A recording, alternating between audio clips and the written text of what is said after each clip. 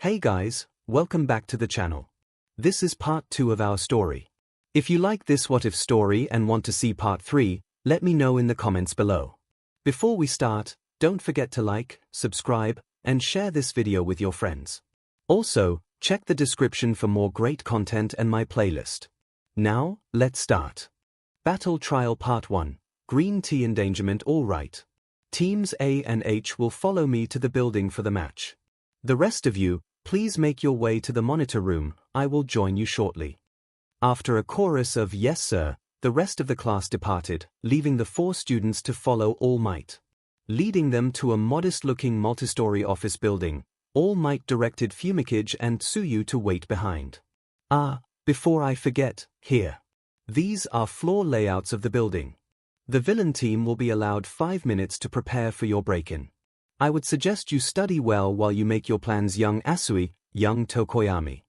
Taking the papers, both nodded and as they began to read them over. All Might then brought Izuku and Okiko to the building's main entrance and handed them a similar set of building plans, these contained the location of their bomb. All Might then added that once they reached the bomb room, their 5-minute setup time would start. Now you two, I know this probably isn't a role you were expecting to play, but I encourage you to embrace your villainous sides for the match. Thinking like a villain can give you a good insight into how they act and plan. Izuku thought about that for a second. If I were a villain, I'd probably just use the bomb as bait. And when the heroes come for it, I'd blow it up to cover my escape. Looking at the concerned looks he was getting from Okiko and All Might, Izuku backpedaled. What? He said think like a villain. Okiko shook her head. You just came up with that idea off the top of your head. Oh no heroes, guess I'll just blow everyone up. Izuku turned away, trying to hide his embarrassment. It was just an idea is all. You worry me sometimes, Deku. Besides we have to protect the bomb to win. You're right, I get it. I guess since all we're doing is protecting it, we don't get some remote detonator for it. Okiko tilted her head to the side. Remote detonator. Deku, you don't think the bomb is real, do you? Izuku just nodded, making Okiko's jaw drop. Why would you think the bomb is real? Holding up his hand, Izuku counted off his reasons. All Might said this is a more advanced class than what we'd normally be taking. Yeah, but we also fought giant killer robots for our entrance exam. And don't you remember the sports festival last year? They had students running through a literal minefield. Non-lethal, sure, but they were still blasting runners up into the air. Okiko blinked a few times, before whirling on All Might. It's not an actual bomb, right? All Might waved his hands around frantically. No, of course not. It's paper make. You would never dream of letting first years near an actual armed bomb. Okiko placed a hand over her heart, to steady herself. Oh thank God. Wait, what was that part about first years? Anyway, you two should get going. Remember you'll have 5 minutes to get yourselves ready. Oh, and young Midoriya. Izuku looked up at All Might when he mentioned his name. Please remember that villains are selfish by nature, and try not to put themselves into situations where they are at a disadvantage. Do you understand? Izuku gulped, recalling the conversation about liabilities he had had with Aizawa the day before. I understand, All Might, Izuku answered with conviction, putting All Might at ease. Happy with the answer, he watched the two enter the building and turn to leave. Just before he was out of earshot, he picked up Okiko's voice echoing faintly. Are you sure you don't want me to translate that for you? Uraraka.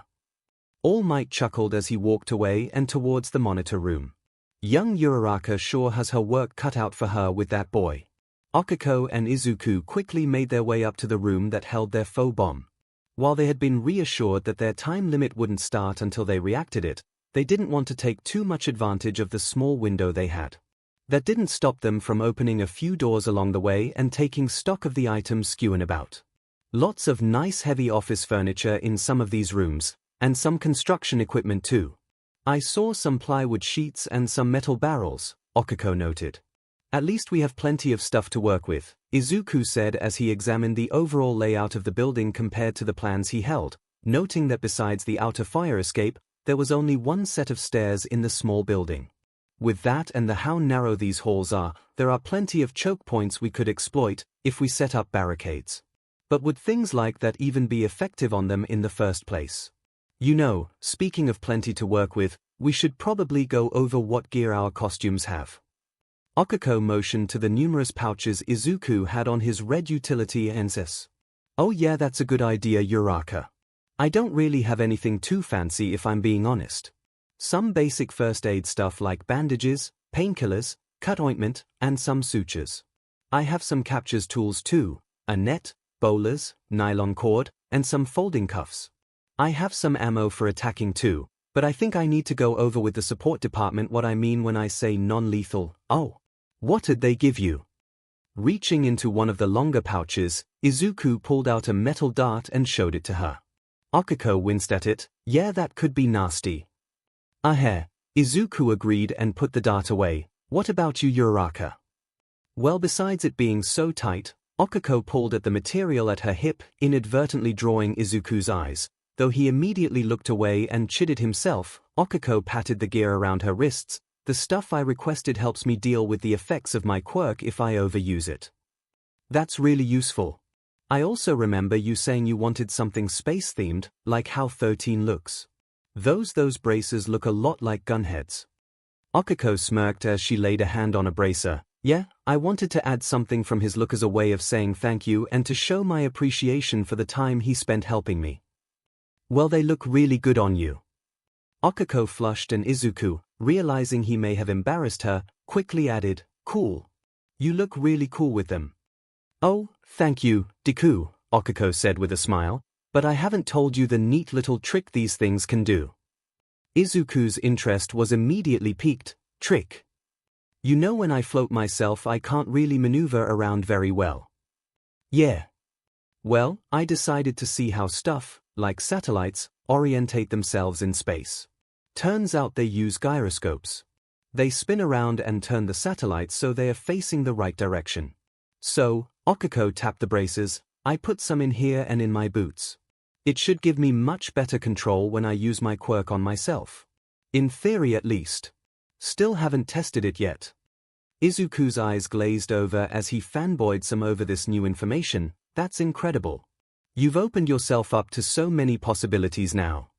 The two finally reached the room with the bomb. As 𝐒𝐿𝐻𝐲 opened the door, she could hear Izuku behind her start to mumble to himself. Actually, if Uraraka can now maneuver around while she's floating, she might be able to counter, but what about? Looking back at him, she waited a few seconds before asking, you have a plan? Izuku nodded. Yeah, the start of one at least. There's just one problem. Oh. Dark Shadow. Tokoyami's quirk is a living being, but he isn't flesh and blood. So I don't know if my quirk would work on him. 𝐒𝐿𝐻𝐲 could understand Izuku's concern. That was a pretty big unknown to try and work a plan around. Alright, let's go inside and we can work on the plan together. So where do you think the bomb is going to be? Tsuyu asked as she looked over her building layout. The top floor would be the most logical place. Keep it as far from the building entrance as possible, was 𝐒𝐿𝐻𝐲's quick reply as he handed his paper to Dark Shadow to hold for him. Then let's take the fire escapes on the side and work our way down. 𝐒𝐿𝐻𝐲 was about to agree, but Tsuyu shook her head. That makes too much sense. Remember the other day, Midoriya was taking so many notes during the test. He might be a strategic thinker, Kero. In that case, he might think that putting the bomb at the top floor is too obvious and put it somewhere else. Of course, that's assuming they could even move it to begin with. With their quirks, I think they could easily. If the thing isn't too big to fit through the doors. Both Tsuyu and 𝐒𝐿𝐻𝐲 nodded in agreement. It was a good point. So what do you think we should do? Tsuyu asked as she looked up at the building, tapping a finger against her chin. 𝐒𝐿𝐻𝐲 crossed his arms as he looked over the building layout that Dark Shadow was holding up for him. There are too many unknowns. There are several large rooms on each floor that I could see them barricading themselves and the bomb in. We don't even know how big the bomb is. If the bomb is small enough, it could be anywhere in the other rooms too. We need to be methodical, cross off each floor one at a time. I could climb to the top floor and work my way down, while you work your way up. That could cut our time searching in half. No. I don't want to run the risk of a 2-on-1 fight. We're already at a disadvantage here as it stands. Speaking of fighting, we don't just have to worry about the bomb, but Midoriya and Uraraka themselves. Smart move would be to hide with the bomb. I agree. Coming after us would open them up to getting captured. They have no reason to do that. Staying with the bomb and running out the clock is the best strategy here. Tsuyu wasn't sure she agreed with 𝐒𝐭𝐚𝐲 and Dark Shadow. Something about their opponents made her think that they weren't the kind to sit back and wait. But it was almost time to go into the building, and getting into a potential argument didn't seem like the right decision at the moment. So, when we do run into them guarding the bomb, what then? Midoriya will probably stay back and pepper us with anything he can throw. Midoriya's quirk does lend itself to long range, so he won't want to get in close. Dark Shadow will be able to push through his attacks and capture him relatively easily. Uraraka seems like she has to touch what she wants to make float. So if I stick to the walls and keep jumping around her, she won't be able to use her quirk on me. Hit and run for Infinity Girl and power through for the glow stick. Tsuyu looked over at her partner. All the basics of the plan seemed solid enough, but there was one thing that bothered her. We shouldn't forget that Midoriya did take out the 0-pointer during the entrance exam. He must be pretty strong to be able to do that. Remember his ball throw score. True, but he doesn't seem to have the best control over his quirk. Don't forget his long jump results. Team H. You are free to enter the building. Your time starts now. Hearing All Might in their earpieces, both students nodded. Alright, Asu, are you ready? Yeah. Oh, call me Zu. As planned, the two entered into the building on the first floor. Tsuyu took the lead, clinging to the walls as they made their way through the building.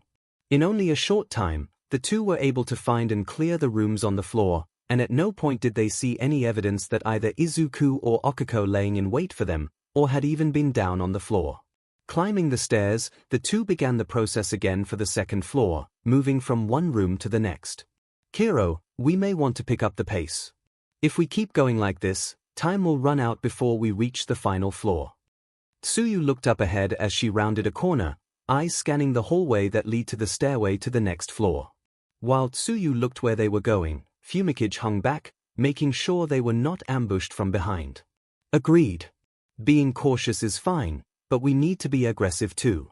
Once we hit the next floor, we may need to change our strategy.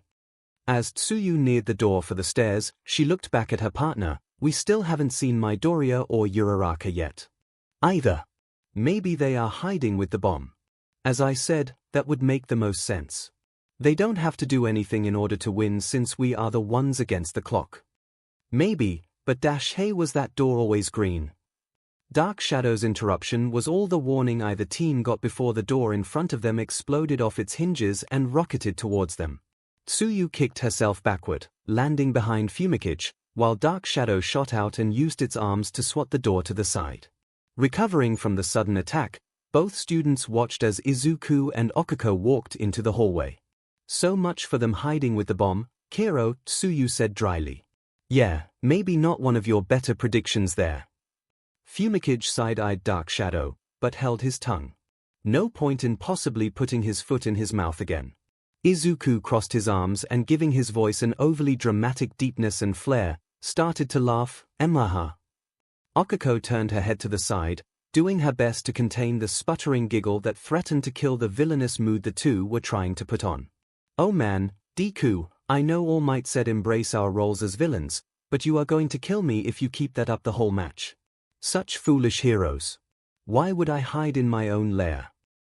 Okiko turned her head back around. Our lair. Our lair. Izuku quickly corrected before pointing at the other team. You have no hope of victory, heroes. Surrender now, and save yourselves the embarrassment. 𝐒𝐭𝐚𝐲 got into a battle stance as Dark Shadow puffed up menacingly. Come on, we can take these guys. Asui, when I send out Dark Shadow, try and get behind them. Let's try and pinch them between us. Cut off their escape route. Tsuyu nodded and crouched down ready to move. Looks like they aren't going to surrender, Deku. Perfect. For a few brief moments, all four glared at each other, each ready for the fight that was about to happen.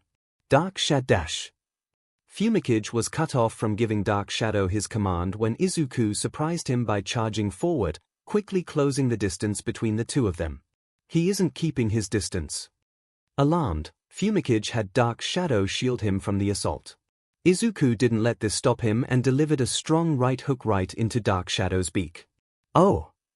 Izuku didn't let up, he kept throwing hooks and jabs, pushing Dark Shadow back into an increasingly alarmed 𝐵𝐵𝐾𝐲. "Grr, stop punching me in the face!" When he yelled, Dark Shadow swiped at Izuku in a flurry, his talons leaving gashes in the concrete floor. For Izuku though, the movements were almost identical to what All Might had shown him when an opponent went wild. Leaning back and dodging, Izuku waited until he saw an opening. Dark Shadow swung down with both arms, causing him to lean forward, and that was the perfect opening for an uppercut. Stepping into the gap between his arms, Izuku twisted to the side, and launched his fist up and right into the jaw of Dark Shadow, snapping his head back. Seeing that the Dark Bird was dazed, Izuku reached out and shoved Dark Shadow back into 𝐵𝐵𝐾𝐲 with his quirk. If Ga! Almost immediately Dark Shadow wrenched himself free of Izuku's hold, but that was fine. In that instant, Izuku now knew that he could affect Dark Shadow with his quirk, even if it was just for a moment. "I got what I needed. Uraraka, we need to fall back." Dark Shadow dash. With Izuku taking off, 𝐒𝐿𝐼 scanned the hallway, looking for her opponent. She found her right away. As 𝐵𝐵𝐾𝐲 had asked, Tsuyu was already on the move, leaping forward off to the side as she hurried to get behind them. "And where do you think you're going?" 𝐒𝐿𝐼 sidestepped till she was standing in Tsuyu's way. The frog girl didn't stop and jumped up onto the wall so that she could climb past. 𝐒𝐿𝐼, however, was not going to let her get past. Breaking out into a run, 𝐒𝐿𝐼 quickly made it to the same wall Tsuyu was on, and to her great surprise, she watched as 𝐒𝐿𝐼 effortlessly stepped up onto the wall and ran up it. "Kiro! You aren't getting past me." For 𝐒𝐿𝐼, the wall might as well had been the floor. The gyroscopes in her boots and braces spun and directed their momentum down, perpendicular with the soles of her boots, though their angle could be changed with a simple command from her heads-up display. So that down for her could be any direction she wanted. Unbeknownst to the other two, 𝐒𝐿𝐼 had already floated herself before Izuku had blown away the door, giving her the element of surprise. 𝐒𝐿𝐼 slid to a stop and dug her heel into the wall, planting herself as she spun and kicked at Tsuyu's head. The other girl was only just able to dodge, thanks to her frog reflexes. 𝐒𝐿𝐼 launched another kick, followed by a knee and elbow, both striking Tsuyu's side and making the girl groan in pain. She was going to have bruises for sure after that.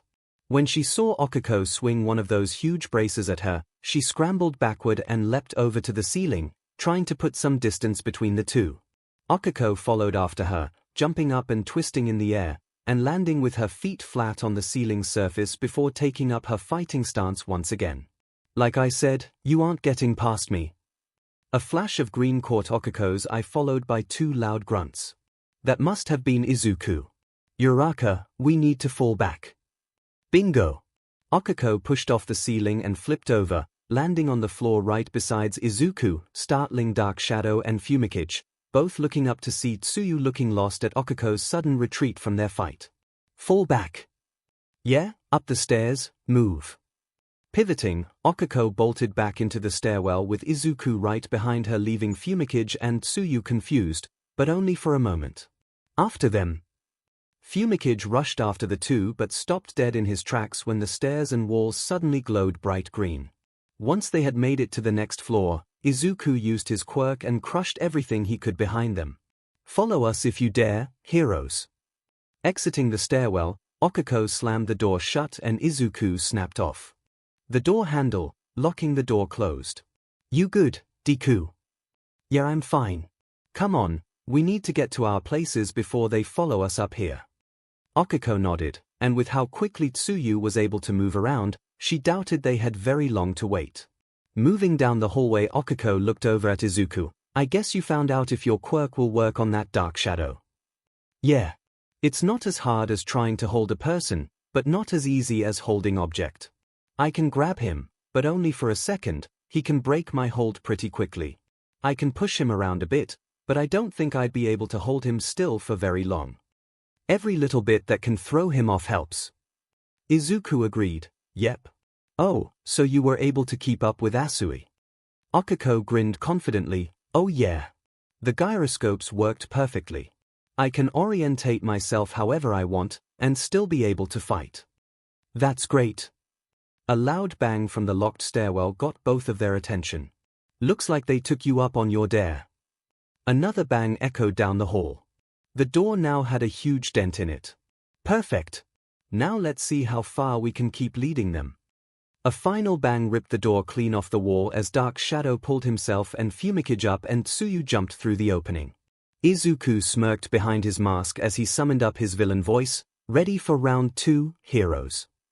𝐒𝐿 bit her lip to stop herself from giggling. Deku trying to sound all evil is so cute. Wait. Team H. You are free to enter the building. Your time starts now. All Might took his hand off his headset and turned to look at his class. Now, I want each of you to pay attention to this battle. Feel free to speak up if anything catches your eye. This is an open forum. Several screens popped up showing both the hero and villain teams moving through the building. The class watched as 𝐵𝐵𝐺 and Tsuyu swept through the first floor. Are they actually going to do anything? They're just walking around. I thought we were going to see some action. Denki said after getting tired of the slow pace of the first match. They're checking every room for the bomb. Better to do that than to just run around and check randomly. They could easily miss their target, it's the best option. Momo countered. Bullshit it is. Katsuki huffed from the back of the room, leaning up against a wall. They're wasting their time. If they want to win, they should be going after the other team. They have no idea of the combat capabilities of their opponents. It's a much bigger risk to go after the other team versus going for the bomb. Toru added. If they're too afraid of a fight, why the hell are they even here?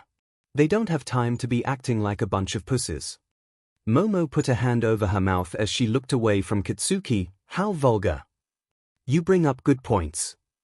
All Might interjected. On the one hand, you have an option that may be easier, but takes up more time, of which there is a limited amount. On the other, a more direct path that is fraught with peril and comes with the greater risk of losing. This very question is something that pros are forced to decide on every day, and there is no way of knowing if you've picked the correct option until the end. Or, if there was even a correct option to begin with. Both choices could very well lead to defeat. While the class thought this over, Mina looked up at the monitor and noticed something. Hey, what are Midoriya and Uraraka doing?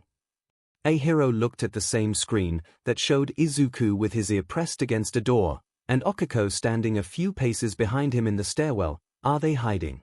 That's not manly at all. Stealth is a viable strategy in a battle, young Kirishima. All Might corrected, though he did not confirm that was what the two were doing. Katsuki laughed. Yeah, that sounds like Deku. He's too much of a coward to do anything else. Himiko looked at the monitor showing Izuku and 𝐒𝐿, then the one that showed 𝐵𝐵𝐺 and Tsuyu. You're a thing idiot. You know that. You want to say that again, bunhead? Katsuki growled. Himiko didn't bat an eye at Katsuki. There's a huge difference between hiding and lying in wait. Also, that's a lame nickname. At least give me something funny like lightning dolt. Try again. While Katsuki fumed, Tenya rubbed his chin as he thought about what Himiko had said. Midoriya does appear to be listening through the door. You think they are going to try and ambush the other team? We'll know soon enough, I think. I think that's the hallway that leads to the door Izuku is behind. Himiko pointed at the screen showing 𝐵𝐵𝐺 and Tsuyu. As they got closer to the door, Izuku pulled his head away and motioned for 𝐒𝐿 to step back. Izuku pulled back his hand while at the same time he and the door glowed green. What's he doing dash? Before Kyuka could finish her question, Izuku punched his palm forward and the door was ripped off its hinges and rocketed right towards the other team. Whoa. Kyuka flinched as the door headed right for 𝐵𝐵𝐺. Man, Midoriya isn't playing around. All Might did say we should treat this as a real battle, 𝐿𝐿 observed quietly to himself. Looks like Tokoyami was able to block it though. Katsuki frowned as he watched the fight finally start. If that's all the little SHT can do with his quirk, he's still a nobody. I could easily blow up anything he could throw at me. Is Midoriya posing? Denki asked. Look at Uraraka, she looks like she's about to burst. At the same time, All Might turned his head and coughed hard into his hand, doing his best to not break out into a laughing fit. Young Midoriya, that is not what I meant by embracing the role. All Might, are you alright? Momo asked, looking at the teacher with concern. Yes. Just had a tickle in my throat is all. Looks like you all will get some action after all. The fight had started, and the class was not disappointed with what they saw. Holy CR, look at Midoriya throw those hands. He's actually punching a shadow in the face. Tokoyami looks completely lost. Izuku's going after him like a prize fighter. Wow.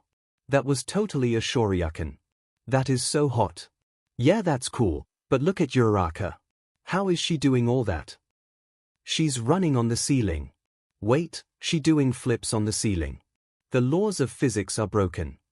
That martial art style seems familiar. Where have I seen it before? Shoto whispered to himself as he watched the fight. Once the fight had started, Katsuki's mood had soured quickly. Disbelief had quickly turned into rage as he watched Izuku move in ways that should be impossible. What the fing hell? Just what was that little SHT hiding from me? Ready for round 2, heroes. Dark Shadow bristled. Grr, he's so cocky. I hate it. Tsuyu could understand the Dark Quirk's aggravation. Unquestionably, that first matchup had not only gone in the other team's favor, but it had also eaten up precious time. I had wondered why they decided to fall back. I guess now I know. Unlike the hallway one flight down, this one was littered with office desks, chairs, miscellaneous supplies, and large filing cabinets from the adjacent office rooms. They must have spent some time setting this up for themselves. The huge mess would slow 𝐒𝐭𝐴ge if he had to fight, and it forced Tsuyu to have to move to the walls and ceiling if she wanted to move freely, which Okiko had shown she could do as well, somehow. It also supplied Izuku with ample ammo to be a huge worry on top of the fact he did not have any issue getting in close. We need to be careful, Kero. They have this whole hallway set up to fight us. 𝐒𝐭𝐴ge agreed, but his eyes were drawn down the hall, past where Izuku and Okiko stood. Further back there was much more debris strewn about that got denser and more compact the closer it got to a large double door. Asu, call me Zu. Zu, look behind them. Doesn't it look like they made an effort to keep that door back there blocked off? Tsuyu blinked and looked where 𝐒𝐭𝐴ge had pointed out along with Dark Shadow. You think? Izuku and Okiko noticed that their opponent's attention had shifted, and looked behind themselves. Both stiffened and closed ranks, blocking the door from their view. Bingo! The bomb has to be there. Zu, we have to find a way to get by them. Tsuyu nodded, yeah. I think we need to bull rush them. If even one of us makes it by, they can get to the bomb and win. Not the most clever solution. We have to be past the halfway point by now. We don't have time to be clever. Then what are we waiting for? Let's win this. Dark Shadow's voice carried down the hallway. Izuku powered up his quirk while Okiko took up her fighting stance. Here they come, Deku. You ready? I'm good to go. Just remember the plan. With Dark Shadow's declaration, Tsuyu jumped onto the wall and began to bounce from one side of the hallway to the other, crisscrossing over the blocked floor. Okiko followed her with her eyes, timing how quickly she was able to jump around. Running forward, Okiko jumped and swung her feet up, the gyros spinning hard, pulling her upward to the ceiling. She had timed her jump so that her feet collided right into Tsuyu, sending the frog girl tumbling backward as she desperately stuck herself onto the ceiling to prevent herself from falling. Okiko's landing was not much better. She was forced to tuck and roll after getting thrown off kilter from the collision. Getting her bearings, she launched herself at Tsuyu, but skidded to a halt when Tsuyu's tongue shot out, and smacked her across the head. Tsuyu was able to strike Okiko 2 more times before she dodged the 3rd hit. When Tsuyu tried a 4th time, Okiko was able to get 3 of her fingers to brush against Tsuyu's tongue, her thumb and pointer fingers just missing the pink appendage. The close call was enough to make Tsuyu change tactics though. She shot out her tongue again, but instead of aiming at Okiko, she wrapped it around one of the filing cabinets and threw it at Okiko. Oh shoot! 𝐒𝐭𝐚𝐲 jumped out of the way, which gave Tsuyu an opening to get past. 𝐒𝐭𝐴 quickly closed it though. Landing on the floor, she floated 2 large desks. Oh, so you want to throw things here? Kiro. Tsuyu jumped back when the first desk cut off her path. She jumped to the other wall when the second desk hit where she had been, shattering the wall's window and floating outside before hitting the side of another building across the street and coming to a stop. 𝐒𝐴 wasn't done throwing things though. After the 2 desks, 𝐒𝐴 backpedaled, picking up anything within arm's reach and chunking it as Tsuyu, who either jumped around to avoid the objects, or was able to kick or catch it with her tongue to launch it back. Will you keep still? If you dodge like that, I'll keep missing. Tsuyu watched as 𝐒𝐴 stopped her ineffective bombardment and rushed towards Tsuyu, running up the wall. When she did, Tsuyu noticed that a great deal of the clutter that had been blocking the far of the hall was gone. Uraraka opened up the hallway. If we can get by them, we'll have a pretty clear shot to that room. 𝐒𝐴 was only halfway towards Tsuyu when below them someone screamed, "Uraraka! Stop them! They got by me!" 𝐒𝐴 skid to a stop and turned to look down. Izuku was sprawled out on the floor against the other wall, and 𝐒𝐭𝐴 was rushing by him and through the opening in the hall that 𝐒𝐴 had opened up. Oh no! 𝐒𝐴 kicked off the wall and shot towards him, but Tsuyu wasn't going to let her get to her teammate. Shooting out her tongue and wrapping it around 𝐒𝐴's waist, Tsuyu yanked her back and threw her right into Izuku, sending both tumbling to the ground. With Izuku and now 𝐒𝐴 out of the way, Tsuyu quickly joined up with 𝐒𝐭𝐴 and rushed for the room with the bomb. I'm good, just remember the plan. The brief nod from 𝐒𝐴 was all the reassurance Izuku needed before he refocused on 𝐒𝐭𝐴 and Dark Shadow. You're mine now, you green rabbit. No more bouncing around and punching me in the face. Oh, is that so? It is, Midoriya. You may have limited my movements with all this debris, but you have limited yourself as well. Dark Shadow loomed over Izuku, doing a good job of looking menacing. Yeah, and while you're down there, I can get you from up here. So what are you gonna do now? Izuku had to concede to that. Shrugging his shoulders, he looked up at the huge shadow. You're right. I'm just as hampered as Tokoyami is. So I don't think I'm going to be able to box with you in here. Dark Shadow started to laugh, but aren't you forgetting something? Hey. What? Izuku's green glow flared to life as he grabbed one of the large pieces of office debris that Dark Shadow was hovering over and launched it into him, sending both crashing through the ceiling. I can do that. Dark Shadow's voices echoed from the hole he was in. Oh right. Quirks. 𝐒𝐴 rubbed his brow. You are a quirk, how do you forget about quirks? Pulling himself out of the ceiling, Dark Shadow went on the attack while Izuku pulled more debris from around himself and threw it at the two. While a few smaller pieces did graze 𝐒𝐴, Dark Shadow was doing an excellent job acting as a shield, batting away the larger and more dangerous projectiles. Even the pieces that Izuku pulled from behind them, Dark Shadow was able to react fast enough to stop.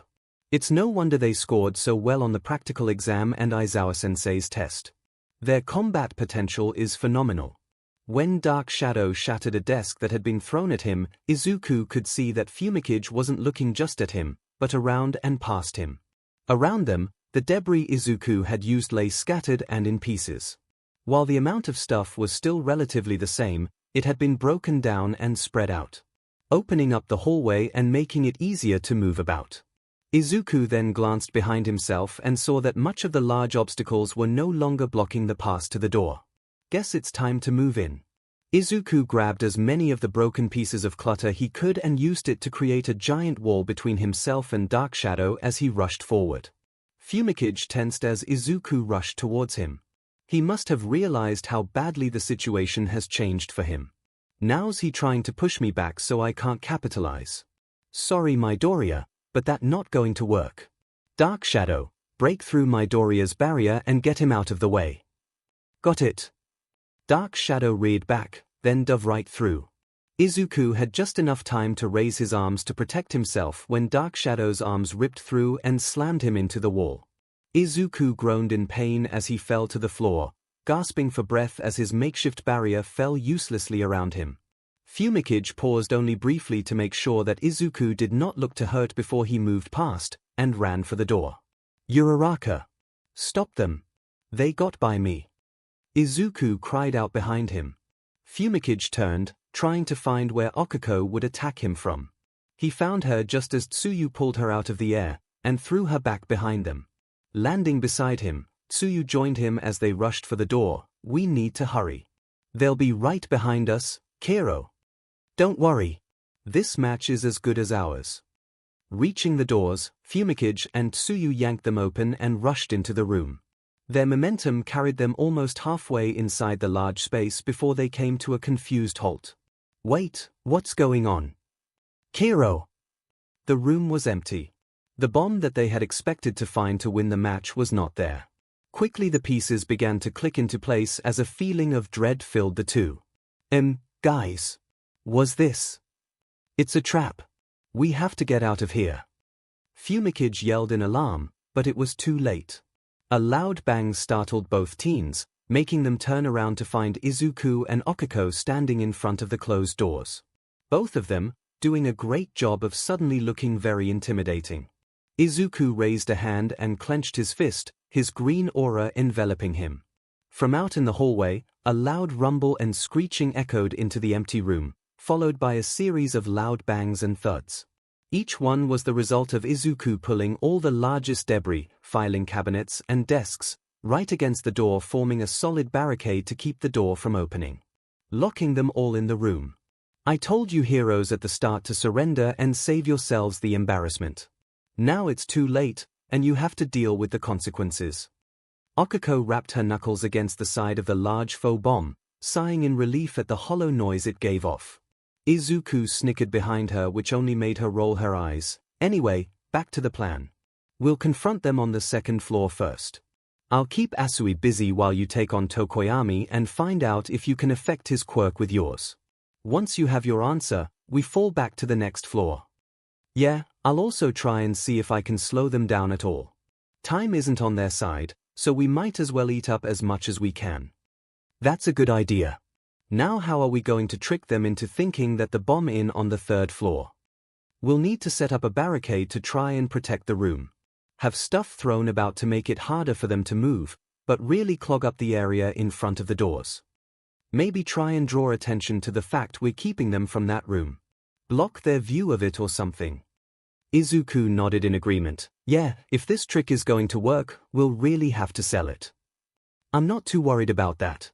It's the next part that's gonna take some good acting. We're going to unintentionally open up the path for them. If we're too obvious, they might suspect something and not take the bait. If that happens, we'll be in trouble. We aren't going to have time to set up any kind of defenses to protect the real bomb, since all our time is going into the trap. And of course they could always use that fire escape and come in on some random floor, Izuku said with a sigh. Okako just shrugged. We can't go back and forth on every single possibility. Let's stick with what we got, and if worst comes to worst, we just improvise and win. Right. So where were we? Luring them into the fake room. Okay, yeah. The room you selected is a perfect trap. It's right off the main hallway from the stairs and in the interior of the building.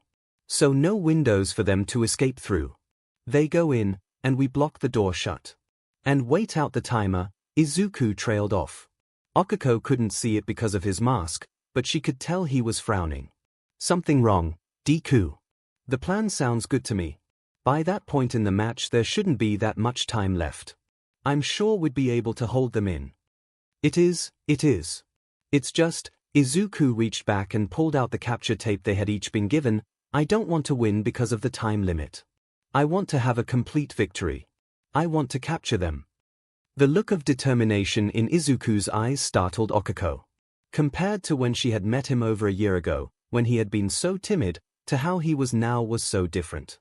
He always had a spark in him, she had seen it so many times even before their training.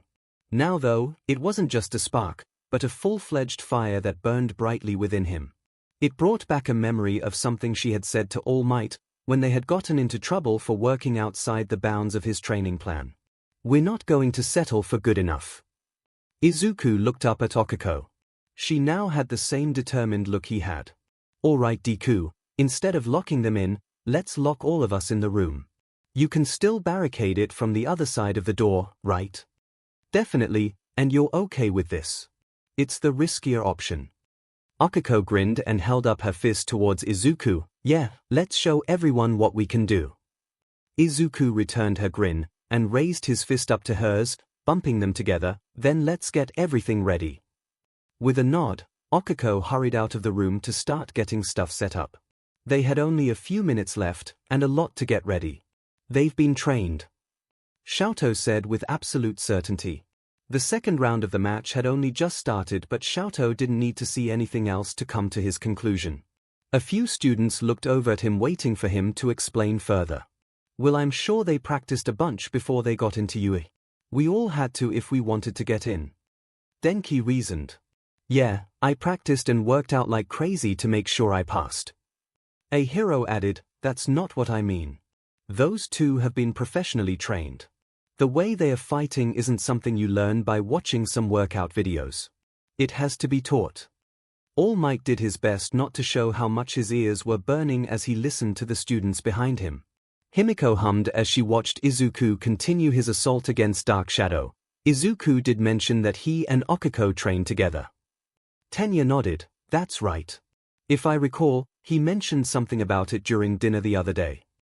That doesn't explain how they're this good, though. Hitoshi added, watching the match closely with the others. Katsuki glared at the three before turning his attention back to the match, just in time to see Dark Shadow slam Izuku into a wall. That brought a huge smile to his face. Ha! Take that, you little SHT. You sure you know what you're talking about over there, half and half? 𝐴𝐲 didn't reply and kept silently watching. He wasn't looking at 𝐒𝐿𝐵 and Tsuyu as they ran off, but kept his eyes on Izuku and 𝐭𝐼𝐲. Neither of them is panicking. If they really were that close to losing, you'd expect them to be worried, but they aren't. Why? Oh man, they made it by them. They're making for the door. That's game and match. Midoriya and Uraraka won't be able to catch them in time. Oh, that's why. Look, they made it in. Wait. What? No way. No way. Wait, where's the bomb? Why were they guarding an empty room? Himiko had a huge grin on her face. It was a trap. The whole thing was a trap. Katsuki's smile vanished as he watched the two slam the doors closed behind them and Izuku drag a pile of debris up against the door. Several more students looked back at 𝐴𝐲, who simply shrugged. Like I said, they have been trained. Yeah, but by who? All Might really hoped no one saw through his poker face. I told you at the start, heroes, surrender now and save yourselves the embarrassment. Now it's too late, and you have to deal with the consequences. Izuku and 𝐭𝐼𝐲 began to advance forwards, while 𝐒𝐿𝐵 and Tsuyu backed up, the realization of their situation sapping away most of their fighting spirit. We're trapped. We are. They had everything planned out from the start, didn't they? Seems that way. What do we do now? I don't know. We have to try and capture them, 𝐭𝐝. Both Dark Shadow and 𝐒𝐿𝐵 looked over at Tsuyu. Can we do that? If we want to win, we have to. Teams. You have 1 minute left. All Might's voice rang out from the students' earpieces, freezing them still, but only for a moment.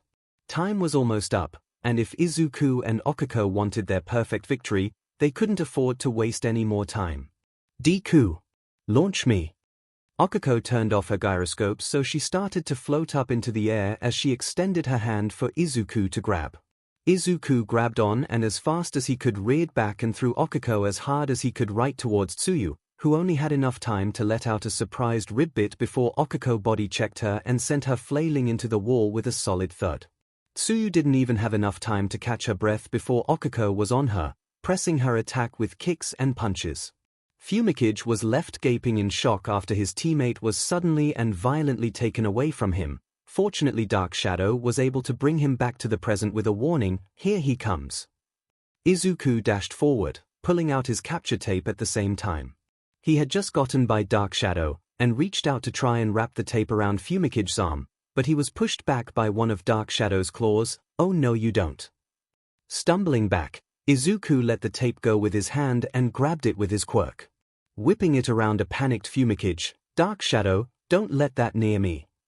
Displaying some impressive agility, Dark Shadow was able to bat the tape away, even as Izuku manipulated it in the air so it darted and twisted around while trying to wrap up 𝐒𝐭𝐴𝐺. When Izuku regained his balance, he snatched the tape back and reset himself so that he was ready to try again. 𝐒𝐭𝐴𝐺 narrowed his eyes. In his mind he could hear the seconds ticking away. Dark Shadow, I want you to grab Midoriya and hold him down so I can capture him. Got it. Izuku's green glow flared up, warning them that he was about to attack again.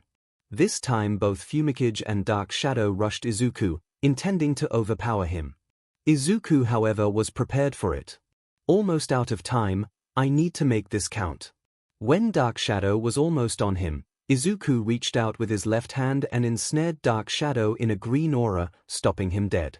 Fighting through the strain to hold him, Izuku wrenched his hand up and forward, sending the shadow flying back into the ceiling with as much force as he dared.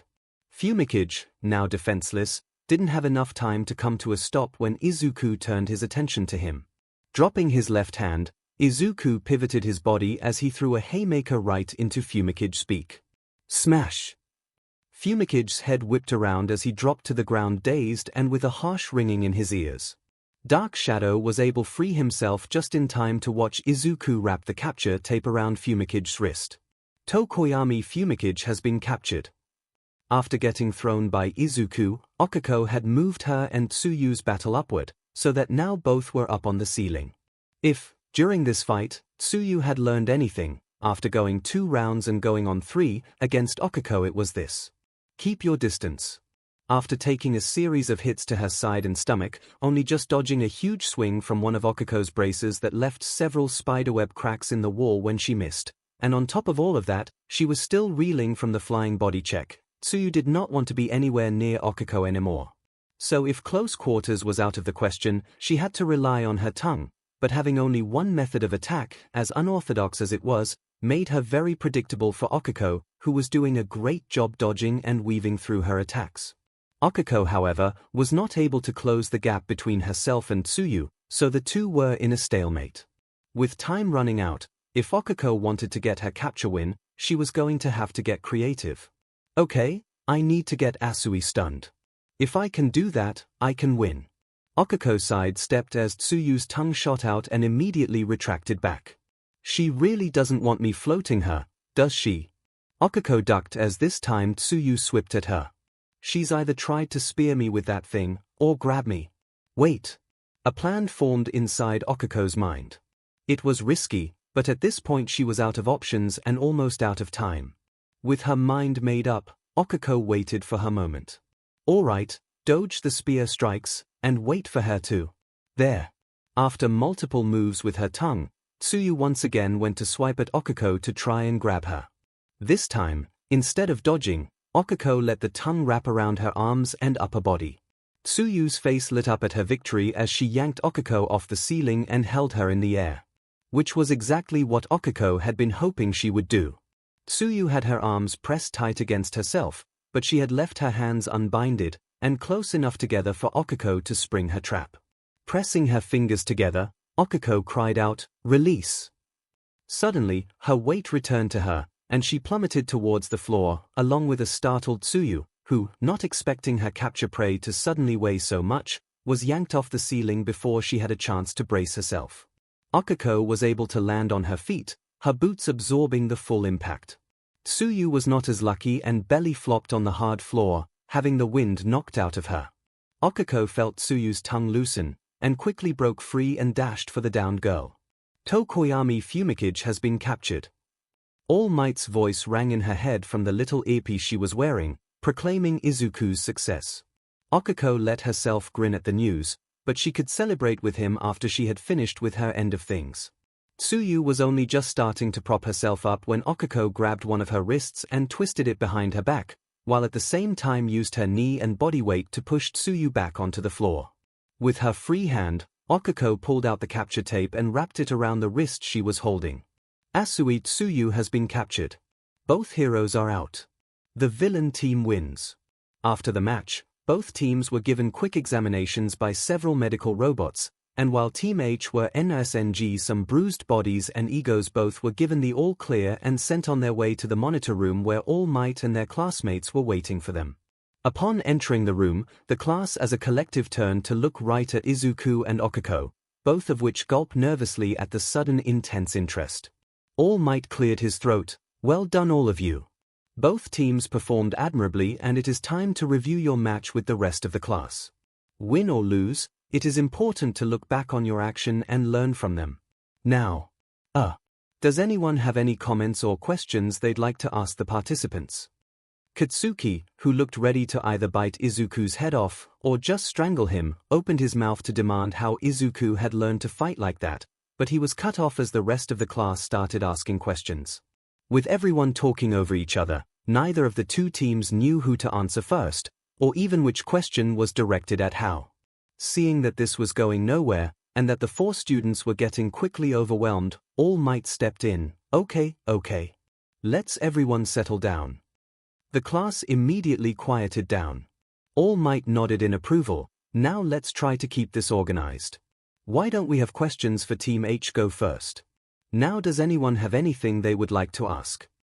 Momo raised her hand, and after getting acknowledged by All Might, asked, "What was your plan of attack?" We had no audio and the video feed only started once the match had begun. 𝐒𝐭𝐚𝐲 answered, "My plan was to do a full sweep of the building. Since we did not know anything about the bomb we were looking for, that left too many places to look for us to try and pick at random. We never actually got to see the bomb now that I think about it."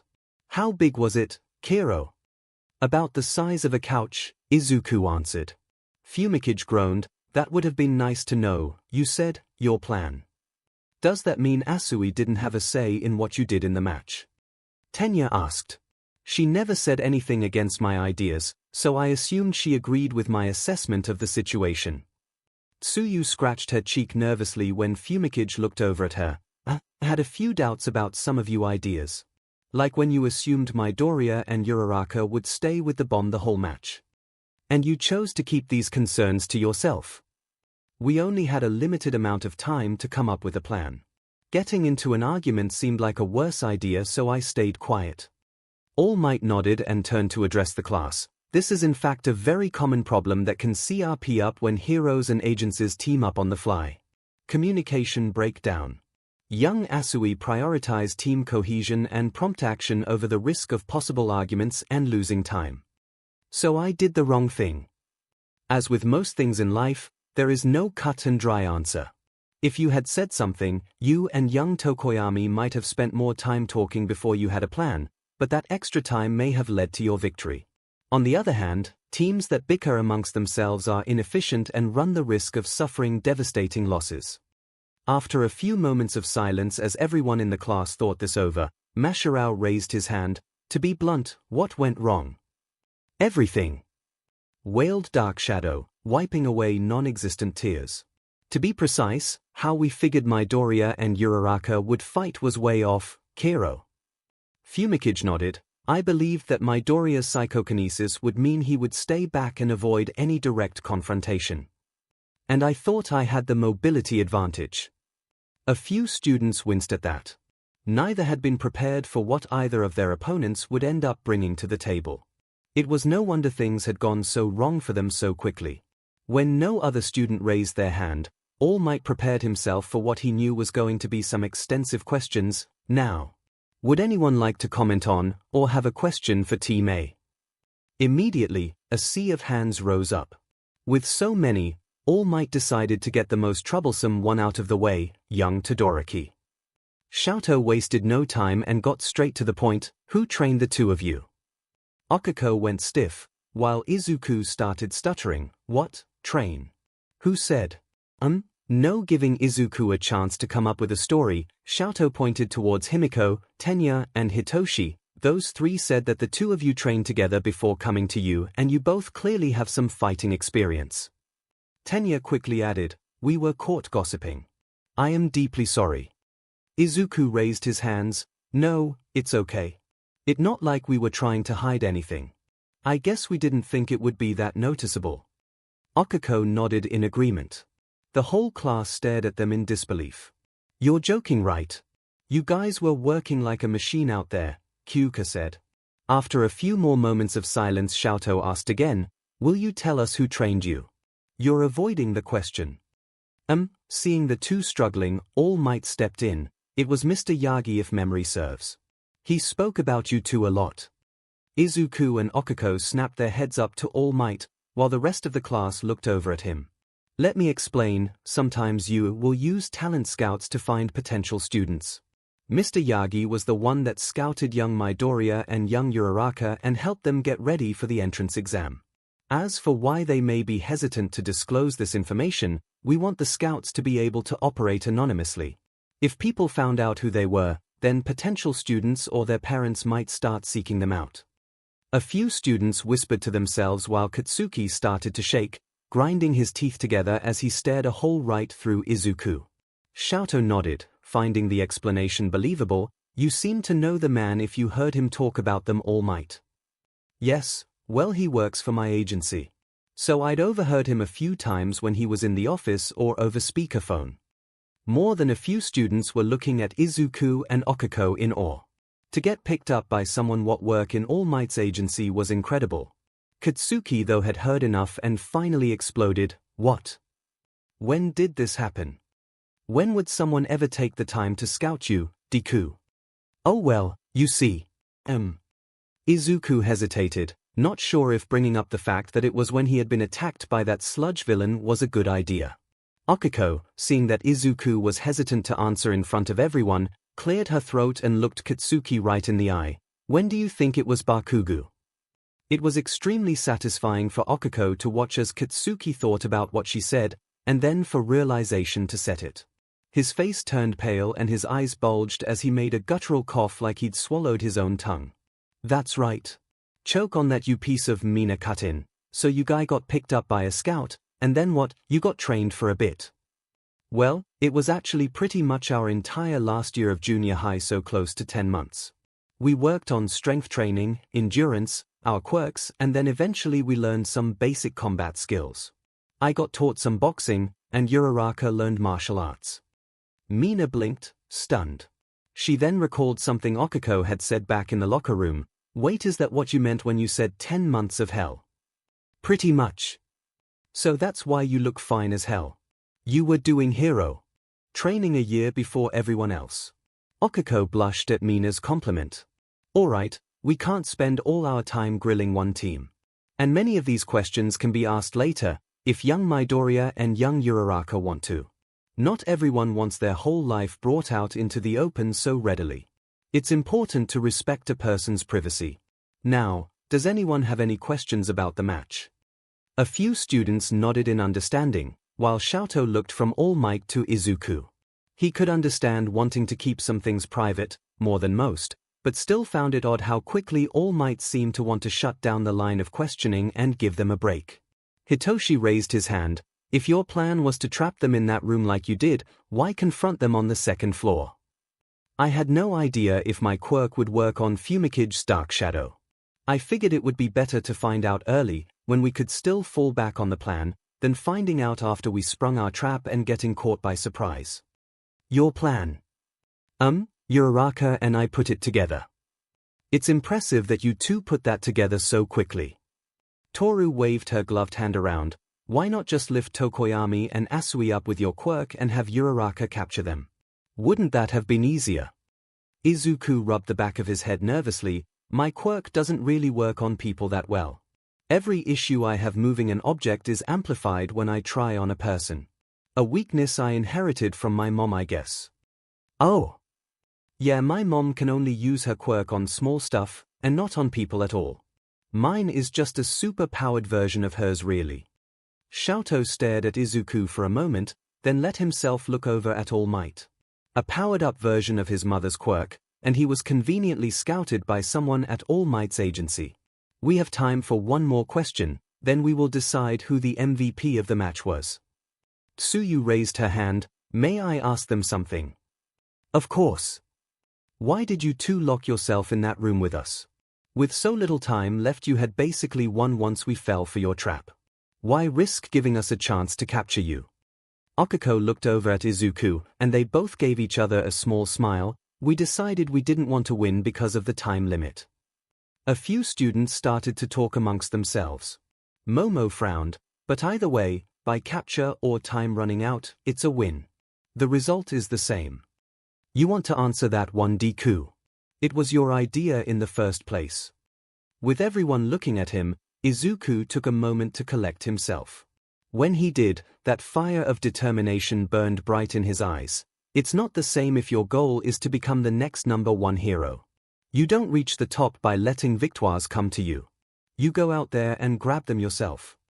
All Might smiled proudly. A hero pointed at Izuku and proclaimed, "That is one of the manliest things I have ever heard."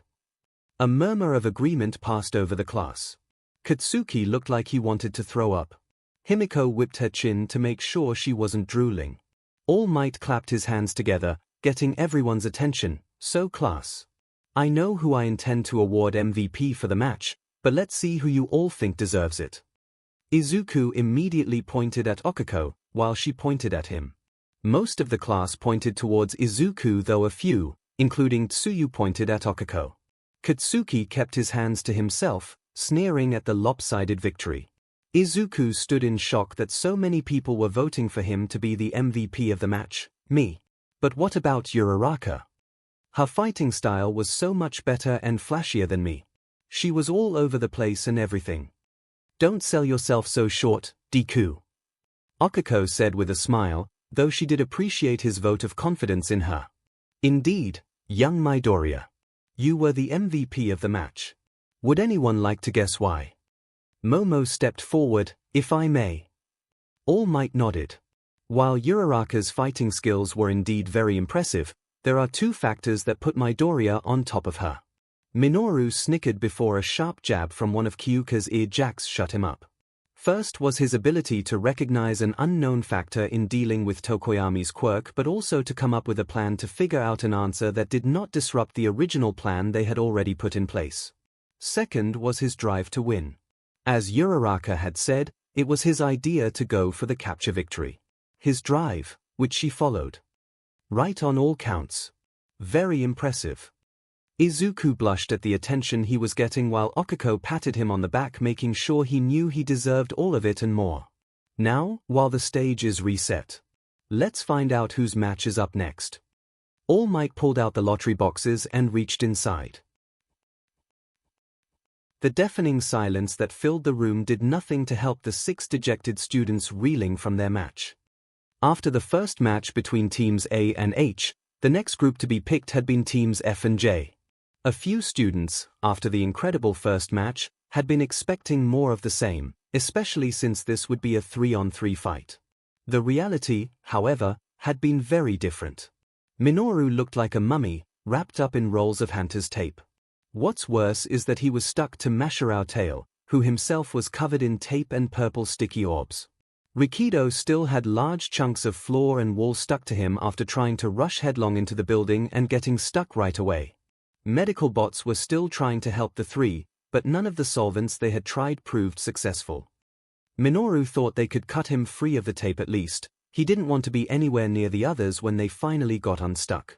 While those 3 looked pretty pathetic, no one was going to say anything bad about poor Hunter. Hunter was sitting in a far corner of the room with his arms wrapped around himself, rocking back and forth, covered from head to toe in tiny scratches and bite marks.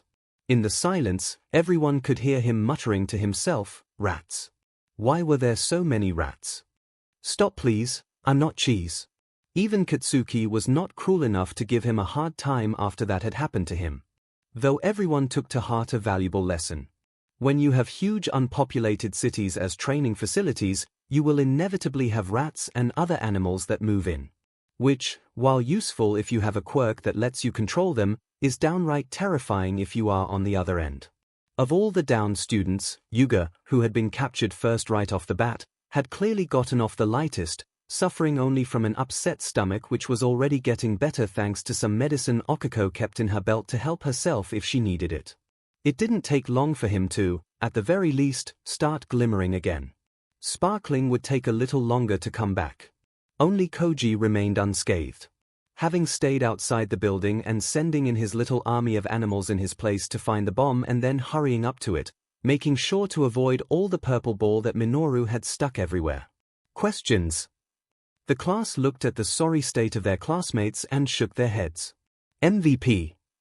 Coda. I agree. Next round. Yes. Koji smiled, happy to have been selected.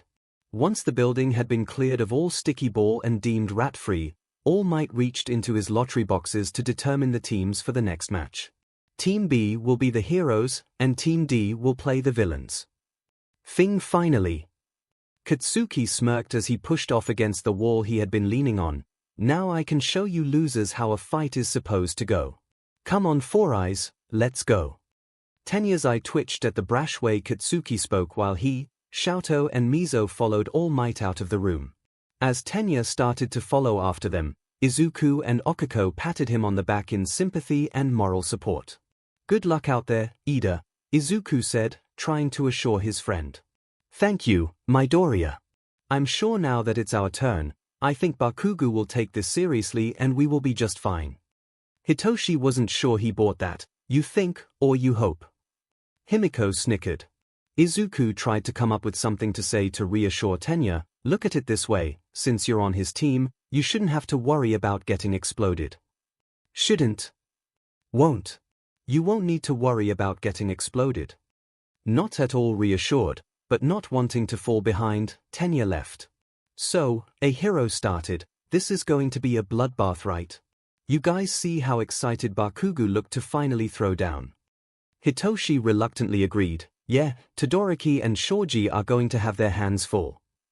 Izuku didn't say anything as he kept looking down the hallway, rubbing his chin, deep in thought. Okiko could see the wheels turning in his head. Hey, what you thinking about? You got that look that screams I'm overthinking. Izuku wrung his hands together, embarrassed, am I that easy to read? Okiko, Hitoshi, and Himiko all answered immediately, yes. Izuku couldn't help but laugh softly at their quick response, I guess I do tend to wear my emotions on my sleeve. Deku, you don't just wear them, you put them on a sign and wave them around for the whole world to see. So what gives? Hitoshi asked. I was a little distracted thinking about the match is all. What about it? You worried about what Kirishima said? About it being a bloodbath? If you're worried about the match, don't be. All Might said he would stop the matches if things get out of hand. So Todoroki and Shoji should be just fine. Okiko said as she tried to assuage Izuku's worries, though now that she thought about it, she couldn't help but worry for 𝐲𝐸 and 𝐒𝐻𝐸. Rubbing the back of his neck, Izuku shook his head, that's not it really. I'm more worried about Ida and Kaken, honestly. Several of his classmates turned to look at Izuku after he said that. Himiko tilted her head to the side, you're gonna have to explain that one I think. Well, remember the test the other day? After the sprint, Ida said he wasn't able to get up to speed in such a short distance. Those hallways aren't that much longer than the track, so his speed is going to be really limited. Plus the halls are narrow, so he won't have very much room to move around to avoid any attacks. Okiko had to admit Izuku had a good point. Tenya was clearly at his best when he had room to freely move about. But, and it made her almost physically sick to say this, he has Bakugo on his team. He should be able to compensate for that issue. Oh god, did I just compliment Bakugo? Ugh, I feel so dirty. Well maybe, but didn't you see how stressed Kaken looked? His default setting is stressed. Izuku shook his head, while that's not untrue, this is different. He seemed off. Distracted. That's not like him. When he has a goal, it's all he focuses on. Right now though, Izuku trailed off, leaving his friends and classmates to wonder just how the next match was going to go. Katsuki seethed as he stood in the room with the faux bomb.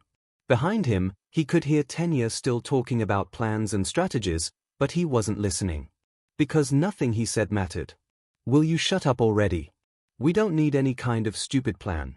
Haven't I made that clear already? Or are you blind and deaf? Tenya gasped at Katsuki, taken aback by his rudeness, just because I wear glasses does not make me blind.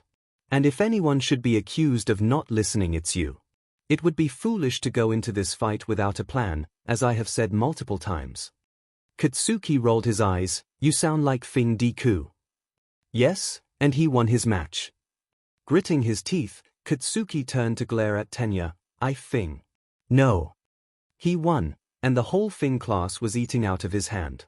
They almost ran out of time and everyone was still singing their praises. I'll show these extras what a real win looks like.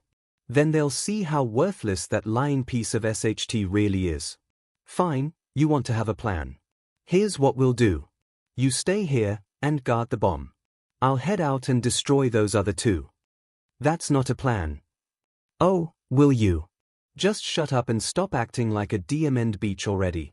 Maybe you should stop acting like a brute, and more like a hero. Team B, you are cleared to enter the building. The match starts now. Finally. Katsuki didn't wait around another second. As fast as he could, he bolted out the door, leaving Tenya alone. How someone like that got into you, I will never understand. And this is the kind of person that Midoriya said he had a complicated history with. I know I promised I wouldn't pry, but I can't even imagine what kind of past those two have. Tenya shook his head and closed the door Katsuki had left wide open when he had run out. No point in worrying about it now. I need to at least do something to prepare this room in case one or both of our opponents get past Bakugo. With Tenya left behind and forgotten, Katsuki raced down the halls in search of his prey. Stealth, plans, and any kind of strategies were far from Katsuki's mind. He was focused on only one thing, finding his opponents and crushing them into the dirt, where they belonged. At least, that's what he told himself he should be thinking about. In truth, Katsuki's mind was in turmoil. In the span of just 2 days, the very foundation of everything he believed in had been shaken and was threatening to crumble apart. The cause of this was one person. Izuku Midoriya. Izuku, who didn't have the good sense to keep his face in the dirt where it belongs. To play the role of stepping stone like he should. To fade away and be forgotten as the worthless loser he really was. Izuku, who lied to him for years. Who hid his power behind a condescending little smile. Who had used the worst day of his Fing life to his own advantage. Who ruined his dream of being the only person to make it out of that SHT school and into you. Izuku, who suddenly was showing him up every chance he could. First place in the entrance exam. Beating him in the ball throw. Winning the first match and trying to steal the glory that was supposed to be his. Did he think it was funny? Had he been laughing behind his back this whole time? Had that beach Okako been in on it too? Had she been duped by him, or was she part of the lie? It honestly didn't matter. She had clearly taken advantage of Izuku's lie to advance herself. She would clearly do anything to advance. It made him wonder, to really think. How had she gotten such a high score? You can't fake villain points, but those rescue points. Which judge gave them to her? Who had she told a sob story to? Who had she begged to? Who did she bribe? Who did she bend over for? In the end, it didn't matter. She was in his way, so he'd destroy her like the rest. He'd destroy her, Izuku, that Fing-fanged beach, and all his classmates. They were just stepping stones. There for him to walk over as he ascended to glory. To become the next #1 hero. Nothing is going to stop me. I'll show them. I'll show all of them what a real hero is like. I'll be #1, and leave them all behind. A sudden blast of cold was the only warning Katsuki got before a wave of ice rushed through the whole hall, freezing everything in its path. Walls, ceilings, floor, and finally Katsuki himself. What? Frost covered Katsuki's whole body, and his feet were frozen to the floor. The sudden cold was strong enough to knock the wind out of him, and leave him dazed and shivering. Though only for a few moments. Sking in a deep breath, and ignoring how much the cold air hurt his lungs, Katsuki used an explosion to shatter the ice around himself, freeing his feet. Half and half yesterday. You think that's going to stop me? Taking off running, Katsuki searched the floor, looking for 𝐿𝐴𝐷, but could not find him before he made it to the stairwell. Leaping down a flight, Katsuki exploded the door in front of him, frowning when he found that this floor was frozen as well. The F. This place is frozen too. Did he freeze the whole building? Izuku's jaw, as well as everyone else's, was on the floor. Holy CRP! Mina exclaimed. He actually froze the whole building. That is insane, a hero said in amazement. I mean, I know he's a recommended student, but wow, Hitoshi shook his head. His dad has a super powerful quirk. Some of the stuff he can do is really incredible and scary. Todoroki must have that same power level, but with ice. Izuku reasoned. Well, Okiko started as she watched the screens with Katsuki on them. Looks like Bakugo can just blast through it though. It's not the ice Kaken has to be worried about.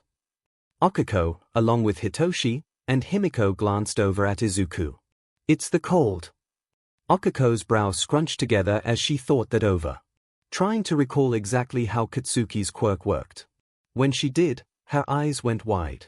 A new blast of cold hit Katsuki, followed by a new layer of ice. Katsuki snarled and blasted his way through, keeping himself free of frost. The cold, though. There was no protecting himself from the cold. He couldn't stop himself from shaking now, and worse, his arms and hands were numb. His explosions only gave his palms the briefest flashes of heat, before it quickly faded. You're going to have to do better than that. You hear me, BSTRD? Katsuki pushed on, dropping down floor by floor, ignoring the cold the best that he could. Ignoring the fact that he couldn't stop his teeth from chattering. Ignoring the fact that the closer he got to the first floor, the weaker his explosions were becoming. Once he had reached the second floor and finding that floor iced over and freezing cold as well, Katsuki finally admitted to himself that he might be in a tiny bit of trouble. Motherfing SHT. How much ice can one BSTRD make? As much as I need.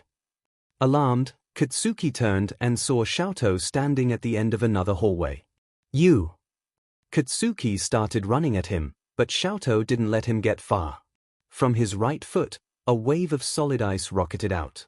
Katsuki raised his hands, intending to blow it away, but to his horror, only a small puff of smoke and a few sparks came from his palms. He was too cold to make any more sweat.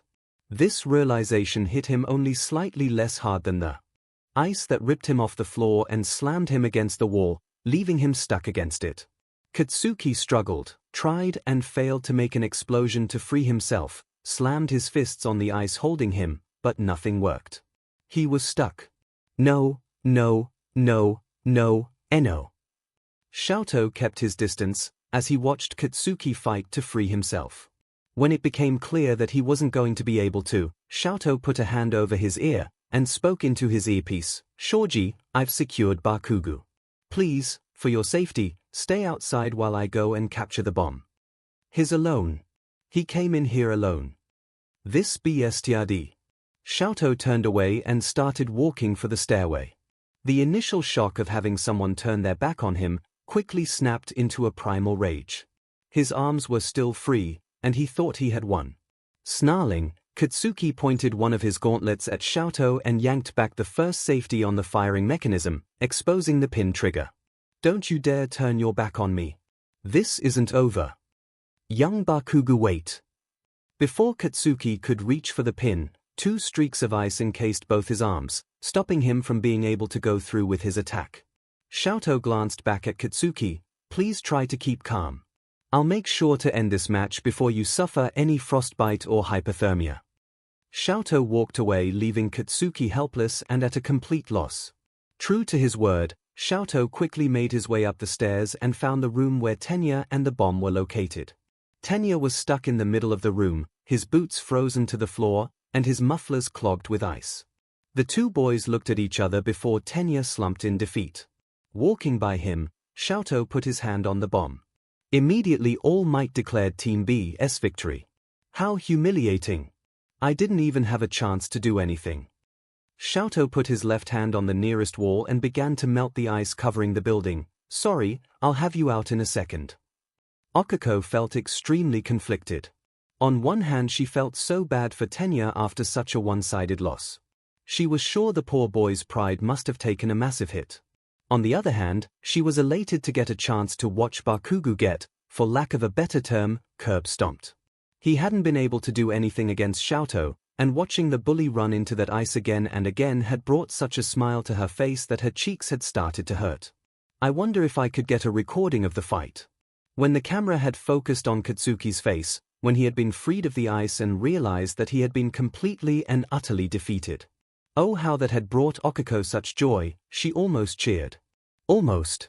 She was still conscious enough to realize that cheering so openly against one of her classmates, both of her classmates since Tenya was on the same team, would look rather poor. I wonder if I can get a freeze frame of that, get it framed and hang it on my wall. Oh, maybe a poster. 12x for the whole wall. On second thought, maybe I don't want a huge picture of Bakugo on my wall. When their classmates returned, however, Okiko was startled by just how lifeless Katsuki looked.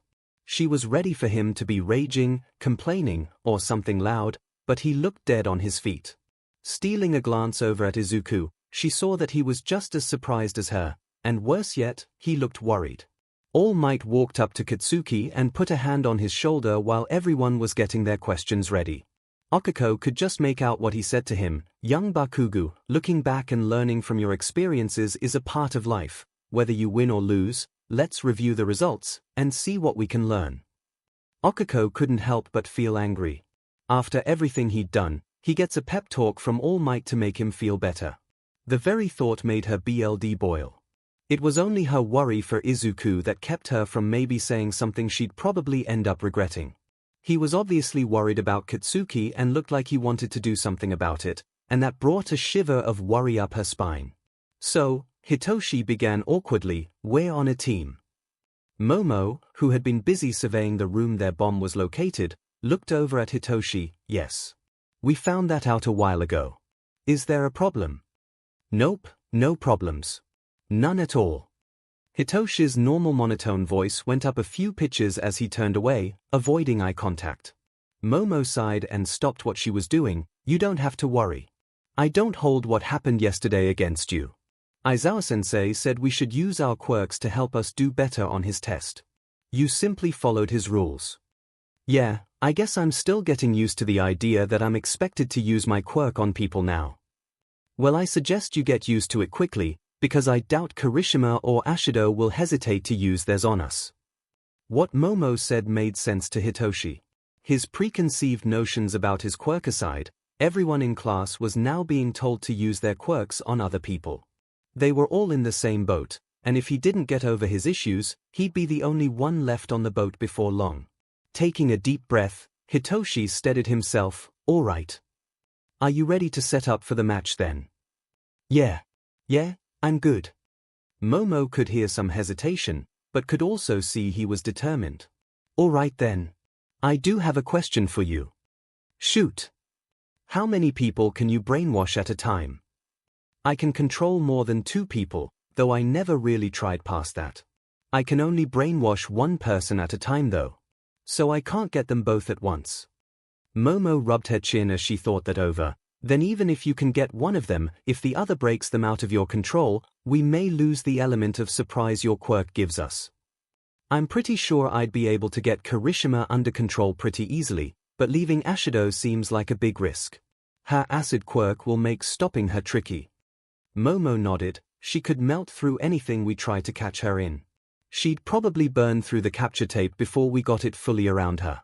Hitoshi watched as Momo typed something onto the small computer she wore on her left glove, while at the same time images flashed over her visor. "What are you doing?" "I'm looking up something that should help us deal with Ashido. I just need the molecular makeup, and I can recreate it." "Oh, that's a useful thing to have handy." Momo smiled. "Originally I had an encyclopedia I was going to carry that had all sorts of items and their makeup in it." "Wouldn't that be heavy?" Momo nodded. "It was. Course that wasn't the worst part of my old design." "Oh. I left a lot of myself exposed since if I tried to create something through clothing it tore." Hitoshi remembered yesterday's test, and whenever Momo made something, she always had to lift up or move around her clothes to do it. Blushing, Hitoshi turned away. "Oh, is that right? Yes. Fortunately the support team let me know they had developed a method to create a costume that wouldn't get destroyed every time I used my quirk. It's supposed to be based off of work used for one of our seniors. The cloth is made from my DNA. So, I won't need to leave the room if you want to make something." "No," Momo shook her head. I can use my quirk without worry, for the most part.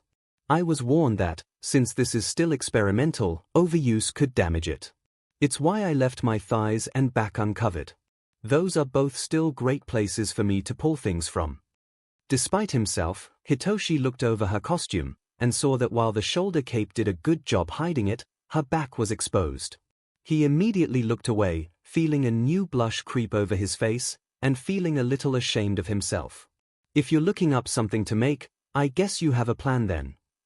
Momo nodded. Yes, if you feel you can deal with Kirishima, I should be able to deal with Ashido. Mineta felt a cold feeling of dread fill him. Something had gone horribly wrong. With a grunt, 𝐒𝐻ero kicked down the next door in the hall and stuck his head into the room. Nope, nothing in here either. Mina rolled her eyes. Are you going to break the door of every room we check? I do know. Are you going to keep skating around with your acid shoes and melting stuff? 𝐒𝐻ero said with a grin. Mina looked back at the trail she had left, and the number of open doors that she had melted their door knobs to open. Flashing him a smile, Mina shrugged. Okay, so maybe it's a little fun to get to use my quirk so openly. Just don't melt me while you're at it. Oh, don't be such a baby. 𝐒𝐻ero was about to explain that not wanting to get acid burns did not make someone a baby, when he noticed that they were not alone in the hallway anymore. Hitoshi was walking up to them, at a leisurely pace. Ashido. I see him. So the villain decided to come out of hiding and find us, here.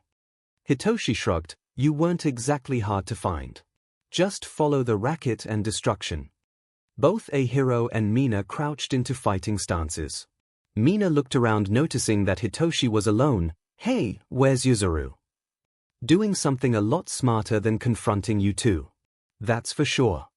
Hitoshi sighed dramatically. How'd I get the short straw this time? Oh well. Hitoshi mimicked the other team and took up a fighting stance. Hey Kirishima, let's at least have a good fight. What do YA say? 𝐒𝐻ero smirked. Hell yeah. Hearing her friend trail off and go silent, Mina looked and was shocked to find him just standing next to her. Face slack and eyes glazed over. Hey! Hey! Kirishima! What's wrong with you? Kirishima, Hitoshi ordered, walk over here and give me your arm. When 𝐒𝐻ero started walking, Mina looked between the two boys. Hey, what did you do to him? You two were talking and dash. Mina suddenly snapped her mouth shut. They were talking, and now Kirishima is under a spell or something. When Mina turned and glared at Hitoshi, the other boy couldn't help but be impressed with her. She figured that out pretty quickly. Too bad she's looking the wrong way. Ashido. Mina's eyes went wide as she heard her name called from behind her. Whipping around, she found Momo a few paces back, pulling out an air cannon from her chest and aiming it right at her. Sorry, you may want to close your eyes. Turning a valve, Momo fired the small cannon, shooting out a plume of dust that covered Mina head to toe. Mina had only just been able to take Momo's advice, and was desperately wiping the flower-like substance from her face, coughing up small puffs of bitter white dust. While she was struggling, Momo threw a net over her and pulled it taut, wrapping the girl up. Mina hopped around a bit, struggling to free herself. I'm so going to get you for that. I'm gonna melt through this and P&D both of you. When Mina did try to use her acid, however, something completely unexpected happened to her. Every place that was covered in the strange dust foamed up, leaving the net completely undamaged. Hey, what gives? Eek. I covered you in a neutralizing agent. Don't worry, it's non-toxic, but your acid won't be able to help you now. With a hard tug, Momo yanked the cord she was holding and pulled Mina over, toppling her to the ground. Pulling out her capture tape, she was able to get it wrapped around one of Mina's ankles just as Hitoshi wrapped his tape around 𝐒𝐻ero's wrist. Villain team wins. Minoru wept from behind the rest of the class, while Denki patted him on the shoulder. It's not fair. It's not fair. Come on, dude. You gotta stay strong. Wiping his eyes, Minoru looked up at Denki pitifully, but who would do something so horrible? Why would anyone make Yorozu clothes that don't get torn up when she uses her quirk? Denki nodded in understanding. We live in a cruel and twisted world, my friend. Full of mysteries we will never comprehend. I just wanted to see those melons. Himiko felt her eye twitch, Can I stab him? Please. It's time for our last two teams. I'm sure you four are ready to get started. Just like I'm ready to call it a day. I'm going to be cutting it really close to my time here. Himiko beamed in excitement as she clasped Izuku's hands. With her own, Izuku, you'll be cheering for me, right? Izuku, wishing he was still wearing his mask to hide the blush on his face, smiled and nodded, of course. I know you'll do great out there. Himiko giggled and bounced from one foot to the other. Oh, that makes me so happy, Izuku. Now, how about a kiss for good luck? Izuku squeaked, which brought another giggle to Himiko. Still too soon, but that blushing face is just so cute, I'll take it. Letting go of his hands, Himiko took a step back and did a perfect Rosie the Riveter pose for him. You just watch, Izuku. I can't wait to show you what I can do. Himiko's metal claws on her braces and hand guards seemed to glow, reflecting the light from the giant screen. Denki gulped looking at them, and at just how eager Himiko was to show off in the match. Then he looked at all the knives she was wearing, and came to one simple, obvious conclusion. I'm going to get stabbed, aren't I? Probably, Kyoka said dryly. Now let's go, Pincushion. We got a match to win. So you want us to split up? Himiko nodded. Yeah. Us staying together won't do you any good. If we split up, a stealthy approach will work much better. Toru's glove flashed Himiko a thumbs up. Got it. Then our target should be the bomb then. Yep. Sneak by the other team and get our target. No muss, no fuss. Then in that case, I'll get super serious. Time for super stealth mode. Toru's gloves clenched into fists, showing her determination. Himiko looked over at the invisible girl. How can you get more stealthy? You're invisible. Toru kicked off her shoes and pulled off her gloves. See? Super stealthy. So just literally naked hair. Himiko could hear something, Toru's arms maybe, whooshing around in embarrassment. Don't point it out. With a shrug, Himiko went back to looking over the building. Hey, I got nothing against it. Feels great, but sometimes not having everything strapped down can make moving around a little dangerous. Yeah, well. Wait. How do you know that? Hero team, you are good to engage. Excuse me, All Might, I have a question, Tenya asked as he watched the screens. Yes. What is it, young Ida? We're supposed to watch these matches and learn from the actions our classmates take on both sides. Correct. That's correct. You should pay close attention to everything your classmates do. Learn from their experiences. But 𝐔𝐸𝐽 is invisible. All Might blinked and realized, as had the rest of the class, that trying to watch what Toru did was going to be a challenge. Ah. Yes. A very good point. We will just have to watch young Toga and have young 𝐔𝐸𝐽 tell us her strategy when the match is over. Tsuyu looked at the different screens. Where is Toga? Well, she's... All Might looked from screen to screen, then began pressing buttons on his keyboard, switching to new displays that showed nothing but empty halls. Soon All Might felt the eyes of his students burning into his back. As quickly as she could, Toru hurried from room to room looking for the bomb. Thanks to watching all the past matches, she knew the exact dimensions of the faux weapon, and after studying the building layout, she knew there were only a few places the bomb could be. This greatly cut down on the time she would need to sweep the building.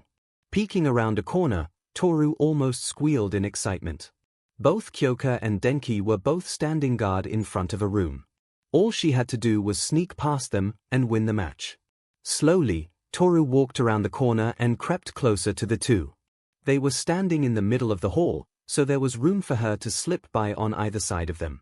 As she got closer, she noticed that Denki was paying close attention to the other girl and not saying anything.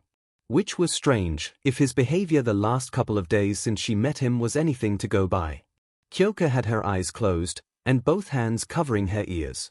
She looked like she was concentrating. Toru was still several feet away when she finally saw that both of Kyoka's ear jacks were plugged into the hard floor. Wait, she can't hear me. Can she? Toru's question was answered when Kyoka's eyes snapped open and she pointed right at her, she right in the middle of the hall. About 10 feet ahead. Zap her. All right. Denki cheered as he ran right towards where Kyoka had pointed, electrical sparks discharging all around his body. AEs are my specialty because I don't have to worry about aiming. Just stay back, Jiru, and watch the magic. Oh crud. Denki electricity began zapping everything around him, floor, walls, ceiling, and, unfortunately for her, Toru herself. Oh.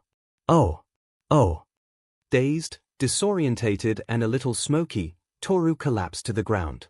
Denki pulled out his capture tape and began to feel around for her. Okay, now I just need to find something to wrap this around dash. Ouch. Kyoka jabbed an ear jack into his side. You back up, I'll capture her. Glory hog. No, I'm not letting you feel around while she's naked. Denki blinked, before realization set in. He was right next to a naked girl. Blushing, Denki turned around bashfully. Kyoka huffed and reached down to go ahead and capture Toru when their earpieces crackled to life. Hello. Sorry, not really sure how to work this thing. All Might sir, this is Toga. Over. Am I supposed to say over? Denki started to laugh. She doesn't realize she's broadcasting to us too. Kyoka frowned. Why is she calling All Might though? Ah. Young Toga. Kyoka swore she could hear the hero mumble something about wondering where she was. How can I be of assistance? Please remember that I cannot give you any help that would give you any kind of advantage over the other team. Oh, no. I just wanted some clarification on a rule. Denki scratched his head. She's really asking stuff like that now. What rule did you have a question on? To win, I just have to touch the bomb right. I don't have to secure the other team like Todoroki did before he got to the bomb. That's right. Oh. Good. I was wondering because I've been with the bomb for the past minute and you hadn't said anything. Then we win. Yay. What? Denki's eyes snapped open while Kyoka jumped up in alarm. No way. Running for the door, both rushed into the room to find Himiko leaning against the large faux bomb, waving at them. Looking back into the hall, then back at Himiko, Denki looked completely lost while Kyoka was just as shocked, but a little more restrained. Her mouth was still hanging open though. But I never heard her. I had this whole area bugged. How'd she stay so quiet? Hero team wins. Himiko cheered happily while Denki groaned into his hands. Toru, now recovered from getting shocked, walked into the room. Oh cool, we won. Himiko, hearing her partner gave her a thumbs up, or at least she gave her general direction a thumbs up. Great job 𝐒𝐻𝑒𝐽. You were the perfect distraction. Here. I was the distraction. Denki looked absolutely confused. Wait, she's invisible. Exactly. Of course everyone is going to be looking for the invisible person. So while you two were distracted, I snuck in and found this. While Denki and Toru thought that over, Kyoka pointed at Himiko. How did you even get in here? The only way in is the door.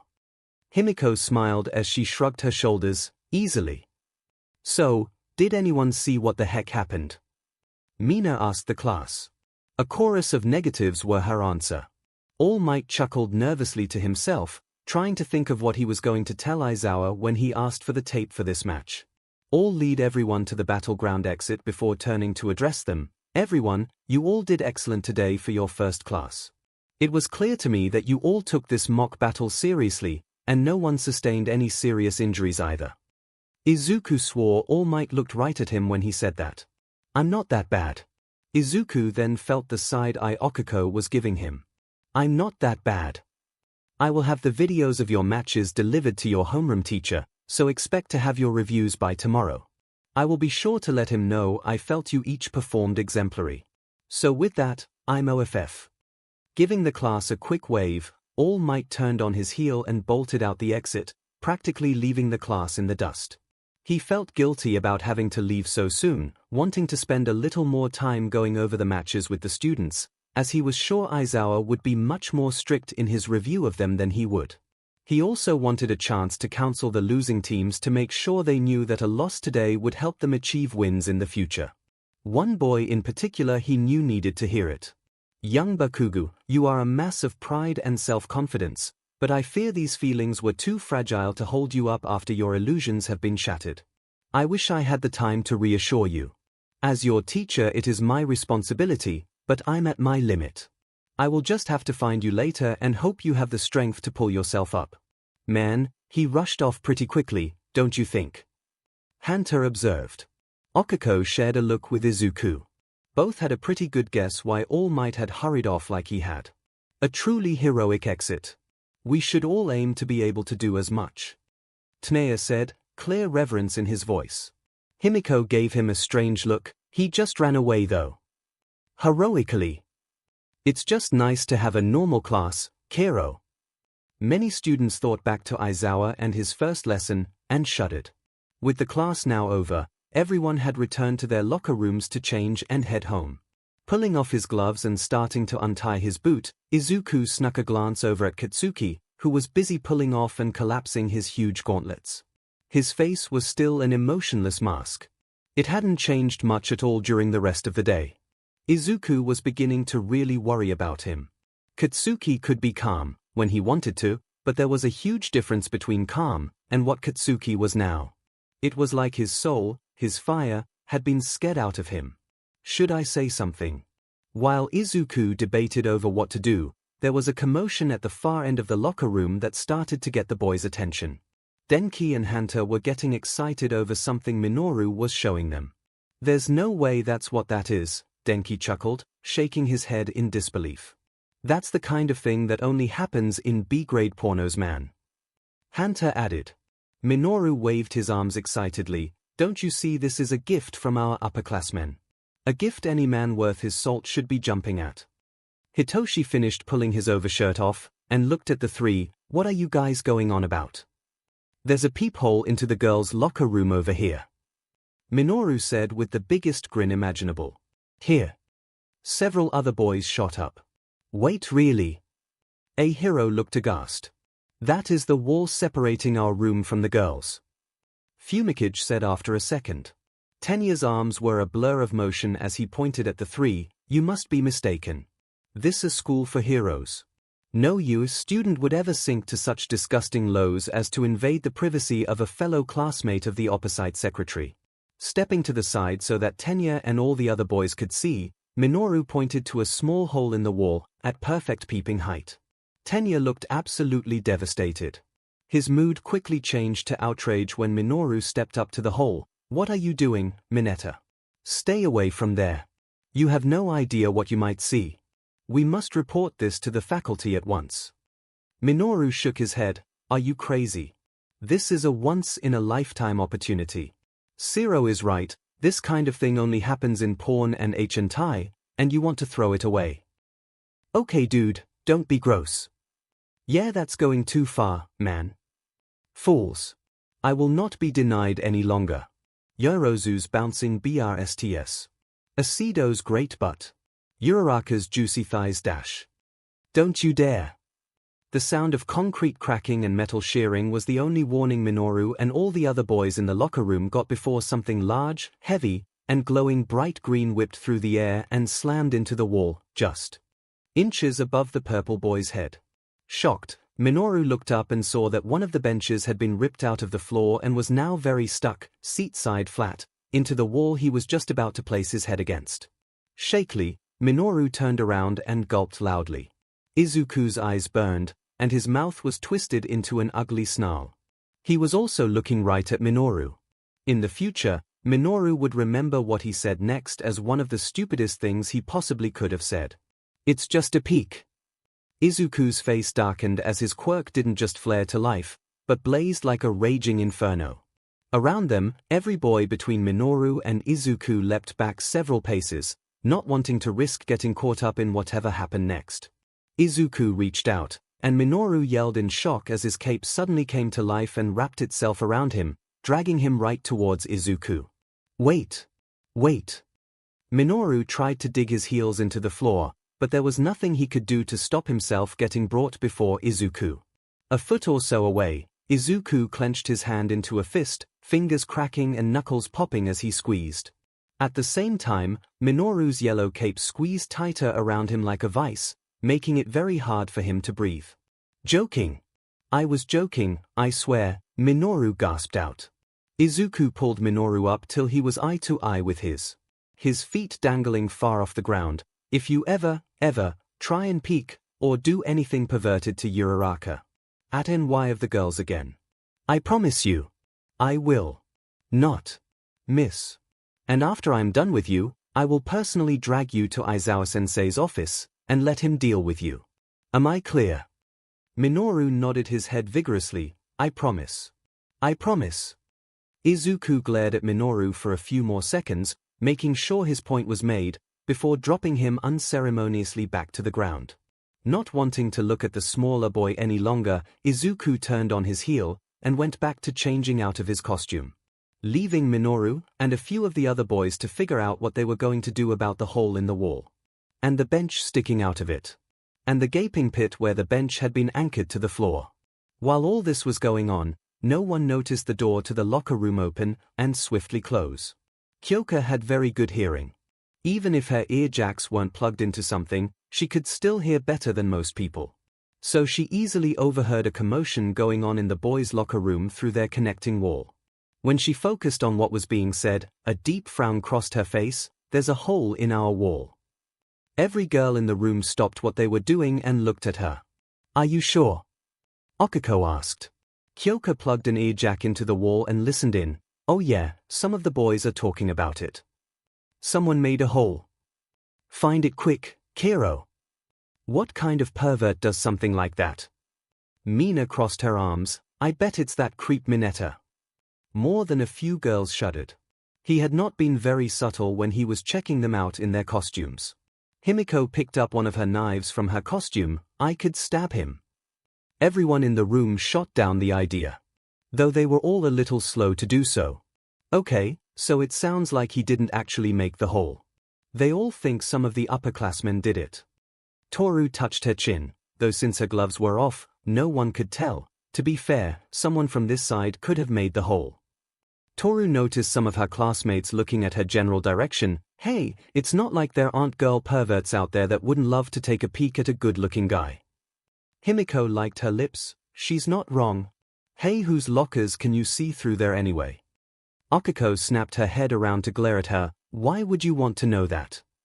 Himiko just grinned hungrily, but before she could give Okiko an answer, Kyoka cut her off. So it sounds like most of the boys are not thrilled about the peephole.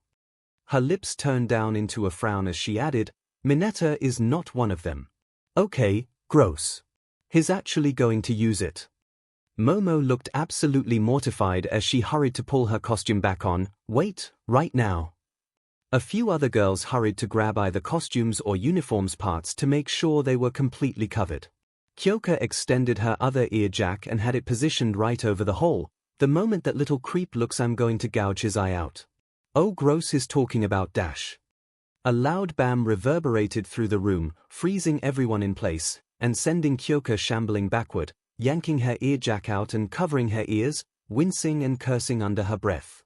Worried, Okiko hurried to her side. Jiru, are you all right? Kyoka nodded. Yeah, just, that was loud. Oh. What the hell was that? What happened?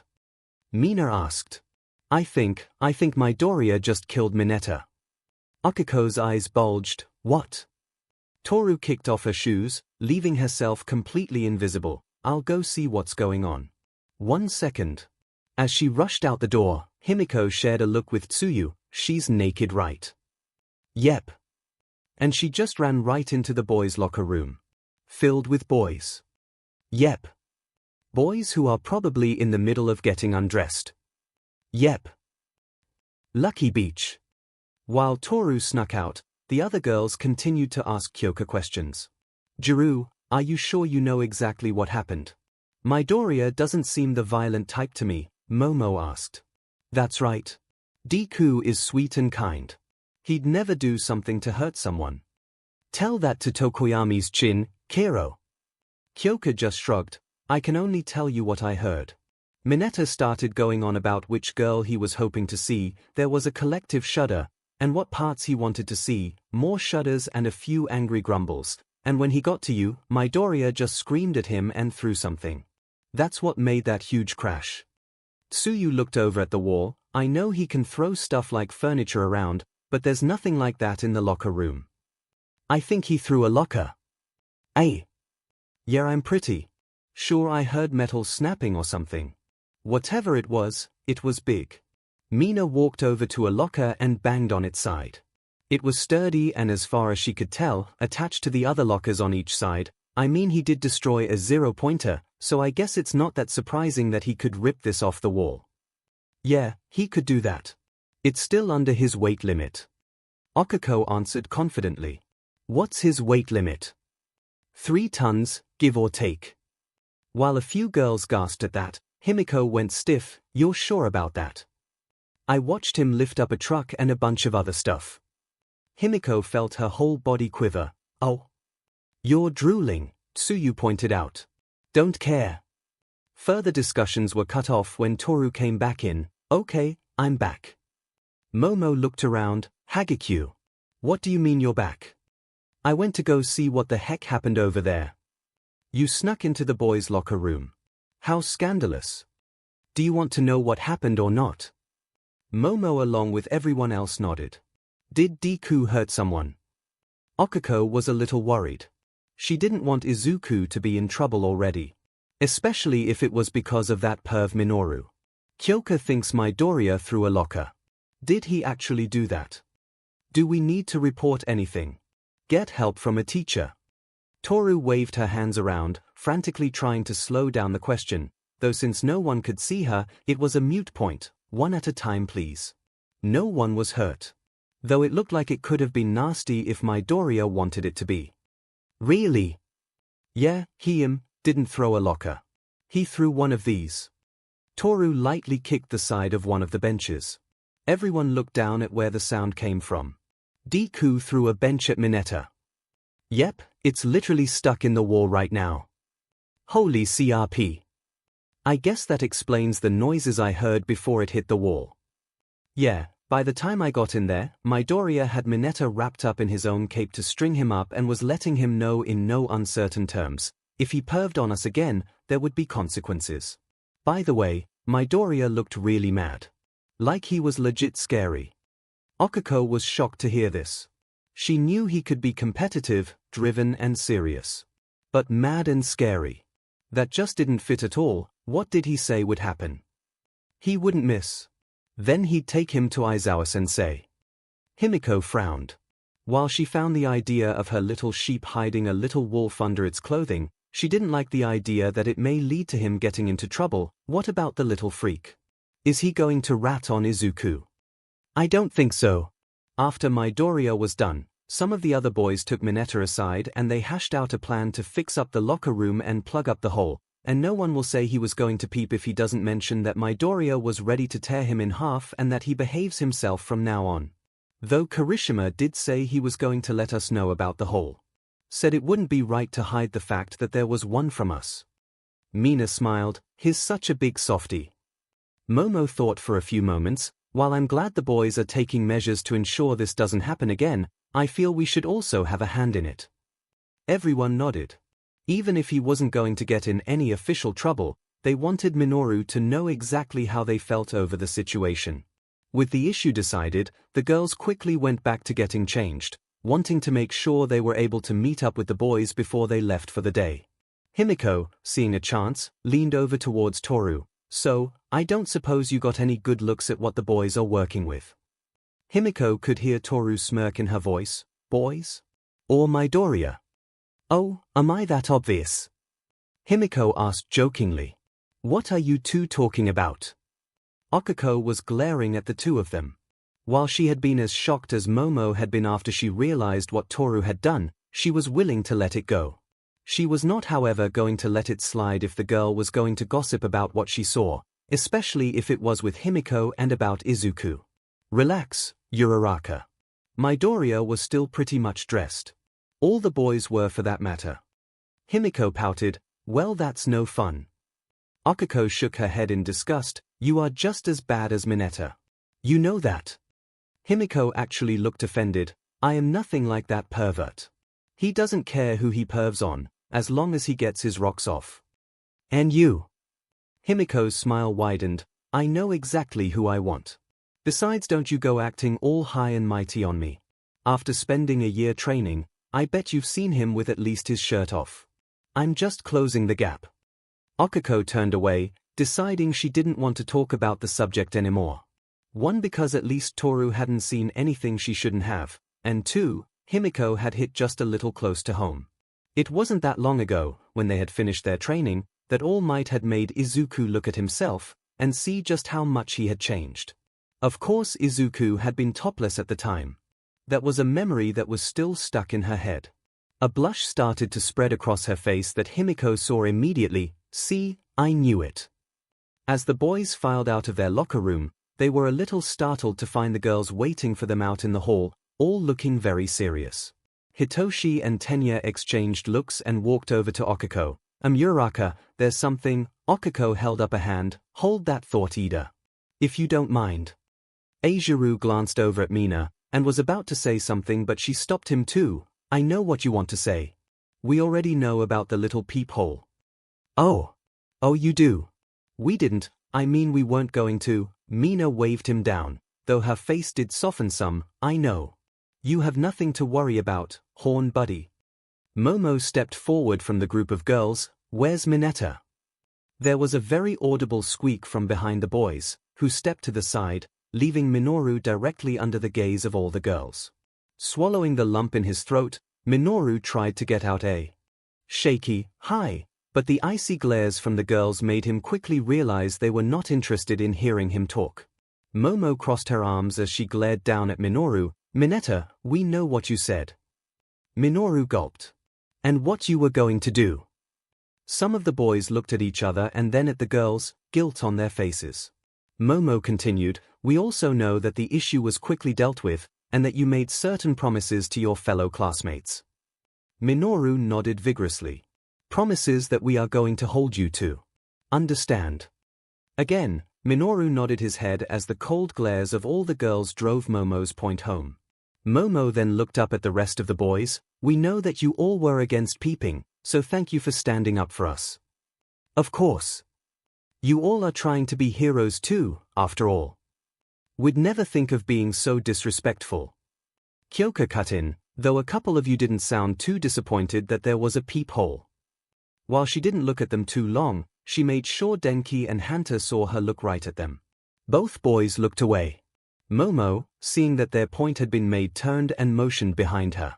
From behind their group, Tsuyu and Toru walked up with 2 large buckets and a can of paint, while 𝐒𝐿𝐼 dropped a perfect replica of the locker room bench in front of Minoru. Here, I made these for you. Oh, and you'll need this. Momo handed Minoru a trowel she created and pulled from her arm. Minoru was clearly confused, looking at the stuff in front of him. What is all this? Drywall spackle for the wall, concrete for the floor, a new bench to replace the broken one, and some paint to make everything good as new. I think that's everything you'll need to fix your locker room. Minoru was about to open his mouth to ask if she really meant for him to fix everything, but in a moment of clarity and self-preservation, he kept his mouth shut. Denki and Hanta glanced at each other and picked up a bucket. We'll give him a hand. Make sure he does a good job and everything. Momo and Kyoka nodded, satisfied. Mineta, we are willing to look past this, just this once. As long as you don't repeat your behavior, we shouldn't have any problems going forward. However, if we ever catch you, or hear about you doing anything so disgusting to us, or any other female student, again, well, I'll let Toga fill in the rest. Himiko walked past Momo, and knelt down so that she was at eye level with Minoru. Reaching out, she put a hand on his shoulder, and brought him close so she could whisper something to him. She had asked to be the one to deliver the final warning, though she had been purposely vague on just what she was going to say, and what she was going to do. So no one saw that in the hand she had put on Minoru's shoulder she had hidden a retractable X-Acto knife that was now getting pressed very hard into his collarbone. I'm only going to say this once. Izuku may have said he'd deal with you himself if you perved on us again, but I don't want him to dirty his hands with filth like you, so, her thumb pressed on the small plastic nub and with a few clicks, the metal blade was pressed flat against Minoru's throat, still completely hidden from everyone's view. I will make sure to get to you before Izuku has a chance. And it'll be up to whoever finds what's left of you to decide to take you to Aizawa Sensei's, or the morgue. Understand? Minoru's head jerked carefully, showing that he very clearly understood his position. Himiko smiled, though it was a cold and mirthless smile, and stood back up, retracting the blade and hiding it from the class's view. He gets it. Good. Then I think that puts the whole issue to bed, Momo said with a satisfied nod. The other girls around her relaxed, glad their point had been made. Denki and Hunter grabbed the rest of the supplies and ushered a very pale Minoru back into the locker room, eager to get everything fixed. As the class began to break up and go on their way, Okako walked over to Tenya and Hitoshi. Hey guys. Sorry for cutting you off, but we really needed to get that addressed. Of course, Uraraka, Tenya said, hands chopping as he did. Such unbecoming actions should be immediately dealt with. Himiko, now back to her normal self, glanced around inquisitively before reaching the small group. Hey, where's Izuku? I don't see him around. Okako blinked and quickly scanned the remaining boys. Sure enough, Izuku was not among them. Neither was Katsuki for that matter. A pit started to form in Okako's stomach. That's what we wanted to talk to you about, Hitoshi began. Midoriya chased after Bakugo while we are still getting changed. They must have both gotten out before you guys showed up. What? Izuku had been so preoccupied after dealing with Minoru with trying to calm himself down, that when he finally bothered to look up, he noticed that Katsuki's locker was closed, and the boy was nowhere to be found. Tenya, seeing Izuku glancing around, had said that Katsuki had finished changing and had already left. Izuku, still only halfway out of his costume, darted for the door, leaving Tenya to call after him. Now, running through the halls in a state he was sure his friend would find unbecoming for a hero in training, Izuku raced after Katsuki, hoping to catch him before he left school grounds. Though he still had no idea what he would say to the other boy if he did catch up to him. He couldn't remember the last time he'd given Katsuki a pep talk. Actually, now that he thought about it, he'd never given the other boy any kind of pep talk. Or motivational talk. Just talking to him normally was rare in itself. Why am I chasing after Kaken again? When Izuku had reached the front entrance of the school, he was ready to give up and just hope Katsuki was back to his old self tomorrow, but when he stepped outside, he found the other boy hadn't left the school grounds just yet. Kaken! Katsuki came to a stop, and turned to look back at Izuku, who had stopped a few paces back. Izuku winced. Normally he would go out of his way to not have Katsuki's undivided attention, but this was a case of desperate times that needed desperate measures. Closing his eyes, Izuku just let the words he wanted to say tumble out. Kaken, I know things were rough for you today, but you shouldn't let it affect you so much. You're strong, and Yua is going to make you even stronger. It's only the first day of our first year. There's still plenty of time left. So please, don't let this day beat you. There was a pause after Izuku finished that left the two standing in silence. What the hell are you trying to do here, Deku? Make me feel more like a fool than I already do. Opening his eyes, Izuku was both glad and startled to see that the lifeless glazed-over look Katsuki had moments ago was gone. The fire behind Katsuki's eyes was back. Too bad it also came with a fresh look of rage and contempt. Kaken. I'm not shut up. Izuku flinched back. Is this how you're going to celebrate your win? By trying to keep up the condescending lying act? Is that how you make yourself feel good? To treat me like a joke? Katsuki pointed at Izuku. I lost. Not just to that half-and-half BS, but to you as well. Today I was made a complete fool. So congratulations, you won. Izuku took a step forward, hand outreached. Kaken, wait, I never meant . Katsuki exploded. Don't you dare. I don't want to hear any more of your lies, and I sure as hell don't want your pity. You won today, but it's going to be the last time you, or anyone else here, beats me. Do you hear me? Katsuki pointed his thumb at himself. You listen to me, you shitty Deku. I'm just getting started. I will become the #1 hero. I will leave all of you in the dust. Nothing is going to stop me. I'll be a hero that surpasses even All Might. His pride and convictions restored, as far as Izuku could tell, Katsuki turned around and left Izuku at the entrance. Alone, Izuku took a deep breath, and let out the longest sigh he had ever had. He honestly hadn't known what to expect to happen after chasing Katsuki down. The end goal was to help him come back from whatever had him so down, so at least that was a mission accomplished. Katsuki had his fire back, and was more determined than ever to achieve his goals. So Izuku should have felt happy. Right. Izuku didn't feel happy. At least not as happy as he thought he should. Reaching up, Izuku groaned into his hand. What did I expect to happen? That we'd be friends again. An apology. Gee, I'm sorry for making your life a living hell for the last 10 years. I didn't mean it when I beat you up or burned you with my explosions. It was just a prank. A really bad prank. Let's be friends again like nothing happened. Izuku let his hands drop and looked up at the sky. Yeah, that was totally what was going to happen. He'd apologize, and I'd forgive him. Then everything goes back to being sunshine and rainbows. Oh well. I better get back and get changed. Don't want to get in trouble being out and only wearing parts of my costume. Or worse, take the chance Uraraka finds out about me trying this. Don't want to think what she'd say to me. Turning around, Izuku hurried back inside the school. Unaware that around the corner, out of sight, Okako was leaning against the wall doing her best not to explode on the spot. How dare Katsuki say such horrible things? The idea that Izuku could have gotten better was too far-fetched for the bully. The idea that Izuku closed the gap himself was just too impossible. No, he had to have lied. That was the only explanation that he could settle on. It was enough to make her blood boil. She had run out here afraid that Katsuki would do something to Izuku, physically or emotionally. At the very least, Izuku hadn't seemed too upset after getting screamed at. Though something he had said to himself disturbed her. Deku, would you really forgive him? Just like that. That thought was so disturbing for her, and if she was being honest with herself, it scared her too. She knew Izuku was an abuse victim, and how many news stories there were of victims forgiving and taking back their abusers, only to end up getting hurt again. She was not going to let that happen to Izuku. Over the past year, she had watched Izuku change from a boy who was always ready to get hurt just being near Bakugo, to being able to stand up to the bully. He had made so much progress, she wasn't going to let him stumble now.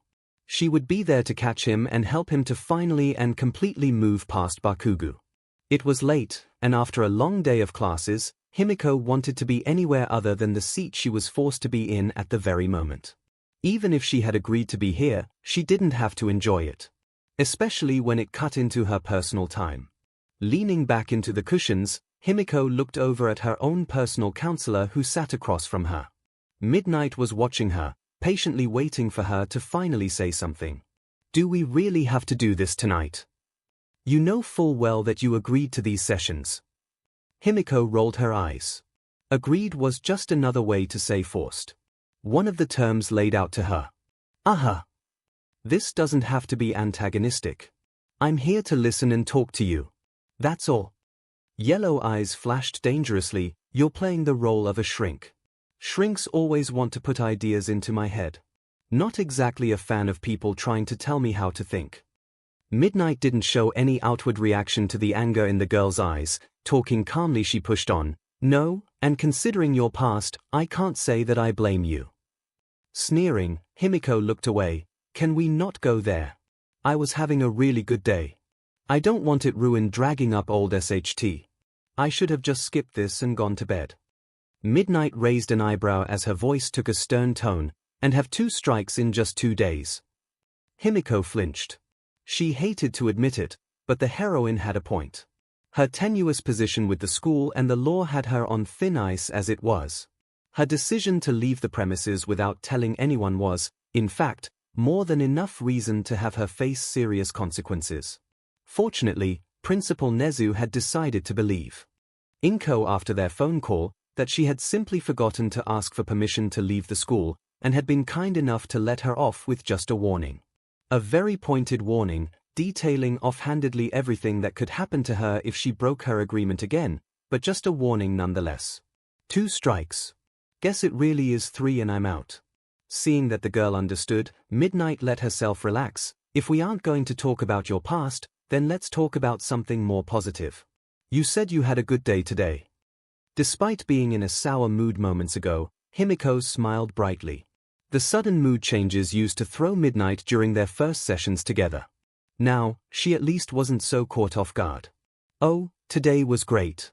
Playing with my classmates was so much fun, and best of all, I got to see Izuku in his cute costume. Himiko covered her cheeks and squealed, he was just so adorable. I could have just eaten him up on the spot. Toga, Midnight kept her voice level but still gave the girl a pointed look. It's just a figure of speech. Calm down. That smile on your face sure didn't make it look like a figure of speech. Midnight decided to move on. You've talked a lot about Midoriya before school started. Now that you've seen him again, does he still live up to your first meeting? Oh, absolutely. He's still as cute as I remember. Such an adorable face covered in freckles. Oh, and his eyes. So kind, but with a fire behind them. Then there's his body. Oh, I got such a nice little peek the other day, and then on top of what I saw him do during class, Himiko shuddered, face burning red, eyes glazing over, and her hands clutched at her skirt, just thinking what he could do to me. The things I could do to him. It's enough to make me explode. Please don't. I don't want to have to get new furniture. Sorry. Himiko didn't look at all sorry. Seeing that she was quickly losing the girl to her fantasies, Midnight coughed to get her attention, to keep her talking. So he's exactly like you hoped he'd be. That must be nice. The wide grin Himiko had gotten a little smaller as she made herself calm down so she could talk. Well, he is a bit naive. It's endearing, and after seeing it, I wouldn't want him to be any different, but the real world doesn't treat naivety very well. Little lambs tend to get ripped apart by the big bad wolves. Do you think he's in danger of that? Himiko frowned, and a look came over her that Midnight had never seen before. It wasn't the girl's normal angry look.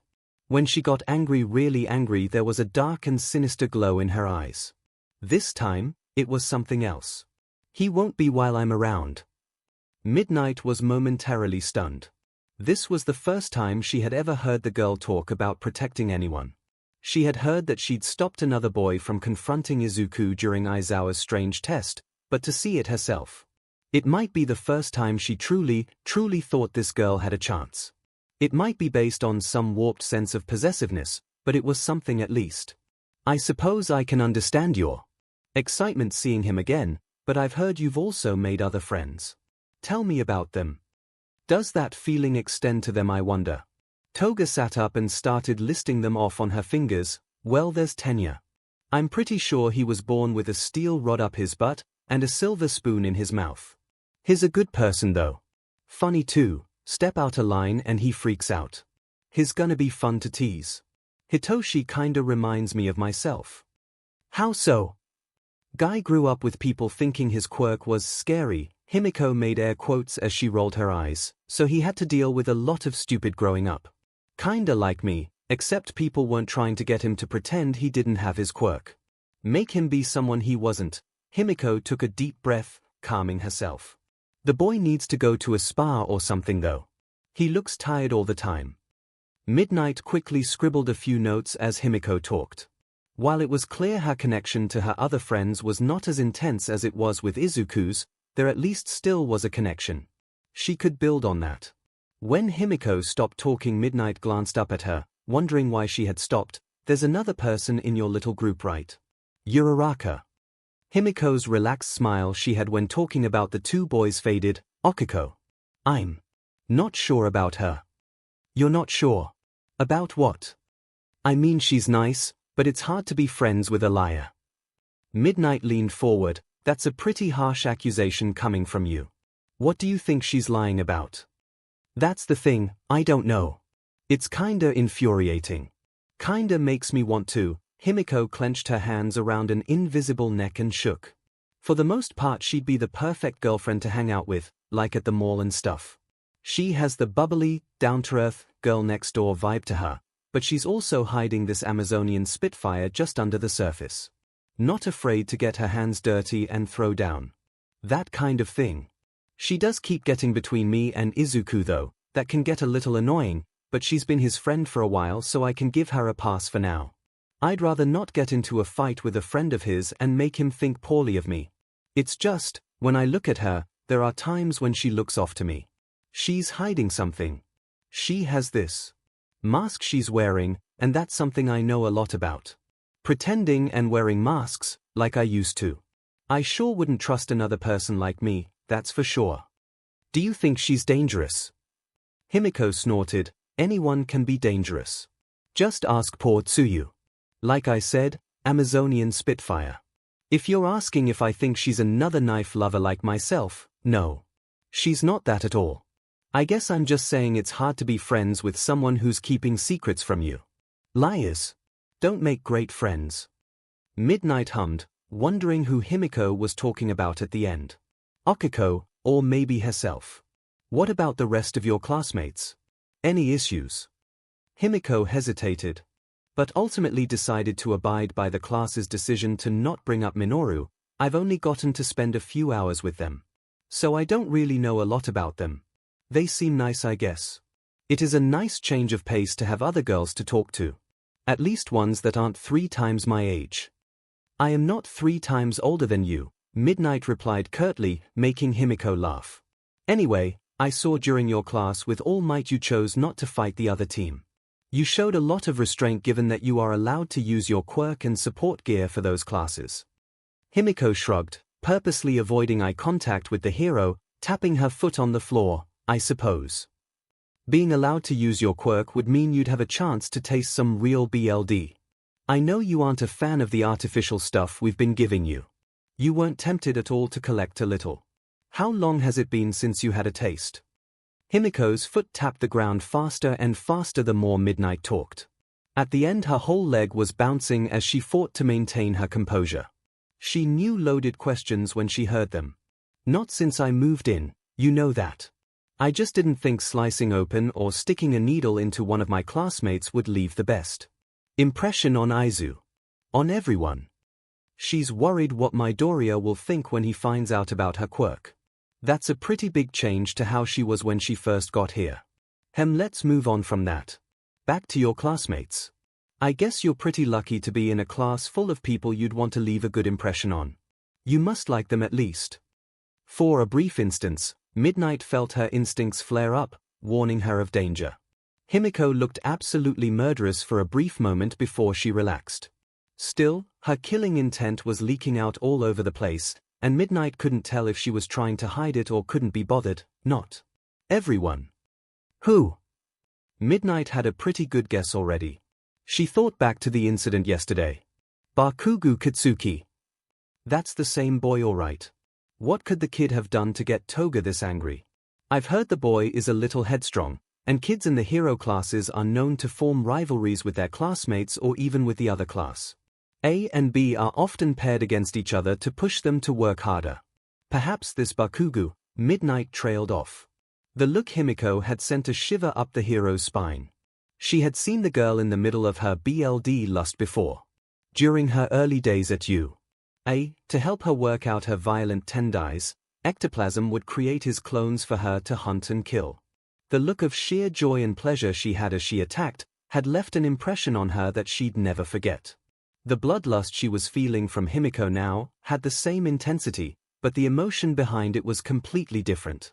This was anger, hatred, and rage. 𝐼𝐻𝐼 only got like this when discussing her parents or the treatments they had forced her to take. She got like this, but never to this extreme. It was alarming. I'm supposed to tell you, or any staff member, when I start having feelings that I want to act on. Feeling that could get someone hurt. Right. Yes. I want to kill him. I want to stab him. Slit his throat open so I don't have to hear his voice anymore. I hate him. Why? I think he hurt Izuku. You think? When everyone went to Izuku's home, we ran into Bakugo on the way. He was waiting for Izuku. He said something mean to Izuku and left. When Tenya asked what their deal was, it looked like Akiko was about to say something, but Izuku got her to drop it. He got us all to promise we'd let it go. He wants a fresh start, or something. I dunno, boys can be stupid. Midnight frowned as she listened. Each student in the hero course is given a screening before final admissions.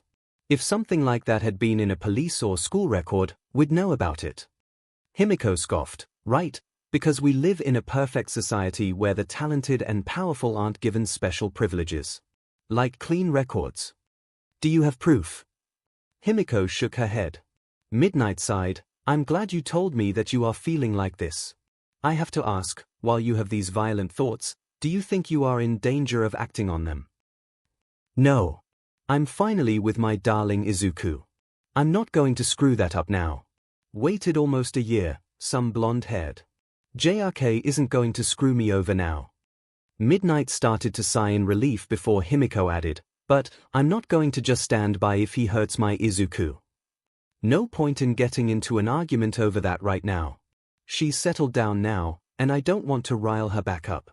Alright Toga, I think this has been a productive session. I do have one question though. A follow-up to something you said about Uraraka. Yeah. You said she's keeping something from you. Is whatever she knows about Midoriya and Bakugo? Himiko shook her head as she stood up. It's not that. It's something else. Don't know what it is. Sorry. With their talk over, Himiko got up to leave the office, but stopped at the door and turned to look at Midnight, who titled her head to the side. Once the meeting was done, Himiko normally left as quickly as she could. This might have been the first time she ever stopped before. I have a question for you, if that's all right. Of course. Is this going to work? Or is it all just a waste of time? Heroes save people all the time, but can they save someone when she doesn't think she needs saving? Midnight, taken aback by the question, took a second before she answered, I think the answer all depends on you. Doesn't it? Himiko stood silently at the door for a few more seconds, before silently leaving. Nezu scanned over the report Midnight had given him as she poured herself and the principal a drink. Interesting. Very interesting. I must say, our Toga has come leaps and bounds compared to how she was only a few months ago. She wants to kill one of her classmates, Midnight added as she sipped her tea. Yes, but only the one now. I was expecting a few more would rub her the wrong way, but she seems to be keeping an open mind. Very good. Wait, what do you mean only the one now? Ignoring Midnight's question, Nezu kept reading, and we mustn't ignore the reason behind her desires. Before she acted just for the joy of it. The thrill. Now she has a reason, and it's to protect someone. Oh, this is just incredible. She's even making a conscious effort to keep her BLD thirst under control. Remarkable. I still think it was a mistake to let her arm herself like she has. One syringe would have been more than enough for her to be able to extract BLD to use her quirk safely. I agreed that we wouldn't treat her any differently than any other student in the hero course. If a student is allowed to attach cannons to his arms, on what grounds can we say no to a few knives? It all comes down to tic for tac. She follows our rules, she gets to stay here and be with her darling. Except she isn't following all the rules. She has within reason. You do know Aizawa confiscated a box cutter from her today. Within reason. Midnight groaned and took a large gulp of her tea. Kiyama, what do you think about her last question to you? A moment of clarity. A deeper understanding of herself and her situation. I don't really know. Maybe.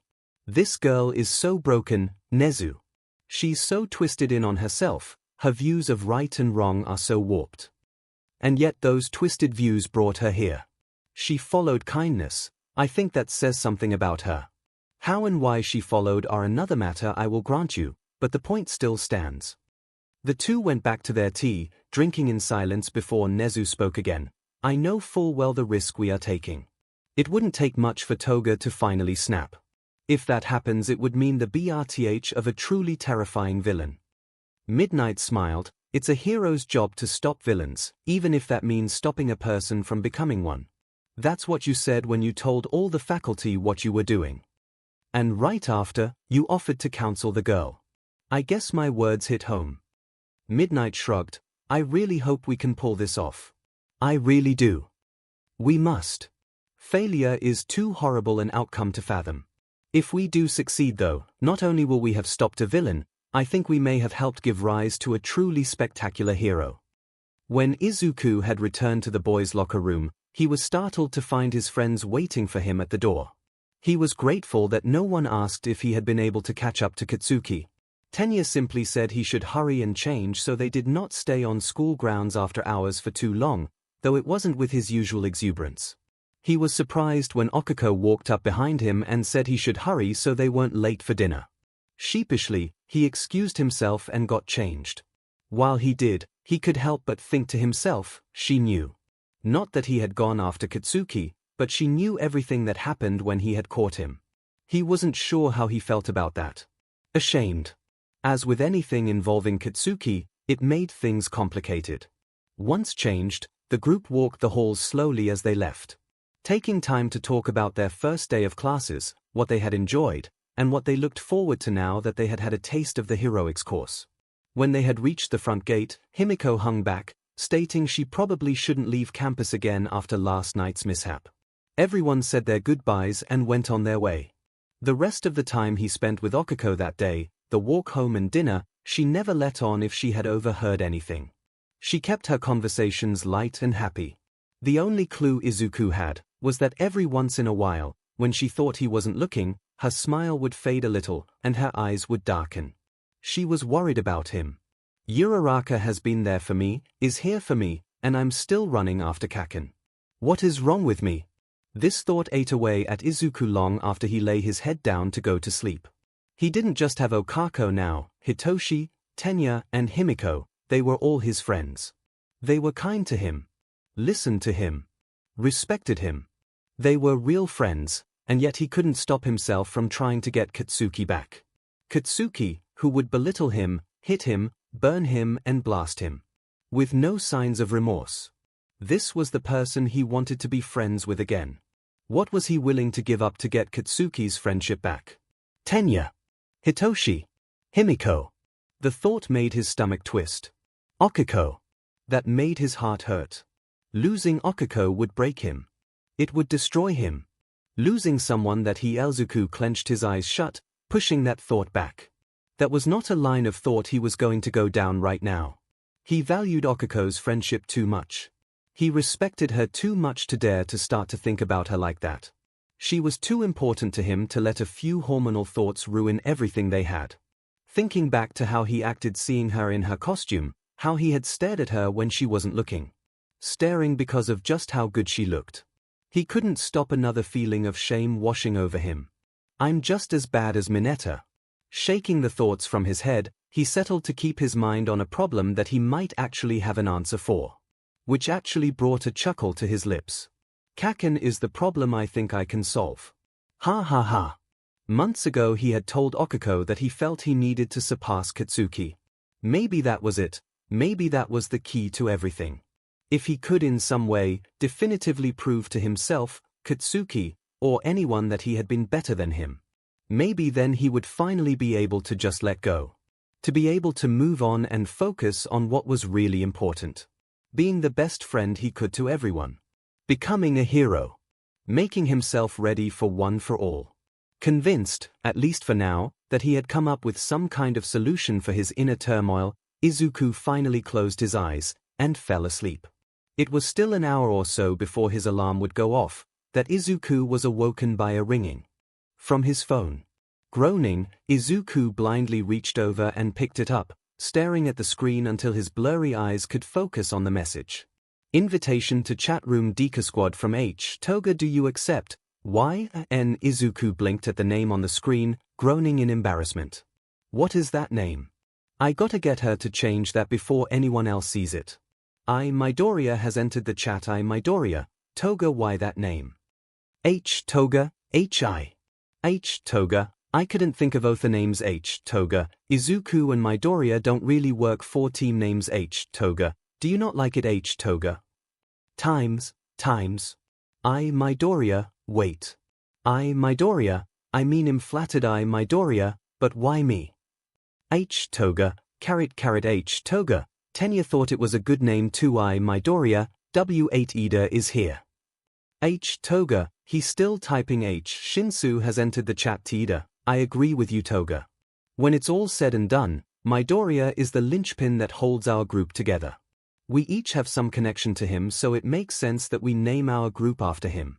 I still think you should have waited and made sure he would be okay with your choice. However, while Uraraka may use that name with him, so apparently does Bakugo, so there may be a complicated history behind it that we might want some clarity on before we ultimately decide to use Deku Squad as our group name. Good morning Midoriya, I hope this fine day finds you well. I find it so reassuring that you too also believe in the early to rise philosophy. I see you are confused by Toga's idea for the chat room she set up for us. She reasoned that since each person in our group has some connection to you specifically, it should be named after you. I in fact agreed with her, though I did express some concerns that you may be put off by someone else using your nickname, as only Uraraka and Bakugo use it. Which I must admit I find perplexing, but I'm sure it's part of your complicated history with him, so I will not pry. Toga, words I Midoriya, yikes Shinsu, Y is the first in GIC and the morning that. I Midoriya, hi Shinsu. Toga, Mr. Sleepy is here. Oh, Uraraka has entered the chat. I Midoriya, good morning Uraraka. Shinsu, I was sleeping. Shinsu, hi everyone. Ida, is there something wrong with my message? I thought I was very clear. Did I miss something? Toga, I call the first meeting of Deku Squad to order. Oh Uraraka, morning Deku. Oh Uraraka, hey everyone. Oh Uraraka, Team Deku. Yay. Shinsu, IWS sleeping. Why now? Ida, yes, I'm also confused as to why you decided to send out invites to this chat room so early. This easily could have been done during lunch today. Is there some emergency at the school? Oh Uraraka, meeting. I Midoriya, no clue. Oh Uraraka, so many words. Ida. Oh Toga. Toga, order. Toga, first order. Toga, all in favor of Deku Squad. Toga, Y and Ida, yes. I Midoriya, W8 Uraraka, Y. 1 Shinsu, Y Shino, sleep now. Toga, YS have it. Toga. Izuku covered his face, groaning into his hand. Toga, second order. Toga uploaded a picture. Toga, look at this. Blinking, Izuku tapped the file Himiko had posted and gasped at the sight. It was dark, either right after sundown or before sunup, but there in front of the gate to you was a horde of reporters and news crews crowding the entrance. Large vans and their portable satellites blocked the street and sidewalks. It looked like a real mess. Oh Uraraka, wow. Shinsu, that's last night right? Shinsu, dusk. Shinsu, not dawn. Ida, that is certainly a lot of reporters. Word must have gotten out that All Might is teaching at you now. Toga, that's now. Toga, just tuck pick. Shinsu, no. I Midoriya, how are we getting into school? Shinsu, no.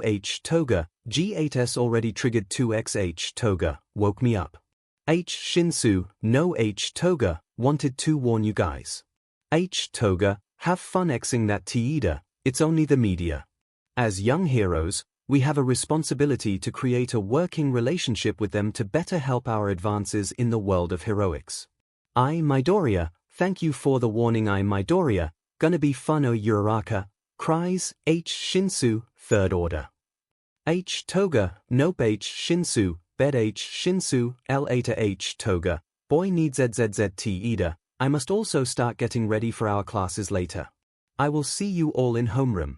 Oh Uraraka, may want to leave early. Oh Uraraka, in case we get. I Midoriya, yeah. I Midoriya, I might just make breakfast now. Oh Uraraka, okay. Oh Uraraka, we'll text when close. Oh Uraraka, thanks for warning. Toga. Oh Uraraka, bye bye. Toga, you eat breakfast together. I Midoriya, I on her way to school. Toga, oh Toga, that nice. Toga, hey.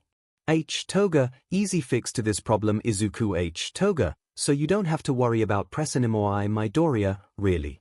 I Midoriya, what's your idea? Toga, sleep over here with me. I Midoriya, with you. Midoriya, I Midoriya, camping. I Midoriya, you mean camp over. Toga, I oft, as degedharks. I Midoriya. Toga, NVM. Toga, dropped phone. Toga, you are so G-rated. Izuku. Toga, see you later. Sighing and still a little confused, Izuku put his phone away and rolled out of bed. convinced that today was going to be a long day. Are there more people here? This looks like more people than were in Toga's picture. 𝐒𝐭𝐻𝐲 scratched her head in utter bewilderment while Izuku chuckled nervously. While both had been prepared for a crowd thanks to Toga's warning, it was clear that the scale of the media circus was on a whole other level than what either had been expecting. I mean, All Might does tend to draw a crowd wherever he goes. Him teaching at such a prestigious school like you was bound to get out eventually. Still, 𝐒𝐭𝐻𝐲 said as she looked at the sea of people, this is way too much. You know, I wonder if this is just going to be a thing we'll have to deal with from now on. Well, before reporters had to get lucky that they'd be at a site that All Might showed up at to help. Now they know that he's always going to be here. 𝐒𝐭𝐻𝐲 thought about that, then looked like she was ready to cry. Please no. I don't want to have to deal with this every day. From now on. Izuku couldn't help but laugh at 𝐒𝐭𝐻𝐲's pitifulness while he pulled out his phone. Well, I wonder if I gave Toga a text if she'd be able to sneak us in. She was pretty stealthy yesterday. And just like a SWCH had been flipped, 𝐒𝐭𝐻𝐲 went from timid in the face of the reporter C to determined. Eyes hardened and jaw set, she looked at Izuku with enough force to make the boy take a step back. Uraraka. We're training to be heroes, Deku, and heroes don't run from a challenge. We're not going to sneak into our own school. We're not. We're going to walk right that crowd and through the front gate. We are. Dramatically 𝐒𝐿 pointed forward, towards the front gate of U. Let's go, Deku. Alright. The pair's exuberance was short-lived however. Almost immediately reporters, seeing a new set of U students they hadn't gotten interviews with, descended on them and bombarded them with question after question. Hey, you! How are All Might's classes? Will you tell us about what the symbol of peace is like as a teacher? What do you think of All Might as a teacher? Is it true he's in a relationship with one of the other teachers? There are rumors that he and Midnight were seen talking to each other last night. Are they secretly dating? What kind of things is All Might teaching you? They were finally given a chance to breathe a few yards away from the front gate when an alarm blared to life, and the security systems kicked on, slamming closed the gate, and setting a high solid steel wall around the whole perimeter. A female reporter stumbled back in shock while a few people around her snickered at her rookie mistake.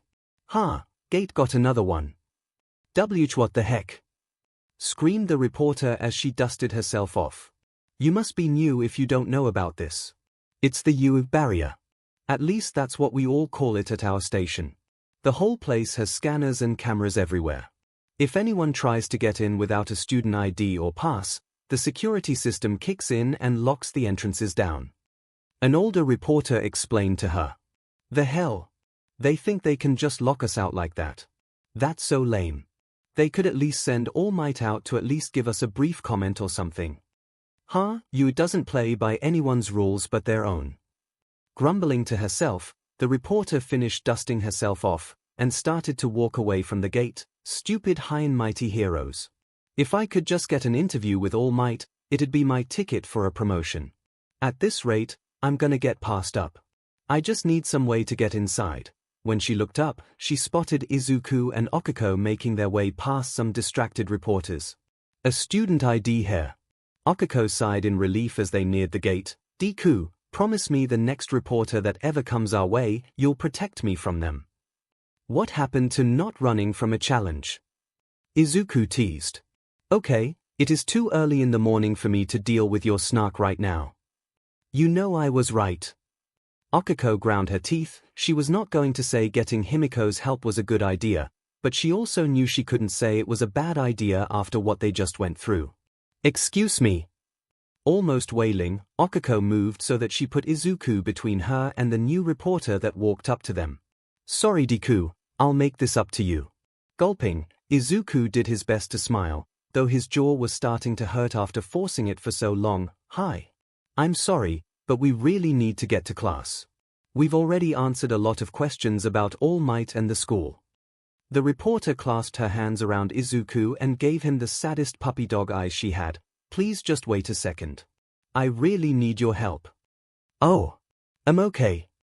Izuku stammered out, taken off guard by the young woman's plea. Behind him, 𝐒𝐿𝐵 blinked and looked between the two. Please, I really need your help. You're a student here, right? Why yes. So you have a badge that lets you get onto the campus then? While Izuku stammered out an affirmative, 𝐒𝐿𝐵's eyes narrowed at the woman. Please, can I borrow it? I really need to land this story, but you has that stupid barrier so I'm stuck. If you help me, I'll make sure all your quotes are on the front page, even your picture. I don't think I can do that. 𝐒𝐿𝐵 nodded. That's right. Deku wouldn't fall for something so shady. The reporter frowned briefly before eyes went from puppy dog to sultry. Taking one hand off of Izuku's, she made sure that he watched as she undid the top button of her blouse and pulled one seam to the side. You know, you're pretty cute, and I'd be more than happy to show you just how grateful I'd be for your help. Izuku went stiff, as he lost any ability to functionally form words. UF where? Now very angry, and very over all the reporters, especially the one flashing Izuku her cleavage, 𝐒𝐿𝐵 decided she didn't want to wait for the gate to open back up. Reaching out, she grabbed Izuku by the back of his school blazer, floating him as she yanked him away from the other woman and held him above her head. Shooting the woman the angriest glare she could, 𝐒𝐿𝐵 floated herself and jumped up and over the outer wall around you, taking a still completely broken Izuku with her. Sighing, the reporter redid her button. Next time maybe I should try a boy that doesn't have a jealous girlfriend holding onto him by the short hairs. Oh well. She was about to look for another student to try and get an ID from, when a very tired, but very stern voice got her attention. Excuse me, miss. Would you mind telling me what you were trying to do with my student there? When 𝐒𝐿𝐵, roughly, slid the class door open, she got a few strange looks. When she came in, still holding a frozen and sputtering Izuku above her head, everyone turned to look at her. She ignored them and marched over to Izuku's seat and slid the boy into his desk. Katsuki turned around while 𝐒𝐿𝐵 walked over to Momo, asking if she could make some smelling salts. Himiko rushed over to his desk, while a couple of students snapped their fingers in front of his face, trying to snap him out of his daze. Hitoshi, did you mind whammy my Izuku? No, though it sure looks like he's under some kind of trance. Dude looks broken. Myheroacademia has stopped responding. Katsuki noted the glazed look in Izuku's eyes and the very deep blush on his cheeks. The F. Did the nerd get his first look at a pair of melons or something? While a few students chuckled, they all immediately stopped when 𝐒𝐿𝐵, after getting some salts from Momo, whirled around and stomped back over. Some women have no sense of self-respect or decency. Wait, Denki started as he looked from Izuku to 𝐒𝐿𝐵. Is Bakugo right? Whodash Denki could feel Kyuka's ear jacks aiming for him, would do something so horrible. Himiko, who appeared neutral, but was giving off such a blood-curdling aura that several students were making sure they gave her plenty of space, also seemed very interested in hearing the answer. Yes, who would do something like that? Also, you wouldn't happen to know where they are right now. For reasons. It was one of the reporters outside. 𝐒𝐿𝐵 grunted as she bent down and snapped the smelling salt under Izuku's nose. She wanted Deku to give her his school ID so she could get into you and interview All Might. Had a sob story and promised him he'd be on the front page. Deku said no. Tenya nodded in approval. Our IDs are badges of honor. To give them out for such a frivolous reason would be a great betrayal of trust with our school. 𝐒𝐿𝐵 continued, and when that didn't work, she tried to stuck him, saying how grateful she'd be, and then she started to undo the top of her blouse. Izuku's eye suddenly focused and he turned away, gasping for breath and to get the strong smell out of his nose. While Izuku recovered, Denki scratched the back of his head. Does Midoriya not have access to the internet or something? While this got a few snickers from some classmates, 𝐒𝐿𝐵 and Toga shot Denki a look that made the boy decide that it was time to go back to his seat. Izuku looked around and saw that somehow he was in class, sitting at his desk with 𝐒𝐿𝐵 looking over him. Remembering what had happened, he felt a sudden panic. I didn't mean to look. Oh no, what if Uraraka thinks I'm a pervert now? Uraraka, 𝐒𝐿𝐵 smiled and patted him on the shoulder. Welcome back to the world of the living, Deku. Thought I lost you there for a second. She's not mad. Oh, thank goodness. When he looked around and saw the rest of his class, holding back snickers and laughs, he let his head fall onto his desk. They know. Yep. Oh no, Himiko, no longer angry, ruffled Izuku's hair. If Midnight is the R-rated hero, you are totally the G-rated hero. Disney approved. Someone from behind added. Izuku groaned, bury me. Please. Seeing that Izuku was back to normal, Okiko and the rest of the class went back to their seats. Not long after Aizawa walked in, holding a stack of papers. Right, there are a couple of things I want to get out of the way before we start class. I have reviewed your performances from yesterday's class. Good work. I will have more in-depth reviews for each of you at a later date. Bakugo, Aizawa glanced over at Katsuki. Yesterday, All Might told me he was going to speak with you over your performance during your match if he caught you before class. Did he? Katsuki looked off to the side. Yeah, he did. Good. You have talent, but you need to stop acting like a little kid. Stop wasting your potential. I know. Izuku stole a glance at Okiko, who just shrugged, not having any idea either why All Might would want to talk to Katsuki. Maybe it had something to do with how down Kaken was yesterday. Koda, Principal Nezu wanted me to inform you that he plans to have all the animals nesting in the battlegrounds humanely moved. Those areas are meant for students to be free to use their quirks in mock rescue and battles without the worry of living collateral damage. He will be contacting you at some point to help in the move. Koji nodded that he understood, happy to help. Midoriya, Uraraka. Both jolted in their seats. Yes, sir. I will continue to hold you to the high standard you both set yesterday. Understand. He was satisfied when he saw both give determined nods. Now that that's out of the way, you all have homeroom business to take care of. The whole class tensed, worried that their teacher had some new horrible test ready for them. You all need to pick a class representative. Collectively, the whole class let out a sigh of relief, happy that at least today they got to do something normal. The class's relief quickly devolved into shouts as students stood up to claim the position. I want to be class rep. Pick me. Me too. I want to do it, too. It's a job made for me. I'll be the leader. You maggots follow me. Let me do it. Me. Izuku almost laughed as he watched his classmates try to claim the spot. Even Katsuki had his hand up, yelling that he was the best choice for the position. If this were a normal class in a normal school, the job would amount to little more than giving speeches and making sure students behaved in class, so this kind of enthusiastic reaction wouldn't normally happen. Only people looking to add onto their future transcripts would be vying for the spot. I knew in the hero course it would be a little different. It's a great way to learn how to be a leader of a group of heroes and gives you practice for taking the role of a top hero, but still this is a pretty crazy response. Glancing behind, Izuku saw that Okiko was just as involved trying to get people to pick her. Actually, her intensity was making a couple of students take a few steps back. As Izuku looked over his classmates, he saw that Himiko was still sitting down, and in fact looked rather bored with her elbow on her desk and chin resting in her palm. Even the more reserved students like Hitoshi and Shoto were making cases for themselves. Not as exuberant as the others, but they were up making their cases. Himiko just didn't look interested at all. When she caught him looking at her, she smiled and gave him a wink, making Izuku blush and look away. Himiko giggled. While everyone continued to talk over each other, Tenya stood up and tried to get the class's attention. Everyone please. This position is very important. We can't just have a class representative who just wanted to do it. It must be someone that the class can trust to represent us. It is a serious responsibility. So what should we do then?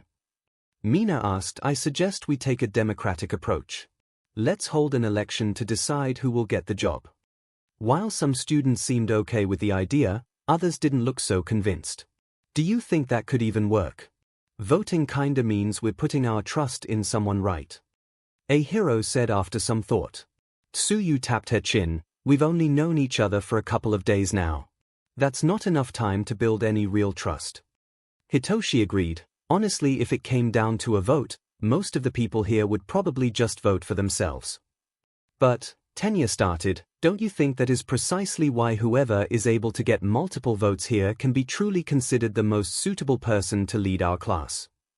I can see your reasoning behind your idea, but I think it does have a small flaw in it. Momo said after some thought. Using a vote should mean that the winner gets a majority. Your method might have a person win, even if they get 2 votes. I know there are some of us that have friends in the class, so it's not outside the realm of possibility that while many of us vote for ourselves, someone would vote for their friend. Himiko, who had been quiet during the whole conversation since she had no interest in the position, spoke up. Don't people in America narrow down a list of candidates and then vote for them? Tenya nodded. Yes, I believe that they do. Then how about we nominate a small group of people, or something, and then hold a vote? That way we can have a majority and no one can vote for themselves. Himiko's idea invigorated Tenya. That could work out perfectly. Aizawa-sensei, is this all right with you? Aizawa had already slipped back into his sleeping bag. I really don't care. Just be done before the end of the day. Satisfied, and hearing no objections from anyone in the class, Tenya decided to get started. So does anyone want to nominate someone? Izuku's hand shot up. Uraraka. Katsuki groaned. There's a thing shocker. I mean, she placed high in the entrance exam and Aizawa-sensei's test. Plus, she's worked really hard to get here. She's driven and really clever. She even came up with support items that work so well with her quirk and fighting style. Okako fidgeted a little hearing Izuku heap praise on her while Katsuki rolled his eyes looking like he was ready to say something else, but Momo cut in. Would anyone else like to support Midoriya's nomination of Uraraka? Tsuyu raised her hand. I will. She was really cool when she was kicking my butt. Tenya jotted Okako's name down on the board. Who would like to go next? Okako raised her hand, but Katsuki cut her off. I swear to God. She's just going to nominate Deku. I thought this whole nomination thing was to keep people from just picking their friends. While Okako glared at Katsuki, Himiko stood up and after taking the chalk from Tenya, quickly wrote Izuku's name under Okako's. I'm nominating Izuku based on his character. When we first met, he saved me from a bunch of thugs. He didn't have to, he could have just kept walking but he didn't, and I learned that this wasn't the only time he went out of his way to help people. Himiko gave Katsuki a pointed look as the boy went stiff. During the entrance exam he helped out Tenya and Hitoshi when they got into a little trouble with some of the robots. I think that should be plenty of reasons why Izuku would make a great class rep. While a few students looked from Himiko to Izuku, clearly wondering what exactly had happened, Himiko tossed the chalk back to Tenya and took her seat. Turning she looked at Katsuki. There, now it wasn't Okako who nominated Izuku. That good enough for you, or are you gonna be a beach about this too? Tenya, moving to stop the shout he was sure Katsuki was ready to unleash, asked the class if anyone would like to second the nomination. Okako quickly raised her hand. For the remainder of the PRD, students spoke up and soon from the 22 in class, they had narrowed down a list of 6. Okako, Izuku, Momo, Shoto, Tenya, and finally Katsuki. Katsuki's inclusion had come as a bit of a shock for a few, but Aegea had made a good case, having seen him in action in the entrance exam and reminding everyone of just how well he had done in the test they took their first day. With the homeroom PRD ending soon, it was decided that the final vote would take place by the end of last PRD. When the bell rang, Midnight looked up. It looks like we are out of time. We'll have to continue our lesson about NDTY in art another day. Also make sure you look over the list of models I gave you. We'll decide on which one you'll be sketching next week. Collectively the class nodded and began to file their things away before heading off for lunch. Some students were still very red after Midnight's in-depth lesson. Izuku was clearly the most read out of everyone, having spent most of the time with his head down as he took his notes, only daring to look up when Midnight went out of her way to point something out on one of her many slides. Himiko, who had been completely unfazed by the lesson, had to stop herself from laughing every time Izuku made an eep or squeak when he saw a new picture. I may have to get Midnight a present or something. Behind her she could hear Okako, Tenya, and Hitoshi walking up to their desks. I mean, it's not that big of a deal. It's art after all. Himiko rolled her eyes as Okako tried to play off her own embarrassment. Says the girl that was giving Izuku a run for his money. Okako bent down and playfully poked Izuku. You still with us, Deku? A hair. Good. I'd rather not have to ask Yorozu for more smelling salts after each class. Izuku waved her off. That wasn't I mean, it's just art. Tenya nodded, very true. We must keep an open mind over such things. Says the guy whose glasses were fogged up after the first picture. Hitoshi said, so we going to get lunch or not? As the group was about to leave though, Midnight waved them down. Actually, if one of you don't mind, I could use some help. I have this box that's full of all those little repose statues. The boys all blushed remembering just what kind of statues Midnight had shown off. Smiling, Midnight looked over at Izuku and winked. Midoriya, would you mind giving me a hand? I just need this taken to the teacher's office. It won't take very long, I promise. Oh, I'm sure. I'm happy to help. Himiko glanced from Izuku to Midnight, giving the woman a questioning glare that she either didn't notice or did an excellent job ignoring. I guess you guys can go on ahead. I'll meet up with you when I'm done. Of course. We'll make sure to save you a seat.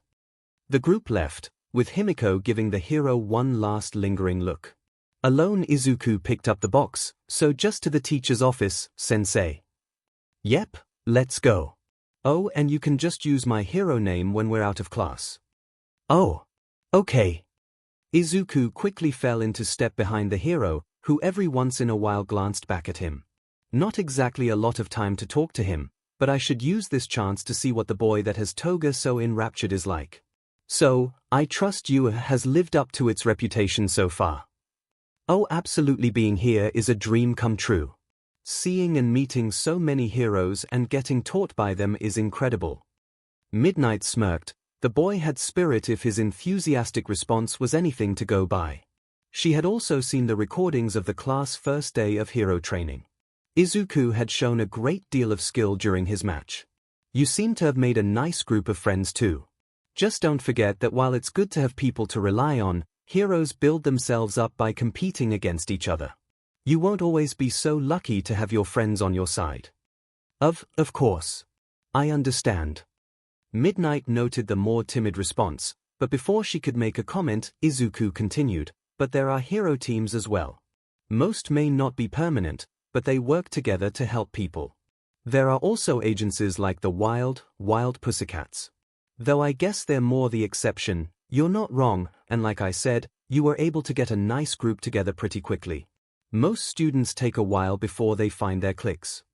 It is kinda weird having so many people want to hang out with me. Midnight arched an eyebrow. Oh.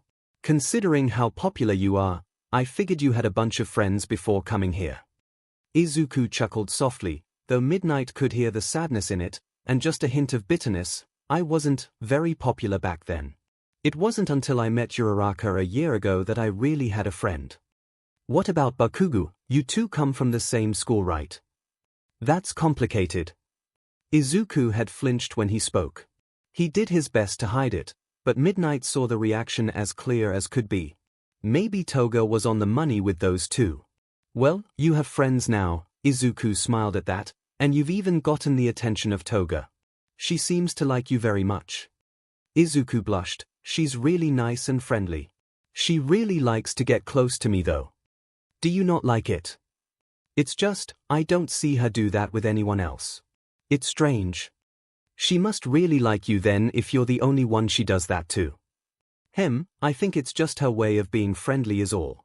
Midnight almost tripped on her own feet.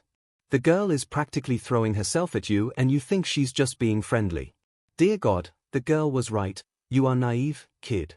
Coughing into her hand, Midnight regained her composure. Friendliness aside, she told me you and your other friends are aware of her current living situation. You mean that she's a ward of UA? Correct. I'm actually her counselor. Oh. Has she opened up about anything else? Izuku frowned. Not really. She's dropped some hints a couple of times. I don't think she and her parents got along very well. That's an understatement. Besides that, she really doesn't talk about herself. She hasn't even told me what her quirk is, now that I think about it. She really has been keeping the kid in the dark. Here. Midnight, is there something I should know? If there's something I could do to help her, I want to do it. Midnight looked down at Izuku. He seemed determined to help, even if he wasn't sure what he could do. Is there something you should know? Kid, you have no idea. Midnight took a moment to collect her thoughts. Part of her was tempted to warn Izuku about Himiko. Despite all the work the heroes in the school had put into her, she was still a very dangerous person.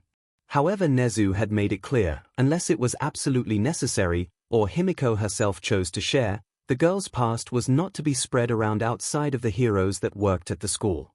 If word got out, and suddenly her classmates, her friends, became scared of her, it could destroy any chance of saving her. Just be there for her. She's had a really rough time, and has made some choices that weren't for the best. She's getting a chance to restart her life. Having friends she knows she can trust will be a great help. Izuku nodded. I can do that. Definitely. That longing to help others. She's mentioned it a few times when she talks about him. Guess I've seen it for myself too. It just might be enough. One thing, Midoriya. Midnight added, her voice taking a sharp tone. Yes. If you ever see her acting strange, stranger than normal, or you're afraid she might do something that could hurt herself or others, you find a teacher immediately. Me, Aizawa, All Might, any of us heroes. You find us and we'll take care of her. But what if I could dash Midoriya? Midnight cut him off, already guessing he was going to ask if he could do something. Her tone made it clear what answer she wanted to hear from him. I understand. Good. I'm not saying that you'll ever have to, but I want you to know that I'm not asking you to do this. I am telling you. Oh, one last thing, while I won't ask you to not tell Toga and your friends what we talked about, if you decided to be a little vague, I'd appreciate it. Toga doesn't always like talking with me, and I'd rather not give her a reason to want to avoid our sessions. And there isn't a reason to worry your other friends. Right. I'll come up with something. Good boy. Now why don't we talk about something more fun? Oh, are you that dash? Before Midnight could finish, alarms started blaring throughout the hallway, startling both. What is that? That's the security alarm. It means someone broke into the school. Someone broke in. Izuku's mind raced. How was that possible? Yu was supposed to be one of the most secure places in the country. Midnight pointed at him with her W. Midoriya, I want you to go ahead to the teacher's office and stay there. I need to see what's going on. I'll have someone either get you or contact you once this is cleared up. But Uraraka and Midoriya. Teacher's office. Now. Izuku nodded and hurried down the hall, while Midnight pulled out her phone and tried to get in contact with someone. Alarms blaring, and the first thing the kid wants to do is find his friends. Yeah, maybe I can see why Toga finds him so appealing. Course an attitude like that might get him into trouble if he isn't careful. So, did Midoriya hurt himself again or something? Hitoshi asked as he put his tray of food down and sat with everyone. Okiko blinked, surprised by the question. No. Why do you ask? Because this is the second time he's been taken away by a teacher. Last time was because he hurt himself in the entrance exam. Maybe he did something during the battle trial. No, he's totally fine. Tenya rubbed his chin. It could be she just wanted Midoriya to help her carry the box. Every time a teacher talks to him doesn't have to be over something serious or secretive. Himiko huffed before aggressively taking a bite of her lunch. Sensing the topic might not be something Himiko wanted to hear, Hitoshi changed gears. So how do you think the voting later is going to go? Himiko took another bite. Well, if it's anything like a real election, Himiko raised her voice, just enough for the table next to them to hear, rich girl will just bribe everyone to get her votes. Momo, who had been having a chat with some of the other girls, sputtered in shock while Mina and Kyuka laughed. I would never. Okiko smirked. Well, if that's the case, Ida will give her a run for her money for sure. Oh, and I'll take cash for my bribe, please. Tenya's shocked face matched Momo's Uraraka, Toga. To insinuate that bribery would take place in a hollow tradition of electing a class representative is an insult to the very school. Fixing his glasses, Tenya looked at Okiko curiously. Also, why would I be the one to give her a run for her money? 'Cause you're a rich boy, Ida. Okiko stated. But I thought I had done a good job changing how I speak. Hitoshi deadpanned. That was you trying to hide it. Didn't I hear you say you went to Sumai Junior High in class? Himiko blinked. That a good school. Private and prestigious. Rolling her eyes, Himiko glanced over at Tenya. Oh, so was the spoon silver or gold then? Both tables laughed while Tenya lowered his head. So, if Yue is above bribery, I guess that just leaves blackmail. Who'd do that, I wonder? Hitoshi asked. Okuko's head turned to look over at Katsuki a few tables away. Himiko raised an eyebrow. Is he subtle enough to be able to blackmail someone? Nope. I still can't believe he made the list. Well, Kirishima did bring up some valid points. Tenya wilted when Okuko narrowed her eyes at him. As Okuko opened her mouth to tell Tenya why there was absolutely, positively, and without question no valid reason for Katsuki to have been nominated, the sudden screech of an alarm cut her off. At once the relaxed mood of the room shattered as everyone turned and listened to the warning from the intercom. There has been a level 3 security breach. All students please evacuate outdoors promptly. Snapping her mouth shut, Okuko suddenly felt dizzy. An alarm. Level 3. What does that all mean? Around them, students from the other tables bolted up. Hitoshi looked around. Hey, what's going on? What's that alarm mean? Himiko jumped up, pulling a startled Okuko and Hitoshi with her. It means someone broke into the school.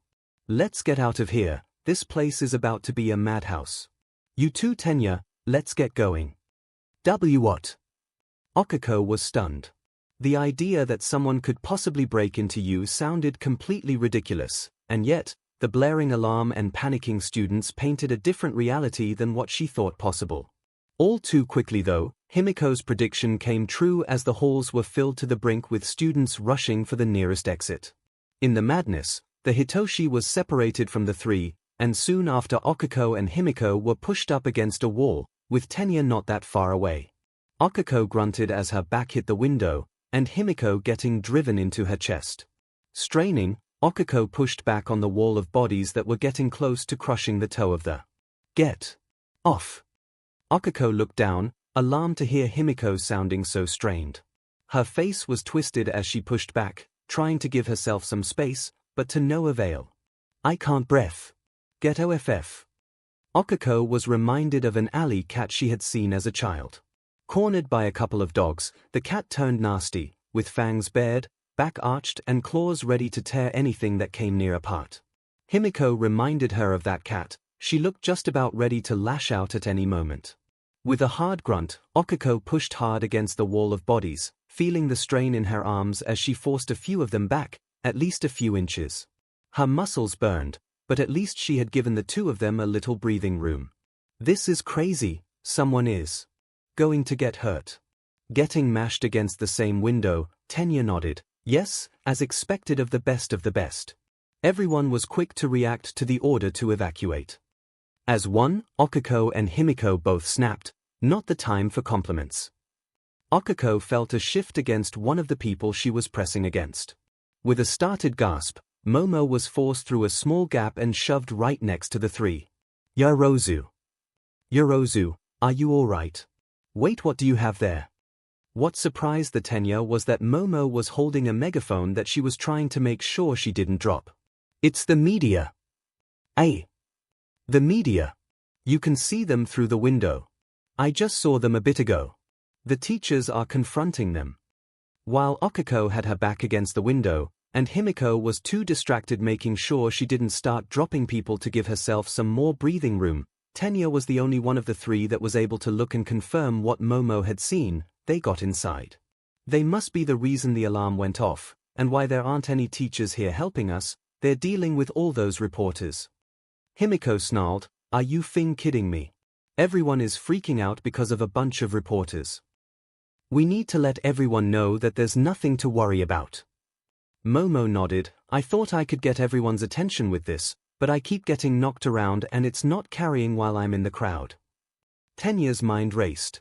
They needed some way to get everyone's attention, which was impossible while they were getting pushed around in the crowd. They would need to get in everyone's line of sight, which would mean looking to his side. Momo was to his left, and Okuko was to his right. Rozu, please hand me that megaphone. While not sure what Tenya was planning, Momo reached out and was able to just hand over the device. With the megaphone in hand, Tenya reached out towards Okuko. Uraraka. I need you to make me float. Hey. Why does he want that? It'll be easier for him to get carried away or crushed. Her confusion and worry must have shown because Tenya strained his hand closer to her saying, I have a plan. Please trust me. Hesitating only a moment more, Okako pulled one of her hands off the wall of bodies, almost cursing as in that moment, most of the space she had been able to give herself and Himiko shrinking. Reaching out, she strained to reach Tenya's hand. Counting out the pads as they made contact with his hand. 1, 2, 3, 4, come on. 5. Only momentarily taken aback from the feeling of weightlessness, Tenya quickly put his plan into motion. The engines in his legs roared to life and blasted him out of the crowd and up into the air. Angling himself, Tenya was able to turn so that his back hit the ceiling. Above the crowd, Tenya took a deep breath and brought the megaphone to his mouth. Everyone please calm down. Everything is fine. The reporters and media are the ones that were able to get inside, but the faculty are dealing with them. Please, we are US students, the best of the best, let us act in a way befitting this great school. Tenya's voice carried over the noise of the crowd, his message having an immediate effect. The noise and panic died down. With the panic gone, everyone stopped pushing against everyone else and finally the stampede came to a halt. Okako sighed with relief as the pressure on her arms was released and she was able to lean against the window and relax, absently rubbing her arms to work out the soreness. Looking down, she saw that Himiko was much less wound up, not that she wasn't getting pressed against by so many people. Thank goodness that's over. If people kept trying to rush for the door like that, someone was going to get trampled and hurt. Ida did such a great job getting them to calm down. He and Yoirozu did a good job. She was the one trying to get everyone under control to begin with. They both acted like real leaders. Izuku reached the teacher's office just as a large group of students came rushing by in a panic, only just getting the door open and slipping in before the large mob forced it closed, leaving Izuku more or less sealed inside. Man, everyone is really freaked out. Izuku let out a long sigh as he tried to steady his own nerves, but I guess I can't really blame them. I don't think I ever heard of anyone breaking into you before. I hope Uraraka and the others are okay. If everyone in the cafeteria acted like that mob. Shaking his head, Izuku tried to put the thought out of his mind. He was stuck here until he was told he could leave. He might as well put the box on Midnight's desk and make himself comfortable. Are you kidding me? Izuku blinked when he heard a coarse, but pitchy voice from behind him. Izuku had thought he was alone in the office, so hearing someone else took him by surprise. Turning around, Izuku found a tall but lanky young man standing on the other side of the room. He looked like he was older than Izuku, older than the third years too, but not by much. Only a few years. His hair was a light gray and his skin was pale and dry, with cracks along his mouth. Wearing all black, he almost melted into the shadows of the dark room. But his eyes, his red eyes almost glowed in the dark, and they were looking right at Izuku. Izuku almost missed that the man had a folder in his hand as he stood next to an open filing cabinet. Izuku wasn't sure why, but he felt himself break into a cold sweat. Something about the way the man was looking at him was ringing alarms in his mind. The word danger kept flashing in his head, but this was UA. He shouldn't be worried like this. There were no real dangers here. The break-in must have me more shook up than I realized. I should be ashamed, getting all freaked out like that because he looks a little scary. Hi, I know students shouldn't normally be here unsupervised, but Midnight asked me to drop this box off for her. She was with me but had to rush off because of the alarm. The man kept looking at him. Ah, are you a teacher? I don't think I've seen you around before. If he was a teacher, then he was a hero too. But Izuku couldn't think of a hero matching his description, and Izuku prided himself on knowing a lot of heroes, even the more underground ones that avoided the media and public. Yes, sir. The man snapped the folder he was holding closed, and for the briefest moment, every fiber of his being was telling Izuku to run, but then the man smiled. Sorry, didn't mean to scare you, but you kinda caught me in the middle of something. His voice was still coarse, but had taken an almost jovial tone. I thought you were a teacher for a second. I'd be in trouble if that was the case. Oh. I don't mean to get you in trouble. Doing? The man held up the folder, I'm a new sidekick helping as a TA for some of the third years, but I totally forgot the lesson plan for the next few days. Nerves, I guess. This is my first big break and I want to make sure it goes perfectly. So I kinda snuck in to make sure I have everything I need. Oh, he's a sidekick. That explains why I don't recognize him. Oh, sorry if I spooked you too. With the alarms and everything, I guess everyone is a little on edge. Right. The alarms. There was an awkward silence as the two looked at each other, before after a few more moments the alarms going off stopped. Izuku swore he saw the man tense when that happened. Hey kid, oh it's Midoriya. Izuku Midoriya. Midoriya, great. Listen, I really don't want to get into trouble, like I said, this is my first big break. So if you wouldn't mind keeping this between us, I'd be very grateful. Wow, he must be really worried he's gonna get in trouble and mess up his chance, he's shaking a little. Izuku smiled, I don't know what you're talking about, I just came in and dropped off this box. I didn't see anyone else come in. The man smirked as he put the file away. Good, you're doing me a huge favor, kid. Thanks, Izuku nodded and carried the box over to Midnight's desk. Though with all the commotion, how are you going to get out without being seen? Silence, answered Izuku, who turned to find the room empty. Blinking in confusion, Izuku scanned the dark room until he heard a window blind rattle against an open window. Wow, that's one way to make a plus ultra exit. Sitting down, Izuku waited in the office until he got the all clear. Hopefully before lunch PRD was over, he was getting a little hungry. The police are already helping us have the reporters removed from the grounds, as such classes will resume as normal. Okiko sighed as she slumped into her seat, after Tenya and Momo had gotten word out that the intruders were only a group of reporters, and now with Principal Nezu's announcement the students in the cafeteria had completely calmed down. A few of her classmates were patting the two on the back, impressed with how they were able to get the crowd to stop before someone got hurt. While they tried to play it off as just something anyone could have done, it didn't change the fact that they were the ones that took the initiative and did it. It was a great demonstration of leadership. Uraraka. Looking up, Okiko spotted Izuku darting between tables as he rushed over to her. There you are. Okiko raised an eyebrow when Izuku reached her table and promptly leaned down to catch his breath. Did he run all the way here or something? Are you alright? Izuku nodded. Yeah, I'm okay. Midnight Sensei had me stay in the teacher's office until the all clear. She just let me know I could leave. So I hurried over. Why'd you hurry over? There's still plenty of time left for lunch.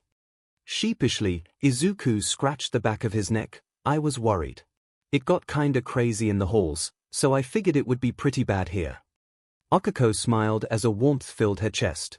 Knowing that Izuku had been worried about her felt nice. If a little weird, when she thought about it, since she was feeling happy over him probably feeling pretty stressed out locked in the office. Promptly deciding she didn't want the headache of trying to unravel that whole mess, she pushed out a chair next to her and motioned for Izuku to have a seat. Here, have a seat. Nodding, Izuku sat down. So everyone else is okay too? Yeah, Shinsu went to go get some more food. Toga is somewhere. Said she needed some space after almost getting crushed. Izuku winced. It sounds like things got pretty bad over here. Honestly, it was pretty crazy. People were panicking. If it weren't for Ida and Yorozu, someone would have gotten hurt. Wait, what happened? Okiko told Izuku about how after the alarm, Tenya had seen the reporters in the window. How Momo had tried to get above the students with a microphone to get them to calm down, and how Tenya had taken it and had her float him so he could relay what was actually happening.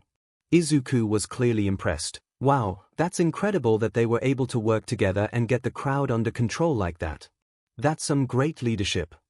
Nodding, Okiko leaned forward, a serious look crossing her face. Actually, there was something I wanted to talk to you about that. Himiko sipped on her pouch as she looked at the ruins of the front gate. With most of the reporters cleared out, the area had an eerie calm to it. As someone who had made a living, so to speak, in dark alleys, Toga found the atmosphere welcoming. Especially after the incident in the lunchroom. Getting pushed around like that had almost been enough to make her lash out. She hadn't, of course, but she still swung by her room to grab an extra BLD pouch for herself. She deserved an reward for being so understanding. Behind her she could hear someone walking up to her. Someone small. Shouldn't you be with your friends finishing your lunch? Nezu stopped to stand beside the young girl. I was almost crushed to death. I think I'll avoid the crowd for a bit until my next class. The furry principal nodded in understanding. That must have been very trying for you, though didn't you use to brag that a crowd of people was the best place to disappear? A crowd, yes. A stampede of scared kids, not so much. No space to work with. Nezu nodded, before reaching up and tapping her side, his paw finding exactly where she had a box cutter tucked away at her waist. At least you didn't go so far as to try to make yourself some space. Sighing, Himiko reached under her uniform and pulled out the hidden blade, handing it to Nezu, who took it and quietly pocketed it. The two stood in silence looking at the damage. You don't really think it was a reporter that did this, do you? No reporter has the steel pair to try something like this. Nezu looked up at Toga. What do you think? Himiko crossed her arms. That I know there are people out there that would love to take a pot shot at you, and hope they got lucky enough to cause a little chaos. True. Very true. We've had our fair share of ruffians and bad eggs that have tried their hands at vandalization and attempts to intimidate our students. Doesn't you also have a rivalry with some other school? Katsubun something. Ketsubutsu. Do you think this was a prank? Himiko snorted. Not really. No, someone took a shot at you. It was clear Nezu agreed. His eyes were scanning everything in front of him. Himiko could see his intelligence quirk was hard at work trying to put the pieces all together. You are right, this was an attack. But what was the goal, the intention? A shot across the bow. A declaration of war. Or did something evil slip in while everyone was distracted? Himiko finished her pouch and crumpled it up. Well, you have fun figuring that out. I got troubles of my own to deal with. Like homework and stuff. Stuff. Like schoolyard crushes. Wagging her finger, Himiko walked off. Nope, a girl does not discuss matters of the heart with older men. Enjoy the rest of your classes, Toga. Oh yeah, math and social studies, always the funnest part of my day. Himiko made it a few more steps before Nezu added, Oh, Toga. When you talk to Midnight tonight, please be sure to mention how you didn't use this weapon. Nezu patted his pocket. When you were getting crushed today. Himiko groaned, but didn't talk back. Getting into an argument with him was not worth the headache. It was the end of final PRD and at long last, it was time for the students to vote on who would be their class representative. Aizawa had quickly slithered into his sleeping bag and handed over the responsibility to Tenya. After handing out cards for people to write down their vote, Tenya addressed the room. Now, of our nominees, would anyone like to make any closing arguments on why they should be elected? Katsuki stood up. You all want a leader that's going to go places, and that's me. You're looking at greatness in the making, and on my journey to the top, it'll be easy to drag you all out of obscurity. You'll all be better just by proxy. Kyuka groaned. The hell, does the guy think he's the second coming of All Might or something? All Might is going to wish he was as good as me when I'm done here. Tsuyu tapped her chin. How'd your battle trial go again? What did you say, frog legs? Tenya moved between the two, calming them, or mostly, Katsuki down. Does anyone else want to say anything? Okiko raised her hand. I'd like to say something. Standing up, Okiko glanced over the class, eyes briefly meeting Izuku's, who gave her a supporting nod. Earlier today, there was an incident during lunch. More than a few students winced or frowned, the stampede was still fresh in their minds.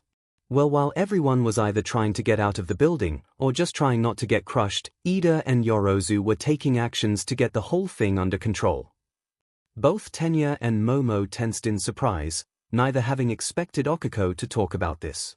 They were able to work together, find out what had caused the alarm, and get everyone to settle down before someone got hurt. They showed initiative, ingenuity, and leadership. All traits I think that would make them great representatives for our class. I think you should vote for them. So I plan on withdrawing from the vote. If you had planned on voting for me, I'm sorry, but those two deserve it more. Many in the class were shocked, None more than Tenya and Momo, who weren't sure what to say. Izuku then stood up. I'd also like to withdraw my name from the vote. While I wasn't there, Uraraka made it pretty clear what had happened, and I have to agree with her. If there are two people here that deserve the position, it's them.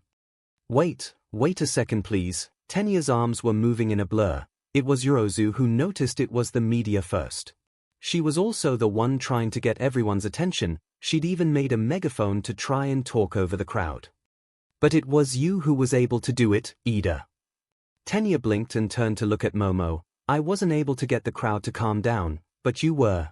It was your idea to have Uraraka float you above everyone and use my megaphone to talk over everyone. I don't think I would have ever thought of that. The class was talking amongst themselves openly now. Many agreeing with Okiko, Izuku, and Momo said. Hitoshi then spoke up, heck if you think about it, Ida's the one that took charge of this whole election thing to begin with. He's kinda already been leading the class. More people nodded while Tenya looked around, not sure what to say. Aizawa's rough voice cut over everyone. If you all are going to vote, then get on with it. Class is almost over. Nodding, everyone took out their cards and quickly wrote down their vote.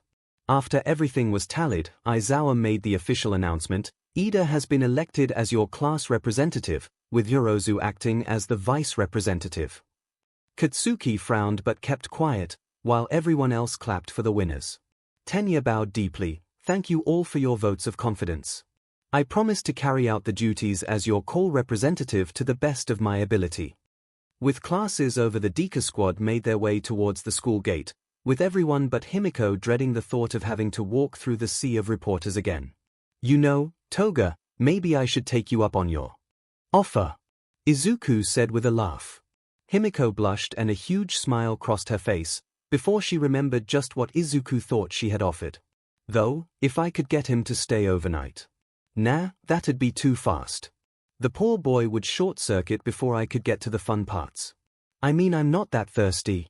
Himiko noticed the smile Izuku had while looking at her and gulped. Nope, I'm thirsty. I want a tall glass of this boy, right now. What offer are you talking about, Deku? Himiko could feel Okiko's gaze drilling into her back. Izuku quickly answered, Oh, Toga joked about maybe I should camp out on campus so I don't have to deal with the reporters. Yep. That is totally what I meant. Yep, totally. Okiko narrowed her eyes at Himiko while the other girl turned and waved at her, smiling. Deciding to let it go, Okiko made a note to herself to find a convincing way to let Izuku hand over his phone. Of course, she still hadn't gotten a good look at her entry in his notebook, so getting his phone might be a bit problematic. I swear, I'm just gonna take it and run. Before I forget, Tenya started, are you all free this weekend? I am. I'm pretty sure Deku and I are. I live here and have no social life, so yeah, totally free. Excellent. Since we had such an enjoyable time at Midoriya's, I would like to extend an invitation for you all to come over to my home for some relaxation and recreation. Hitoshi translated, you mean you want us to come over and hang out? Yes. Okiko smiled, that sounds like fun. Yeah, Izuku agreed, it'll be fun to hang out again. Hitoshi shrugged, sure, I'm pretty sure I can make it. Well, if everyone is going, I sure am not getting left out. Himiko added. Yes, but please make sure you get permission this time. I would hate to have to reprimand you to someone. Himiko shot Tenya a look, but kept her voice light. Just because you're the class rep doesn't mean you're my boss. As your class representative, it is my responsibility to ensure you follow the rules laid out by the school. All the rules. I'm hiding your glasses. I have spares, was Tenya's quick reply. While everyone laughed, as for once, Himiko looked completely lost, something that she would not forgive Tenya for. Their laughter came to a stop when they reached the remains of the front gate. Hitoshi whistled, wow, is this how the media got in? Okiko lightly tapped on the gate side, and was startled when some of the metal crumpled under her knuckles, falling to the ground as a cloud of rusty dust. I know they wanted an interview, but this is ridiculous. To damage school property in such a careless way, have they no shame? No, they don't. Okiko, remembering the woman from earlier in the morning, kept her voice low when she responded. While everyone else looked over the gate, Himiko peeked her head out. Well, it looks like someone scared the reporters off at least. Must have learned just how much trouble they could get in for breaking into the school like they did. If we're lucky, that the most exciting thing we'll have to deal with this week. Hitoshi said, sounding tired. This week? Okiko asked. I'm learning to expect the unexpected at this point. Giant robots, surprise expulsion tests, and now stampede causing reporters. It's honestly exhausting. Okiko and Himiko laughed at the poor boy. Izuku reached up and pulled a chunk of metal off the gate, rubbing his thumb over the rusted metal. Whoever did this must have a really powerful quirk. The metal in the barrier is what, 6 inches thick. Look, Izuku squeezed and the chunk of steel crumpled in his hand. I'd hate to be on the bad side of someone who could do this. It was the next day and everyone had just returned from lunch, which had thankfully involved less stampeding than yesterday.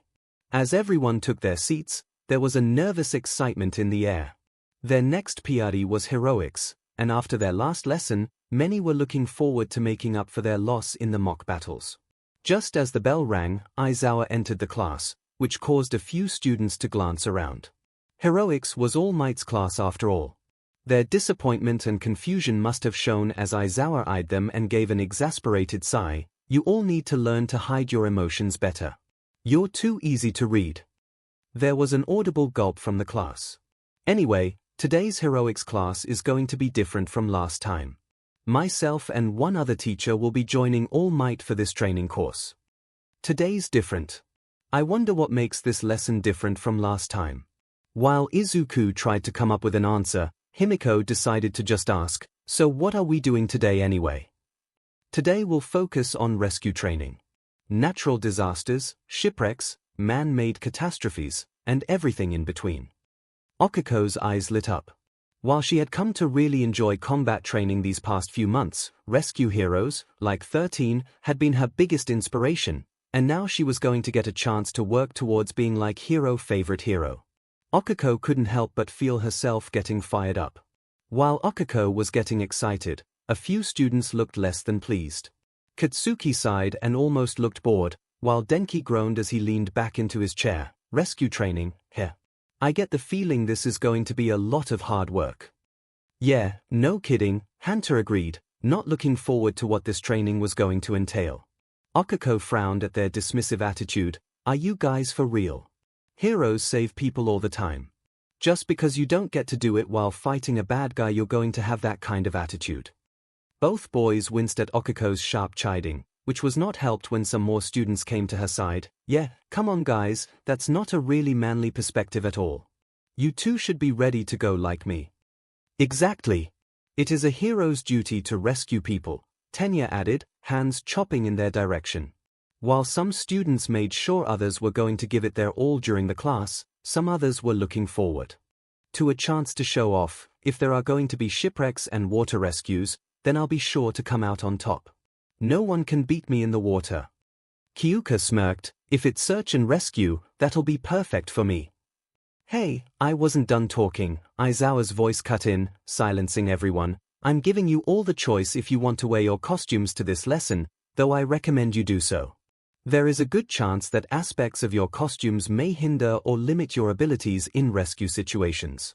This is a good time to find out. The training today will be held off campus at the USJ, so we'll be taking a bus. Hurry up and get ready. We'll meet up and head out immediately. As everyone got up to collect their things, Izuku could help but smile as he watched Okiko excitedly get her costume case. Her excitement was obviously contagious as several other students were getting pumped up along with her, Izuku himself included. Rescue work has always been important to her. I guess it makes sense why she's so excited. And she isn't wrong either. Rescue work is an important aspect of being a hero. Even if you were able to beat the villain, what was the point if you couldn't save the people he was threatening? Saving people, that's how a hero wins. Above all else, a hero has to save the people in danger, no matter what. Class 1A, gather round. I will be instructing you on how we will be boarding the bus to USJ. We want this to go as smoothly as possible, so follow my instructions to the letter. Tenya's hands were moving in a blur as he made sure everyone in the class was paying attention to him. Off to the side, Hitoshi sighed as he gave Okiko an annoyed look. You made us elect a dictator. Everything that happens now is your fault. I want you to form 2 lines going off your student number. Each group of 2 will sit next to each other. Now let's make this go as smoothly as we can. Smoothly? Okiko laughed nervously. Well, at least he's taking the position seriously. You too. 𝐭𝐸 Uraraka. Please do not talk amongst yourself while I am directing you on how we will be loading up the bus. Uraraka blinked before muttering under her breath, Vive la revolution.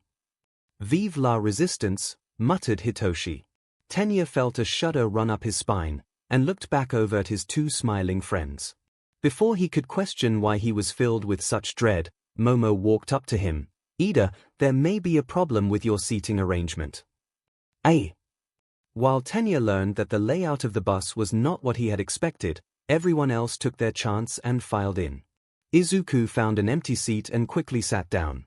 While he tried to stay calm, he was filled with nervous excitement. The USJ was one of the most premier rescue training facilities in the country. It was supposed to be able to recreate a wide range of different natural and man-made disasters that could put even the most well-trained rescue hero through their paces, and he was about to have his first lesson there. You look like you're ready to go, Midoriya. Kero looking up, Izuku was surprised to see Tsuyu standing over him. I guess I'm still not used to people just coming up and talking to me. Yeah, I am, Asui. To get a chance to have a rescue lesson at USJ is so exciting. While her face stayed the same, she tapped her finger to her chin, call me Zu, and sat down next to him. You don't mind? Oh. Please, it's fine, Asu-. Tsuyu eyed him, Zu. Izuku. You saved me a seat, how nice. Himiko smiled happily as she plopped down next to Izuku with a little squeal of glee. Though she was more than a little into Izuku's seat, making sure her shoulders rubbed up against him, but being careful that none of her blades came to close. Izuku returned Himiko's smile. Hey, Toga. You seem excited. Looking forward to the lesson. The lesson? Oh. Yeah, it should be fun. Himiko decided not to mention that she was more excited at the chance to get to see Izuku in his cute costume. Tsuyu leaned over. You don't really look like you have a lot of support or rescue gear on your costume though. Izuku rubbed his chin, and reached up and tapped one of the cylinders on Himiko's mask. Maybe these things are. Himiko eeped and pulled back, putting her hands over the gear. Nope. Nope, those are not for rescuing. Please, no touching. That's just what I need to happen, have a big ol' needle go right through Izuku's hand. So you don't have any kind of rescue gear then? Not really, no. Izuku eyed the gear on Himiko's mask, and the mask itself, noting that there was a smaller mask hidden underneath the fanged larger one. Those tubes almost look like they would go into her mouth. Like a bunch of straws. Maybe she has to drink something for her quirk to work. She did say it needed resources to work. Could those things be filled with whatever she needs, or... Izuku noticed that Himiko was growing increasingly uncomfortable under his gaze, and was trying to keep the gear out of sight, while not drawing attention that she was doing so. If they are something to do with her quirk, and she hasn't told me what it is, of course she'd be uncomfortable with me looking to close. Idiot, change the subject. Well, this will be a good opportunity to see if you need to make any alterations.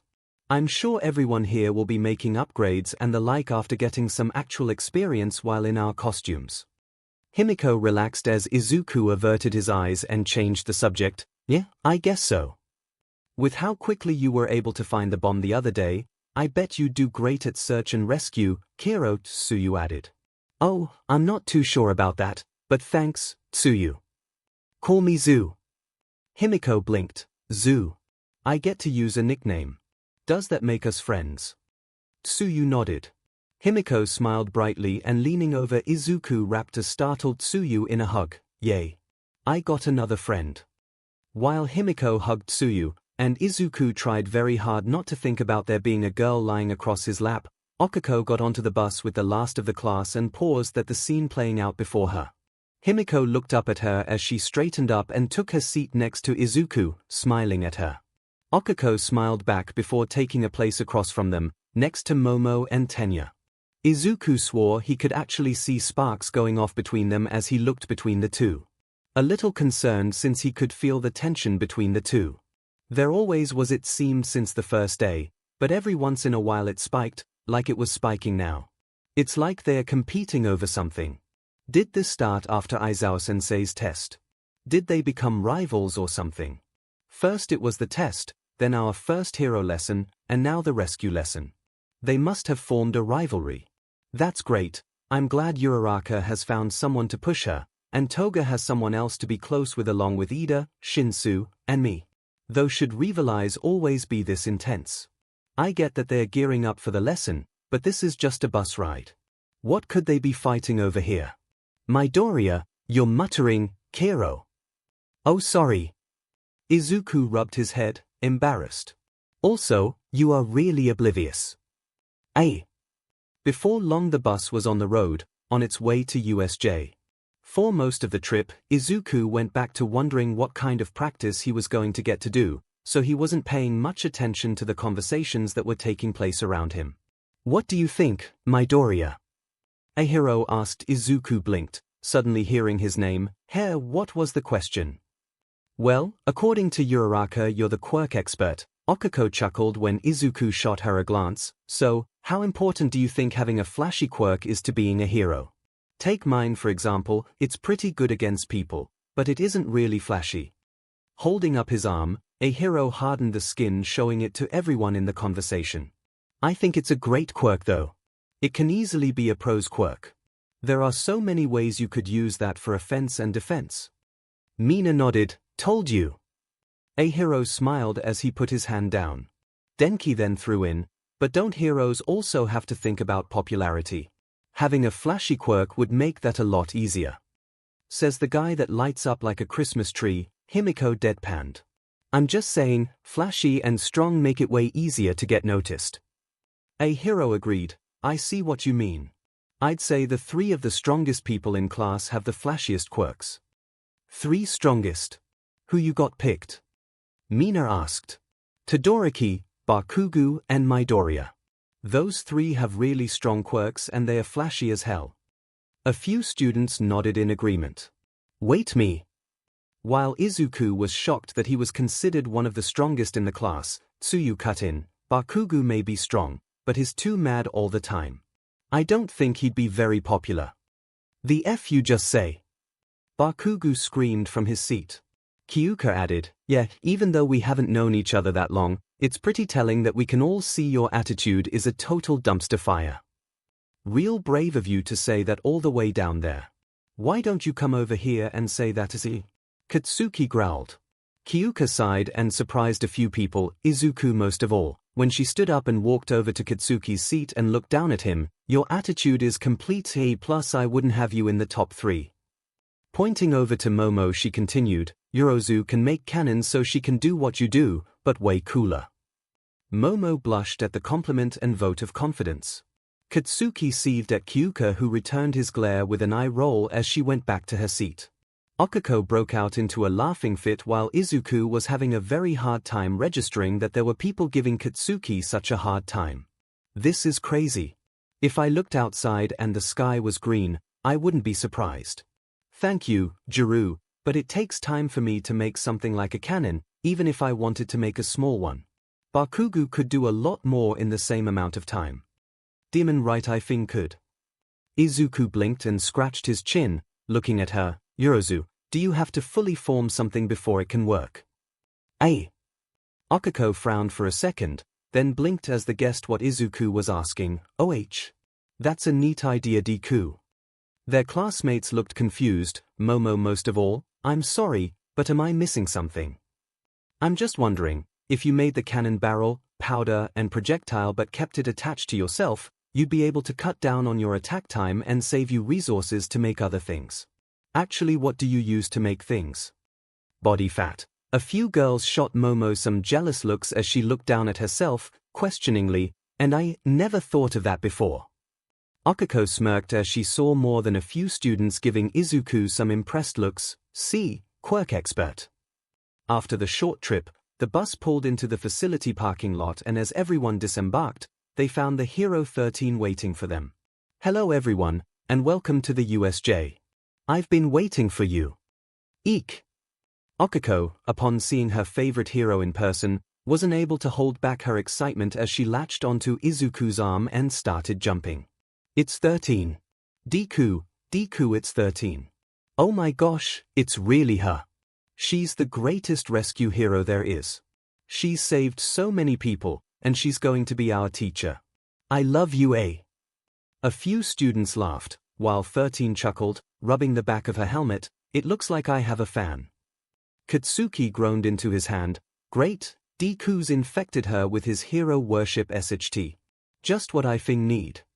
Aizawa fixed 𝐒𝐿 with a look. Uraraka, calm down. 𝐒𝐿 quickly closed her mouth, but was still bouncing up and down in her excitement. 13 clapped her hands together. Right, let's all head inside without further delay. Tomura sat, away from the group of thugs that had been gathered for him. Around him, he could hear the others, talking and shouting. There was an air of excitement.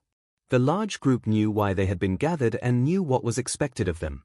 They were going to kill the symbol of peace. They were going to kill All Might. They were also going to kill anyone that stood in their way. Teachers and students alike. The group jostled and pushed each other.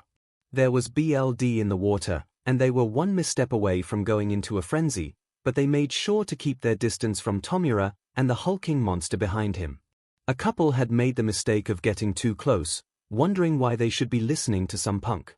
They were either a red smear on the ground, or had been reduced to rotting chunks. His plan had almost fallen to tatters before it had even begun. Running into that student, Midoriya, had almost cost him, something Sensei had made sure to let him know when he had returned to the bar. Sensei did applaud his restraint, however. Killing the student would have had the same effect if he had been caught. The window to strike would have closed, and any other further attacks would become almost impossible. He was lucky the kid was so gullible to believe his lie. Such a stupid little kid. Tomura reached up and scratched at his neck. He was getting tired of waiting. The urge to destroy something, to kill, was eating away at him. Waiting was boring, and he was tired of being bored. Behind him, the air twisted and warped as a cloud of black mist formed, taking the shape of something almost human. Shigaraki, the students have arrived at the facility. Finally. Pulling out a pale severed hand, and placing it on his face, Tomura couldn't help but feel his excitement start to bubble up. Kurogiri, let's go kill us a hero. Following 13 and Aizawa into USJ, 𝐒𝐿 couldn't help but have a little bounce in her step. She was living a dream at the moment. The USJ was the premier rescue training center and 13 was the premier rescue hero. Her obvious hero crush made Izuku laugh as he leaned over and whispered, "So this is what it's like on the other side." 𝐒𝐿 blushed, and playfully shoved Izuku away. "I'm not as bad as you are." "Yes you are. Completely. The resemblance is uncanny." 𝐒𝐿 turned and stuck her tongue out at the other 3 members of the squad, earning her a few more chuckles from them. Once the class was inside the facility, all the talking came to a stop as they got their first look at the inside of the enormous facility. While the class stared in awe, 13 turned and swept her hand over the whole building.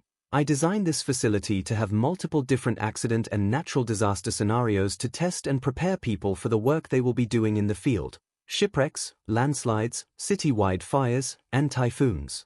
Here, you will learn the heroic act of saving a person's life. This is my unforeseen simulation joint, or USJ. Welcome everyone." While the class continued to marvel, Aizawa walked over to 13, "Where's All Might?" He was supposed to. Izuku's ears perked up at the mention of All Might's name. While the teachers' voices had lowered so he couldn't overhear them, he watched their interaction and saw 13 hold up her hand with 3 fingers held up. Leaning over, Izuku whispered to 𝐒𝐿, "I don't think All Might is going to be teaching the class today." "Aye." Izuku pointed towards the teachers, and 𝐒𝐿 saw that 13 was still holding up her hand. "I bet he used up his time this morning."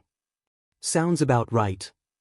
𝐒𝐿 agreed. "You think he'd be more careful when he has a class to teach?" Izuku shrugged with a smile. "Well, it is his job to be a hero after all." 𝐒𝐿 frowned, but was quick to hide it. A part of her couldn't help but disagree with Izuku. I'm sorry Deku, but that's not completely right. He should be making sure you are ready for one fall when he finally passes it down to you. Aizawa groaned, running a hand through his hair. That man is the definition of irrational. We should still be able to have the lesson at least. 13 chuckled. I'm sure you'll give him a piece of your mind when this day is done.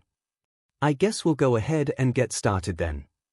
Actually, I'd like to address the class first, if you don't mind. With a nod, Aizawa moved off to the side, giving 13 the floor. Everyone, before we start, I'd like to say a few things. As I'm sure a few of you are aware, my quirk is Black Hole. With it I can SCK up anything and turn it to dust. It's an incredible quirk that you've used to save so many people from horrible disasters of all kinds, Okiko blurted out. 13 chuckled softly. Yes, that's right. Her voice though lost its levity as she continued, but this is a power that can also easily kill someone. The mood of the class changed in an instant. I am aware that some of you have quirks that are like that. You have so much power, but since we live in a society where yours and everyone's quirks are documented and regulated, you may not think about the kind of power you actually have. I implore you all to always remember that all it takes is one misstep for a tragedy to occur. Many students found themselves looking at each other or even themselves. Mina glances down at her skin, its pink color a side effect of the acid her body produces. She had burned through more than a few pieces of clothes when she was still learning to keep her fluids neutral. How easy could it have been a person she had burned instead? Xiaotou reached up and gently touched the scar on his face, before he pulled his hand away with a frown. The ice covering his left side cracked and creaked some as he got his emotions back in check. He knew the damage fire could bring. Denki nervously rubbed his hands together. He could still recall all the electronics he had shorted out when he was little. What would have happened if he shorted out someone's pacemaker, or worse? Okiko frowned as she thought back to a few of her more angry thoughts when she was dealing with Katsuki. She had even made the threat to him about what she'd do if he attacked Izuku again, but really thinking about it, she could hurt a lot of people with only a touch. Katsuki looked down at his hands for a second before grunting. He was bored with the speech and ready to get the lesson underway. Now, when you all took Aizawa's special physical fitness test, you got the chance to find out the hidden possibilities your quirks are capable of. Then, with All Might's mock battles, you experienced using your quirks on other people and being on the receiving end of them. This class, however, will be different than either of those. Today you will learn how to use your quirks to save the lives of people in danger. If there is one thing I hope you take from this lesson, it's this: your powers are not meant to hurt others, but to save them. The class, moved by the speech, started clapping and cheering for the rescue hero. 13 bowed before turning to Aizawa. So shall we get started? Yeah. Class representatives, I want you to divide the class into dash above everyone. The lights illuminating the giant facility flickered and sparked. While the class looked around, down in the courtyard at the center of the room, the very air began to twist in on itself. As the air continued to warp, it darkened until a large wall of black mist expanded out in both directions. Soon people began to walk through. Aizuru glanced down at the courtyard. Hey, what's that down there? Are they part of the lesson? Izuku took a step forward. Oh, is this like the entrance exam, where the lesson just started? He didn't get to finish as he was suddenly yanked back by Himiko. Toga, what's wrong? He stopped when he saw her. Her normal smile was gone, replaced with a snarl while her eyes were narrowed into slits. Izuku, stay back. Those people are dangerous. A few other students looked at Himiko confused. When they took a step forward to see what was going on, Aizawa stepped in front of them. None of you move. Sensei, what's going on? Okiko asked, worry etched across her face. Those are villains. As more villains poured through the black warp gate, Tomura soon joined them while a large silent monster kept to his side. With them being the last two to step through, the black gate twisted and reformed into the shape of a tall man. Everyone is accounted for Shigaraki. They are all in place. Tomura nodded as he overlooked the courtyard, and the heroes and kids. They are still up at the top of the stairs. I counted all 22 students. And 2 heroes. Glancing up, Tomura quickly found the group. Frowning, he reached up and scratched at his neck. Only 2. The rescue hero 13 and Eraserhead, Kurogiri clarified. Tomura scratched at his neck harder, leaving red marks on his skin. The teacher's schedule I found yesterday said that All Might was also supposed to be here. His voice started to raise, the pitch on the verge of cracking. Where is he? I even went through the trouble of bringing this whole crowd, too. Do you know how long it took to find all these people? How utterly boring it was. Are you telling me I wasted all that time? Shigaraki, please calm yourself. It is possible he is simply late. There were reports of him performing some heroics in the city not that long ago. The fingers clawing at his neck stopped, and fell to his side. All Might, the great symbol of peace, is tardy. A dry chuckle, a sound almost like dry leaves, escaped the young man's throat. I wonder, Kurogiri, will he show up faster if we start killing the kids? Heroes are supposed to come and save the day after all. Looking to his side, Tomura examined the giant that stood completely still. Maybe I should sick the Gnome on a few. Wouldn't that be fun? Gnome, hearing their name, twisted its head around, their beak and jagged teeth making them look like they were smiling. You want to kill something, don't you? Don't worry. One way or another, you'll get your BLD, I promise. Aizawa frowned as he surveyed the courtyard below. An attack the day after the incident yesterday. No way that's a coincidence, and they showed up just as this class was starting. This attack of theirs has been carefully planned. So they must have some sort of goal in mind. Himiko glanced around. Hey, shouldn't there be alarms going off right now? There should be, yes, all school facilities have them, Aizawa answered. He paused then added, we'd be able to hear the other facilities if they were also under attack. More than likely they chose to attack this building since it's isolated. Himiko huffed. Great, guys that are stupid enough to attack a school filled with heroes, but smart enough to do it with a plan. Aizawa turned to look at her. While the other students were doing their best not to break into a panic, Himiko had walked away from them and was analyzing the situation like he was. Get back with the others, Toga. You'll be evacuating with the rest of them. The two stared at each other. Aizawa could see the bloodlust building behind her eyes. While he was tempted to throw the living blender at the large group of villains, she was, despite her past, his student. And he was going to protect her. You have people you want to protect, right, Toga? Stay with them. Himiko's eye twitched to the side, towards Izuku and the others, before she fell back in with the rest of the students. 13. Have you been able to contact the school? No, I've been trying to get in contact with the school and police, but all my calls are getting blocked. So they must have someone to disrupt our security and someone that can stop us from calling for help. Someone with a radio wave type or electromagnetic wave type quirk perhaps. All right, 13, our first priority is getting the students out of here. Start the evacuation, and try getting in contact with the school once you are out of the building. Kaminari. Upon hearing his name, the electric boy bolted to attention. Yes, sir. I want you to try contacting the school with your quirk too. See if you can break through whatever is blocking our communications by boosting the charge in your headset.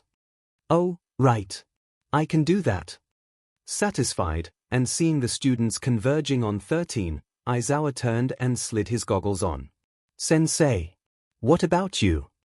Izuku, noticing that his teacher was not joining them, stopped and asked, You're not planning on fighting them yourself? Even if you erase their quirks, there's still so many villains. Isn't your fighting style more surprising the enemy and then capturing them? A frontal assault is Midoriya, Aizawa gently cut him off. Something you'll learn about being a hero, you don't survive long if you rely on just one trick. I know what I'm doing. Taking one last look at his class, Aizawa turned back to the courtyard, and the mass of villains. Thurn, I'm leaving it to you. Get them out of here. With a running start, Aizawa launched himself down the steps and into the horde below. All Might frowned as he hung up his phone. His attempts to contact Aizawa and 13 had both gone straight to voicemail. I guess the class must be in full swing at this point. It's not surprising they aren't picking up at the moment. Glancing at the clock on the wall, All Might groaned in annoyance. He had pushed himself this morning and had ended up using almost all of his time. So he was forced to wait in his office, in his smaller form, and hope he would recover enough to catch the tail end of the class.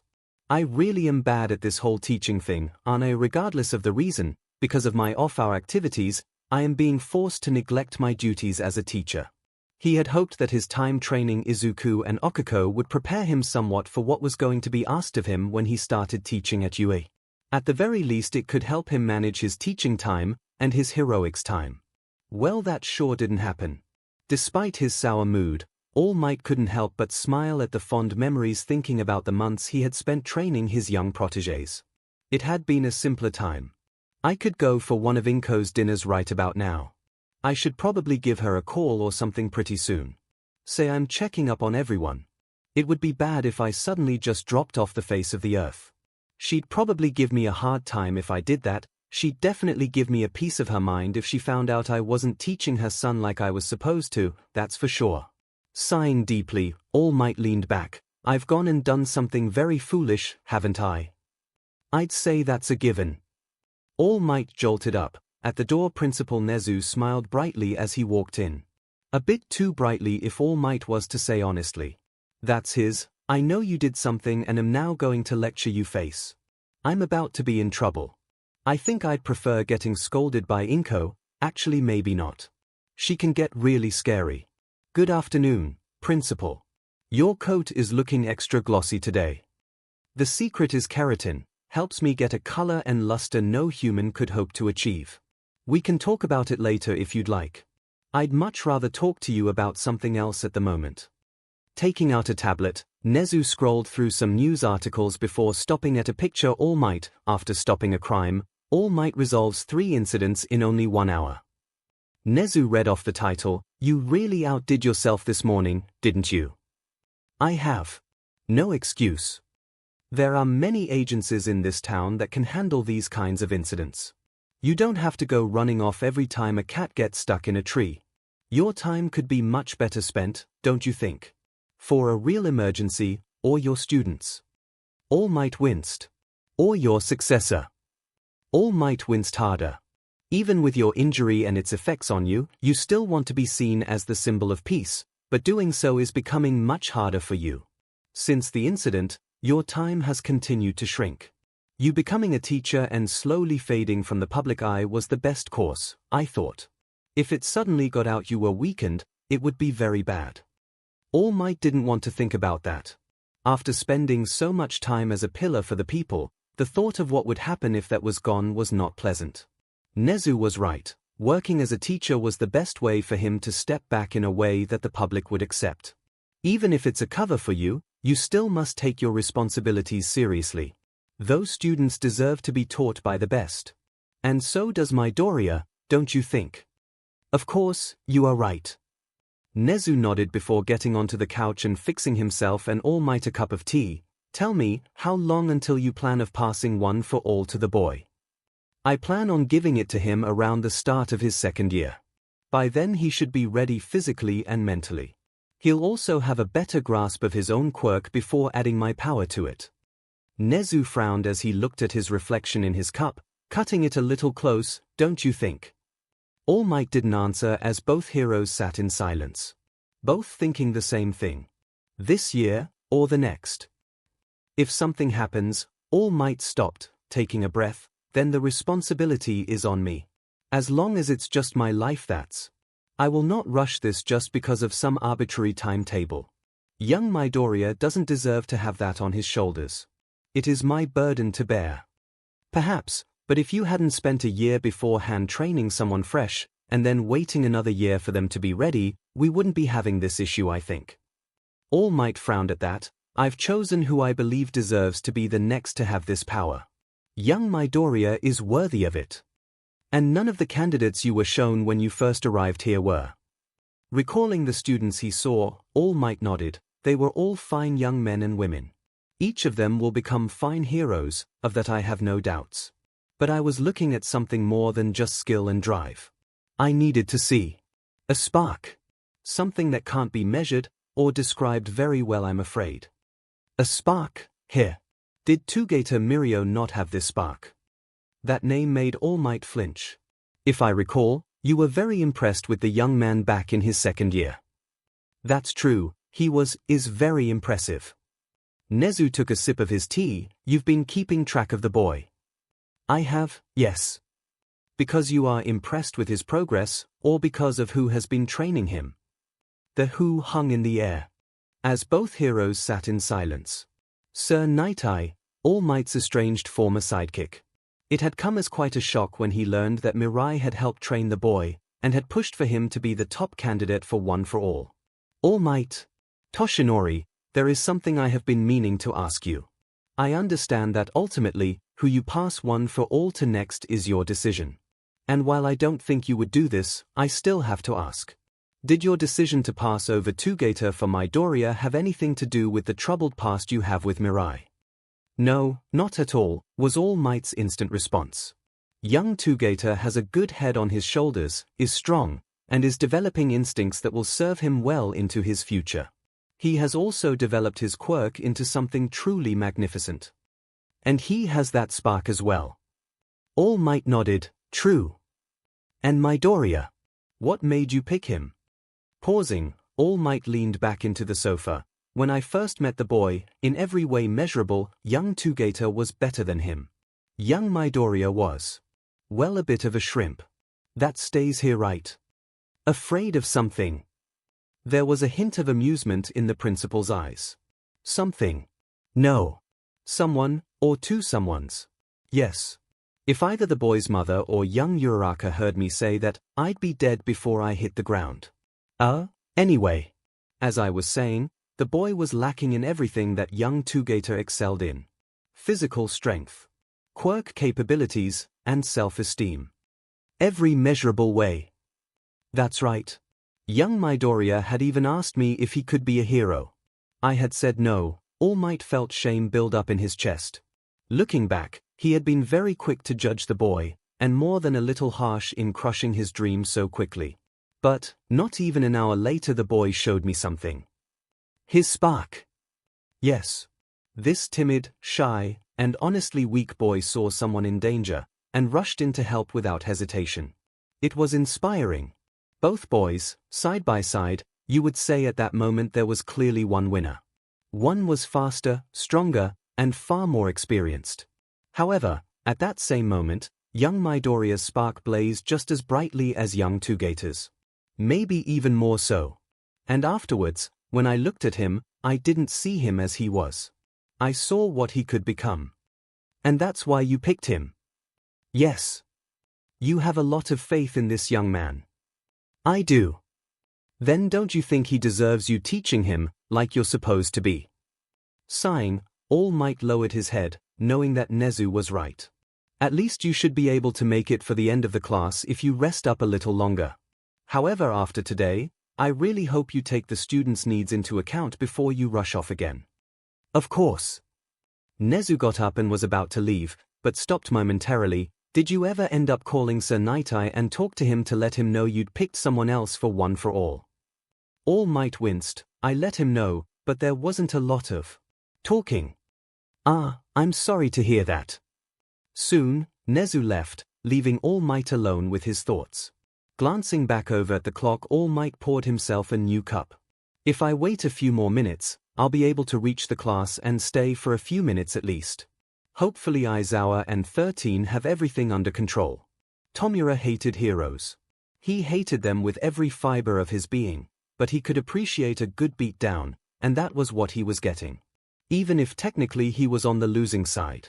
That Eraserhead isn't that bad. He's making short work out of all our men.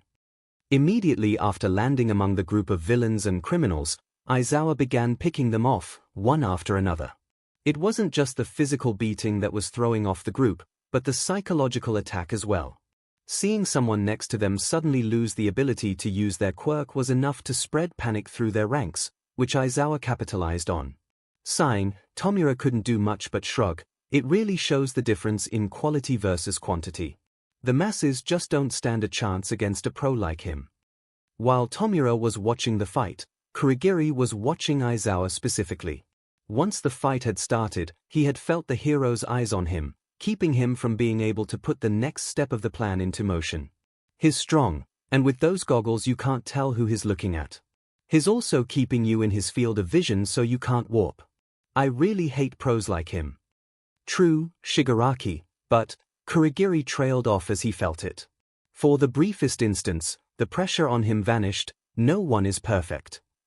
Not letting the chance slip by, Kurogiri's body twisted and then he was gone, leaving only a few puffs of black mist behind. Alarmed, Aizawa scanned the courtyard. DMN. The moment I blinked, the guy who looked like the most trouble got away. He must have been waiting for his chance. But where did he go? Izuku, despite the current situation, couldn't help but watch as his teacher worked over the group of villains. Wow, Sensei's fighting style is so different from All Might's, but is holding his own against so many people. Incredible. He didn't get more of an opportunity to watch, however, as he felt a hard tug on the back of his costume, pulling him back from the steps. Yeah. Deku, there is a time and a place for you to fanboy, and it's not now. Okako spun Izuku around and grabbed hold of his wrist, pulling him with her. Hitoshi nodded as he pulled up alongside the two. No kidding, we need to get out of here. I'm afraid I cannot allow you all to leave. In front of the exit door, a pillar of black mist rose from the ground, blocking the class path. Bright yellow eyes narrowed as Kurogiri looked over the students and teacher. An arm slid out from the black mass and crossed over his chest as he bowed respectfully to them. It is a pleasure to meet you all. My name is Kurogiri of the League of Villains. It may have been rude of us, but we have invited ourselves into your school in order to finally lay the symbol of peace, All Might, to rest. Izuku and Okako glanced at each other in alarm, while a few students muttered amongst themselves. Our intel said that All Might should have been here. Was there some kind of change? Well, that is neither here nor there, I suppose. I am here to make sure my part dealing with you all is carried out. 13 narrowed her eyes at the villain, while the cap on her gloved finger popped off as she readied herself to attack the villain in front of her and give the students an opening to run. She didn't get the chance, however, as several rushed past her. Katsuki, Eijiro, Himiko, and Tenya rushed to attack Kurogiri. Himiko swung a knife into the center of his mass while Tenya swung a kick at his right, with Eijiro following it up with a swing to the left. Katsuki came down from above and unleashed an explosion that covered the area in smoke. Katsuki smirked. Did you think we'd just stand around and let you carry out your plan? The guy was just standing there monologuing. Lame, Eijiro added. As the smoke began to clear, however, black wisps of mist broke through, before Kurogiri reformed in front of everyone. Tenya frowned. If his body is made of that black mist, can he even be damaged? Himiko held up her knife. There was a small stain of fresh blood on it. No, look, I cut him. He has to have a body under all of that. My, that was very dangerous. How foolish of me to forget. Even if you are students, you are still the future heroes of this society. I mustn't underestimate any of you. This isn't good. 13 could tell the villain was about to do something. All of you, move out of the way now. As I said, I have a part to play, and that is scattering all of you to be tortured to death. In an instant, Kurogiri's body exploded outward, sending tendrils of black mist in all directions, encircling the students. Shuji leapt to his side, wrapping his 6 arms around the nearest students he could and pulled them out of the way, while Denki in a panic started letting loose bolts of electricity to try and keep the darkness away from him. Feeling the ground disappear from under her feet, Okako tried to make sure she kept a hold onto Izuku, desperate not to get separated. Unfortunately, the shock of the attack and the sudden feeling of falling was enough to rip Izuku free of her grip. Deku. Uraraka. With a grunt and a crash, Izuku fell through a black portal into a small dark room. Slamming into the floor, Izuku hissed in pain while objects around him clattered to the floor or on top of him. Desperately, Izuku kicked the objects away as he fought to stand up. Once standing, he leaned against a wall and tried to get his bearings. Okay, calm down. This is no time to panic. Just calm down. Looking around, Izuku was able to see that he was in a storage closet of some kind, and after a quick examination of himself, saw that while his landing had been rough, he wasn't hurt. Alright, first things first. The class is under attack by a group of villains that are here to kill All Might. They have a member with a teleportation or warp quirk of some kind, and he used it on the whole class. That must mean I wasn't the only one that got moved around. Uraraka was right next to me, but she isn't here now, so where we were teleported must have been random. I think. Izuku closed his eyes and took another deep breath. She's okay. Uraraka is strong, so she will be okay. She will be okay. Izuku repeated that in his head several more times, trying to make himself believe it. At least he was able to calm himself down a little. I need to find out where I am. Then I need to regroup with everyone else. After that. I'll think about that when I get there. Nodding to himself, Izuku was about to open the door of the closet and step outside but stopped when he heard voices just outside. Did you guys hear that? One of those kids must have been dropped off here somewhere. Let's keep looking. I'd love a chance to get my hands on one of those kids. Teach them a thing or two about wanting to be a hero and making my life miserable. You're just a lazy F that would rather steal than actually work. Ha ha ha ha. Izuku held his breath, waiting for the group to pass by, hoping they would continue to walk by, and not check the room he was in. He kept listening as the group walked off, and only when he was sure they had walked off did he finally leave the room. The building looked like an everyday office building, but much more rundown. Walls were cracked, and there was debris everywhere. This must be the ruins zone, and I'm not alone. Great. It might be better to try and avoid them for now. Focus on getting out of here, that's what's important. Get out and get help. Doing his best to keep quiet, Izuku made his way through the building, weaving around the ruined and broken halls. Uraraka, everyone, please be okay. Moving through the halls was slow going. The terrain was just rough enough that Izuku had to be careful where and how he moved around. Hanging lights, large cracks in the floor, entire sections of the hallway split and twisted. A misstep here could easily cause him to trip and fall, making all his work trying to go undetected for nothing. I was only a few stories up when I got warped here, and I've been able to make it down too. If I can go at least one more I might be able to jump out a window and make a run for it. Reaching a turn in the hallway, Izuku came to a stop just before the corner. Much to his chagrin, he didn't have to even bother to look to know there were villains down the corridor. Their voices were carrying down the hall. Frowning, Izuku berated himself. He should have heard them sooner, but he had been so preoccupied with keeping silent and following the signs pointing to the exits and stairs. I should backtrack. A building this big should have more than one exit, I just need to find it. Izuku was about to start moving back when he heard what the villains were saying. So the boys found two of them then? Yeah, one group radioed in saying they found one of the kids down below. Said he was going to take some men and take him out. That was a while ago, wasn't it? Maybe. If they were having trouble they would have called for help. It's a kid. They'll be fine. They're probably just taking their time as they kill him. Izuku bit his lip as he tensed up. I'm not the only one here. Two more, he said. Oh no, what do I, that slime BSC got real lucky I heard. Found a real cute one to play with. Poor girl. Izuku froze. No kidding, that guy's a real sick F, likes to play with his food way too much. The guy is going to break that pink chick. What? Wouldn't be so bad if the BSTRD shared. I'd love a chance with her, girl was fine as hell. Maybe you can have what's left. I bet if we're quiet we'll hear her pretty soon. The group laughed, and Izuku felt cold. Pink chick. Images of Okako, proudly wearing her hero costume, flashed through Izuku's mind. Slime BSTRD. The sludge villain, and the horror of feeling him choking the life out him as he tried to steal his body. Real broken. Izuku almost screamed as he forced the horrible thought from his mind. His stomach twisted and he could taste bile in his mouth. I bet if we're quiet we'll hear her pretty soon.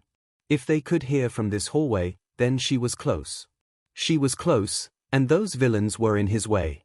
She was close, and those villains were in his way. They were in his way. Suddenly, Izuku didn't feel cold anymore. One of the villains, a large multi-armed man with rock-like skin, wiped at his eyes. He had started laughing so hard he was almost crying.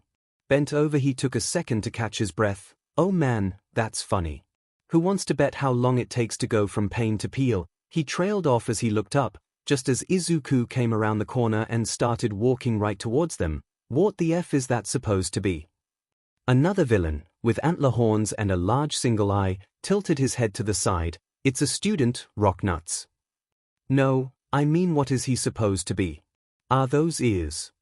A woman with drills in her hair snickered, the green rabbit.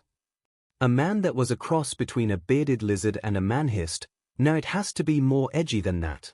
Oh, like the emerald hair. Shit like that. That got the group to laugh again, but Izuku did not care. You're in my way. Move. Izuku's voice made it clear, he wasn't kidding around.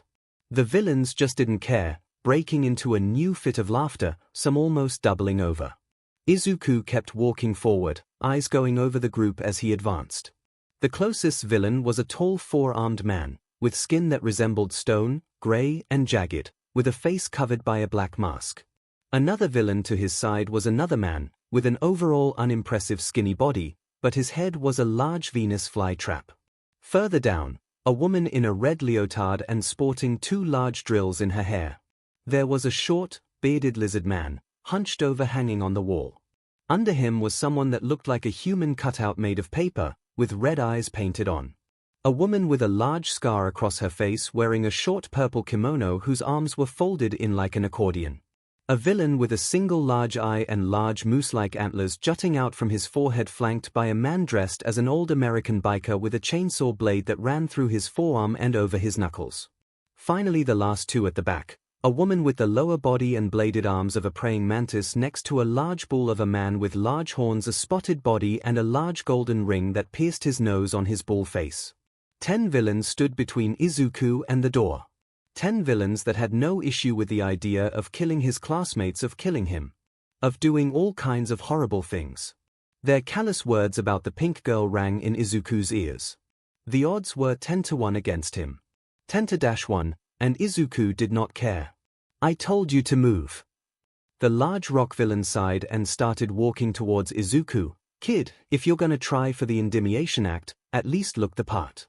I mean, look at you, doing your slow serious walk, trying to look all bad but you look like a fin green bunny. The villains behind him snickered. Come on kid, there must be something you can do to try and sell this bull SHD you're putting on. A short time after finishing his training, Izuku began to notice a change in himself. He had always been observant, especially when it came to quirks.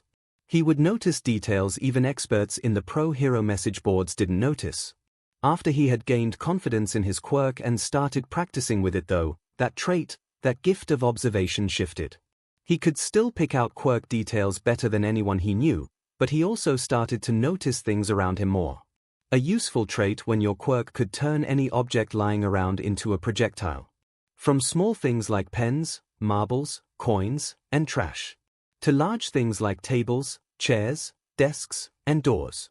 Doors that were hanging by only a single hinge. Metal doors hanging by only a single hinge that a villain just walked in front of. Izuku's quirk flared, its intensity matching his resolve, bathing the hall in emerald green light. So you can glow in the dark. That's real 𝐒𝐬-. Izuku ripped the door off its hinge and slammed it against the rock villain, pushing it and him right into the cracked glass of a window, then through it. The villain screamed as he was thrown out of the building, and kept screaming for a few stories until he hit the ground with a crash of shattering stone and concrete. Izuku pulled the door back and twisted it to his side, just above his head, ready to fire. That's one. For a moment, the hallway went dead silent as each villain looked from the smashed open window, then towards Izuku. The shock quickly faded as the biker villain charged at Izuku, chain blades whirling to life. I'm gonna rip you apart, you little 𝐿. Moving the metal door in front of him, Izuku blocked the man's punch. The villain, however, pressed forward, driving his fist and chain blade against the door, showering the floor with metal shavings and sparks before his fist punched through and he drove his arm clean through the door, up to his shoulder. You think this little door is gonna stop me? Izuku answered, but not with words. With a twist of his wrist, and door wretched around. At the same time, a very audible snap came from the man's arm. Making a fist, Izuku drove his hand down, at the same time driving the door, and biker villain, through the floor. 2.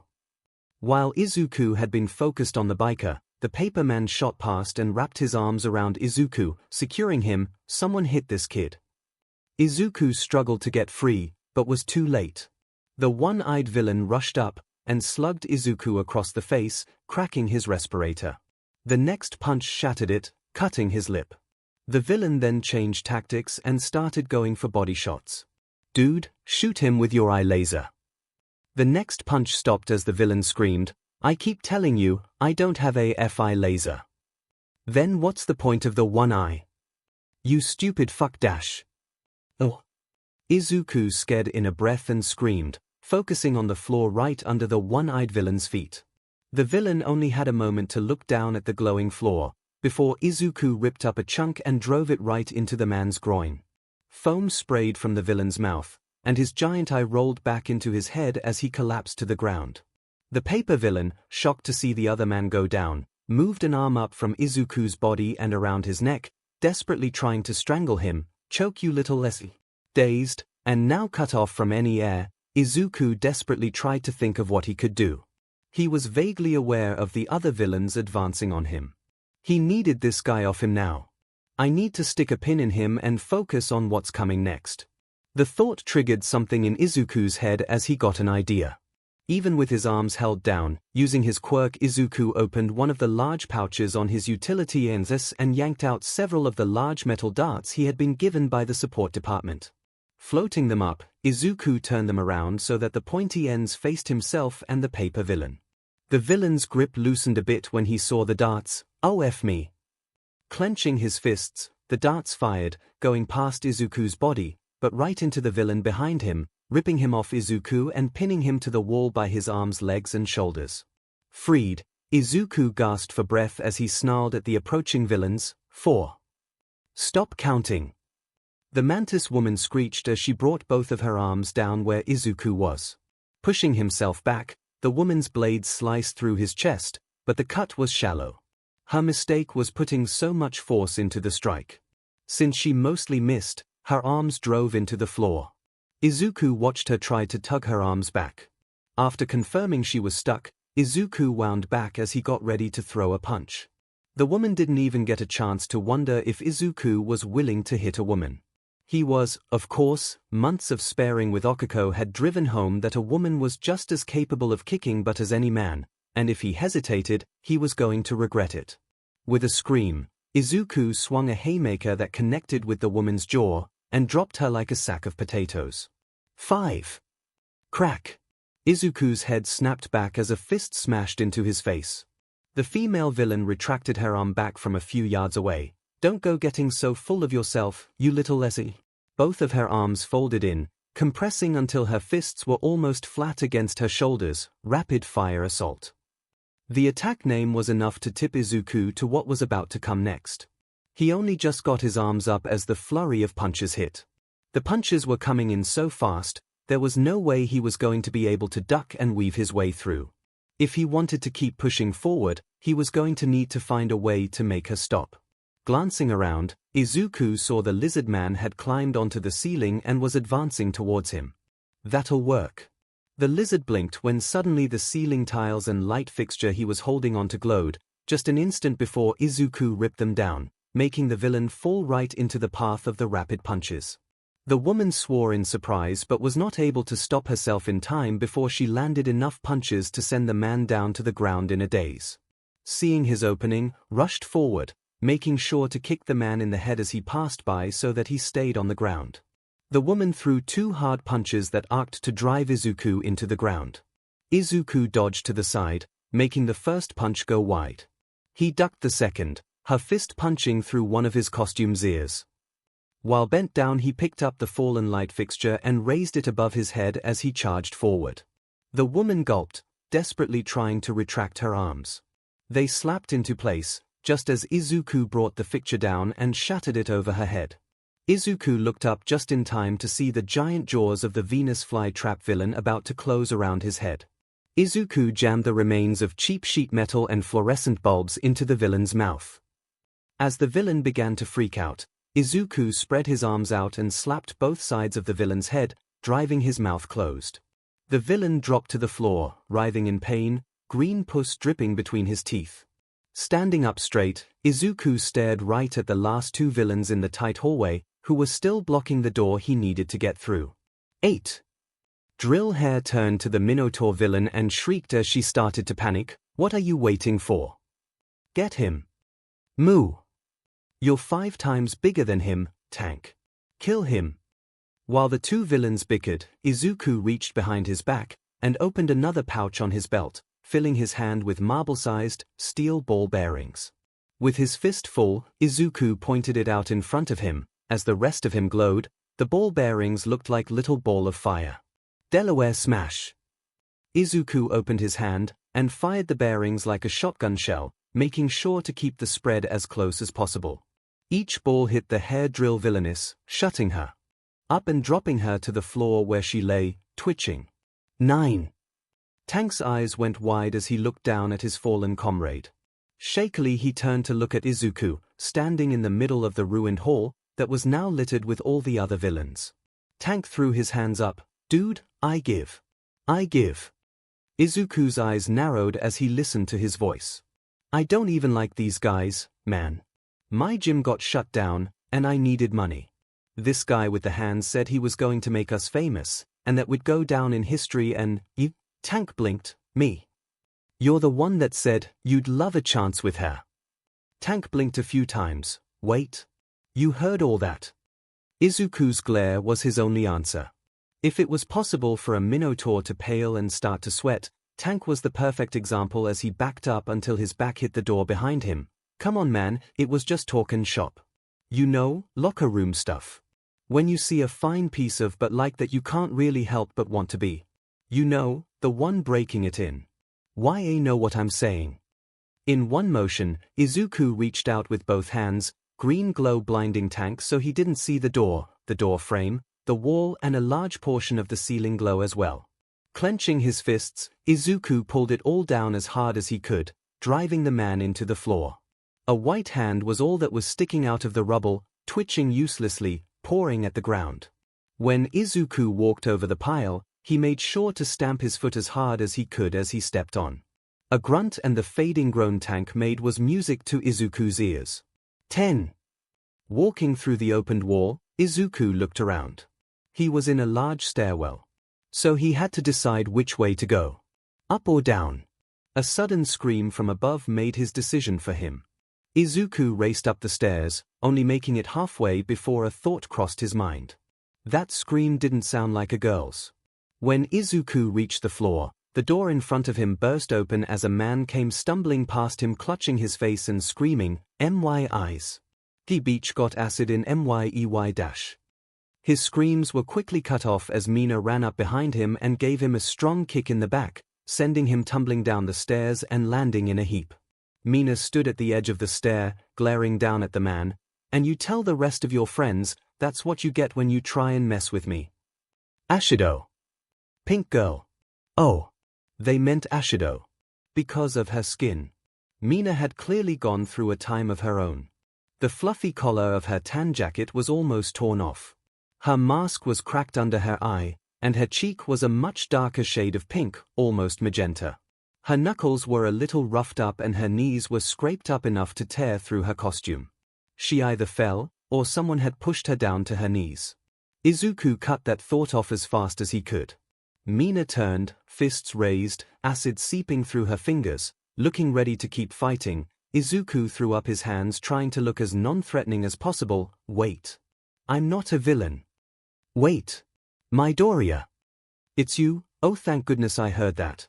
Oh God, her initial shock, then joy came to a stop when she got a look at him. "Oh my God, Midoriya, you're hurt." "I'm alright, really. Your chest is cut open. It's just a scratch. Your face. Uraraka used to hit me way harder when we would practice sparring. I'm fine really, it wasn't. This isn't that big a deal." Mina didn't hide that she didn't buy a word coming out of Izuku's mouth. As Izuku tried to ward off Mina's questions and concerns, he finally got a look inside the room she had been in and had to do a quick double take. Mina had clearly fought through a group of villains all her own, just like he had. The first man was obvious, a basic thug that was laying at the bottom of the stairs. In the actual room itself a person was knelt over, their head sticking through the wall. Another was a man laying on his back, with a face that had been clearly pummeled. Judging by Mina's knuckles, Izuku guessed she spent a good amount of time punching him in the face. The final thing in the room puzzled Izuku. A large puddle of some neon blue something was bubbling and fizzing all by itself. Mina noticed Izuku's inquisitive glance and turned to look at the blue puddle. It was a villain with a quirk that gave him a body of slime. The slime bstrd. Izuku remembered and shuddered. He said he was gonna get inside me and, Mina made air quotes with her fingers, have some fun. Izuku's face twisted in disgust. Beaut, Mina continued, a smirk forming. When he tried, I got my hand free and jammed it inside him. Pumped him full with as much acid as I could before I had to deal with the other guys here. I don't think he's dead, but I'm pretty sure no other girl is gonna have to worry about him ever again. And you're okay? Mina nodded, though hesitantly. Honestly, I think the shock of everything hasn't worn off yet. Not looking forward to when that happens. But right now I have to make sure I live long enough to deal with it. I was headed down to get out of the building and regroup with everyone outside. Sounds like a good plan. But then I overheard some villains say there was one other student in here below us. And that he might be in trouble. Mina's face hardened. Then we have to find them then. Izuku nodded and both headed down the stairs, Mina pausing only a moment to look at the gaping hole in the wall and the multiple villains laying about. Pointing into the hallway, Mina asked, "Not that big a deal here?" Izuku just shrugged, looking surprisingly sheepish considering his current state. "They were talking and made it sound like you were in trouble and they wouldn't let me through.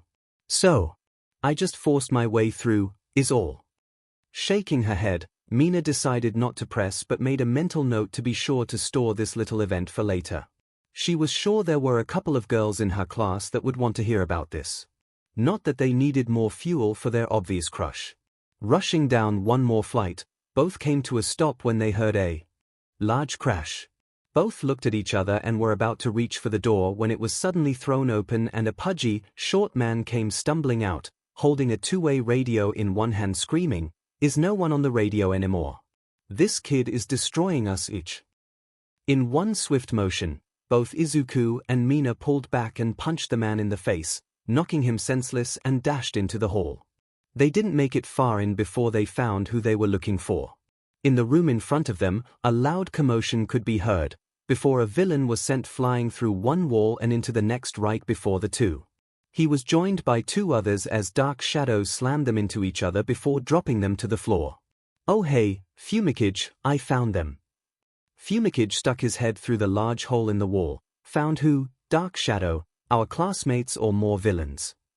Turning he found Izuku and Mina, who was waving at him. "Ashido, Midoriya. You're both unharmed." 𝐒𝐿𝐵 trailed off when he saw Mina's slightly roughed-up appearance, and went completely silent when he saw Midoriya's. Dark Shadow peeked over 𝐒𝐿𝐵's shoulder. "Wow, you look like SE Midoriya." Dark Shadow. "What? He does." Izuku sighed in defeat, while Mina looked into the room 𝐒𝐿𝐵 was in. "Wow, you sure trashed these guys, here." Dark Shadow puffed up, while 𝐒𝐿𝐵 shrugged. "They were little more than street thugs." "Well, at least that's the last of them," Mina said with a smirk. "Hey, anyone still got their radios on? What's the update on the kids? Did you say he was trash, or you were getting trashed?" All four heads turned to look at the radio, that was still in the pudgy villain's paw. When Dark Shadow opened his beak, Mina held up a hand to shush him. "That does not count as a jinx. It's not like I said, it could be worse, or something. Listen, I'm sending the rest of the boys up. You guys are taking too long to kill 3 kids. I swear, not a word from any of you." Izuku decided to wisely not comment on the jinx and moved on to coming up with a plan. "We're on the 3rd floor right now, right?" "I believe so," 𝐒𝐿𝐵 confirmed. "Is that low enough that Dark Shadow can lower us out of the building?" "Easily." "Then let's find a window and get out of here. If we leave from the outside, we should miss everyone they send up. Should make our escape even easier." Mina gave a thumbs up. "Sounds like a plan." Izuku was quickly able to find an external window and blew it out. Quickly, dark shadow lowered the three down the side of the building. Free of the ruined structure, they made a mad dash for the courtyard. As they ran, Izuku thought back. First, that warp villain, Kurogiri, and then that guy in the hall, they both had said something that was now eating away at Izuku, now that he actually had the chance to think it over. That Kurogiri said they were here to kill All Might, and even that bull guy said he was here to become famous. Killing All Might, or even being part of the group that pulled it off would do it. Villains have tried before and they've all failed. So what makes this time different? What's their plan? Midoriya, you're mumbling. Izuku's head snapped up. Oh, sorry, Ashido. I'm just trying to figure this whole attack out. You mean why this group seems to think they have a chance to kill All Might? 𝐒𝐭𝐚𝐲 clarified. Yeah, I'm just trying to think what their plan is. Well, it won't matter in the long run. Pretty soon, this place is going to be crawling with heroes, and these villains will be hauled away. Mina said with confidence. I hope you're right, Ashido. I really do. The black mist in front of Okiko vanished as she fell through. To her shock and confusion, however, she didn't see the exit of the building or any other of her classmates. What she saw was a wall of water that was fast approaching. The warp had left her momentarily disoriented as she tried to figure out what she was seeing. A wall of moving water didn't make sense. Why was she looking at that? Wait, that water isn't coming at me, I'm going towards it. Okiko didn't get a chance to finish her thought before slamming into the water, sinking deep underneath the surface. By some miracle, even if the impact from hitting the water had driven most of the air out of her lungs, Okiko was able to keep herself from trying to SCK in a breath of air as she finally came to a stop. CRP. I got caught up in that villain's warp quirk along with everyone else. Grunting, Okiko kicked her legs and pushed herself towards the surface. That guy, Kurogiri, said he was gonna scatter us. He must have warped everyone to different places, but there was something else he said. Okiko caught a blur of motion out of the corner of her eye, cutting off her train of thought. Turning, Okiko let out a silent scream as a shark-quirked villain swam right at her, jaw open, exposing rows of razor-sharp teeth. Okiko's mind raced, trying to think of a way to defend herself, but underwater there wasn't anything she could do. Fortunately, she wouldn't have to do anything. When the shark villain was almost within arm's reach, Tsuyu came out of nowhere and slammed into the villain, throwing him off and sending him tumbling through the water past Okiko. Uraraka, hold on, Kiro.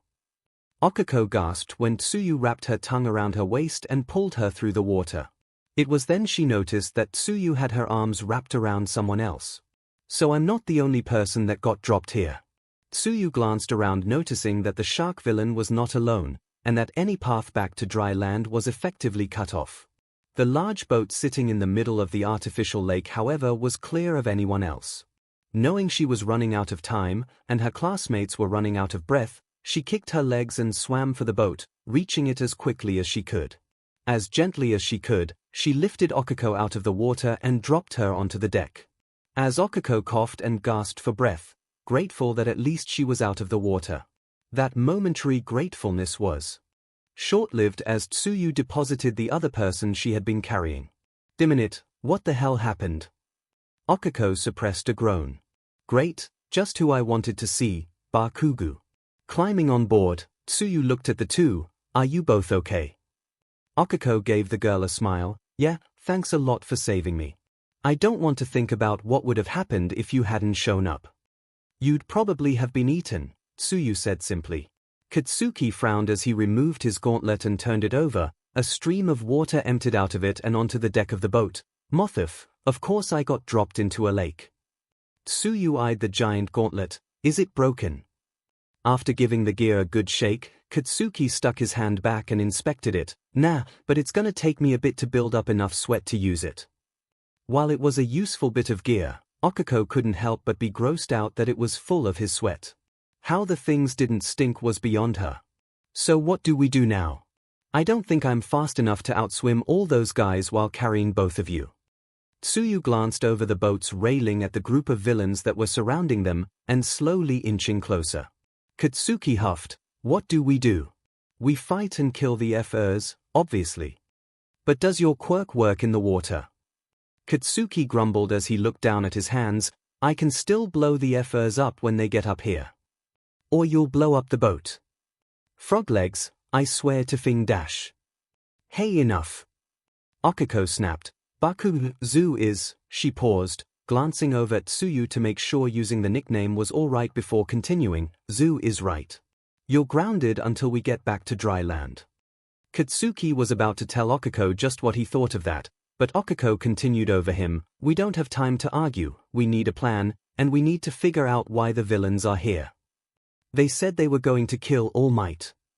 Tsuyu answered simply. After saying that, she tapped her chin in thought. He isn't here, but that warp villain thought he would be like we all did. How did they know he would be here now, I wonder? How they knew isn't what we should be worrying about right now. He's right. Oh. Tsuyu looked at the two. What do you two mean? 𝐒𝐿𝐴 glanced over at Katsuki, the serious look on his face confirming to her that he was thinking the same thing as she was. They wouldn't be here if they didn't think they had a chance to actually kill All Might. So how the F do they think they're going to be able to pull it off? 𝐒𝐿𝐴 thought back, remembering everything that Kurogiri had said, trying to pick at anything that could give her a clue. Then she remembered something she had been thinking of before she was attacked and rescued by Tsuyu, something that made her BLD go cold, separate and torture us to death. Oh my god. What's wrong, Kero? 𝐒𝐿𝐴 fought down the panic that threatened to burst out. We weren't the only ones caught up in that attack. That villain warped us here where there were villains waiting for us. He must have done the same to everyone else. Deku, he was right next to me, so he must have gotten warped too. Warped right to another group of villains. Katsuki shrugged. You just figure that one out. Dimon, you're slow. 𝐒𝐿𝐴 whirled around, eyes blazing. You yesterday. Deku, everyone is in danger and you just dash. We're all in danger, you stupid beach. Worry about what you can do here and now. Don't you dare tell me what to worry about. You want to die. Stop thinking about that shitty Deku and focus. Tsuyu raised her hands, trying to get the two to calm down. Both of you please, this isn't the time to dash. Did you brats forget about us? While the three had been distracted, many of the villains had climbed up the side of the boat and were hanging on the outer railing. The shark-faced villain had made it over and was reaching for Tsuyu, claws ready to grab the poor girl by the head. You little frog, I'm gonna rip you limb from limb. 𝐒𝐿𝐴 and Katsuki turned to reach her, but they were too far, and the villain too close. 𝐒𝐿𝐴, look out. Frog legs, move. The shark grinned, rows of teeth ready to tear into Tsuyu. I'm gonna drag you down and eat you alive, you little dash. Something bright flashed and whirled by both 𝐒𝐿𝐴 and Katsuki's heads. Thunk. The shark villain stopped just short of Tsuyu, blinking in confusion. Tsuyu also titled her head to the side. The large webbed claw that was only a few inches from her face now had something new stuck to it. Some kind of black handle. While Tsuyu looked from the front, the shark villain looked at the back of his hand, just as confused, wondering why there was a large piece of metal on his hand. Wait, that wasn't right, both thought. Soon it finally dawned on both that the two were looking at different ends of a very large knife. A knife that had gone right through and was now stuck in the villain's hand. The moment it clicked for the villain was the exact moment the shock had worn off, and he finally felt what had happened to him. My hand. While the villains looked over at their comrade, clutching the wrist of his stabbed hand and screaming, 𝐒𝐿𝐴, Katsuki, and Tsuyu all turned to where the knife had come from. There, on the far end of the deck, stood 𝐒𝐽𝐽, eyes blazing with rage and hate. Her mouth twisted into a snarl of pure malice that made her fangs all the more terrifying. Dashing forward, 𝐒𝐽𝐽 slammed her bladed bracer onto the railing as she ran past all the distracted villains hanging on. The blades slicing through hands and fingers, sending each and everyone falling back into the water, screaming and splattering BLD everywhere. She quickly reached the shark villain, who had been just tumbling backward over the railing. The pain in his hand had made him forget where he was. Reaching out, 𝐒𝐽𝐽 snagged the handle of the knife and twisted, keeping it stuck and making sure the shark villain was left dangling over the railing. The villain gulped, the hate in 𝐒𝐽𝐽's eyes making him unable to look away. So he didn't see her reach up with her free hand and pull out one of the other large knives she had hanging on her side. If he had, he would have seen what was coming next and tried to avoid it. 𝐒𝐽𝐽 pressed the blade against the villain's elbow, Don't you ever try and touch my friends again. With a yank, the villain was falling back into the water, relieved that he was getting away from the monster, but as he fell, he couldn't help but wonder why she was still holding his arm, way up on the boat. The pain and realization hit him just as he crashed into the water. 𝐒𝐭𝐲 had cut off his arm at the elbow. 𝐒𝐭𝐲 watched the water for a second, eyes focusing on the red cloud that was forming on the surface of the water, then with a huff, took the knife that wasn't stuck in the severed arm's hand and wiped it clean on her skirt and slid it back into its holster. No one is allowed to touch my friends. 𝐒𝐭𝐲 stood, in shock. One moment, she had been rushing to try and save Tsuyu, now she was standing in what looked like a horror scene. BLD splatters and drips covered the boat railing, fingers and a couple of hands lay on the floor, and a large pool of BLD it was forming from the arm 𝐒𝐭𝐲 was still holding. Even Katsuki was left speechless by the sheer brutality of what he had just seen. When 𝐒𝐭𝐲 turned around, all three were taken aback, seeing the girl now covered in BLD splatter from her attack. The sudden chorus of screams from below shattered the calm as all the villains that had tried to board the boat and been cut off resurfaced from the water, screaming in horror. My hand.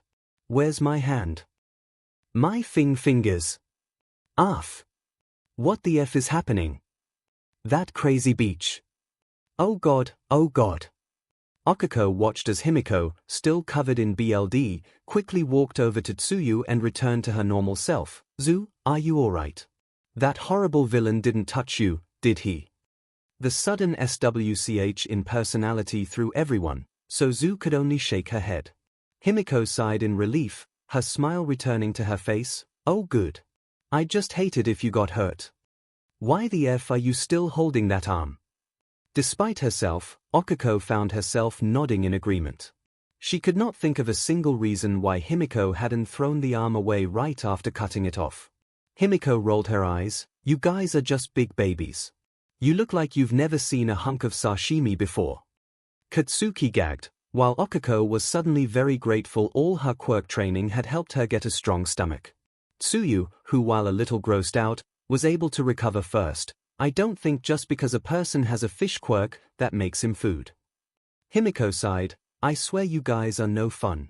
Can't take a joke or anything. Yanking the knife out of the hand, 𝐒𝐿 whipped it in the air a few times, spraying much of the BLD coating the blade off and onto the nearest wall, before wiping it on a cleanish part of her costume and putting it away. Walking to the edge of the deck, 𝐒𝐿 scanned the water while she discreetly pulled one of her large syringes and flicked out the long needle. From behind her, none of the others could see her stick the needle in and drain the arm of BLD. No reason to let this go to waste.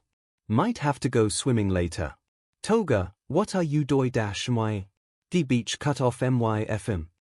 𝐒𝐿 was cut off when the shark villain resurfaced from the water screaming bloody murder.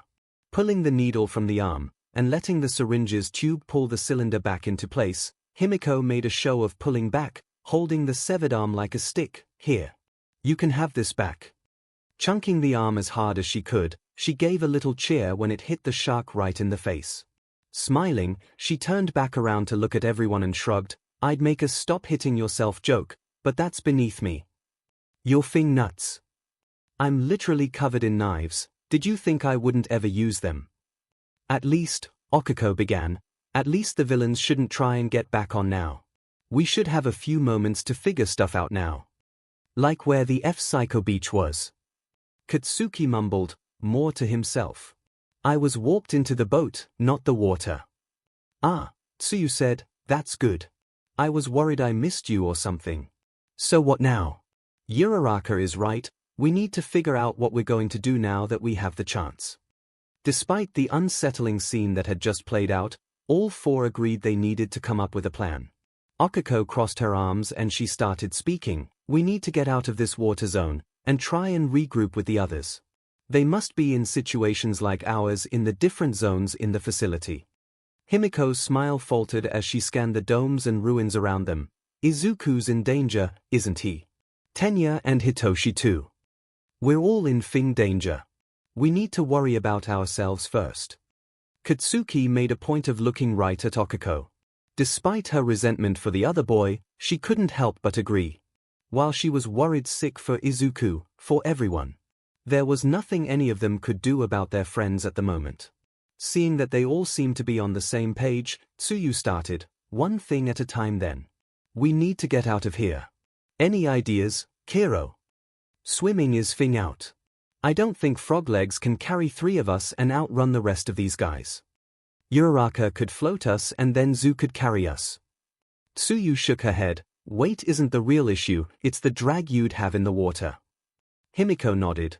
"Well, water is out, how about over them?"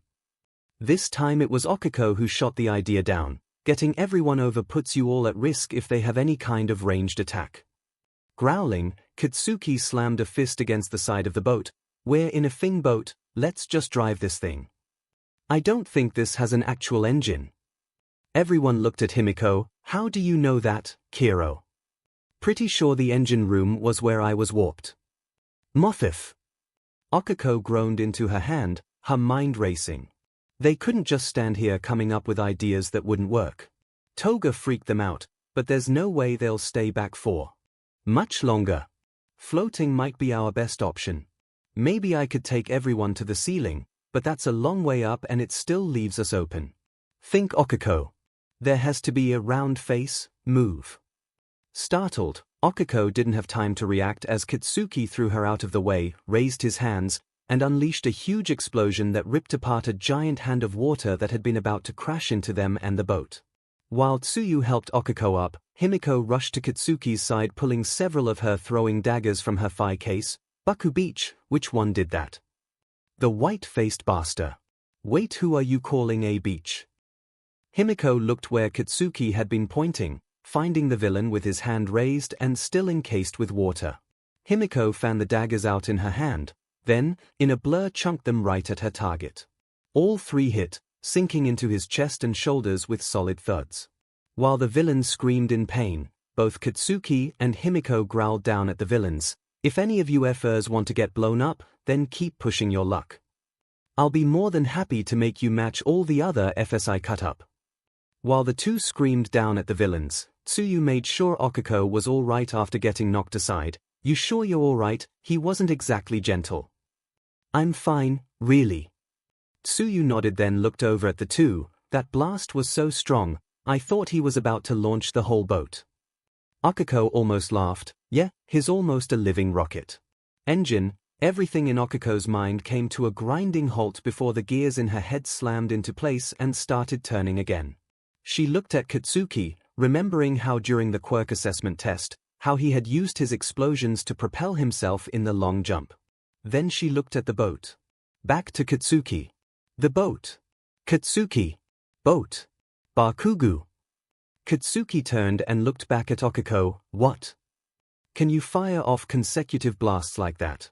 The big ones, not the small ones you used during the long jump test?" As Katsuki thought over the question, Himiko and Tsuyu looked between the 2, wondering what was going on. Okiko watched as Katsuki's confused face morphed into a feral grin. "Yeah, I can do that. Easily. Can you do your part though?" Okiko's smile matched Katsuki's. It was almost frightening. "Easily." Himiko scratched her head. "Wait, what's going on here?" Okiko pointed towards the back of the boat. "Everyone get to the rear of the ship, now. We're flying out of here." Katsuki was already running off while the other 2 pulled up alongside Okiko. "Wait, I thought you didn't want us floating off the boat because we'd be sitting ducks in the air." Okiko smiled confidently at Himiko. "Who said we were leaving the boat?" "Ay." Reaching the back, Okiko pointed at Tsuyu and Himiko. "You 2 grab onto something, this is probably going to get bumpy really fast. Tsuyu, I want you to hold onto Bakugu if you can." Tsuyu glanced over at Katsuki and after seeing he had no objection, wrapped her tongue tightly around his waist. Himiko finally got what Okiko and Katsuki were planning and started grinning once she was sure the other girls were anchored down, Tsuyu sticking to the floor while Himiko slammed down a pair of knives to act as a handhold. Okiko turned to find Katsuki leaning forward, his boots grinding into the wall behind him, securing himself in place. "You ready, Bakugu?" "Of course I'm ready." While he was still facing forward, his eyes glanced down to Okiko as she knelt down and readied herself. "You going to be able to do this, round face?" Okiko smirked. Do you think Deku was the only one making his quirk stronger over the 10 months we were training? 𝐒𝐭𝐚𝐲 pressed her fingers into the deck, and she immediately felt the effect. Her stomach twisted in pain, but she was able to push it down. It wasn't as bad as she was worried it was going to be, at least. Tsuyu and Himiko gasped as the boat suddenly felt a lot more unsteady, rocking side to side. It almost felt like it could tip over at any moment. Bakugo, now! Stop giving me orders! Katsuki screamed as his palms ignited and unleashed a torrent of blasts. The villains in the water weren't sure what was going on. The ones not bleeding out into the artificial lake, or being helped by their comrades, watched as the group of kids pulled back and then ran for the back of the boat. Hey, let's get to the front, we can sneak on board and get them. Yeah, good idea. We'll surprise those little brats and make them pay. The group moved to the bow of the boat. As they all grouped together, a pink flash enveloped it. The heck was that? Hey, does it look like the boat is lifting out of the water? Before the group of villains could figure out what was happening, a series of explosions fired off from the boat's stern, rocketing it forward, and slamming into the group, flinging them off in every direction.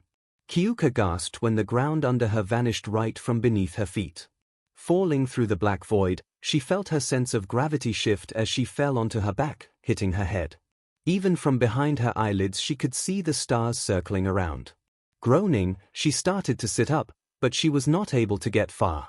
Suddenly, something was driven into her chest, slamming her back into the ground and driving the air out of her lungs.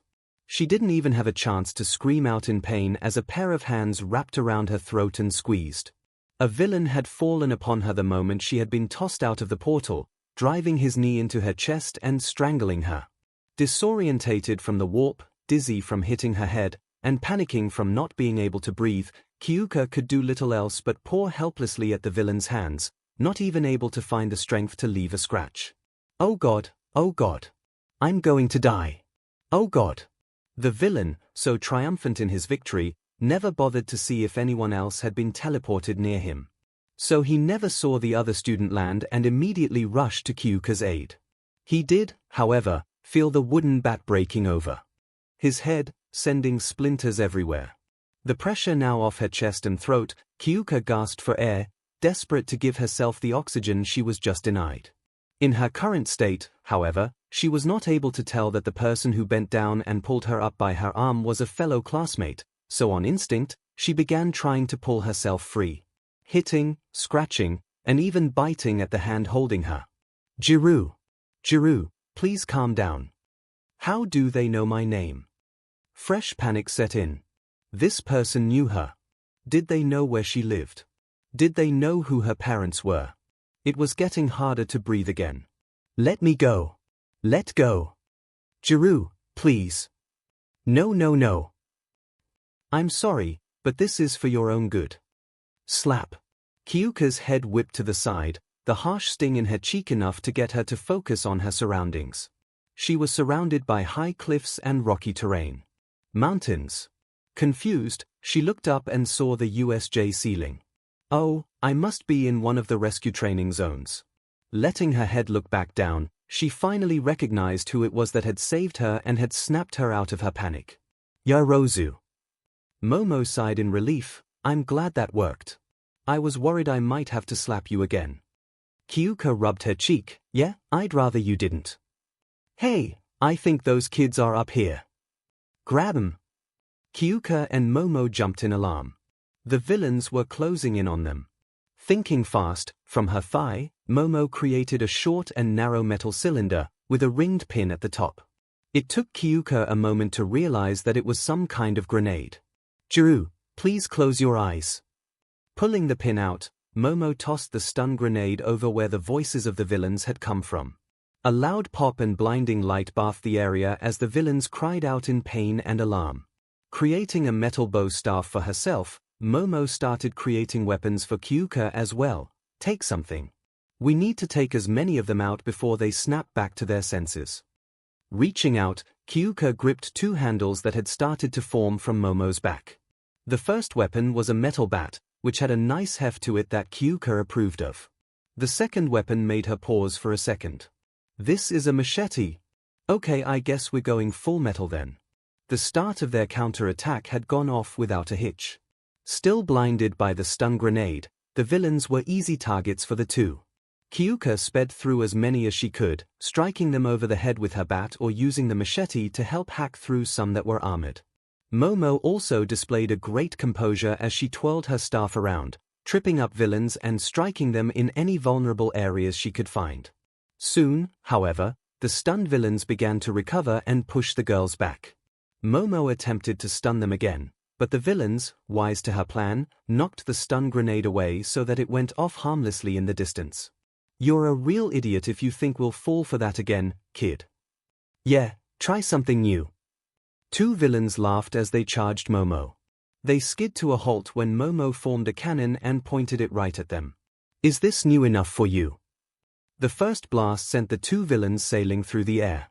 The next couple of blasts did the same to several other villains. 𝐬𝐽 brought her machete up as she blocked a knife from one villain, while at the same time she jammed an 𝐒𝐽𝐽𝐽 into the villain's chest, sending a vibration strong enough to knock the air out of his lungs. When he fell to the ground, she made sure to give him a good tap with her bat. Noticing a large group heading towards her, 𝐬𝐽𝐽 plugged her other jack into the speakers in her boots, hitting them with a strong blast of sound, leaving them momentarily stunned as they covered their ears to try to block it out. Momo, seeing the stationary targets, formed a new weapon for herself, a pump-action grenade launcher. Slamming the forend down to load a shell which 𝐬𝐽𝐽 thought made Momo look badass, Momo pressed the stock into her shoulder and pulled the trigger. A loud thump echoed in the mountain range before the shell hit where the villains were standing and exploding. 𝐬𝐽𝐽 turned and caught another group of villains with her sound waves as Momo reloaded and fired again. They were able to do this a few more times before the grenade launcher ran out of ammo. Working together they had been able to get through almost half of the villains, but they were still outnumbered. Breathing, 𝐬𝐽𝐽 did a quick head count and swore to herself, "There's still almost 20 villains here. I don't think we can keep this up before we get swarmed.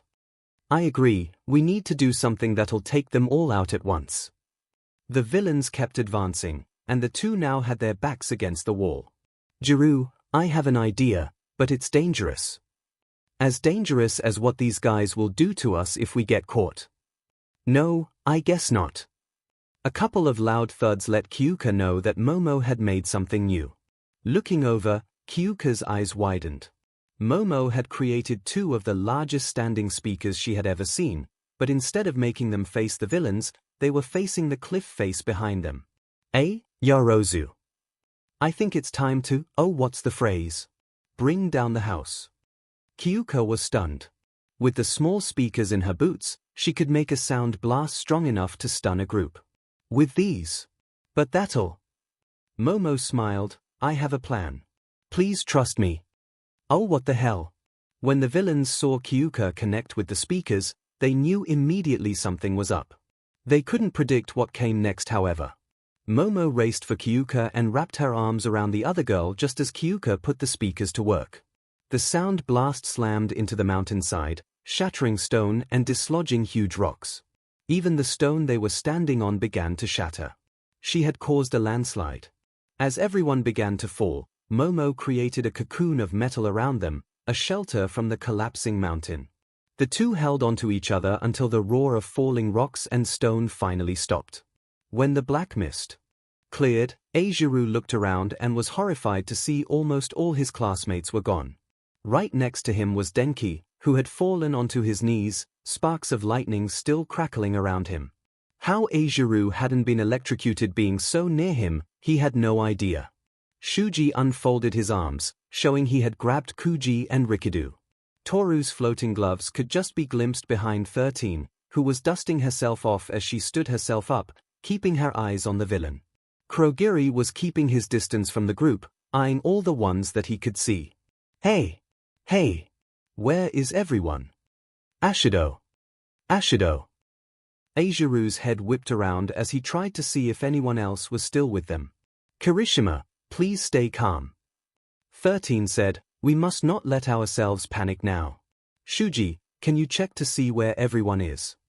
Mizu nodded and extended his arms out, the ends turning forming multiple ears as he scanned the whole building. It sounds like everyone is still here.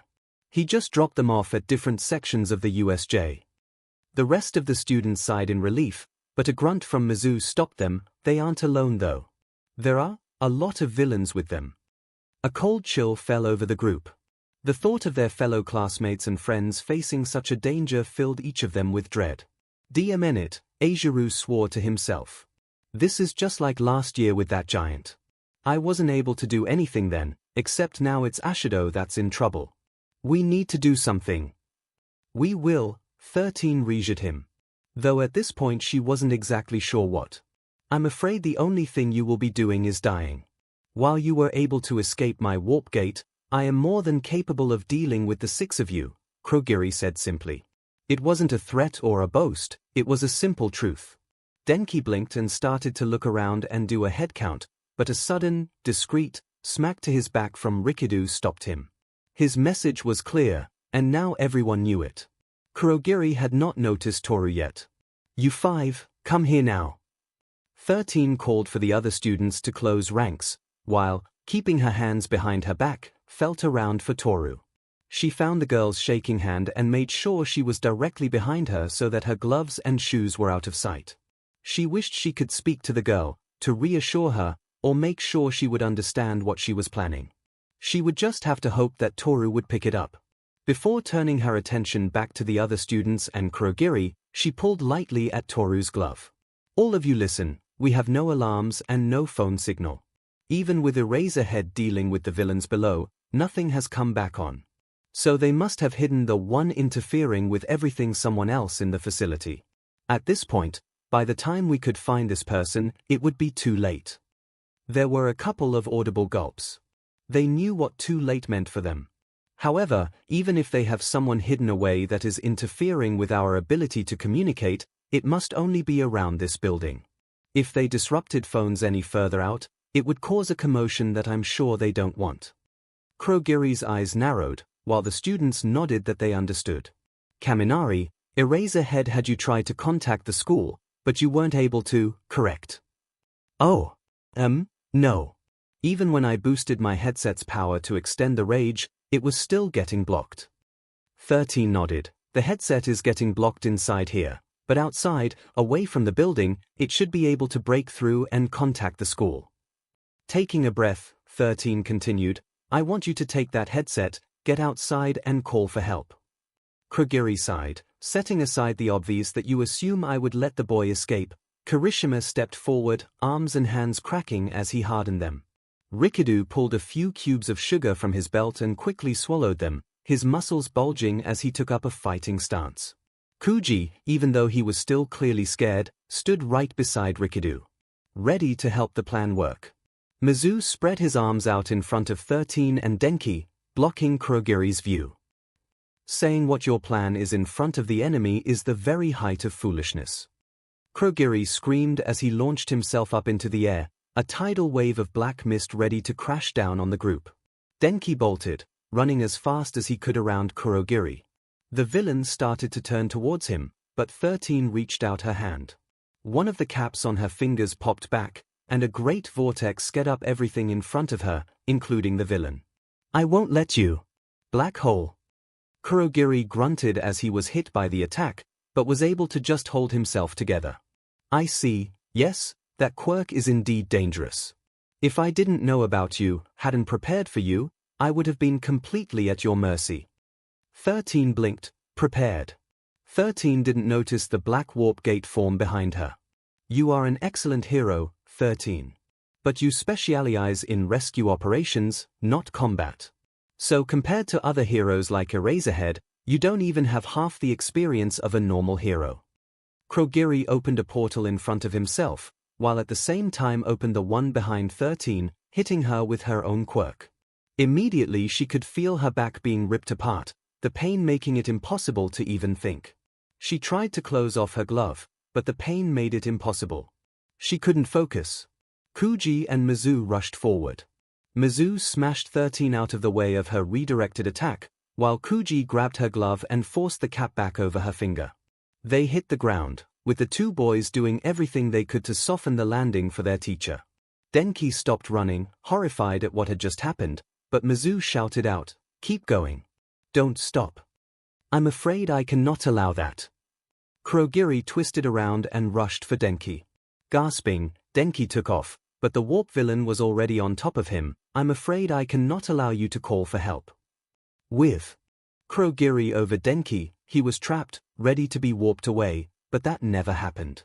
With a sudden and loud thud, 𝐂𝐸𝐲 slammed into 𝐭𝐲𝐲, his arms cracking the metal brace that 𝐭𝐲𝐲 wore. Great throw, Seitu. Rikidu smirked. Toga was able to cut you and Kirishima saw that brace. So you must have a body that can take damage in there. When both hit the ground, 𝐂𝐸𝐲 slammed a boot onto the brace, while he began to wail on the villain. Let's see how much damage you can take. That is enough. A wave of black slammed into 𝐂𝐸𝐲, knocking him back and onto the ground.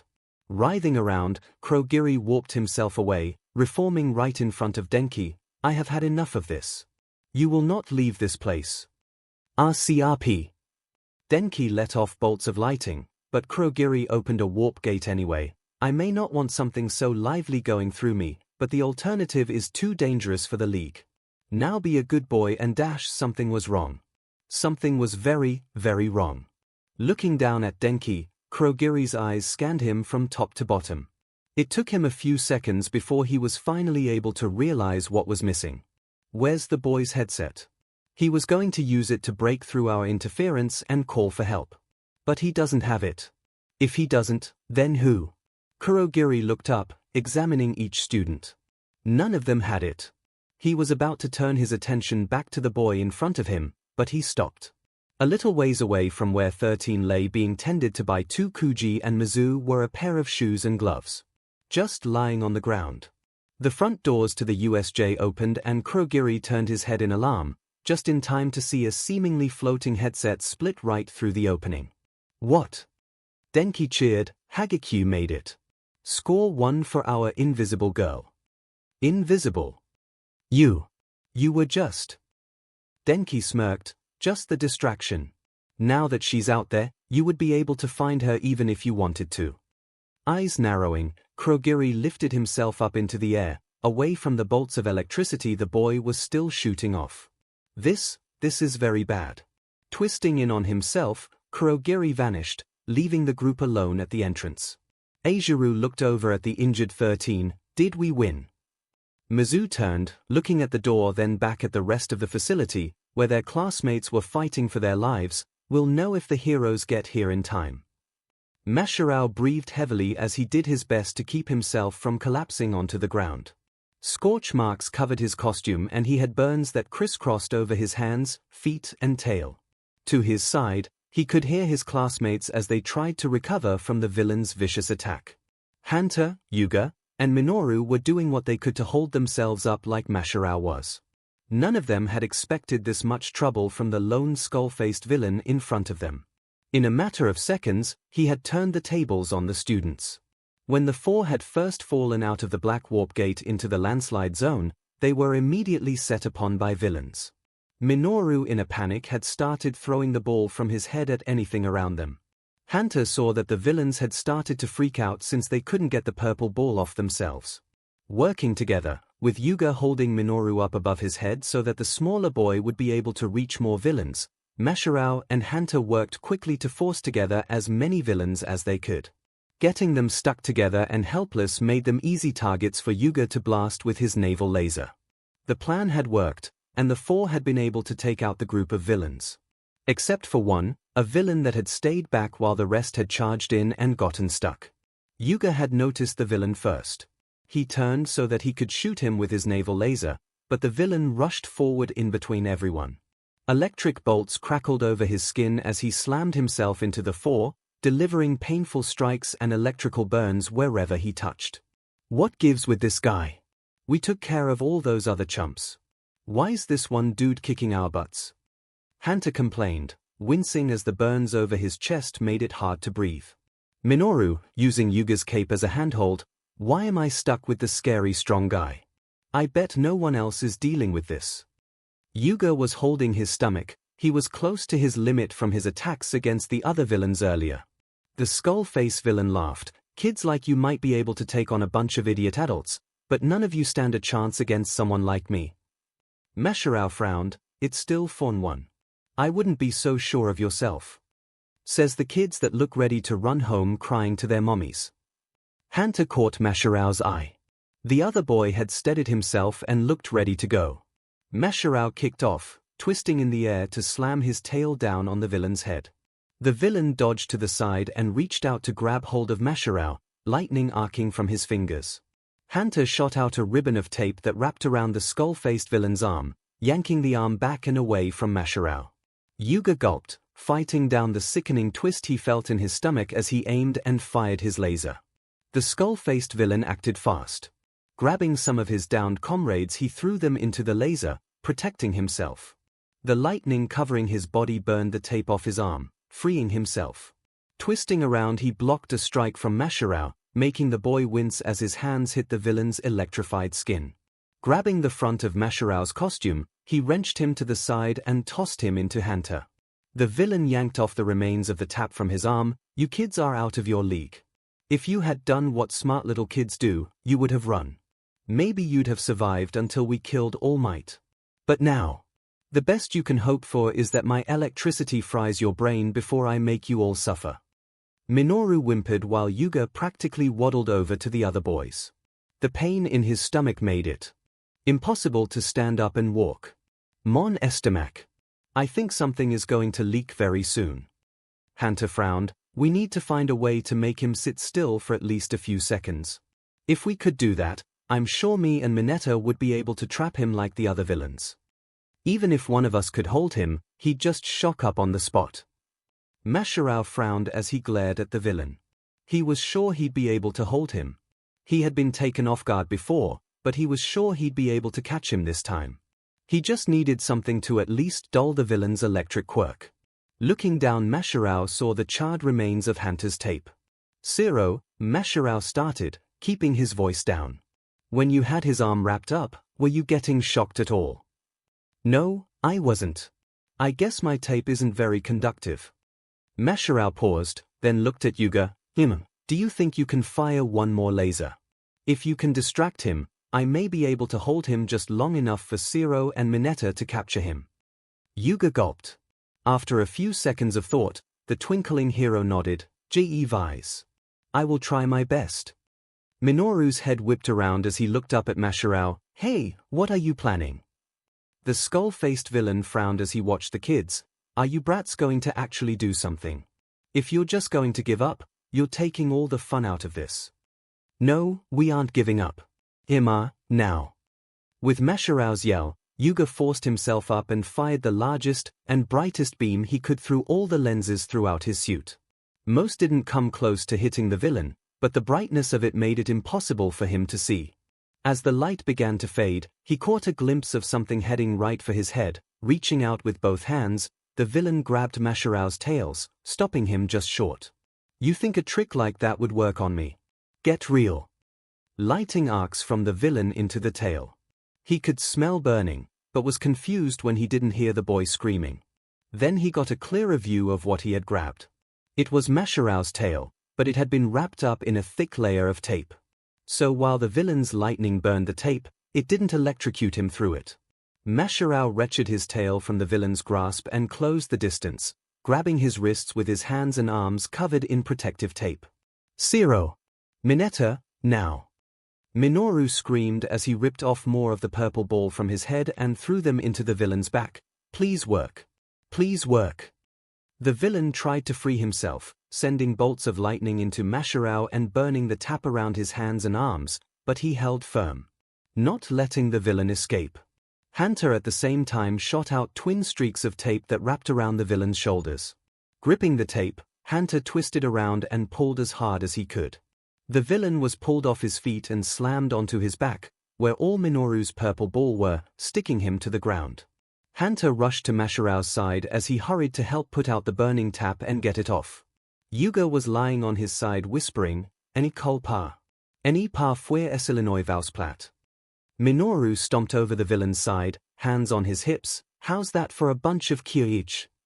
The villain, while stuck, was still awake, and, with a scream, tried to zap Minoru when he got too close. You brats are dead. Do you hear me? When I get free I'm going to rip each and every one of you apart. Yeah, good luck getting free, pal. I took a great dump today, so my ball are nice and sticky. Please do not antagonize the villain, myheroacademia pleaded. Yeah, and that's gross man, Hunter said, but he wasn't very convincing, as he said it while holding back a snicker. Hey, we won, we should celebrate. myheroacademia looked at the captured villains then out past the zone towards the courtyard far in the distance. I think I'll celebrate once this is all over, and all the villains are gone. For the multiple villains waiting, they felt like they had drawn the short straw. Their orders were simple: enter the warp gate, get stationed in different areas of USJ, wait until Kurogiri drops some unlucky kids into the zone, then kill the kids. Simple. Easy. For the group of villains waiting for their prey, it was anything but. Why in the hell is it raining inside? Error. I think because it's supposed to be like a monsoon or a typhoon. Nobody cares. More villains grumbled in agreement. They had all agreed to come and help with Tomura's plan to kill All Might, but being forced to wait around in the middle of a huge rainstorm getting soaked had left them in a bad mood. I swear, if that warp BSter doesn't drop a kid here in the next minute, I'm out. Dude, it's just a little water. There was a crack of thunder that echoed in the large domed city. While the villains were sure it was their imagination, it felt like it was raining even harder now. I'm taking the first kid I can get my hands on and drowning them in one of the street drains. Okay, no need to be a drama queen. I'm drowning a Fing kid. Die wet, you Fing brat. Further complaining and grumbling was cut off when a black warp gate started to form above them. Finally. About time. The first one is mine. I want to drown them. You know, it'd really suck if whoever Kurogiri dropped had some kind of lightning quirk. Why the F would you even say something like that? A single student fell out of the gate and hit the wet street with a thud. Just one. Mine. Dogpile him quick. As the villains rushed the fallen student, their day quickly went from bad to much, much worse. In an instant, all the water flash froze and the downpour zone became the blizzard zone. Anything that had been covered in water was frozen solid. Buildings, plants, streets, cars, and villains. What the F? 𝐤𝐻𝐿 grunted as he got back onto his feet, flexing his right arm which was a little numb. He was pretty sure he'd fallen on his funny bone. Dusting off some stray powdered snow off his body, 𝐤𝐻𝐿 looked around and confirmed he had frozen. All the villains in the vicinity. None looked like they would be able to break free. That Kurogiri said he was going to scatter us and torture us to death. I guess he meant to have these guys pick us off or something. Looking over the villains, he could tell, even while they were covered in ice, that none of them looked too intimidating. All this water made it easy to freeze them all, but I doubt even without it they'd have posed a threat to me. I'd say I was sorry for treating you all so rough, but you all look like thugs that decided to take the easy route since you didn't know what to do with your quirk. So at least use this time to reflect on your actions that lead you here. When the attack first happened, and that guy said they were here to kill All Might, I figured they were trying to ambush him and overwhelm him with sheer numbers. They seemed to know he was supposed to be teaching this class today too, which is concerning. But none of these guys could possibly pose a threat to him, no matter how many they brought. They're just a bunch of thugs, probably random people pulled from the street. Only a couple that I saw looked like they were actually dangerous. The guy that warped me here. The guy covered in hands, and that giant monstrous-looking one. What could they be planning? Unless the goons were for us and the other teachers maybe. Standing in the middle of the group, 𝐤𝐻𝐿 addressed them all. If you all stay frozen like this, you'll get frostbite, and eventually suffer from cell death. A few of the villains noticeably gulped. Some were starting to panic. First your toes and fingers, then your arms and legs will die and have to be amputated. And that's if someone gets to you in time. If they don't, well, freezing to death is a grisly way to die. More panic spread throughout the group. I'm trying to be a hero, so I'd rather not have that outcome on my conscience, so I will ask you all just once, how do you plan on killing All Might? Looking around, Hitoshi wasn't sure what to make of his surroundings or his day. At first it had been normal. Wake up, have breakfast, go to school, meet up with his new friends for class, wonder from which angle Himiko would latch onto Izuku it had been from underneath, and he didn't want to know how she pulled that off. Then it was homeroom, math, English, lunch, and finally a bus ride for heroics. Then suddenly his class was under attack, and he was at the front of USJ surrounded by a black cloud, created by a member of the League of Villains. Now he was in a city he didn't recognize at all, and to top it all off, it was on fire. Everything was on fire. Why was everything on fire? Hitoshi was a little beyond caring at this point. Hitoshi, you are having a day today here. Yes, you are. I swear if I got teleported to some post-apocalyptic future, I'm done. I am too tired to deal with that level of bullshit. Then perhaps you should start going to bed earlier, Shinsu. A hero in training must not allow himself to become tired when it's only midday. Tenya chastised Hitoshi as he made his way over to him. While he was relieved to see his friend, he still couldn't help but roll his eyes. Nice to see you're still taking your class rep duties seriously, even when we've been transported by who knows who to who knows where. With Tenya wearing his helmet, Hitoshi wasn't sure how he looked, but when Tenya put his hand on his shoulder and asked, "Are you all right?" he liked to think his friend was smiling. "Yeah, I'm fine. Just was not expecting this when I rolled out of bed today." Tenya could understand. He was also doing his best to cope with the sudden turn of events. At the very least, let me put some of your worries to rest. We are still within the USJ. We have not been transported forward in time. Hitoshi groaned. Great, you heard that. Wait, you're sure this is the USJ? It looks like we are in a city. Of course. The USJ has multiple training zones that simulate different disasters, remember? When we first came in, you must have seen the giant dome with fire painted along its side. This is where they simulate citywide fires. Tenya pointed up when he mentioned the dome. When Hitoshi looked up, he could see that ceiling of the dome peeking through the clouds of smoke. Okay, so we got warped here, then everyone else must have been warped around to the other zones as well. A reasonable assumption. But why go through the trouble of just dropping us off here? If they really wanted to, they could have just put us in the courtyard and let all those villains attack us. Scatter and tortured to death, is what that Kurogiri said. We must have been warped here for a reason. Hitoshi tensed while both he and Tenya looked around their surroundings. I don't suppose you know where the exit to this place is? No, I don't. While I'm tempted to hurry and find it, perhaps a more discreet method of escape would be better for us. Yeah, let's get off the main roads here. Running around in the open, even at your speeds, probably isn't the best idea right now. Plus, you'd have to come back for me anyway. Tenya scratched at his mask, under his chin. I could dash. If you say carry me, I'll smack the chrome off that suit of yours. Their decision to get off the main street quickly turned out to be the correct choice. Moments after they had moved into an alley, a large group of villains came running around the corner. I'm telling you, I heard someone talking over here. Are you sure? All this fire is so dim and loud, it's hard to hear myself think. Right? Like you have a brain big enough to actually think. You want to say that to my face, punk? Bring it on, jarhead. My head is a lava lamp, and I will destroy you. Oh, will the two of you just shut up? The largest of the group screamed over everyone, making the two other villains fall silent. Let's fan out and see if we find something. The attack already started, so some of those kids should have been dropped off by now. From their alley, both boys glanced at each other and slowly backed up further away from the group. Okay, so now what? Hitoshi hissed between his teeth. We should fall back. Yeah, but what are we going to do after that? If we're lucky, this will have been all of them, and we might still be able to sneak by and find the exit. And if we can't? Tenya glanced back over his shoulder at the large group. They were splitting up, checking buildings, cars and even alleys. Then we may need to come up with a plan to even the odds. When the two made it to the other side of the building, they confirmed what they had been afraid of.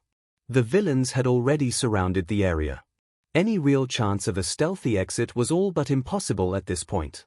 Moving to the center of the maze of alleys, both ducked away and began to come up with a plan. Most of those guys don't look too tough. A good kick to the head would probably knock them out cold.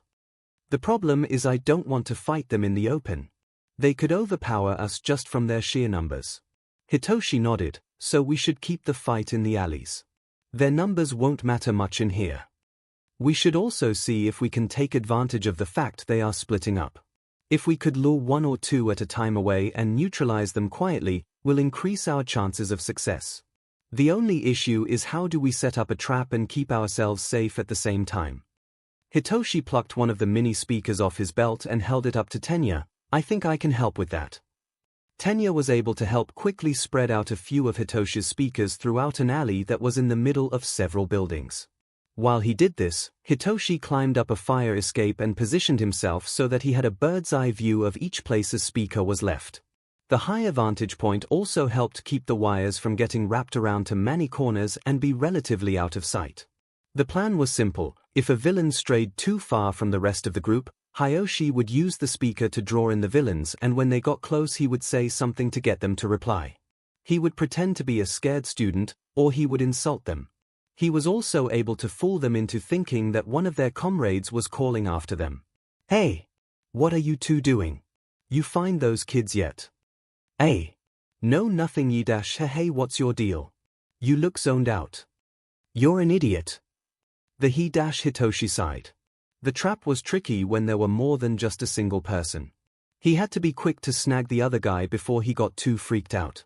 Hitoshi was also now realizing that while his setup let him extend the range of his quirk, it was still limited. He still had to speak up for his voice to carry through the wire and be amplified by the speaker at the other end. He also still had to see the person he was going to brainwash. He was also learning that trying to disguise his voice was killing his throat. Pulling out his phone, he contacted Tenya. Got two more for you. Up by the north speaker. I will be right there. Tenya's voice came in over his headset. Tenya, after setting up the speakers, would stay hidden until a villain was caught.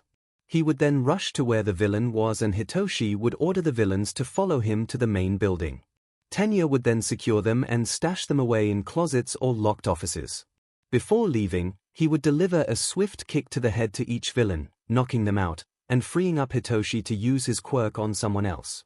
This method had worked wonderfully for a time, and the two had been able to take out several villains, greatly improving their odds. As long as they kept this up, they would be able to take out enough villains to make their escape and none would be the wiser. Hey, up there! It's one of the kids. Hitoshi looked over the railing and swore. Right below him was a villain pointing right at him. OCP. Shinsu. What's wrong? I got spotted. And he's calling for his friends. Where are you? Still in the building. I just bolted the room with the last two villains we captured. Guys. I found a student. Hitoshi leaned over and screamed, will you shut up? Ha! Fat Chandish, the villain fell under Hitoshi's control, falling silent, but it was too late. He could hear more villains coming. I'm going to have to make a run for it. I will find you. Hitoshi quickly grabbed the wires he had spread out and yanked his speakers back before he slid down the ladder and was about to make a run for it, before he turned to look at the villain that spotted him. You. Slam your face against that building as hard as you can. Running, he could feel his hold on the villain break. He just hoped that the villain hit himself hard enough that he was out cold on the concrete. And where do you think you're going? CRP. Skidding to a stop, Hitoshi turned and bolted down another alley that wasn't blocked by villains. Unfortunately for him, this alley led right into the open, where the remaining villains were waiting for him. Well, this is just great. Several of the villains sneered at him while a few were eyeing him cautiously. Hitoshi found it odd they weren't just attacking him outright. What could be holding them back, he wondered. You the reason over half of us are missing. Yeah, what did you do to them? Oh. They noticed that, but they don't know how me and Ida pulled it off. Actually, they might not even know about Ida at all. Hitoshi crossed his arms and stared the villains down, thankful that all the fire and heat made for a good excuse for how much he was sweating from how nervous he was. If you all know what's good for you, you'd all be running right now. Is that a dash? When the villain fell silent, several from the group looked over at him, confused. Hitoshi, however, didn't want them to think about that. He needed to get them scared. You, walk over here. Hitoshi pointed to his side and the villain followed his command. What the heck? Why is he doing what the kid said? It's like his mind controlled or something. The villains looked at each other and then Hitoshi, "Oh, you have got to be kidding me." Hitoshi pointed at the villain, doing his best to be as menacing as possible. "You wanted to know what happened to your guys. I took over their minds and made them walk into the nearest burning building." A few gasps. A few shudders. A few worried glances. "I got them spooked. Now I just have to hope none of them have a brain in their heads and start to ask, hey, if he could do that, why not just mind control all of us right away? CRP. Hey, you're right. He only got one of us. I bet he has a limit on the people he can control. Let's just rush the kid already. CRP. The villains rushed for Hitoshi, but only got a few feet towards him. In a blur of silver and blue, Tenya rocketed down the street, dive kicked right into the middle of the group, sending most of the villains flying into the air. The few that were still standing and hadn't recovered from the shock of the surprise attack, Tenya dispatched with a quick kick to their faces. "Are you alright, Shinsu? I got here as fast as I could." Hitoshi let out a huge sigh. "Class rep, if nothing else, you have your dramatic timing down pat." Thank you. We've dealt with most of the villains now. I say we make our run for it." "Yeah, let's get going." Okiko could feel the strain of her quirk really starting to affect her. Her stomach was starting to twist into knots, and she was pretty sure she could already taste her lunch and breakfast. The uneven way their ship was being propelled didn't help her stomach either. Though she wasn't about to tell Katsuki to take it easy since 1, they needed to get out of the water and regroup with the others, and 2, she would be DM'd before giving him the satisfaction of seeing her need him for anything. "Hey Okiko!" Himiko screamed over Katsuki's explosions. Daring to look up, Okiko found Himiko still nailed in place with her knives, smiling at the fun ride she was on. "What? How are we going to stop?"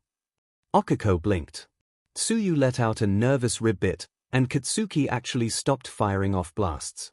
Himiko looked from Okiko to Katsuki, her smile fading. "Wait, did neither of you take into account what was going to happen if this boat hit dry land going this fast?" Okiko's mind raced. "Wait, we just need to fire off some explosions from the other direction." Bakugo moved to the dash. Okiko wasn't able to finish her thought in time. The boat's bow slammed into the edge of the courtyard. The front crumpled in on itself while the back was lifted up into the air and flipped over. Tsuyu, still holding onto Katsuki, launched the two of them off the stern. "Toga, give me your hand, hurry!" Okiko screamed as she reached for Himiko. Yanking the knives out of the floor, Himiko leaped forward and grabbed Okiko's hand. Okiko activated her quirk on both Himiko and herself, letting the two float in the air safely as the boat pulled away from them and fully flipped over into the courtyard where it broke in half. The bow of the ship coming to a stop and floating lazily over the edge of the water and courtyard, and the other half that slammed into the courtyard fountain before getting stuck. Several villains gaped at the destruction they had just witnessed before turning on the kids and screaming, "Are you kids nuts? What the hell was that? Wait, shouldn't the water guys have drowned those brats? Why the hell was the boat flying?" Katsuki put his thumb to his throat and dragged it across, sticking his tongue out at the villains as he did. "Hurry up and die, you worthless buttholes. I don't have time to waste on pawns like you." Tsuyu shook her head. "Right, because antagonizing the horde of villains is the best thing we can be doing right now." Okiko released her quirk, making the bow of the boat slam into the ground, making a few of the villains that had started to advance on them scurry back. Himiko smirked as she and Okiko landed next to the other two. "Oh, let him have his fun. He's like a kid in a candy store. Oh. SHC. Himiko's smile faded completely and her whole demeanor changed. She was actually shocked by something. The other three turned to see what had gotten her to go silent. They all looked as some distance away, Aizawa was thrown to the ground by the giant Nomu with a sickening crunch, and skidded across the concrete floor. No one moved as they looked at their fallen teacher, each in varying stages of horror. The monster tilted its head to the side, waiting to see if their prey could still move. Gingerly, painfully, Aizawa's head turned so he could look up at his students. His face blooded, his eyes swollen and broken. He looked at each of the four as he gathered his strength. Not enough to fight, not even enough to stand. He had just enough strength to give them one order, even if they were too far away to hear it: get out of here. 𝐿𝐵 growled and began to advance on the teacher. They had been ordered to kill him, and nothing was going to stop them in their mission. 𝐒𝐿𝐵 felt panic grip her heart. She was vaguely aware of Tsuyu saying something, and Katsuki screaming an answer. Himiko was doing something, but she couldn't look. Her eyes could pull away from the scene in front of her. Her teacher was lying on the ground beaten and bleeding all over himself, and that monster was advancing on him. With each step 𝐿𝐵 took, the panic inside 𝐒𝐿𝐵 broke, little by little. Broke and was washed away as a new feeling filled her. Rage. How dare these villains attack her class? How dare these villains hurt her teacher? Her rage focused on the monster in front of her, and in a moment of pure instinct, 𝐒𝐿𝐵 acted on that rage. To her side, the bow of the boat still lay on its side, teetering on the edge of the courtyard. She ran for it, startling her fellow classmates. One of them asked what the F she was doing. It was probably Katsuki, or it could be Himiko. She couldn't tell, too focused on stopping the monster before it hurt her teacher anymore. Gripping a section of undamaged railing, 𝐒𝐿𝐵 lifted the bow up above her head. With it broken in half, the pain it caused her stomach was greatly reduced, but it was still half a boat. So it would still cause a lot of damage. The villains around her gasped, and scrambled back, horrified that the little girl had been able to pick up the large wreck. Get away from Aizawa-sensei.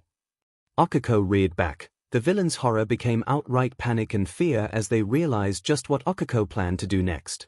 𝐒𝐿𝐵 chunked the bow as hard as she could, sending the front of the boat careening right towards 𝐿𝐵, with the other villains jumping or ducking out of its way.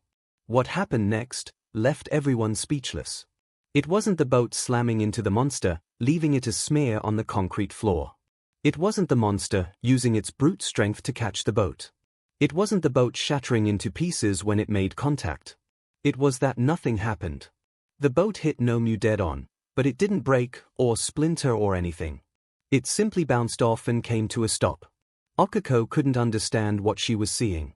Something should have happened. Even if the monster had some kind of invulnerability quirk, then at least the boat should have been damaged where it struck it. It's like all the force behind it just vanished. It made no impact.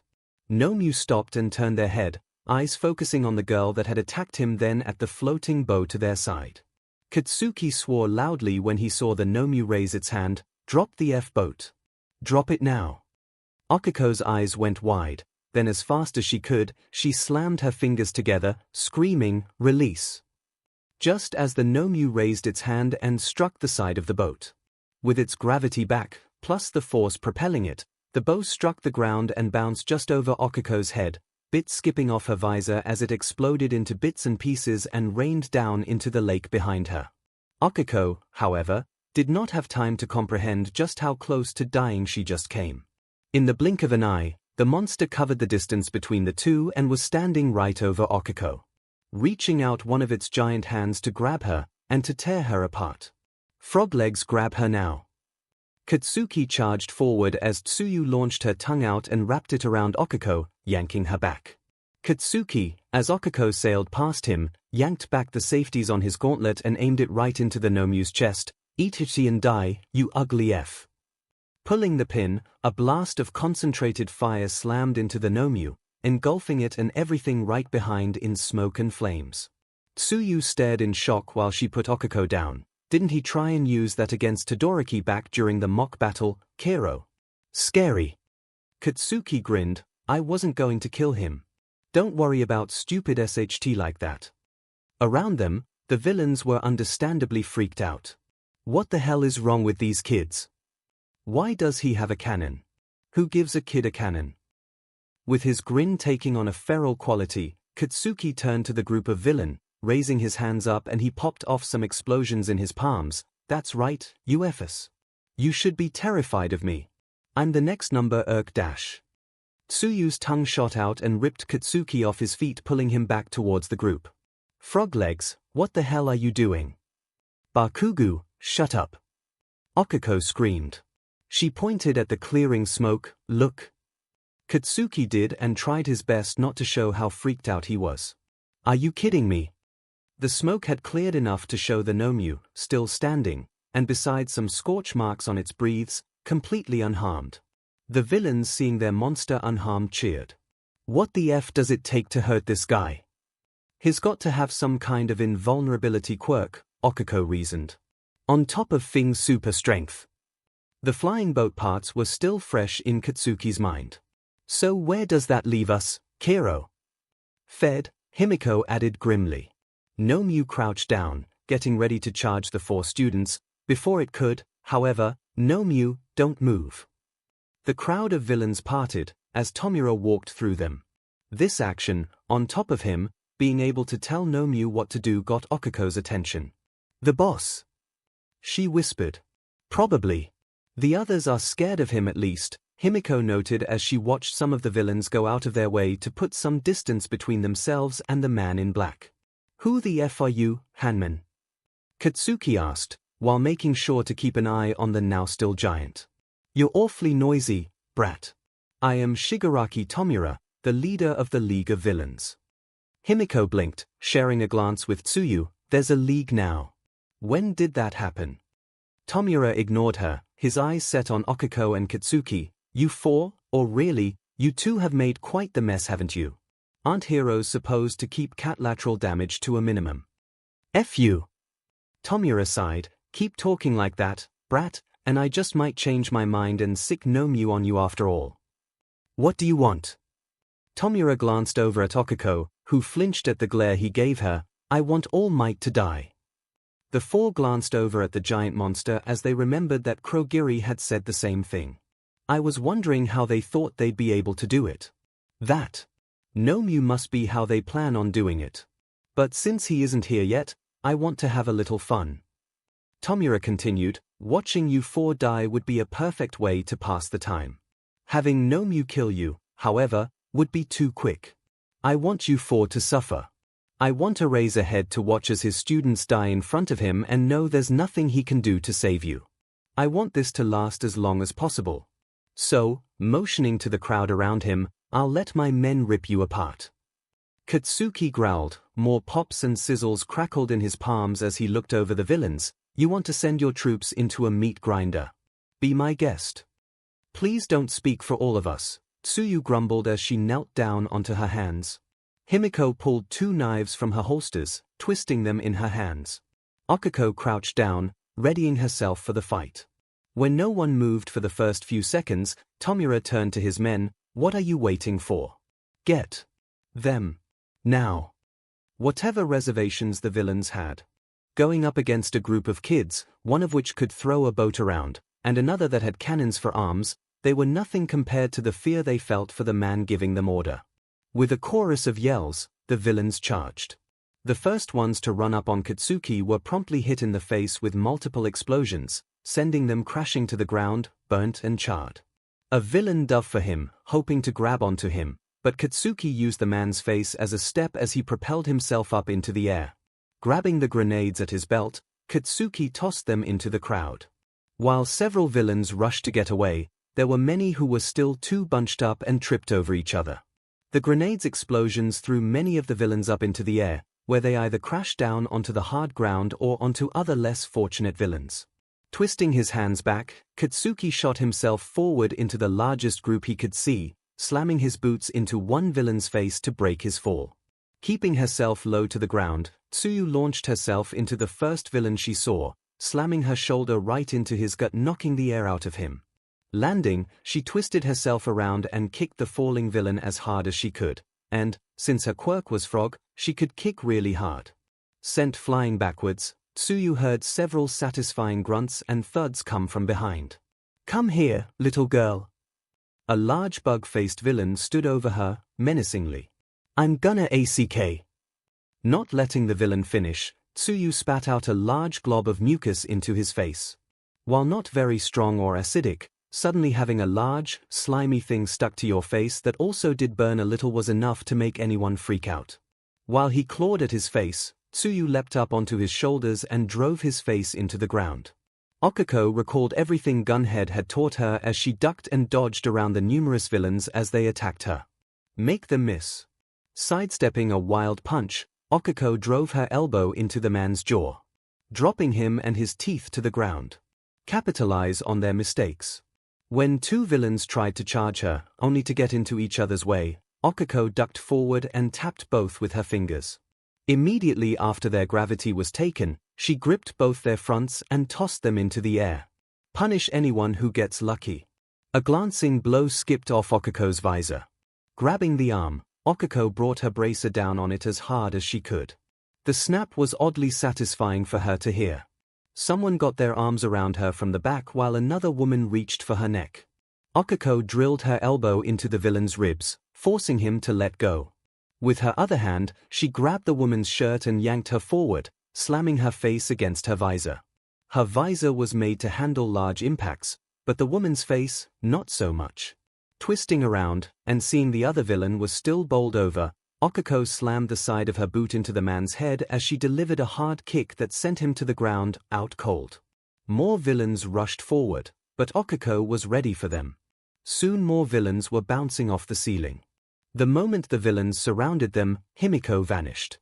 She had told Nezu that a crowd of people was the best place to disappear, and her immediate actions were living proof of that. Unlike the students from before, these villains had left enough space between themselves so they could attack her without hitting themselves in the process. This was just the right amount of space for her to get to work. Diving into them, Himiko's knives and blades cut through flesh and bone and tendon, spraying BLD everywhere and causing more than enough confusion and panic that everyone lost sight of her. There were no rocks or trees to hide behind. No alleys and dark corners to fade away in. Just people, and that was enough. Where did she go? Did she turn invisible? Maybe she. With a more than necessary twist, Himiko yanked her knife out of a villain's knee, while at the same time slicing through the Achilles tendons of a four-legged man. She heard a gasp. Looking up, Himiko saw a villain open her mouth to scream she had found her. Yeah? No. Himiko slammed her fist right up into the woman's ribs, driving the blades on her hand into the woman's lung, making sure she didn't scream and wouldn't be able to call for help. She left her other lung stabbed so at least she wouldn't suffocate. In theory. Honestly, she wasn't sure if that was how lungs worked.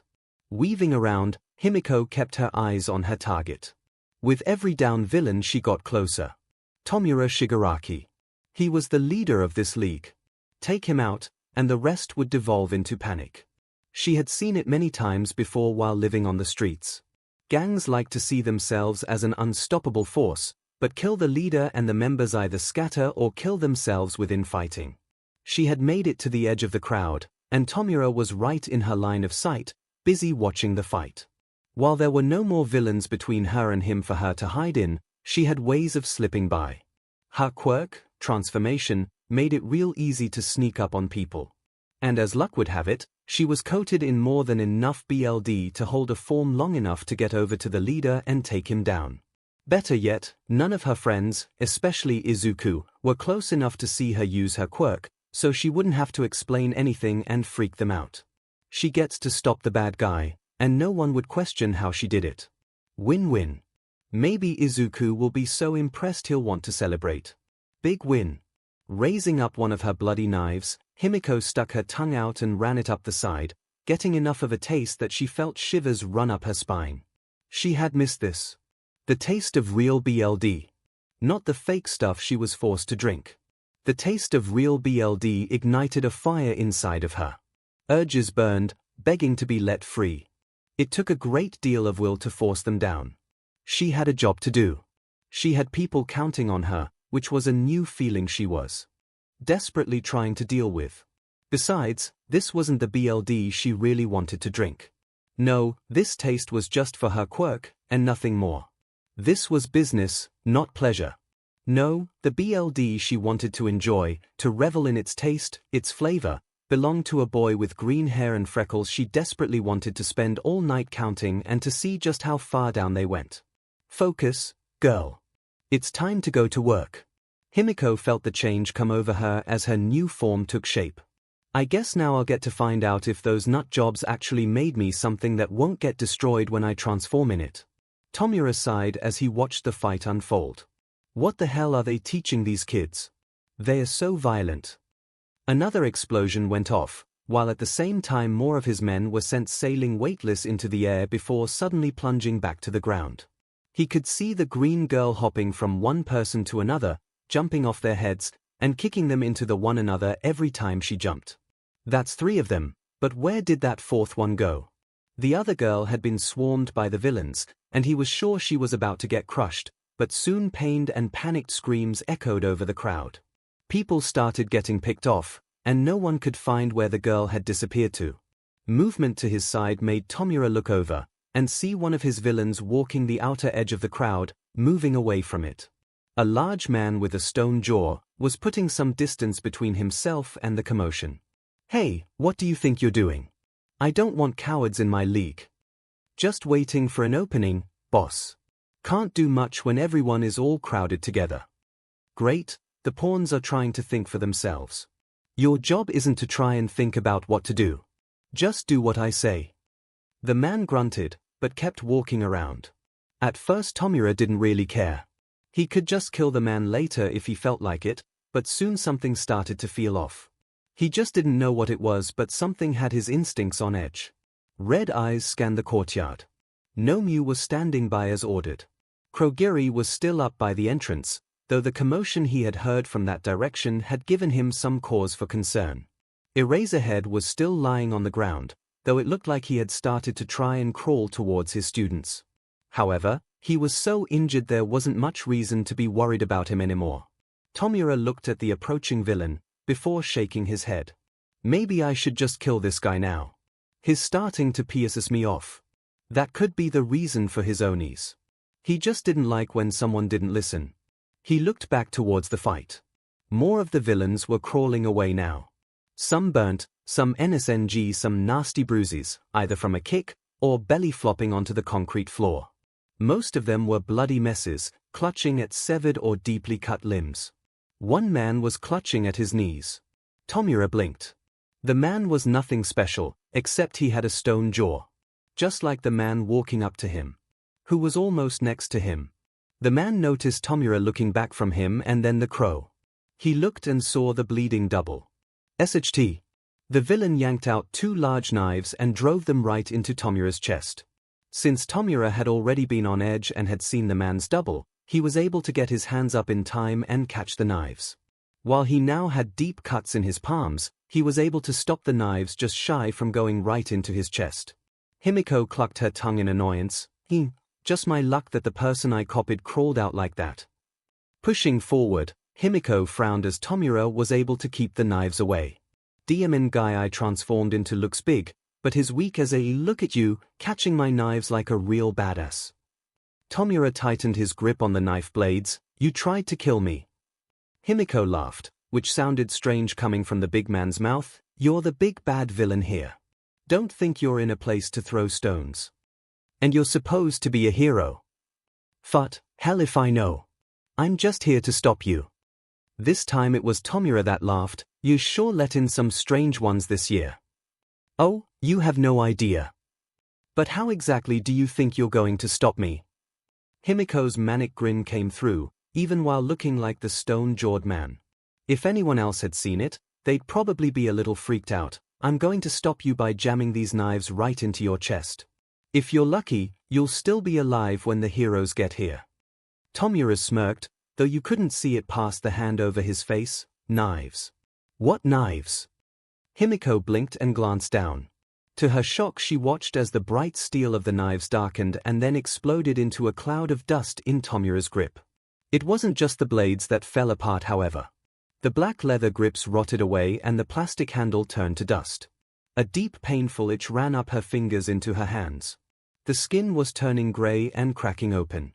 The same pain was spreading up her arms as well. Distracted by the sudden turn, Himiko only just saw Tomura reaching for her face, his fingers just brushing the skin. The brief touch was enough. The same pain was spreading out everywhere.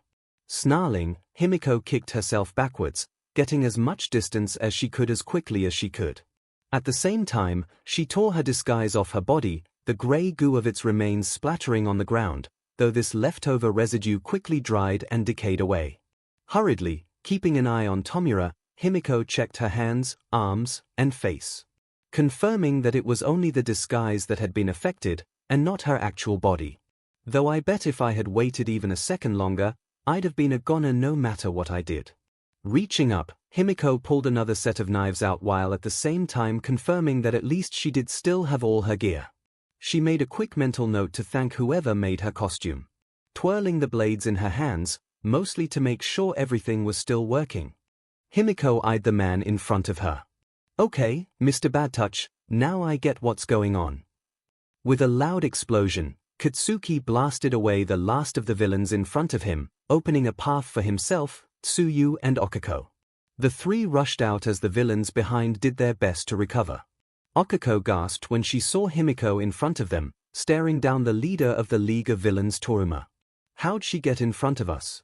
I was worried when we couldn't find her, but I guess she was just fine. Toga, are you alright?"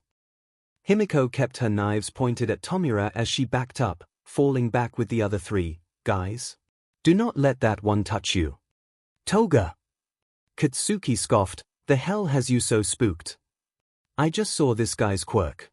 Remember the break-in yesterday, and how the gate was so torn up?" Okako nodded. She could still clearly see Izuku picking up a piece of scrap off the ground and easily crushing it in his hand. "He's the one that did it." "Kiro." "Wait, what?" "This skinny beach." Himiko nodded. "He turned my knives into dust, and I saw what it does to a person. It's some kind of destruction quirk. He touches something and it just dies. Decays actually. Everything can be destroyed. Gates, people, societies. All of it. All it takes is a little touch." There was an unhinged tick to Tomura's voice that sent a shiver up the three students' spines. Katsuki recovered and flipped Tomura off. "Yeah, big scary villain. Like 𝐒𝐻𝐵. His quirk is worthless if he can't touch us, so don't get touched." Around them, the remainder of the villains began to converge on them. As the four got ready for another round, the air next to Tomura twisted as Kurogiri warped next to him. "Oh great, this guy again," Okiko grumbled. The idea that they could get warped again, and worse, get split up was not something she was enjoying thinking about. "Shigaraki." Tomura turned and looked over at the warp villain. "Oh, you're back. Have you killed 13 already?" Okiko felt her BLD freeze. "What? I was unable to. There were students that escaped my warp gates that prevented me from finishing her off." "Prevented you? So you ran away?" "Not exactly. During my confrontation, one of the students was able to escape. She is most likely already contacting the school for help." "And you didn't go after her?" Tomura's voice cracked and his fingers twitched. "She is invisible. Hagekyu. She got out. Then backup is on the way." While Okiko and the others felt some relief hearing this news, their attention was immediately brought back as Tomura began to shake. His fingers clawed at his neck, digging his fingernails into the skin, tearing at it until the welts began to bleed. "Kurogiri. You..." Just when it seemed he was about to rip his own throat open, his hands fell to his sides and his whole body slumped, his face staring up at the ceiling. "Oh man. This means it's game over already. This 𝐒𝐭𝐚𝐲 𝐔𝐸𝐴. What the heck?" Okiko was completely thrown. 1 second Tham man looked ready to murder anyone next to him, and now he was whining like a spoiled child. Katsuki's eye twitched as he had no idea what to make out of what he just saw. Tsuyu just croaked nervously, Tomura's unhinged personality making her more nervous than before. Himiko was completely flummoxed. She couldn't get a read on this person, and coming from her, who prided herself on reading people, this said something about the man in front of her. "Kurogiri, we can't win if she brings all the teachers from you here. That many pros, we'd be crushed instantly. This really is game over for us. Let's just go home." Around them, the remaining villains were clearly in agreement. None of them wanted to be around when the teachers got there. Okiko narrowed her eyes as she watched the man. He's just going to give up. This whole operation was to kill All Might, right? He should know that Ua is going to beef up security now. He won't get another shot like this again. He's treating this like a game. This whole thing was a game to him. His like. Himiko glanced over at 𝐭𝐿𝐼, his like a child. Throwing a tantrum 1 second and just giving up the next. So he's a thing crybaby. What's the big deal? Have you ever seen a little kid lose gracefully before? Tsuyu asked. Everyone looked over at her. When my little sister loses, she'll flip over the board and send the pieces everywhere. 𝐭𝐿𝐼 felt a new feeling of dread come over her. USJ was the board, and they were the game pieces. Straightening up, Tomura looked over at the 4. Oh yeah, before we go, there's one last thing I want to do. Himiko felt the killing intent first. Alarmed, she pushed the 2 closest to her away, only to find that Tomura had already covered the distance between them. SHT, his fast. I'm going to kill some of these kids and smash All Might's pride. Himiko dodged to the side, but her eyes widened when she realized she wasn't the target. Nor were the 2 she had been able to push aside. Tomura had his hand reached out for someone else. 𝐭𝐿𝐼, move. Don't let him touch you. 𝐭𝐿𝐼 was frozen in place. Everything had happened too fast. She didn't have time to react. Even when she heard Himiko's warning, even when she realized she was the villain's target, even with his hand going for her throat, she wasn't fast enough to get out of the way. He was too close to dodge. Too close to block. She was caught. All she could do was close her eyes. Time passed. 1 heartbeat. A second. A third. Nothing had happened. Confused, 𝐭𝐿𝐼 opened her eyes and was greeted with a sight she wasn't sure what to make of. Tomura was standing right in front of her, hands reaching out to grab her neck, but now, he was glowing. He, along with all the villains around them, were glowing bright green. Green. Wait. Green. The moment it clicked for her, and the others, a new voice echoed into the courtyard. Get away from her. Past Tomura, past the ring of villains, Izuku stood, glowing brighter than 𝐭𝐿𝐼 had ever seen him before as he held Tomura and all the villains in his quirk's grasp. We're out. Finally. Mina cheered as she and the others leapt over the wall that separated the ruins zone and the central courtyard of the facility. We should still be cautious. There were many villains emptying into here when the attack first began, 𝐵𝐵𝐼𝐾 warned.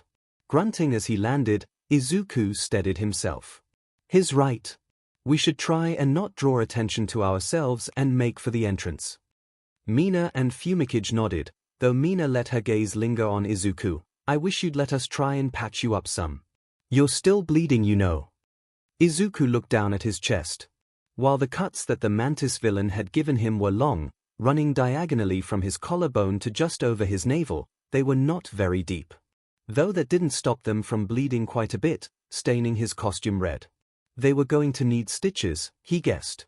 Mina had pushed multiple times during their escape to stop and let her and 𝐵𝐵𝐾 bandage him up.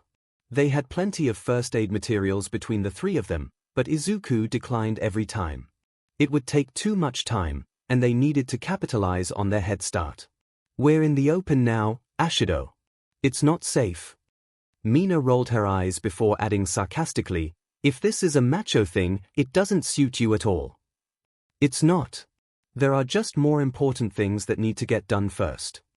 This was the 4th or 5th time they had done this dance, so Mina was at the point of just accepting it, and making a mental note to make sure she let 𝐭𝐿𝐼 and maybe Himiko know about all this. Mina was sure that between the 2 girls, they'd be able to knock some sense into the stubborn boy. Interesting. Izuku and Mina looked over at 𝐵𝐵𝐾. What is? 𝐵𝐵𝐾 pointed to the center of the court. Is that a boat? Mina tilted her head to the side. Yep, or at least half a one. How'd that get there? Also, is it just me, or should there be more villains? Ya no, everywhere. Izuku scanned the courtyard. You're right. It looks like most of them are gathering over by the lake. Then I'd say we have our opening. Izuku and Mina agreed with 𝐵𝐵𝐾. Carefully, but quickly, the 3 made a dash for the entrance. As they crossed the courtyard, Izuku started to hear more of the commotion where the villains were located. Glancing back over, he tried to see what was going on. There was the crowd, where some smoke and flashes of light peeked through. Then a little ways off, he saw 3 villains off to themselves, a smaller man in black clothing and covered in hands, a giant monster who looked even taller than All Might was further back, and another villain that was walking around the group. Izuku's eyes stayed on the smaller man. There was something about him that caught Izuku's attention. Before he could start to think why that was, Mina grabbed his and 𝐒𝐭𝐴𝐺's arms. "Guys! Look!" Mina pointed a little away from the villains. There was Aizawa, lying face down in the ground. "Aizawa-sensei! He isn't moving. We have to help him, right?" Izuku snapped his head to the stairs leading to the entrance, then back to Aizawa. Running for him would put them out in the open. They had a clear shot for the stairs at the moment, but there was no telling if that was still going to be the case for much longer. Added together, the answer to what to do was obvious. "Let's go get our teacher."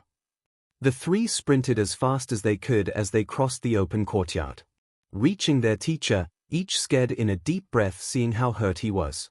𝐒𝐭𝐴𝐺 knelt down and was about to put his fingers to Aizawa's neck to check for a pulse, but stopped when he cracked open one of his eyes and looked at the 3. "What are you 3 doing?"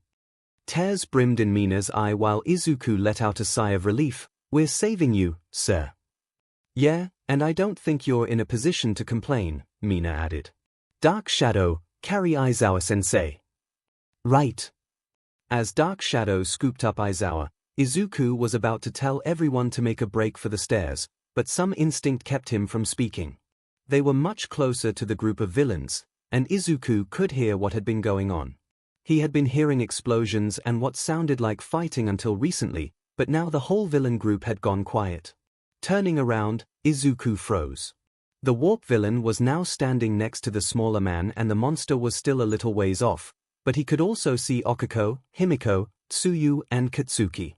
Uraraka, Toga, Kaken and Tsuyu. What are they doing over there? He could hear Mina and 𝐒𝐭𝐴𝐺 telling him they needed to go, but another voice drowned them out. "Okiko, move. Don't let him touch you." The man had suddenly dashed forward. Himiko, as she jumped back, had pushed Tsuyu and Katsuki clear but hadn't been able to reach Okiko. And Okiko was the villain's target. "Don't let him touch you. For an eternity." Those words echoed in Izuku's head. "Don't let him touch you. For an eternity." Izuku watched the villain's hands reach for Okiko's throat. "Don't let him touch her. Don't let him touch her. Don't let any of them touch her." In that instant, Izuku dug as deep as he could, and pulled out all the power he could. Shooting his hands out, Izuku grabbed onto everything the villains were wearing that he could, and held them back. "Get away from her. Hey, I can't move. The heck, my shirt is strangling me. Why am I green? What's going on? Help!" All around, villains cried out in alarm as they suddenly found themselves unable to move. Tomura screamed in frustration as he pulled at his invisible bond, futilely reaching for Okiko, who had recovered from her shock and had taken several giant steps back.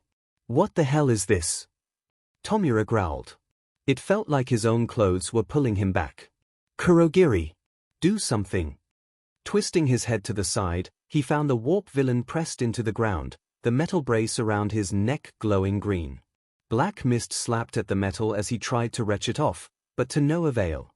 Screaming in frustration, Tomura tried to push himself forward, but Izuku wouldn't let him. Gripping his fists tighter, Izuku pulled down, dragging the villains down onto the ground. "No you don't. Deku." Okiko was shocked. She had never seen Izuku do something like this before. She knew he had been practicing using his quirk on people in different ways, but to do something on this scale was unreal. "Dang, Izuku, Kero." While Katsuki didn't say anything, he was giving Izuku a look that wasn't angry or contemptuous. Try as Izuku might, however, the big villain was still standing, but at least he wasn't moving, so his 4 classmates were safe, at least for the moment. He could feel each and every villain fighting against him. The feeling in his head was beginning to remind him of back during the entrance exam and the 0-pointer. He could not afford to let himself end up like he had, so he knew he wasn't going to be able to keep this up for much longer. Worse yet, There were other villains in the courtyard that hadn't been at the edge of the lake that were beginning to notice their comrades were in trouble. Everyone needs to move now. Glancing to his side, Izuku found Mina and 𝐒𝐭𝐴𝐺 looking at him, shocked and worried. Aizawa, even wrapped up by dark shadow, was watching him intently. If they stayed for much longer, their clear shot for the entrance would be gone. Go! Get Aizawa-sensei out of here. Wait, hold on. Mina began screaming her objections before Izuku cut her off. Ashido, I can't hold them forever. You have to go now. Please. Before more villains show up. A hand on her shoulder from 𝐒𝐭𝐴𝐺 stopped Mina from attempting to argue any further. Giving Izuku one last look, Mina took off. 𝐒𝐭𝐴𝐺 lingered a step behind. Good luck, Midoriya, was all he said before he and Aizawa were gone. With that taken care of, Izuku turned his attention back towards Okiko and everyone else. There's too many villains still between them and the stairs for them to make a run for it. They'd have to fight through, and I know I won't be able to hold all these guys for that long. Grunting as the pain in his head continued to build, Izuku racked his brain for some idea. We could try and all make a run for it, but I don't think I can move right now. It's taking everything I have to hold them down. If they came to me, maybe someone could carry me or something. No, that's no good. Uraraka could float me, but they'd still waste time getting over here. The villains would be on top of us by then. Wait, float. Carry. That's it. Uraraka. Okiko looked up when she heard her name shouted. Float everyone now. Katsuki frowned. Why the hell does he want you to do that? We'll be sitting ducks when those other guys get here. Tsuyu nodded in agreement, while Himiko eyed the downed Tomura. He was helpless now. A perfect target. Uraraka, please. Can you all out of there? Trust me. Okiko stiffened. Everything was happening so fast. 1 second she was about to be strangled, and now she was trying to understand just what Izuku was thinking. He asked me to trust him. Then what the hell am I waiting around for? Himiko took a step forward, gripping her knife tightly in her hand. So focused on Tomura, she didn't have a chance to tell Okiko to stop when the other girl rushed over to her and tapped her shoulder and lifted her up into the air. The hell, Okiko? Himiko shut her mouth, deciding maybe it was better not to say how she was about to deal with Tomura. Tsuyu was tapped next, but as Okiko rushed for Katsuki, the other boy backed up, sneering, Don't you think touch me, round face. I'll be diamond before the smack. Okiko didn't have to slap Katsuki to make him float. She also didn't have to mentally yell yeet when she tossed him into the air a little harder than she had with Himiko and Tsuyu. But she did not have to either. Tapping herself, Okiko pushed off the ground and floated into the air along with everyone else. Tomura growled out in rage as he watched them float away. Okay, so now what? Himiko asked. Tsuyu shrugged while Katsuki glared daggers at Okiko, who didn't care. Deku screamed for me to float us. This is his plan. Deku. I swear I'm going to. What the SHT? Ribbiting in surprise, Tsuyu looked alarmed as Katsuki started to glow green. Quickly, Tsuyu also glowed, followed by Himiko and Okako. Okiko gasped at the feeling. This was exactly like her first time at the beach.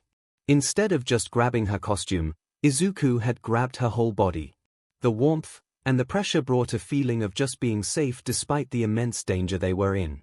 Himiko's eyes fluttered as she groaned into her hand, teeth biting into a finger as she tried to keep herself under control, but that was hard to do when she felt Izuku all around her. Don't. Not here. Not here. Oh god, this feels incredible. No. No exploding. The moment Izuku saw everyone in the air, he acted, praying his idea would work. He hoped that with their gravity removed, it would make moving them much easier. Lifting a hand up and gently closing it, he split his attention away from the villains and took hold of his classmates. He could still feel their bodies repel his quirk, but it wasn't as intense as when he'd first tried it. An effect of a few more months of practice, or not having a gravitational force acting on them, Izuku wasn't sure. What he did know was that he was able to hold them and move them. Pulling his arm out, he pointed it towards the entrance stair and willed them over. As fast and high enough that they were out of danger of the villains still on the ground.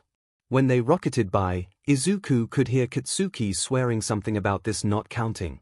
Himiko may have been shouting, and for a split second his eyes caught Okiko's. So many different emotions passed between the two.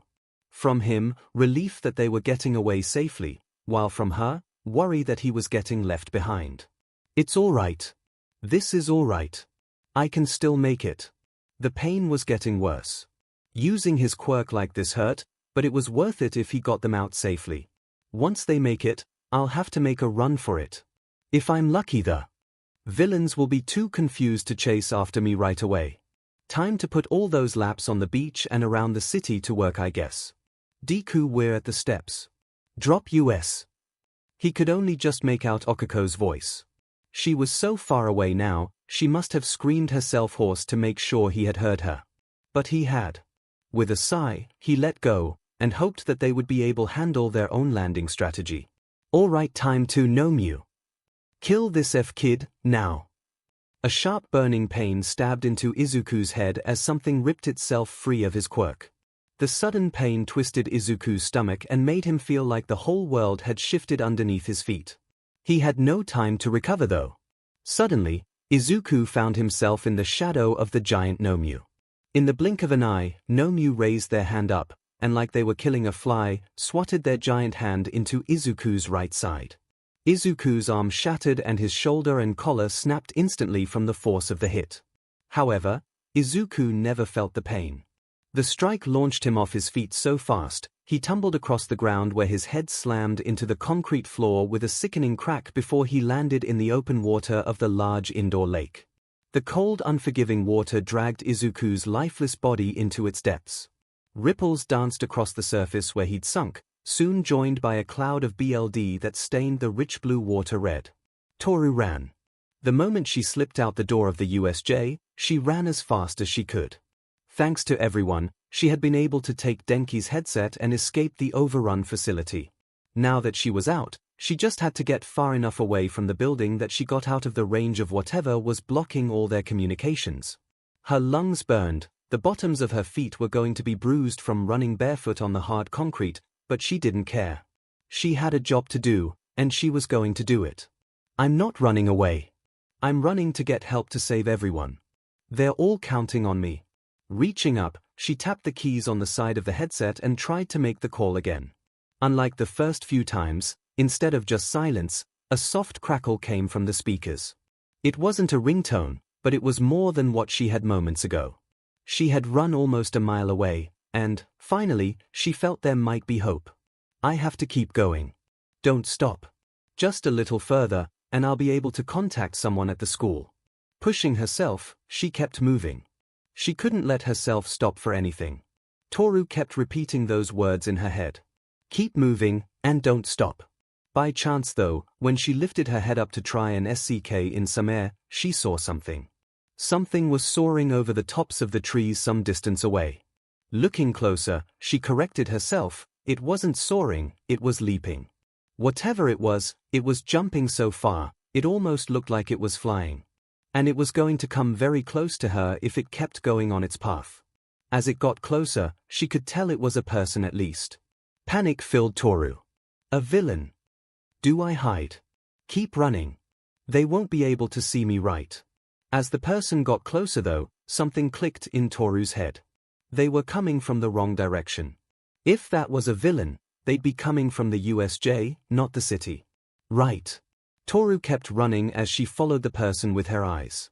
Whoever they were covering the distance at a scary pace, though they didn't look like they were in a hurry. Just bounding along. They were big too, if Toru had to make a guess. Big, and moving like that. Wait. Wait. Is that? Toru slid to a stop, wincing as the concrete scratched up her feet. She squinted against the sunny sky at the figure, not sure if she could believe her eyes. It's All Might. All Might.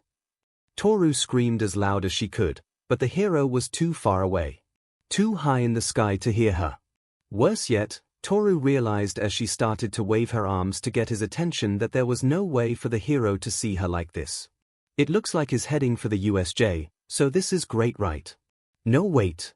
He wouldn't know about the villains. He'd be walking into a trap. No, no, no, this is bad. She had to do something. Anything to get the hero's attention. Please, All Might. See this. Toru focused on the light around her. This wasn't a move she had perfected yet, but all she needed to do was grab All Might's attention. Even for a moment. The light around her started to refract and bend as it passed through her. All I need is to make myself bright. Light refraction. Floating in the air, 𝐒𝐭𝐻 let out a startled gasp as she felt herself get pulled hard towards the stairs leading to the USJ exit. It finally dawned on her just what Izuku's plan was. Wait. Wait his not. Deku. 𝐒𝐭𝐻 turned to find Izuku as she flew past him. His eyes were filled with determination and relief. Deku, no. This isn't how this is supposed to work. He was saving them, but leaving himself in danger. This wasn't right. She didn't want this. She didn't want to leave him behind. Further and further 𝐒𝐿, Himiko, Tsuyu and Katsuki were carried away, Katsuki complaining the whole time. God damn it. This doesn't change a thing, you SHT. I didn't ask you to try and help me. Himiko swiped at Katsuki, but he was just out of her reach. Will you stop beaching already? We need to figure out what to do about Izuku. Tsuyu glanced back, he's holding all those villains but some are still free. They'll get him, then all the villains will get him. Himiko finished, her grip on her knives tightening. We're going back for him. Of course we are, 𝐒𝐿 added firmly. We're pulling his butt out of that fire, and when all this is over, I am going to rip Deku a new one for doing something so stupid. 𝐒𝐿 wanted to scream. How could Izuku think this was alright? How could he think she would just leave him at the mercy of all those villains? I am going to make sure he knows to never do something like this again. Even if I have to drill it into his thick head. Looking up, they were just about to the steps leading up to the exit. Not wanting Izuku to send them all the way up, 𝐒𝐿 screamed as loud as she could, Deku, we're at the steps. Drop US. A moment passed, then the green light around each of them vanished. The moment it did, 𝐒𝐿 tapped her fingers together, release. Released from her quirk, the four landed. 𝐒𝐿's mind raced with different ways to get back to Izuku. She recalled that out of the four of them, Katsuki had the longest range for his attacks. Especially with that cannon on his arm. She just hoped that it was recharged. 𝐒𝐿 turned to Katsuki, alright, Deku, listen, I need you to dash 𝐿. Kill this kid, now. 𝐒𝐿's words died in her throat as a cold dread froze her heart. 𝐒𝐿 and everyone turned around just as 𝐿 swatted Izuku away. The facility was still so loud, with the sounds of combat happening all around them, but for 𝐒𝐿 everything had gone dead silent. She heard the hollow snap and crunch of bones breaking. The horrific crack as Izuku's head bounced off the ground. The harsh ripples of the water as it dragged Izuku away. She heard and saw it all in perfect, cold, harsh clarity. Tsuyu croaked, terror holding her in place. Katsuki was a mix of shock and rage, his mind trying to comprehend what he'd just seen. Himiko's grip on her knives loosened, both clattering on the ground as she fell to her knees. She knew what she had just seen. She had just watched Izuku die. Despair tried to force a scream out of her throat, but the shock kept it stuck inside, suffocating her in her own horror. 𝐒𝐿 felt everything they all felt, and more. Fear. No. Terror. No. Horror. No. Despair. No. Rage. No. While these feelings nailed the others in place, 𝐒𝐿 rejected them. These horrible thoughts. These terrible feelings would not hold her. No, instead of holding her back, they drove her forward. She didn't hear the startled cries from her classmates as she dashed forward. She didn't hear the mocking jeers from the villains as they neared her. She was focused on only one thing. Getting to Izuku. Making herself float, the gyros in her costume screamed to life as she pushed them to their limits, dragging her as fast as they could upward to the USJ's ceiling. Twisting in the air, 𝐒𝐿 slammed into the giant overhead dome, denting the metal ceiling while her boots strained to absorb the impact as she landed at what felt like terminal velocity. Safely above the villains between her and the lake, 𝐒𝐿 scrambled forward. Pushing herself as fast as she could, all the while, her eyes never left the rippling water where Izuku had landed. Once she was finally over the water, 𝐒𝐭𝐻𝐲 swayed off the gyros and kicked off the ceiling. Propelled down, 𝐒𝐭𝐻𝐲 held her hands forward as she took a diving position. Some feet above the water's surface, 𝐒𝐭𝐻𝐲 tapped her fingers together and dove straight into the water. Slicing through the surface, 𝐒𝐭𝐻𝐲 began looking for where Izuku had sunk to. If she wasn't so intent on finding him, she would have been horrified at how easy it was. All she had to do was follow the trail of BLD that stretched down into the water. Following it down, she soon found Izuku, limply lying on the lake's floor. Wrapping her arms around his chest and holding his head against her shoulder, 𝐒𝐭𝐻𝐲 kicked as hard as she could, bringing both of them to the surface.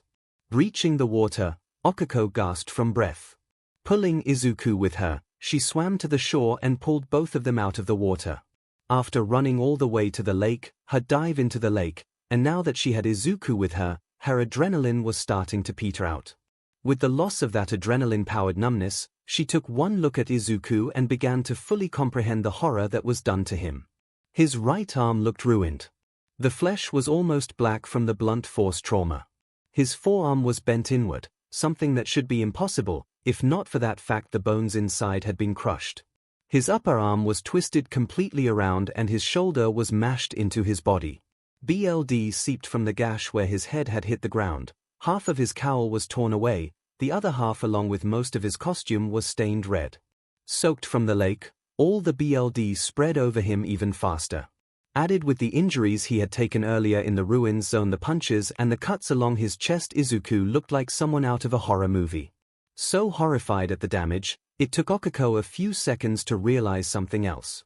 When they had made it to the surface, he hadn't gasped for air like she had, even though he had been under for longer.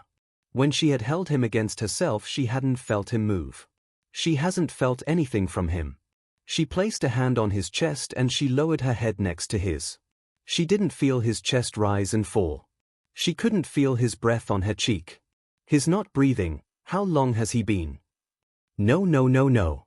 Deku, no. Please, no. 𝐒𝐿𝐲's mind flashed back to months ago.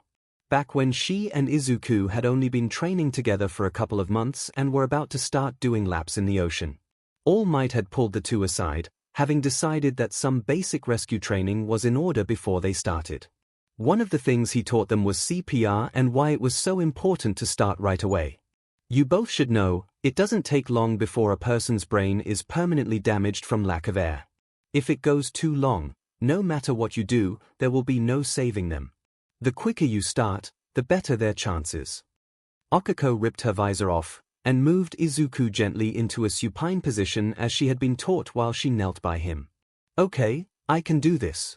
I have to do this. Just remember the steps.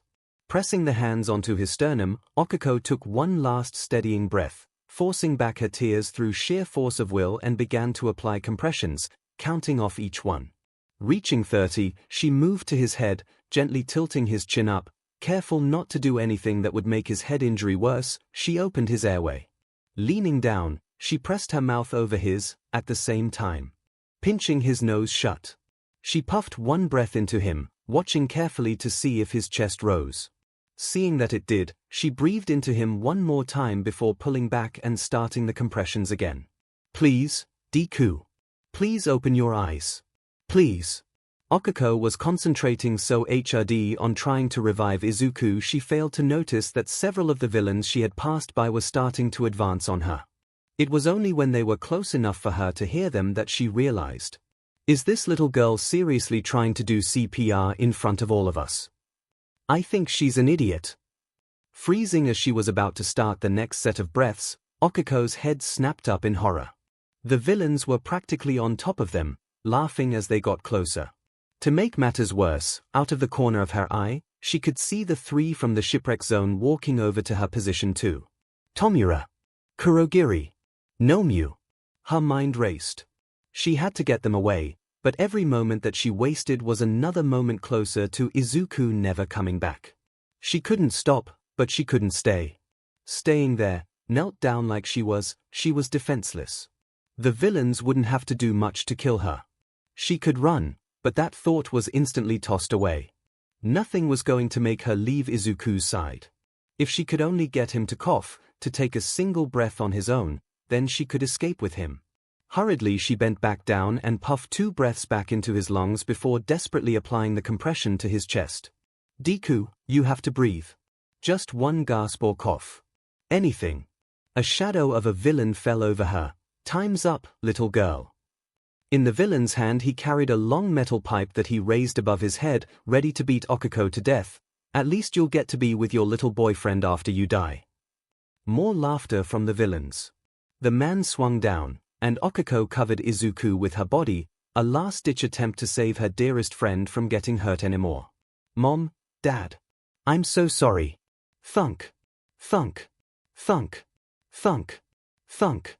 Thunk. 6 soft, hollow impacts, followed by the harsh clang as the metal pipe hit the ground, made 𝐭𝐿𝐼 look up. She watched as 6 of the villains fell to the ground, faces contorted as they screamed in agony. Each villain had a metal cylinder, with a long clear tube, sticking out of their backs. The remaining villains whirled around to find 𝐒𝐭𝐼 standing behind them. 𝐭𝐿𝐼's eyes went wide, wondering when the other girl had followed after her. 𝐒𝐭𝐼 met her gaze and screamed, "Keep going. I'll keep these bestiaries busy." 𝐭𝐿𝐼 immediately went back to work while 𝐒𝐭𝐼 reached up and grabbed all of the tubes in her hand and yanked all the syringes out. With a small flick of her wrist, she made sure the needles sliced across another villain's face, leaving deep scratches over his eyes. He fell, clutching at his face, screaming, and blood seeped through his fingers. The remaining villains launched themselves at 𝐒𝐼, forgetting about 𝐭𝐿𝐼 and Izuku completely. 𝐒𝐼 ducked a wild swing as her syringes were drawn back into place. Reaching for her thigh holsters, 𝐒𝐼 filled her hands with all the remaining throwing knives she had. Holding them between her fingers, she started throwing them as fast as she could, aiming at all the villains' legs. It was the fastest and most sure way to down them short of actually killing them. Falling onto her back, she turned her attention to the villain that had tried to punch her. Lifting her feet up, she drove her heels into his knees. There were twin pops as the villain pitched forward, his knees bending in the completely wrong direction. Rolling up onto her shoulders, 𝐒𝐼 kicked up off the ground and landed back on her feet. After her attack, all but one of the villains were on the ground in a great deal of pain. She glared at the last thug, who put his hands up and started to back away. Right into Tomura. "You guys are really useless, aren't you? 𝐒𝐻𝐼." 𝐒𝐼 didn't bat an eye as the man's body crumpled into a pile of gore just from a touch of Tomura's hand. The League's leader looked down at all the villains he had brought and sighed dramatically. "This is really just sad. I know you guys wouldn't stand much of a chance against pros, but to get beat by students. That's just sad. Shigaraki, we must leave soon before the UA teachers arrive." Tomura waved Kurogiri off. "I know. Just be ready to warp us out. These kids have really thrown a wrench into my plan. They need to pay for that." 𝐒𝐼 tensed. She was now standing between the 3 villains and 𝐭𝐿𝐼, who was still desperately giving Izuku CPR. Subtly, she did a quick count of what she had left to work with. "All my throwing daggers are stuck in the villains. I have 2 combat knives left, my 6 needles and my braces. 𝐻𝐼. The giant monster tilted their head. "You were too fast with that, boy. Make sure you make this hurt for the girls." The 𝐻𝐼 screeched and began to advance, walking slowly up to the students.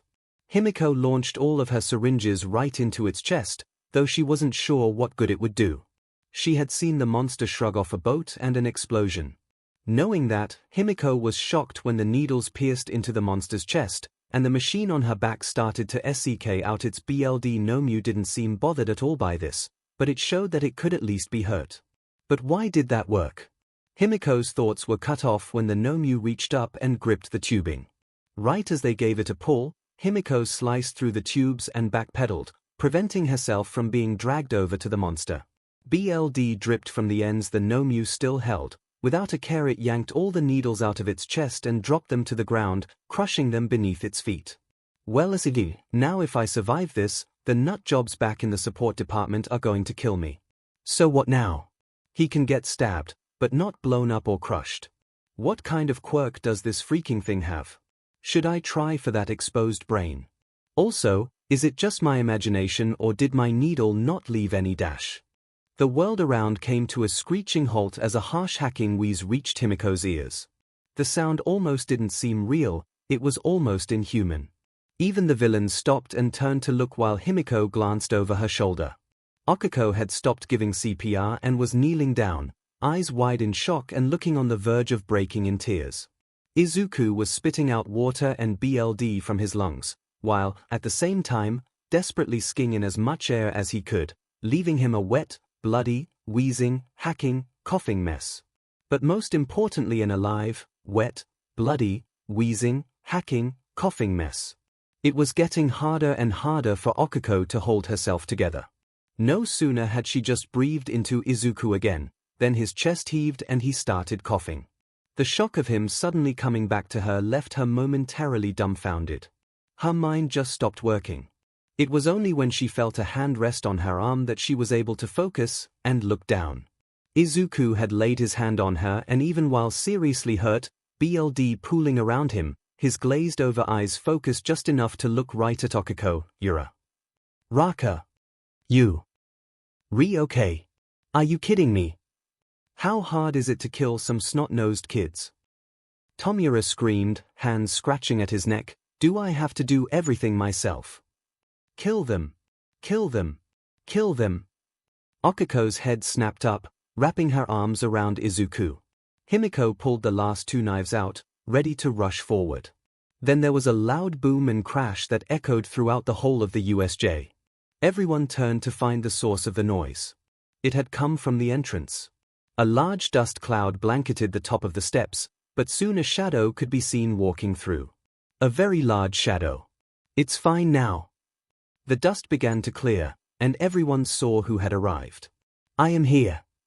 All Might had finally arrived. Himiko sighed, the hell, playing up the, in the nick of time, cliché a little close, teach. Okuko held Izuku close to her chest, turning him just enough so he could look up the steps. We're going to be okay, Deku. You're going to be okay. Look, it's All Might. Slowly, Izuku's eyes looked up at the figure in the distance. He could feel himself slowly putting everything back together. The USJ, the attack, the danger they were in. As everything started to come back to him, his eyes focused. All Might. Tomura started to laugh. A feeling of absolute joy filling him as he looked up at the symbol he hated so much. Oh. We gotta continue. Then we have a real chance now. We can kill All Might for sure before the teachers get here. Then all these villains came out of this warp guy.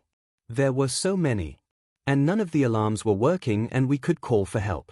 Aizawa-sensei leapt in to fight them and told us to run, but the warp guy got us. He sent almost everyone to different parts of the building.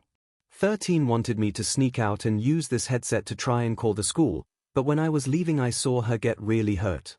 Now I, young 𝐔𝐬𝐽, you have done splendidly. I understand what's going on now. I will rush to the USJ at once. I want you to continue on and get the teachers over here.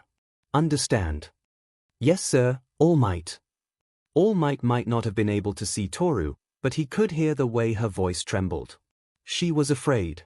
Terrified even. Even still, she was doing her best to ensure her classmates and teachers had the best chance to survive this attack. But if she was still so scared, out in the open where she was safe, what must the other students be feeling right now? An anger built up inside All Might's chest. Kicking off the ground, All Might launched himself into the air right toward the USJ building. If I hadn't been so foolish, none of this would be happening. Even if these villains wanted me, I would have been able to do something. Shaking his head, All Might crashed through the doors of the building. He could hear the startled gasps of some students, crouched over the injured form of 13. My fellow heroes fought so hard to protect the children too. With each step All Might took, he could feel himself get even angrier. These children should not have had to face something so horrible like this. It hadn't even been a week of their first year, and to deal with such an attack. It made it impossible for All Might to show his smile. But, at the very least, I can give them this message. I must stand before them and proudly say, "It's fine now. I am here." All Might's voice boomed throughout the facility. Eijiro and Denki cheered, while Kuji slumped in relief. Walking further in, All Might began to take stock of everything he could see. Down the steps he could see 4 more students. Katsuki and Tsuyu were helping Mina and Fumikiage carry Aizawa up the stairs, though the four had stopped when they saw him. All Might's teeth clenched when he saw how badly hurt Aizawa was. Both the teachers had been hurt because of his carelessness. He would have to make sure to apologize once this was over. A small glimmer of pride did fill him as he saw the students working together to take care of their injured teachers. All Might! All Might! Tsuyu called out. Looking down, he was about to let her know it was going to be alright, when he saw she was pointing out towards the lake. He let his eyes wander up, and was startled to see a great deal of damage had been done to the courtyard. Half of a large boat was lying in the center of the room, and there were multiple bodies laying around. The villains. It looks like Eraserhead was able to get a lot of them. Or perhaps the students stepped in as well. Some of those injuries don't match Eraserhead's style. Looking further, his eyes fell onto the shore where there were even more bodies, and 3 villains left standing, one matching the description of the warp villain, an unimpressive man, and a towering giant All Might could tell would be trouble just by looking at him. It looks like those are the main threat. I'll deal with them and his thought trailed off. He finally saw what Tsuyu had been pointing at. Young Toga stood guard, placing herself between the villains and Okiko and Izuku. He then saw Okiko cradling the broken and bloody body of Izuku. Even from this distance away, he could see all the BLD, and he felt a fear and terror he hadn't felt in so many years. Young Uraraka. Young Midoriya. Oh my god. The ground shattered under his feet as he kicked off, rushing to their side. Any villain that was still standing that was between him and his protégés was instantly slammed into the ground. The villains Kurogiri and Tomura were also two he intended to neutralize on his way, but the giant Nomu grabbed them and leapt back, keeping them safe. All Might would have been impressed, and more than a little worried about Nomu's speed, if he wasn't completely focused on Izuku. During his time as a hero, All Might had seen more than his fair share of horror. People hurt from natural disasters or by the hands of other people. He wasn't numb to it by any means, but he had built up a strong stomach. Seeing Izuku looking like he was though, broke his heart. His composure was about to crumble when Izuku reached out with his unbroken arm towards him, and despite his injuries, despite the pain and fear he must be in, Izuku's eyes were filled with hope. He smiled up at his hero. All Might. You're here. His smiling. In his condition, after going through all this, his smiling. Not only was All Might stunned by just how composed and calm Izuku was, but hearing him speak like that finally burst the dam that Okiko had been holding back. Tears cascaded down her cheeks as she started to sob, holding Izuku against her. All Might knelt down and took Izuku's outstretched hand in one of his, and put another on Okiko's shoulder. Speaking softly, All Might did his best to reassure the two that everything would be okay. Come now, young Uraraka, you're flipping the roles. It's supposed to be young Midoriya that has the waterworks. I'm too old for you two to be flipping the script now. Despite everything, the three shared a soft chuckle between themselves. This time of peace was quickly ended as Tomura spoke. Hey, did you forget we've been waiting for you too? All Might stood up and turned to look at the villains. Young Toga, would you be so kind as to help carry young Midoriya to safety? Himiko nodded and hurried over to Okiko. As the two helped Izuku to his feet, Okiko turned towards All Might. All Might, wait. That Nomu. He has some kind of invulnerability quirk. I hit him with half of that boat, but it didn't do anything to him. All Might glanced quickly at the half of the ship that had crashed in the courtyard. Thank you for the words of warning, young Uraraka. Now please stay back. I will handle this now. With the three falling back, All Might turned his full attention to the villains. Coming after me is one thing, villain. I'm a pro, I handle lowlifes who think they'll get lucky all the time. But you went beyond that. These are students, children. This horror you've inflicted on them, I will not allow it to stand. Tomura shrugged. You heroes are the trash of this society. Government officials with a license to commit horrendous acts of violence on the ones you deem threats. And you, All Might, are the very pinnacle of this society. Of course we'd want to kill you, our greatest oppressor. Spare me the speech. You don't even believe what you're saying. If that was the case, you would have just left once you saw I wasn't here. No, you stayed so you could hurt the children too. You're not here because of some moral. You're here because you just want violence. Well, I suppose that's true. Leave it to a pro to call me out like that. Though it's not completely untrue. I hate heroes. So while I hate you most of all, I want to kill all heroes too. You're like weeds, and the best way to kill a weed, Tomura turned and looked over at Okiko and Himiko as they helped Izuku get away, is to rip it out, root and stem.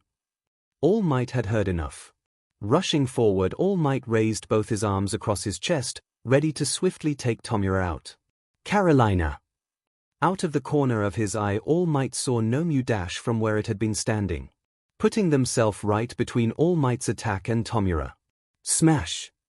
All Might's hands came down with enough force to send shockwaves through the air, shattering all the concrete around them. Nomu, however, took the attack head-on, and, to All Might's shock, was completely unharmed. To be able to take a punch is one thing. This is something else. Young Uraraka seems to be right. It's a quirk of some kind. Nomu quickly reached out for All Might, who leapt back. Nomu, however, rushed to close the distance. Tomura whistled as he watched the fight. He's so fast. I couldn't even follow his attack. Without Nomu I'd be a goner for sure. But you know, he's not as fast as I thought he'd be. Sensei was right, he's slowing down.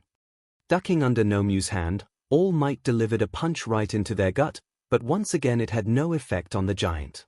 Changing tactics, All Might moved to targeting the head, delivering two massive punches, one into their jaw and another right into the side of their head. However, like before, this had no effect. You're wasting your time, All Might. This Nomu was genetically engineered to be the perfect match for you. He's as strong as you, he's as fast as you, and his shock absorption quirk is the perfect counter to you.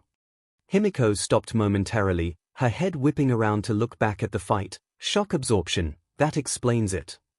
Okiko frowned. Here. Why when you hit that thing with the boat, and when Bakugo blasted it? If it can absorb the shock of an impact, then that's why it looked invulnerable. It also explains why I was able to stab it. Different kinds of impact trauma. Okiko looked back at the fight worriedly. Then that's why All Might's punches aren't working. Probably. If I was All Might, I'd probably try and rip the thing apart. But I don't think that's All Might's style, so I'm not sure what he'll do.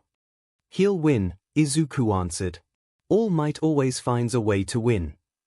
Nomu connected a punch that sent All Might sliding backyards. All Might had to admit that this Nomu was indeed a very formidable opponent. A straight-up fist fight might not be the best course of action.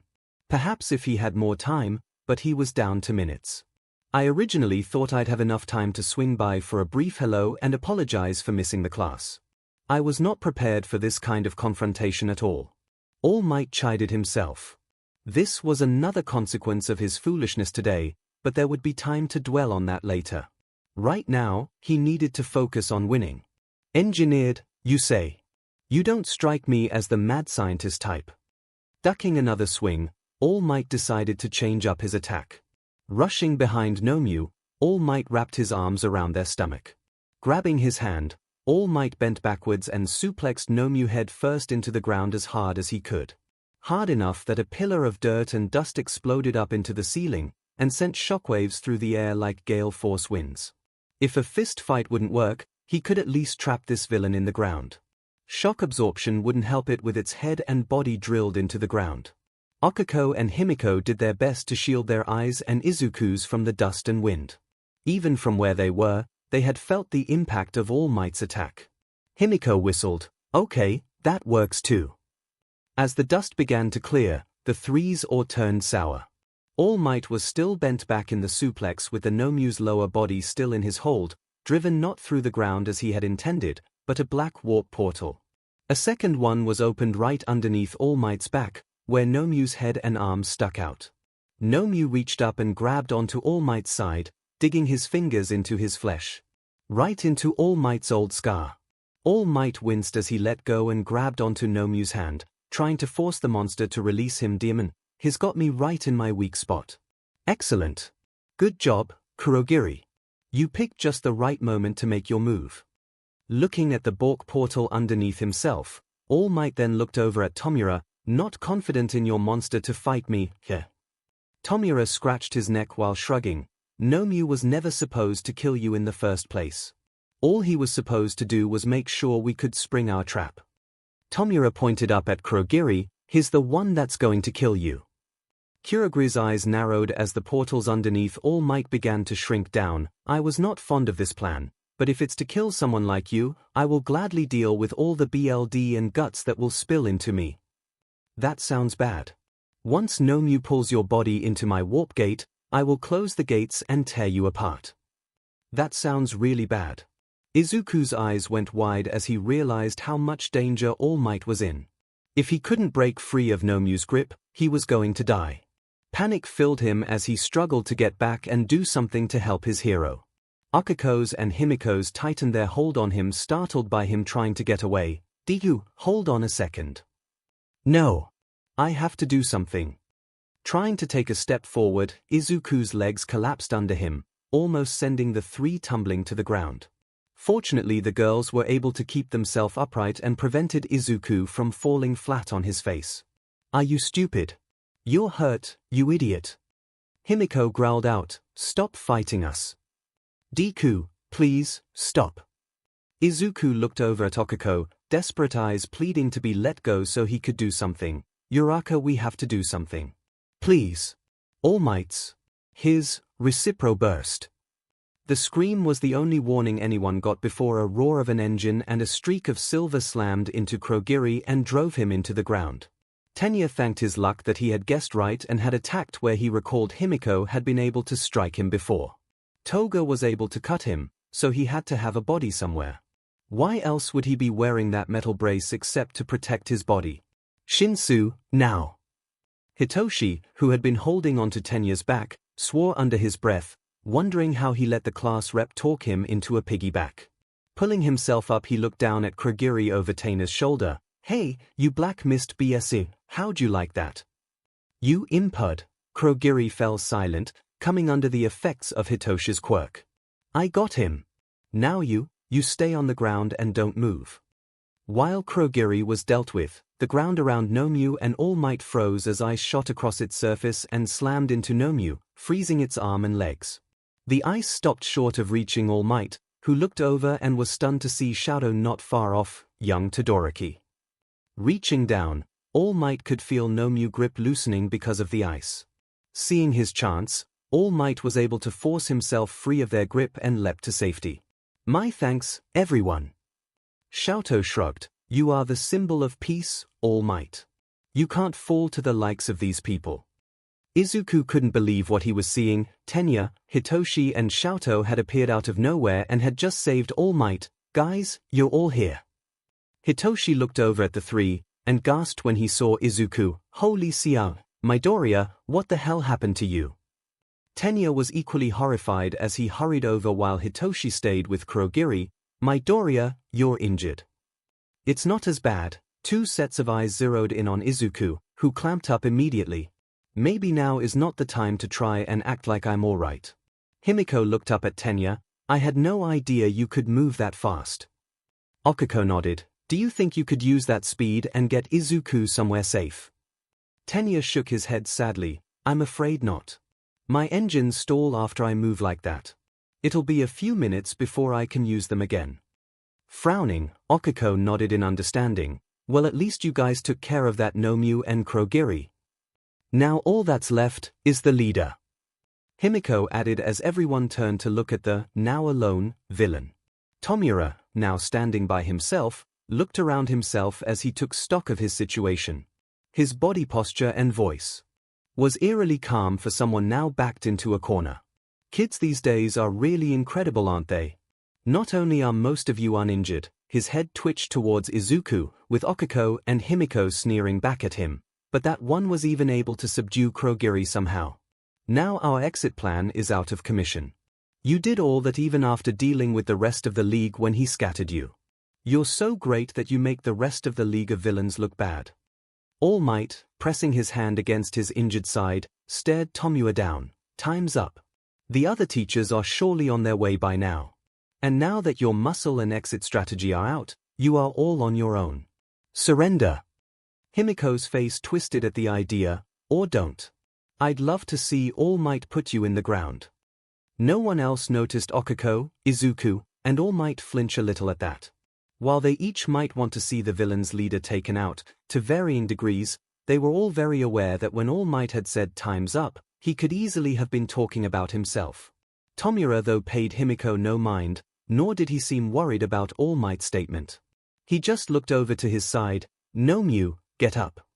Twisting around, Nomyu pulled itself out of the portal, their frozen arm and leg cracking before finally shattering, sending shards and chunks of ice and frozen flesh scattered on the ground.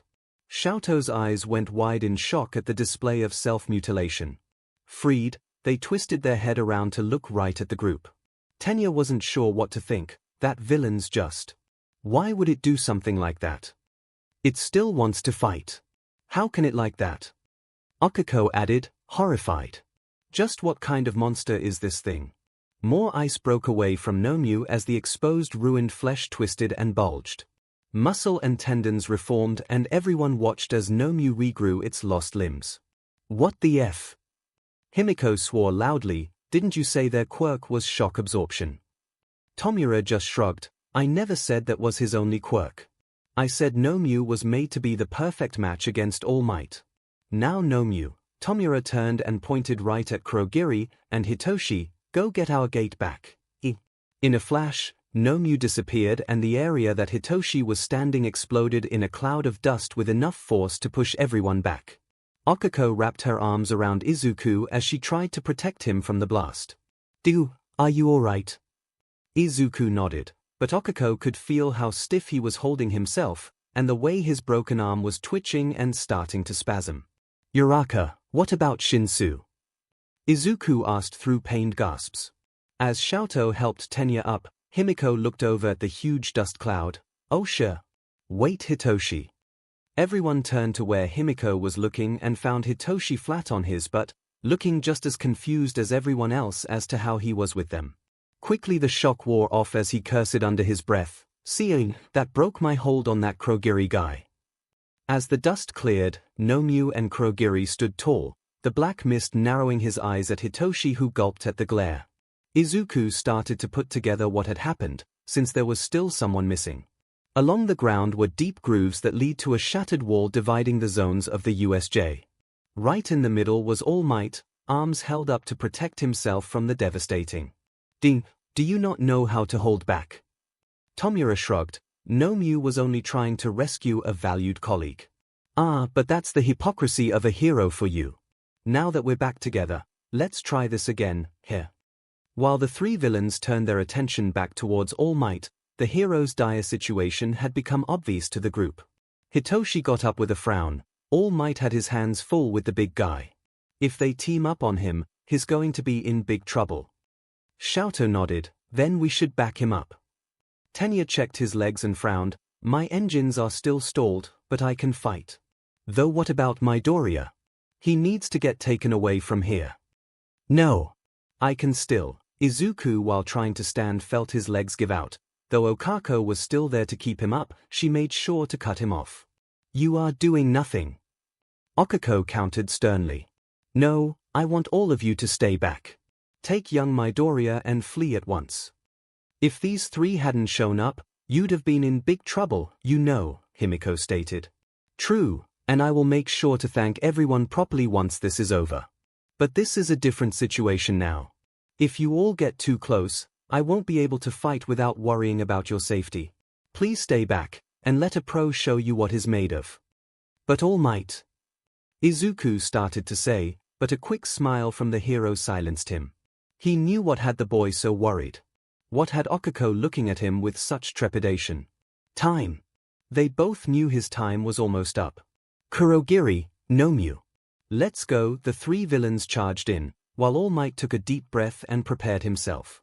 It's true I may have less than a minute left, but how can I call myself a hero if I drag children into this fight? No, I will deal with this threat here and now.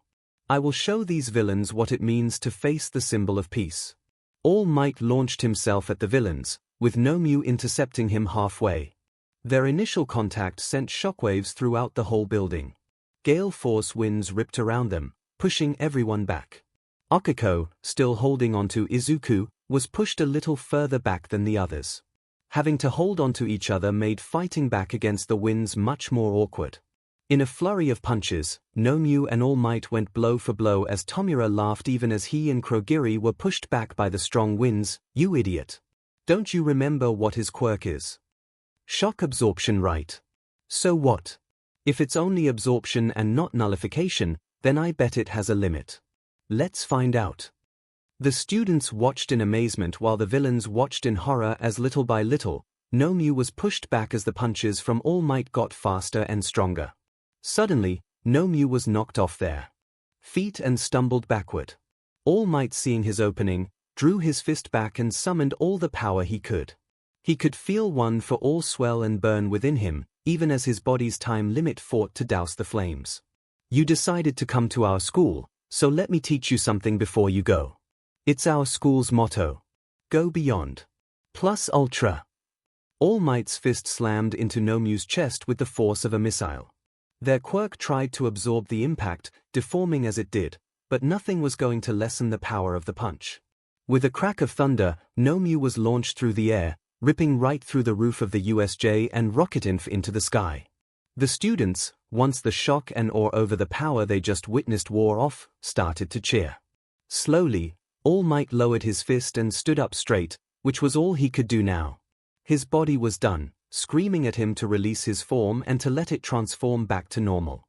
Gritting his teeth, he fought back. He still had to deal with the last two.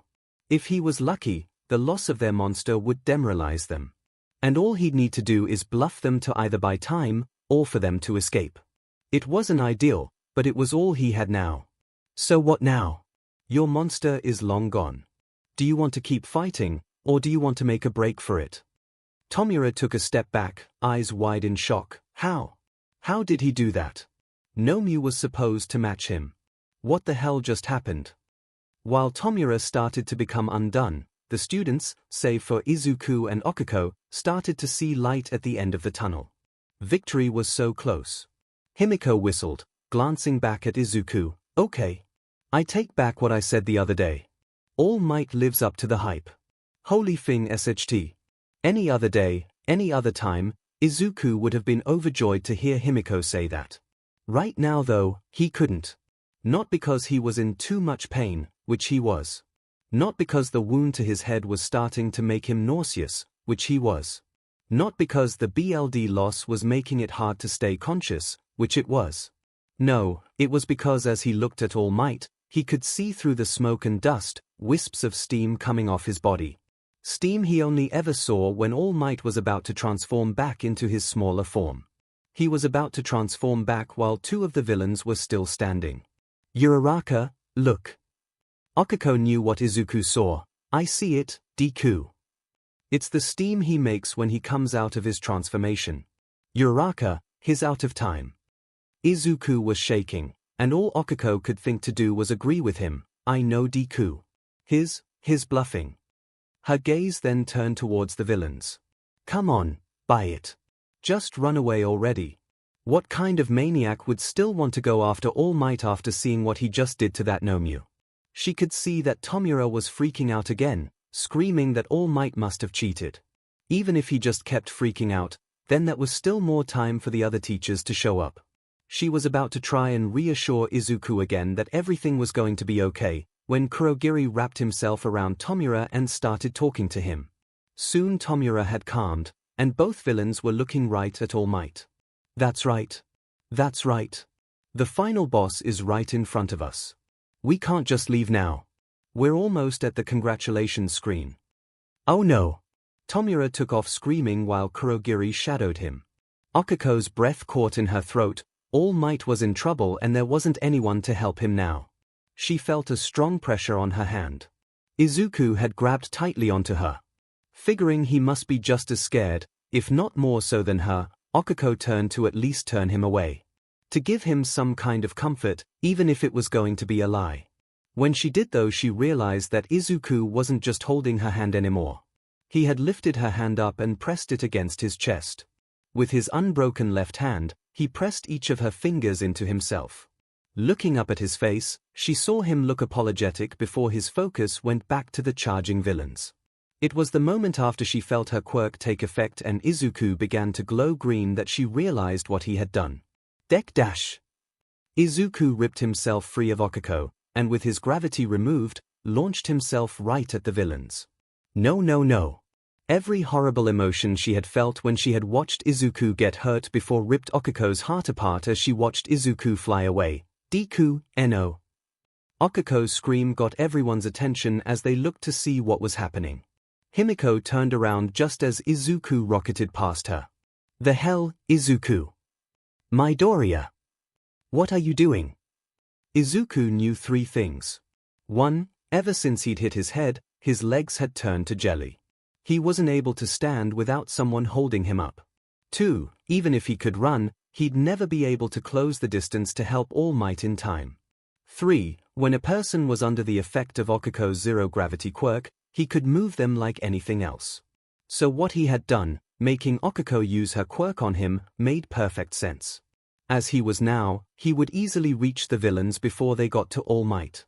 None of this helped the guilt he felt for using Okiko as he had. But he couldn't focus on that. He had to stop the villains before All Might was hurt. Get away from All Might. The villains and All Might turned in alarm as Izuku screeched past the hero.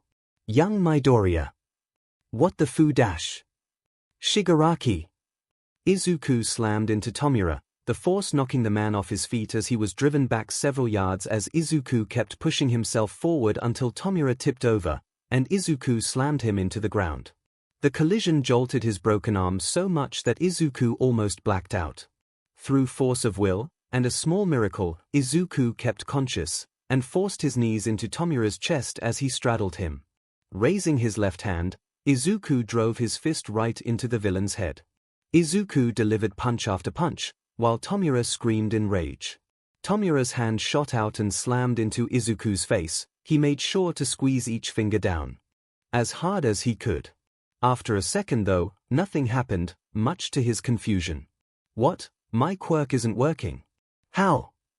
Glancing to his side, off in the distance, he saw the very faint red glow of Aizawa's eyes looking right at him.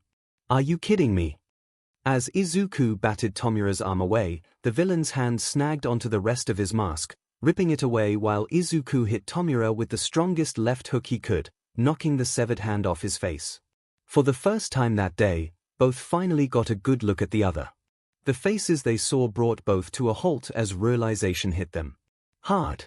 The TA from the office. You're that stupid brat. Shock quickly gave way to horror as Izuku realized that the person leading this attack, the person that had endangered and hurt his friends and classmates, was the same person he had met in the teacher's office the other day. The same person that he hadn't told anyone he had seen. Izuku's horror made him hesitate, which Tomura capitalized on, kicking Izuku off of him and sending him tumbling through the air. You. I should have killed you the moment I saw you. Well, I'll kill you now. Tomura lunged at Izuku, who was in too much pain and shock to defend himself. The jolt sapping any strength Izuku had left. His vision darkened at the edges as all his injuries finally broke through his adrenaline and left him completely helpless. Bang! A gunshot ripped through the air as Tomura grabbed his leg as a bullet ripped through his thigh. Several more gunshots rang out that hit his other leg and arms. As Tomura fell to the ground, the rest of the bullets were absorbed by Kurogiri as he encircled the fallen leader. Izuku could just make out Tomura's ranting, promising he would be the one to kill All Might. The villain's rants were not only what Izuku focused on before he finally lost consciousness. It was the sight of all of Yu's teachers standing on top of the steps of the USJ, finally coming to save them all. They're here. They're finally here. All Might. Uraraka, you're all safe. Tomura grunted as Kurogiri gently warped him onto the floor of their hideout. A bar for the time being. With Tomura lying down, Kurogiri went in search of first aid for his gunshot injuries. As he did, he turned on a monitor. The words sound only flashed onto the screen before a voice spoke. Ah, Tomura, Kurogiri. I see the mission did not go as you had planned. You were wrong, sensei. All Might wasn't weak at all. No. It wasn't that he wasn't weak. You were just not fully prepared to deal with all the variables. Almost all your forces were decimated before he even showed up. A new voice joined from the screen. Yes, those children were much stronger than we planned. We underestimated them. Fortunately, we used that throwaway League of Villains name so the heroes won't be looking for us. At the very least, this failure won't affect yourself, MSTR. All for One can still rest easy. Tomura reluctantly agreed. He hadn't been lying when he had said the kids had been incredible before. They were strong. But it was that one brat. He's the one to blame for everything going wrong. Midoriya Izuku. If he hadn't stepped in, I would have killed All Might. I should have killed him the moment I saw him at that school. No, Tomura, All for One spoke calmly, trying to soothe the injured young man. Even if your decision ended in an unwelcome outcome, it was still the correct one to make at the time. If you had killed the boy, then this attack would have been impossible. The second voice spoke again. By the way, what happened to Nomu? MSTR and I spent a great deal of time on that creation to make him as strong as All Might. Gone. All Might blasted the thing into orbit, I think. What? Kurogiri, returning with first aid, cut in to explain. All Might's final attack launched the Nomu out of the building. With such a short amount of time, and without knowing where it had landed, I was unable to warp and retrieve it.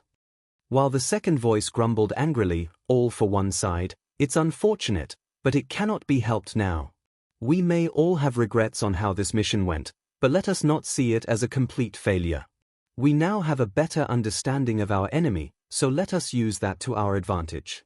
We now know that just picking up random street thugs will not be enough, so, Tomura, I want you to start looking for elites. People with power that can rival heroes. Do not rush this. You may take all the time you need to build a true league. This league, and yourself, will become a new symbol that the world will fear. After the teachers arrived, everything else that happened was a blur for Okiko. Their counterattack against the League of Villains was swift and brutal. Whatever power the League thought they had in numbers was shattered under the might of the UA teachers. In a matter of minutes, all the villains were defeated and the students and faculty were saved. All Might had been quickly whisked away before anyone saw him in his depowered state. Jiru and Momo were recovered from the landslide they had caused in their zone. The two had been in good spirits and unharmed. The shelter Momo had thrown around them protected them from the falling rocks. Minoru, Yuga, Hanta, and Mashirao had been congratulated by some of the teachers on capturing the villain responsible for disabling their alarms and communication. Izuku had been loaded up on a stretcher and taken straight to Recovery Girl's recovery ward, along with Aizawa and 13. Seeing just how badly her hero, 13, had been hurt shook Okiko to her core. When Izuku had been wheeled by, Okiko, who had felt numb after seeing 13, felt several new emotions build up in her. Relief that at least now, he was going to get treatment, horror over everything that had been done to him, and finally anger. Anger, but not just directed towards the villains, but angry at Izuku as well. Angry at his actions. Even with all these different emotions twisting her insides into knots, she still moved to follow after him, but a firm hand on her shoulder from Tenya got her to stay. He's being taken care of now. You should let Recovery Girl and her team do their work. The only other student not with them was Himiko. When they had gotten off the bus, Midnight had taken the girl aside and left with her. A few of the officers had started to interject, a detective most of all, but Midnight had been firm in telling them that Himiko was coming with her. While she hadn't heard the whole conversation, she had made out a few words. BLD control. Our responsibility. Okiko guessed Midnight was taking Himiko somewhere private to get cleaned up, just like she had been asked to do by a medic. It was only during the bus ride back that both girls realized they were both covered in BLD. Izuku's BLD. A quick but desperate shower later, Okiko joined all the other students, save for Izuku and Himiko, back in their classroom. A detective who had been at the USJ with them as they were getting loaded up in the buses, Detective Tsukochi, joined them with an update on what was going to happen now. We'll have some officers come by shortly to take statements from each of you. Afterwards, you all will be free to go. I've also talked with your teachers and principal, and we agree that for the rest of the week, the school will be closed while we address the security concerns this attack raised. Tenya stood. I have a question. Why is Toga not with us? Tsukochi stiffened, but did a good job hiding this from the students. One of the teachers has asked that she be questioned separately. Beyond that I cannot say why, for her privacy. While a few were confused, Tenya, Okako, and Hitoshi wondered if this had anything to do with her being a ward of the school. Tsuyu raised her hand. Sir, what about everyone that got hurt? Everyone is expected to make a full recovery. Your teachers, Aizawa and 13, are in critical but stable condition. It'll be a few days before they recover fully, but the medical teams will be here to make sure that they do. All Might got beat up, but has been through worse. He wanted me to let you know he would be fine, and that he was proud of each of your actions during this crisis. He is sure you all will become strong heroes. A few in the class murmured happily with the news. Okako frowned and raised her hand. What about Deku? Deku? Midoriya, Xiaoto clarified. Ah yes. As you are aware, he suffered a horrific injury to his head and arm. Recovery Girl is working on him now, but he will need to have surgery on his arm for it to fully heal. I believe he is being prepped now. She will also be taking her time while healing his head, as she wants to make sure he did not suffer any brain injuries. He should be released today, but it won't be until later tonight. Okako sank back into her chair silently, her hands gripping her desk tightly as she processed that. Surgery. Deku was hurt badly enough that Recovery Girl couldn't just heal him, she had to have surgery performed on him first. He was that hurt, and he still ran off. Soon, officers entered the room and started taking statements, but again this was mostly just a numb haze for Okako. She answered questions, but her mind was always more on Izuku than anything else. When the officers had everything they needed, Okako didn't walk with the rest of her classmates towards the exit. She turned away and made a beeline for the recovery ward. She was aware she would probably not be allowed into the actual ward, so she found a good place in the hallway and leaned against the wall to wait. Uraraka. Turning, she was surprised to see Tenya, Hitoshi, and Tsuyu walking up to her. While Okako looked confused, Hitoshi just shrugged and took a piece of wall for himself. Guess we're all going to wait for him here. The detective said he'd still be a while. Let us keep you company while we all wait. Tenya added gently. Guys. Tsuyu took a spot next to her. Midoriya risked a lot to help me. I want to make sure I thank him for that, and well, you look like you could use the company too. Reaching up, Okako wiped away the tears that were building in her eyes. Thank you. Hey, are you two going to be okay? You look like you survived a horror movie. That had been the question that Denki had asked Himiko and Okako on their way back to the school. Himiko sighed and gave the boy a loop-sided star, not having the energy to fully turn and address him. What are you talking about? I mean, you're both covered in BLD, didn't either of you realize? What? Slowly Himiko looked down at herself at the same time Okako examined her own stained costume. Confused realization dawned on the two that they were indeed covered in, now drying, BLD. Himiko fought back a shudder that ran through her body. Now that she was paying attention to it, the aroma she was giving off was mouth-watering. It was a little dry, but she was sure it would taste better than anything the school had ready for her. Still, she fought the temptation back. Where did all of this come from anyway? I was sure I was being careful not to get splattered when I was dealing with those league guys. Didn't want the temptation. This temptation in particular. It smells so good, I just wanna like. I mean, weren't you two carrying Midoriya around a lot at the end there, right? He was bleeding all over the place. Okako paled and Himiko suddenly found herself frozen in place. This is Izuku's BLD. Someone smacked Denki upside the head for needlessly pointing something out that hadn't needed to be said, but Himiko didn't care.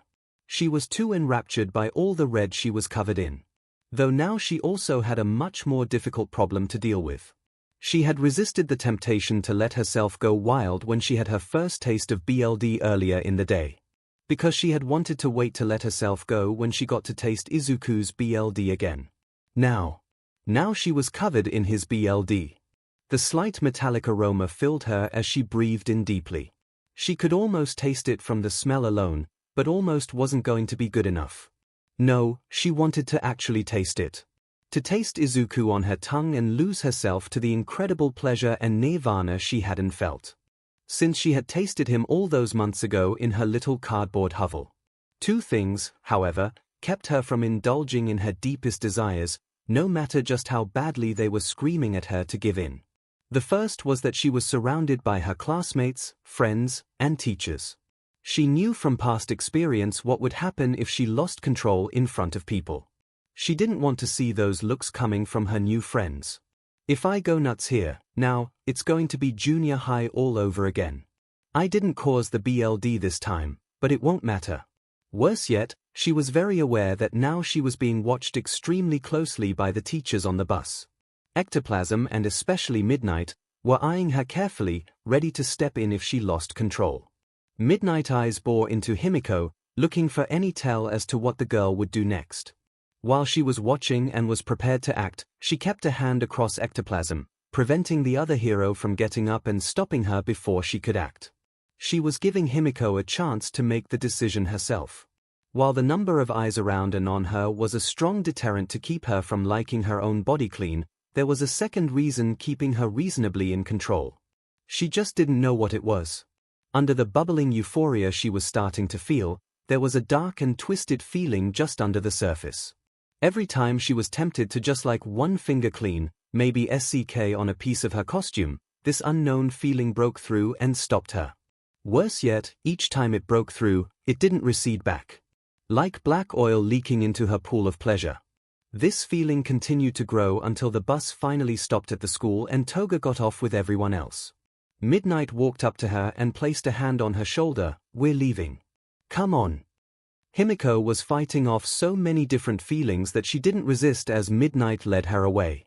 She barely even noticed the police officers that tried to stop them, but were promptly told off by Midnight.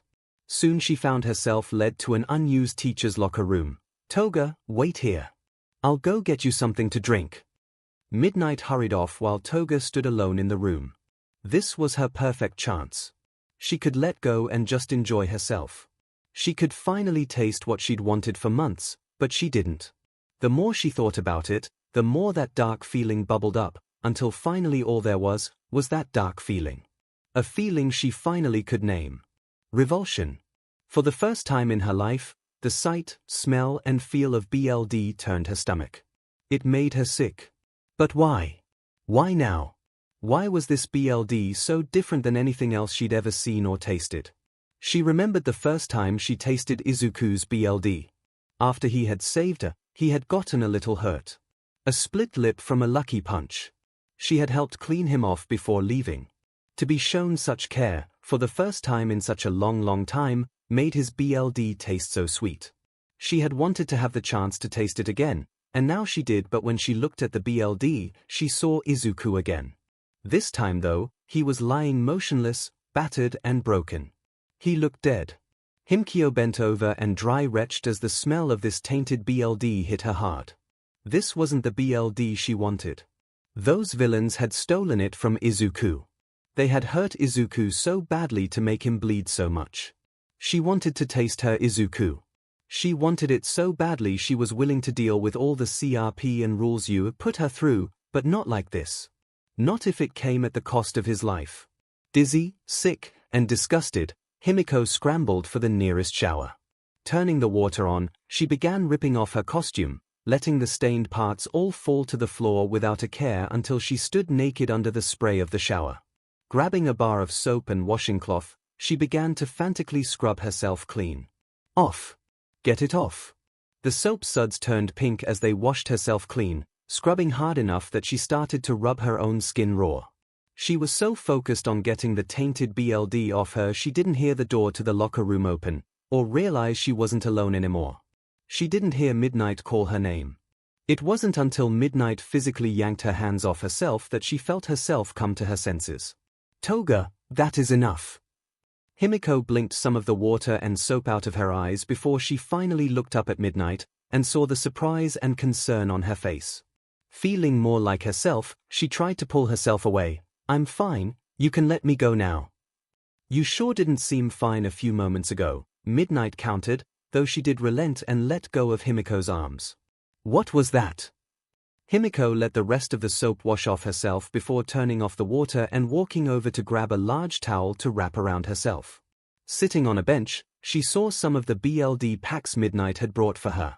Picking one up, she tore off the top with her teeth and scat it down. For once grateful for the artificial taste and scent of it. It did an excellent job getting rid of the last of Izuku's BLD that lingered in her nose and throat. Toga! Himiko held up a hand as she grabbed a second BLD pack, this time taking her time as she drank it. When that one was empty, Himiko finally, since the bus ride back, felt like she had some control over herself. She reached for the third, that was Izuku's BLD. I was covered in. You'd think I'd be overjoyed. I was literally covered in my darling Izuku. I could feel him on me, I could smell him. I swear his BLD smells a little more like copper coins. Most people smell like iron, but his different. Maybe because of all the green. His hair's green. Costume's green. His eyes are green. He glows green. Like a pretty brave, fragile emerald. Why did you wash it off? I brought you here because it was the closest place where you could, like myself, clean without anyone seeing, Himiko finished. Midnight nodded. I could see you fighting the urge in the bus. I didn't want you having to go through that much longer, and not in front of everyone else. Himiko looked away. Thanks. Are you sure that was Izuku's BLD? Himiko nodded. So why? Himiko was silent for a bit, as she chewed on her words, carefully. It was tainted. Midnight straightened in alarm. Was he poisoned? No, not that. The BLD was fine. If I had started drinking it when Denki pointed it out to me, it wouldn't have been an issue. Besides, everyone freaking out that I'm liking BLD off myself and probably looking like I'm in the middle of an orgasm or something. Pausing to chuckle at the absurdity that having to hide this side of herself was that big of a deal, even if some people saw it that way, Himiko then continued, but the longer I waited to drink it, the more time I had to think about how it got there. Why I was covered in Izuku's BLD. While Himiko paused to open her new BLD pack, Midnight filled in the reason for her. You mean because of the villain attack? Yeah. The more I thought about it, the less I was thinking about how tasty and sweet the BLD I was covered was going to be, and more about just how hurt and broken Izuku was. When he first showed up and saved me and the others, he was a little beat up. Looked like he got punched in the face a few times, and had this nasty cut right across his chest. Himiko drew a line over hers as she mentioned that part. He looked so hot. Looking like that, God, it isn't fair. But how he looked after Nomu stuck him. Seeing him just broken and just lying there on the ground. The more I thought of that, the more I couldn't separate the BLD from that image. So the more I was thinking about how hurt Izuku was, the more the BLD covering my lost its appeal. Towards the end I just couldn't stand it anymore. It was disgusting. I needed it off me. Taking a sip from her BLD pack, Himiko added, I want to taste Izuku so badly. Sometimes it's all I think about while I'm lying in bed, but not like this. Not when it comes at the cost of his life. Midnight was in shock. When she had left Himiko alone in the locker room, she had expected to come back to a very different scene. Normally when Himiko lost control, she would either need to kill something, or would dive into her hematolagnia-fueled pleasures, giving a whole new meaning to the term BLD lust. This though, she had not expected this. To have to fight to get Himiko to calm down as she washed the BLD off her body. Scrubbing so hard, Midnight was worried she'd rub herself raw. Then, to hear Himiko say that the BLD was disgusting, left her at a complete loss. Fortunately, Himiko had recovered from her initial episode and seemed ready to get out of the room and away from her, which was completely normal, and Midnight welcomed it. So, you got any questions you want to ask me? Besides some standard statement or something? Review my actions or something? Yes. Yes, I do. Do you want to get changed first? I got you something to wear. Midnight motioned to a set of gym clothes. Himiko put the last empty BLD pack down and got up to change. Talk to me while I get dressed. That way we can both get out of here quicker. Oh, does this count as today's session? Not waiting for Midnight to answer, Himiko dropped her towel and started changing. Not caring that she was doing it right in front of the teacher. Figuring that once she was dressed, Himiko was going to leave anyway, Midnight rolled with it. Yes, we'll count this as tonight's session, though we are going to talk about what just happened. Yeah. So, how do you feel you handled yourself today?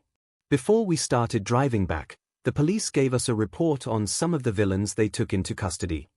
Oh. A number of them were maimed and suffering from stab wounds. Anything you want to say about that? 𝐼𝐻𝐼𝐾 was busy hooking on her BR as she answered, looking over her shoulder, truthfully. Yes. That was me. Midnight sighed, thank you for clarifying that, Toga. Oh, what do you want me to say? A bunch of Fing SHT heads decided to try and kill me and my friends. A number of them are in critical condition. Some may not make it through the night. So what? Toga. 𝐼𝐻𝐼𝐾's eyes narrowed as she looked over at Midnight. Those guys were there to kill us. Not Aizawa or 13. Not All Might. Us, the students. I am not going to apologize, or feel bad for defending myself or someone else from people trying to kill us. And just to shut you up on this whole point, I didn't go for kill shots. There were hundreds of times that I could, but I didn't. So I showed them a hell of a lot more mercy than they were going to give me. Mercy, or did you just not want your friends seeing you take a life? 𝐼𝐻𝐼𝐾 opened her mouth to say something about Midnight's WHP and where she could shove it, but snapped her mouth shut when she saw the look on Midnight's face. Trying to argue that point would just open up a whole new topic and keep her there longer. Just ask the next question, DMN it. Did you drink any BLD today? Yes. Midnight was silent, which 𝐼𝐻𝐼𝐾 knew meant she was meant to elaborate on her answer. When a bunch of the villains were dogpiling me, I stabbed one. Liked my knife to turn into him. Though just enough for a quick transformation. You used your quirk. In the open. I was separated from everyone at the time. Ah, alright then. Why did you transform? 𝐼𝐻𝐼𝐾 paused and swore under her breath. Toga. So I could sneak up on the League's leader and kill him. Midnight leveled a glare at 𝐼𝐻𝐼𝐾. So you did try to kill someone today.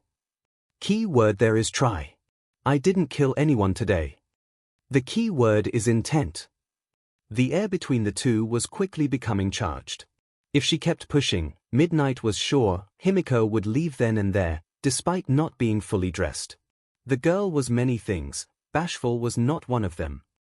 So you tried to kill the leader, Tomura Shigaraki, right? Yeah. How the hell is he still alive then? 𝐼𝐻𝐼𝐾's head snapped up, looking at Midnight with raised eyebrows, hair. Shrugging, Midnight leaned forward. I know what you're capable of, Toga. It's hard to believe that you weren't able to get a kill. It took 𝐼𝐻𝐼𝐾 a few seconds to react to that. She finally blushed and looked away. The villain I transformed into crawled out in front of Tomura before I could get my shot. Midnight laugh. Oh, that is. You're telling me. It was embarrassing. Then I came maybe. 𝐼𝐻𝐼𝐾 held up her hand, keeping her thumb and pointer finger just barely not touching, this close to dying. I'm sure you know the guy's quirk by now. Well, he used it on me. I'm just lucky I was able to drop my transformation before I turned to dust. Midnight winced, while 𝐼𝐻𝐼𝐾 nodded. Yeah, not fun. I guess I was also lucky I lost my disguise before everyone else showed up. Save me having to come up with an explanation, I guess. Arching an eyebrow, Midnight took note of that little fact. So all of that happened when none of her friends were there to see her. Deciding not to press the thought, Midnight moved on to the next subject, by walking over to the discarded costume and picked up the BLD collecting gear. So I'm guessing you used this then? Yep, several times actually. Midnight could tell that, just from the added weight of the thing. Well, we'll have the support department catalog the samples and you can request them back later. Actually, while you're doing that, you should know I got that no Mew too. Midnight froze. You what? I got a pretty good sample from that big monster before I had to cut all my lines. You fought that thing. 𝐼𝐻𝐼𝐾 bent down and tied her shoes. I needed to do something. Otherwise Okako wouldn't have had the time to be able to revive Izuku. Also, fight is a strong word. I threw my syringes at him and stayed the F away from it. Giving her heels a quick tap on the floor, 𝐼𝐻𝐼𝐾 stood up fully dressed. Well, this has been fun, but I need to not be here anymore. Talk to you tomorrow. 𝐼𝐻𝐼𝐾 started to walk away, but Midnight called out to her, Toga, wait. Sighing dramatically, Himiko looked back. What? I just wanted you to know, while I'm not completely fine with your methods, I am still proud of you. Today, you acted to protect your friends and classmates. You were selfless and put yourself in clear danger to help others. Thank you. Himiko flushed, at a loss for words. Not sure if that was something you would say, you're welcome to. As she collected her thoughts, she rubbed the back of her head. I suppose it's just something I'm going to get used to doing, I guess. Oh. Somberly, Himiko nodded. Yeah, if anything, today proved the point I made a few nights ago. About Izuku. I told you little lambs tend to get ripped apart by the big bad wolves in the real world. And look what happened today. Well, I'm not going to let it happen again. Himiko's voice was strong and determined. Midnight regarded the girl curiously. You aren't? Nope, I'm going to protect my darling Izuku until he's ready for the world. You are?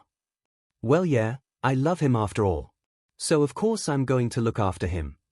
With that said, Himiko gave Midnight a little wave and left. Midnight rubbed her brow, feeling the headaches she knew would be coming her way. Toga just used the word. Why do I just know my work with her has just doubled? Oh boy, that poor Midoriya has no idea what's waiting for him. Walking through the halls, she made a beeline for the recovery ward. With every step, she felt her conviction grow. She would protect Izuku from the horrible world that was so ready to hurt him, and she had the perfect feeling to drive her actions. After all, what better feeling was there to drive her to protect her Izuku than love? No one was surprised when a few minutes after they all got settled in the hallway, that Himiko joined them. While she seemed a little startled to see Tsuyu, she easily rolled with it and joined her other friends as they waited for either some news on Izuku's recovery, or for the boy himself. While she found herself a spot, her eyes fell on Okiko, who was not doing a very good job hiding just how unhappy she felt. She was simmering. Negative emotions and feelings bubbled just underneath the surface, and only her self-control kept a lid on them. Though keeping a lid on those feelings kept them simmering inside her, it was a vicious cycle. Talk between the group covered a few topics, though they tried to avoid talking about the actual attack they had just been, though topics they brought up still almost always had a connection to it. They wondered what school was going to be like next week. Would new security measures would the school take? Would there be any backlash from the media over the attack? Tenya doubted this, though Hitoshi pointed out, the media and you might not be on the best terms considering the school really came down on them for their actions the past few days. They might jump at the chance to get a little back. I think that's a very pessimistic point of view, Shinsu. Just because some reporters were unhappy doesn't make the whole media system petty. A pessimist is what an optimist calls a realist. Do you even watch the news? The moment they smell BLD in the water, they're on it like sharks. Just watch.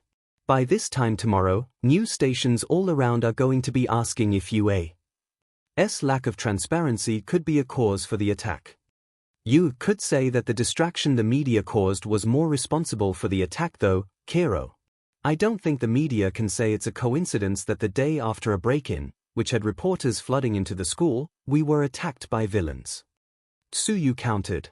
Everyone hummed in agreement over that point, though Hitoshi wasn't fully convinced that would be enough to stop the negative press that was sure to come. They probably will try to not mention the break-in altogether then. And just focus on, Hitoshi trailed off as he looked up and saw someone walking up the hall. Okay, not who I was expecting to see. Bakugo. Everyone, save Tsuyu, looked up in shock at seeing Katsuki standing in the middle of the hall, looking just as surprised as they were. His surprised look quickly twisted back into his normal sour frown. Why are you all still here? Tsuyu could feel the mood in the hallway shift. While it hadn't been exactly cheerful, they were waiting to hear about a seriously injured classmate and friend. It had at least been warm and welcoming. That feeling was gone in an instant. While Hitoshi and Tenya seemed a little on guard, they both just seemed genuinely surprised to see Bakugo at all. Himiko and Okiko, however, were hostile.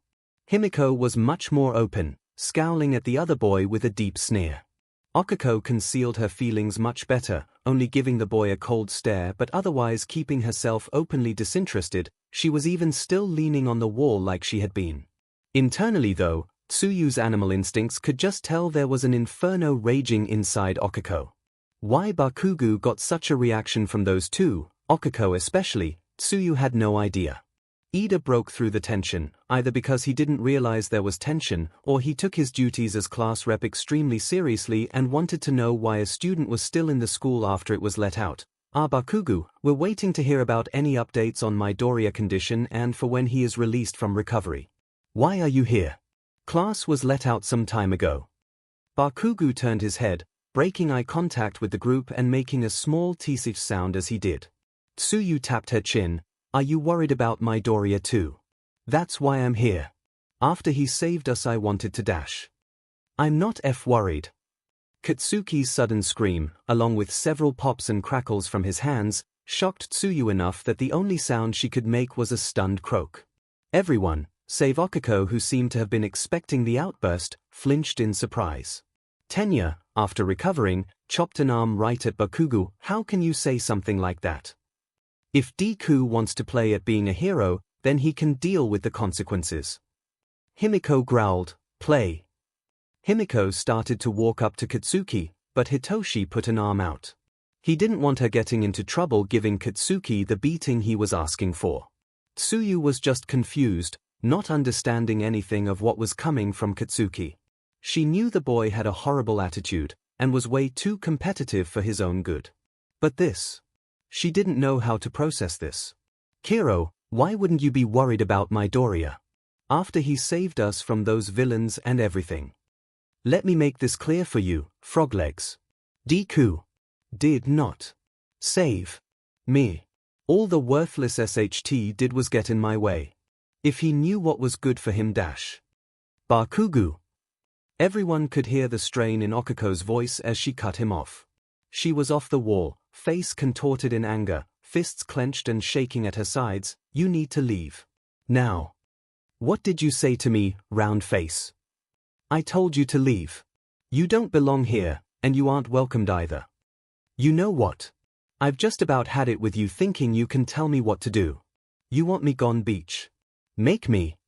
𝐭𝐽𝐽 took a step forward, just as the doors to the recovery wing opened and Recovery Girl walked out. You lot need to settle down if you're going to be staying out here to wait. Recovery Girl's sudden entrance was enough to break through the hostile atmosphere, and stop whatever was about to go down between 𝐭𝐽𝐽 and Katsuki, much to the others' relief. Hitoshi for one had not been looking forward to trying to hold 𝐭𝐽𝐽 back.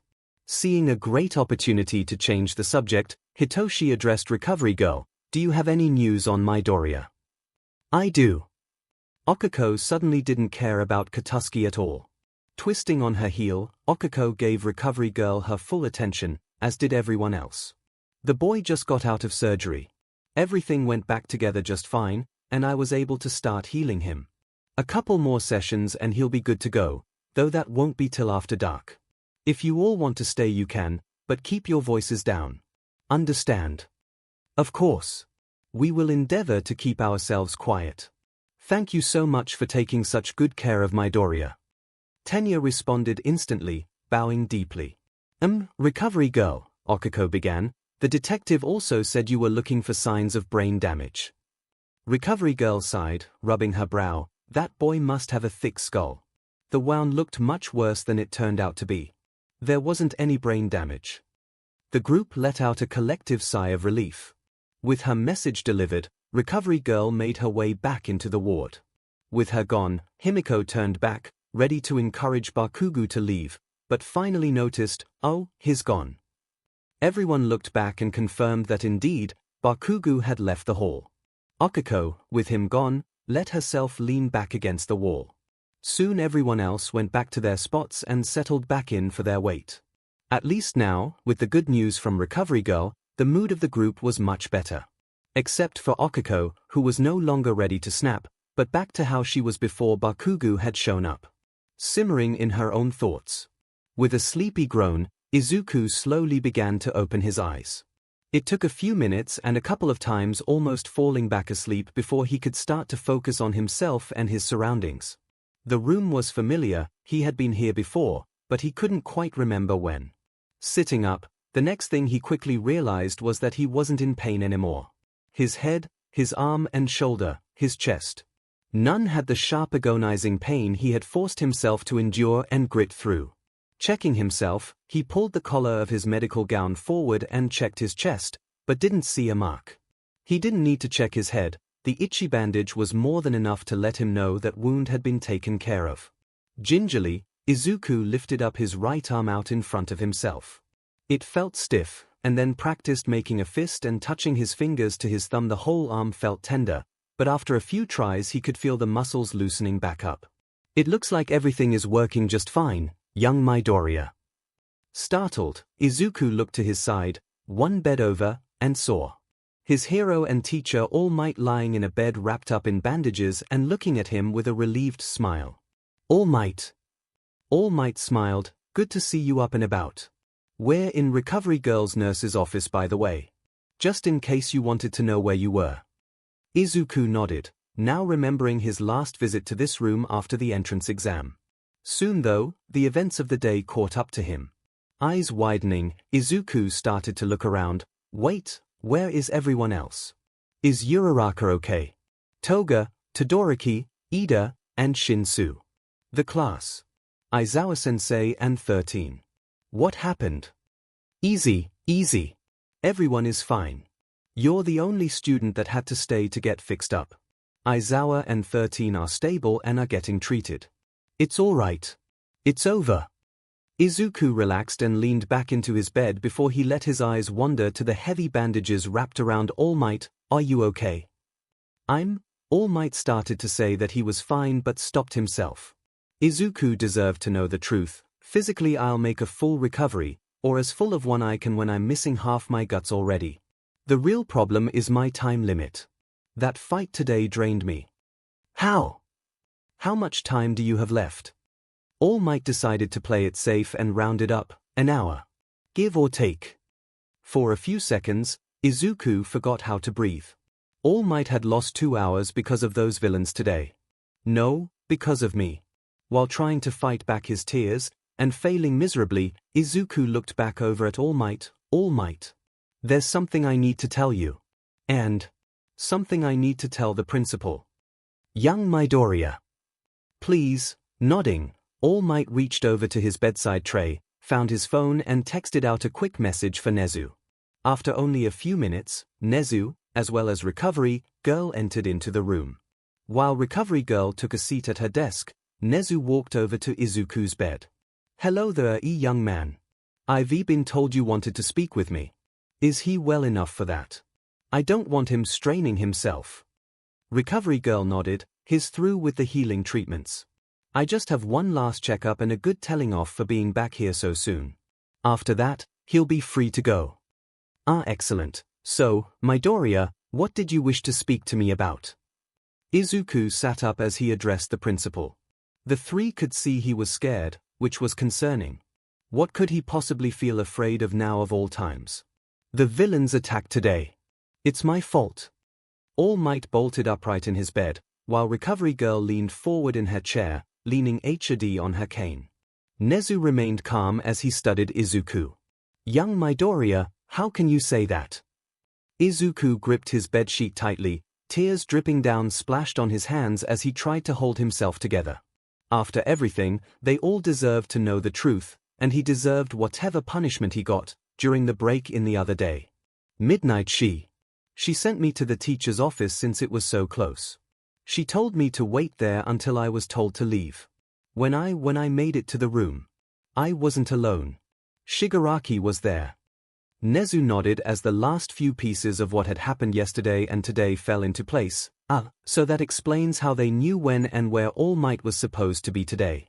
Shigaraki must have taken a class schedule.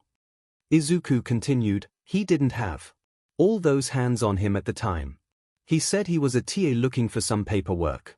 He asked that I not mention what I saw. This was a big chance for him as a sidekick and he was nervous. That's what he said at least. Young Midoriya, you aren't. No, this is my fault. I should have trusted how I felt the moment I saw him. I felt so uneasy and scared, but I didn't know why. I ignored it because I didn't want to be like other people I knew, who only judge based on what they see. So I trusted him, let him leave, and kept quiet. Because of that, so many people got hurt. I put everyone in danger. All of this is my fault. Izuku hung his head, his shame making him weep openly now. The three teachers watched him in silence, but only for a few seconds. Nonsense. I may need to check your head again if you're thinking foolish thoughts like that, was Recovery Girl's immediate and blunt response. I quite agree. The young man needs to have his head examined again. Izuku looked up, shocked. What? Young man, at no point is a student responsible for the failures of the teachers. Maybe if you trusted your first response things could have been different. Or more than likely, Shigeaki would have tried to kill you if he suspected you didn't trust him. However, things should have never even gotten to that point in the first place. This school got caught off guard, we failed you. But if I thought about it, I would have realized, why didn't you think about it him? Was it because I came onto the loudspeaker and said that the press broke in and triggered the alarm? Izuku nodded. So you trusted my word that everything was fine. You had no reason to think that anything nefarious was going on.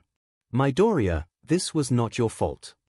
But All Might, young Midoriya, I used up almost all my time today acting foolishly when I should have been making sure I was prepared to teach you and your class. My time getting cut short is a result of my own actions. Not yours. Izuku was silent after that. He had been prepared for the worst. To have none of what he was prepared for happen left him at a loss for words. Nezu, seeing that Izuku was accepting their points, turned and waved goodbye. Well, if that's taken care of, I must get back to the mountain of paperwork. Please take care of yourself, Midoriya. It wouldn't do for All Might's successor to look so glum all the time. Or die, I suppose. You have to be alive to get one for all, after all. Izuku's eyes bulged, while the principal left with a little laugh. Leaving All Might to quickly explain that the principal and Recovery Girl knew about one for all and everything. Recovery Girl pulled a clipboard from her desk once All Might was finished. Now if you're ready, and don't have any more stupid thought tumbling inside that head of yours, I'm going to give you your last checkup, then you are free to go. Izuku nodded. After I explain how I do not want to see you in this room again. All Might snickered, but was smacked by Recovery Girl's cane. That goes for you too. After getting changed, Izuku looked outside and was surprised at just how late it was. Throwing his backpack on, and wincing at his still tender arm, Izuku hurried out of the recovery room and down the hall for the exit. I better get home as soon as I can. I bet Mom is worried sick about me. Oh, I better send out a text to everyone to let them know Recovery Girl released me. Pulling out his phone, Izuku quickly typed out a message, letting everyone know that he was alright and that he would be able to talk more tomorrow. Izuku pressed send, and started to put his phone away as he turned a corner to leave the building, when he heard several other phones ring or chirp. Startled, Izuku looked up and was floored when he saw that Tenya, Hitoshi, Tsuyu, Himiko, and Okiko were all waiting in the hall. A few had their phones out, to read his text, though now they were all looking at him. Guys! What are you all doing up here so late? Tenya smiled happily. Midoriya, you look like you've recovered. Excellent. I'd expect nothing less from UA's medical facilities. Hitoshi was about to also mention that he was glad to see Izuku was doing much better than when he last saw him, but he was cut off when Himiko pulled him to the side, letting Okiko slide past him and make her way up to Izuku. Knowing how long she had been waiting and stewing, the rest of the group decided to give Okiko her chance to speak. Okiko kept her head down as she quickly marched up to Izuku. Izuku wasn't sure how to react to Okiko advancing on him. It was only when she was a few feet away that she looked up, and Izuku flinched when he got a glimpse of her eyes, full of fury. Before he could say anything though, Okiko pulled her hand back and slapped Izuku across the face. Hard enough that she almost knocked him down and loud enough that the clap echoed off the silent hall walls. What is the matter with you? Hitoshi flinched, while Tsuyu croaked in shock. Tenya's jaw dropped, while Himiko hissed. Izuku stumbled back until his back hit a wall, holding his stinging cheek. He looked up, eyes wide as Okiko marched after him. Uraraka. What did you promise me? Okiko's voice was hard, and quaked with so many different raw emotions that it was almost unrecognizable to the boy. What? Izuku was so completely confused. The slap, the raw anger being directed at him, all by Okiko, left him unable to properly form words. When he tried to move off the wall, Okiko shoved him back and jammed a finger right into his chest. What? Did you promise me? With each word, Okiko jammed her finger into Izuku's chest. She pulled back and looked Izuku right in the eye, waiting for what she was saying to finally click. She didn't have to wait much longer. Izuku went stiff as the memory finally triggered in his mind. The sludge villain. The burning shopping district. Him running into that hell to save Katsuki.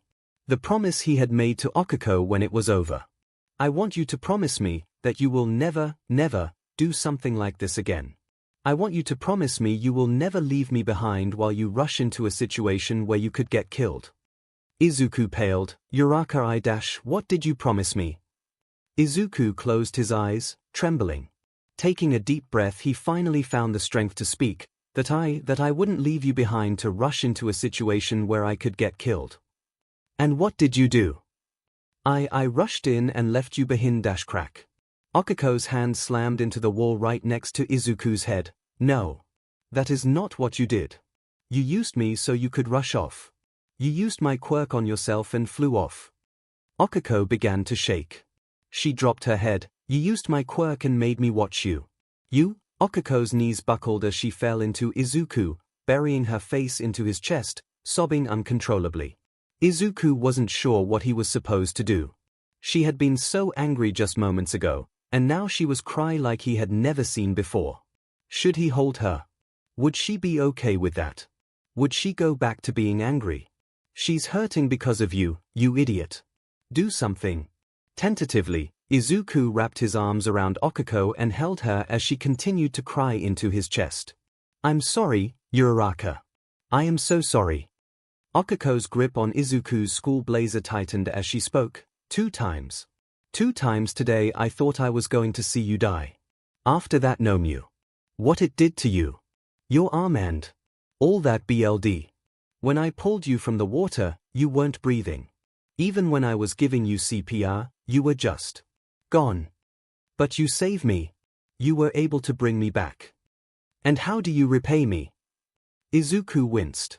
Okiko finally pulled her head back and looked up at Izuku. I can't even begin to describe the horror I felt when I realized what you did. I just got you back and you just... Okiko's head fell back into Izuku's chest as she kept crying. Izuku held her tight, letting her cry for as long as she wanted. Soon, the sobs grew silent, and the two stood in silence. Uraraka, I am so sorry. Okiko was silent for a few moments before answering, I know, I really, truly am. I know. But, Okiko went stiff as she waited for Izuku to finish. Izuku spoke softly, so that only Okiko could hear him. But, what was I supposed to do? Okiko knew what he was talking about. She knew his reason for doing what he did, but it did nothing to make the whole thing any less bitter. Finally, in a voice as soft as his, she answered truthfully, I don't know. All Might was out of time. You saw the steam. You know what that meant. He was seconds away from dying. I know. I couldn't just do nothing. The conviction in Izuku's voice scared Okiko. That conviction was what drew All Might to Izuku. It's what made the #1 hero pick Izuku to be his successor and the next holder of One for All. That conviction, Okiko was convinced, also had a great chance of getting Izuku killed. I'm sorry. I really am, but I had to help. What else could I do? It was an honest question. She could hear it in his voice. Doing what he did was the only solution he could think of, and that terrified her. She pulled herself up, straightened herself and took a small step back so she could look Izuku dead in the eye. She kept her hands gripping the front of his school blazer. You could have told me. Izuku shook his head. That motion brought back some of Okiko's anger. Uraraka. No. You would have tried to stop me. Or I would have gone with you, you idiot. Okiko's eyes burned again, though not with the same kind of fury as before. This was passion and determination. It was enough to leave Izuku completely speechless. We are a team, remember. If one of us makes a stupid decision, the other has to be there to stop them. Or to go with them and make sure they live through their stupidity. Remember, I did say that once we get into 𝐴, we'll learn how to rush into dangerous situations. Rush into dangerous situations safely, I think, are your exact words. 𝐒𝐭𝐚𝐲 eyed Izuku, glaring at him evenly as she stepped back. Oh, so now you remember what I said. Izuku looked away, rubbing the back of his head sheepishly. 𝐒𝐭𝐴 sighed, her anger and grief tapped out. She finally felt calm, but she needed to say one more thing before she was done. I need you to do something for me. I need to hear you say something. Izuku tilted his head to the side. Say. What do you want me to say? Does she want me to apologize again? I can do that. I'll do that until I'm blue in the face. I need you to say that you won't do this again. I need to hear you promise you won't do this again. Izuku started to turn away. He suddenly didn't have the strength to look 𝐒𝐴 in the eye anymore. He was stopped when 𝐒𝐴 reached out and cupped his face with both her hands and turned him back to look at her. Say it. Izuku, looking 𝐒𝐴 right in the eye and doing his best to keep his voice level, answered, I promise. I promise, Uraraka. 𝐒𝐴 stared right at Izuku for a few, drawn-out seconds, before letting her hands fall to her side, her head drop and closing her eyes with a long sigh. Izuku frowned. The sigh wasn't one of relief but of frustration. Uraraka. 𝐒𝐴 was slow to respond. Izuku could see her chewing on her words. Finally she looked up. I wish I could believe you. 𝐒𝐴's words hurt just as much as her slap from earlier. I'm not lying, I swear. That's what scares me. She took a breath as she gave Izuku a sad smile. You mean it. I know you mean it. I don't think you're lying to me. Izuku nodded vigorously. But you weren't lying back then either. Were you? Silence was the only answer Izuku could give 𝐒𝐴 for that. The two stood in silence as they each thought about what they had said to each other. Izuku ultimately came to a simple conclusion because of it. I've ruined this, haven't I? 𝐒𝐴 blinked, head tilting to the side. Izuku raised his arms, motioning at the two of them. This. Us. Our friendship. I've ruined it. It took only a second for that to sink in before 𝐒𝐴 acted immediately, by flicking Izuku on the forehead. You thick-headed dolt. I would not be this upset if I wasn't your friend. Honestly, Deku. If you think that this is enough to make me not want to be your friend, you must have really hit your head hard. You're not getting rid of me that easily. Sighing in relief, Izuku relaxed considerably. 𝐒𝐴 rubbed her brow as she added, It's just I'm starting to see I'm going to have my work cut out for me keeping you out of trouble. You're going to keep me out of trouble? Yep, because apparently it's my job to protect you now. The two shared a chuckle while back with everyone else. Himiko's eye twitched. The ends of her mouth turning down in a slight frown. She had held herself back when Izuku first showed up.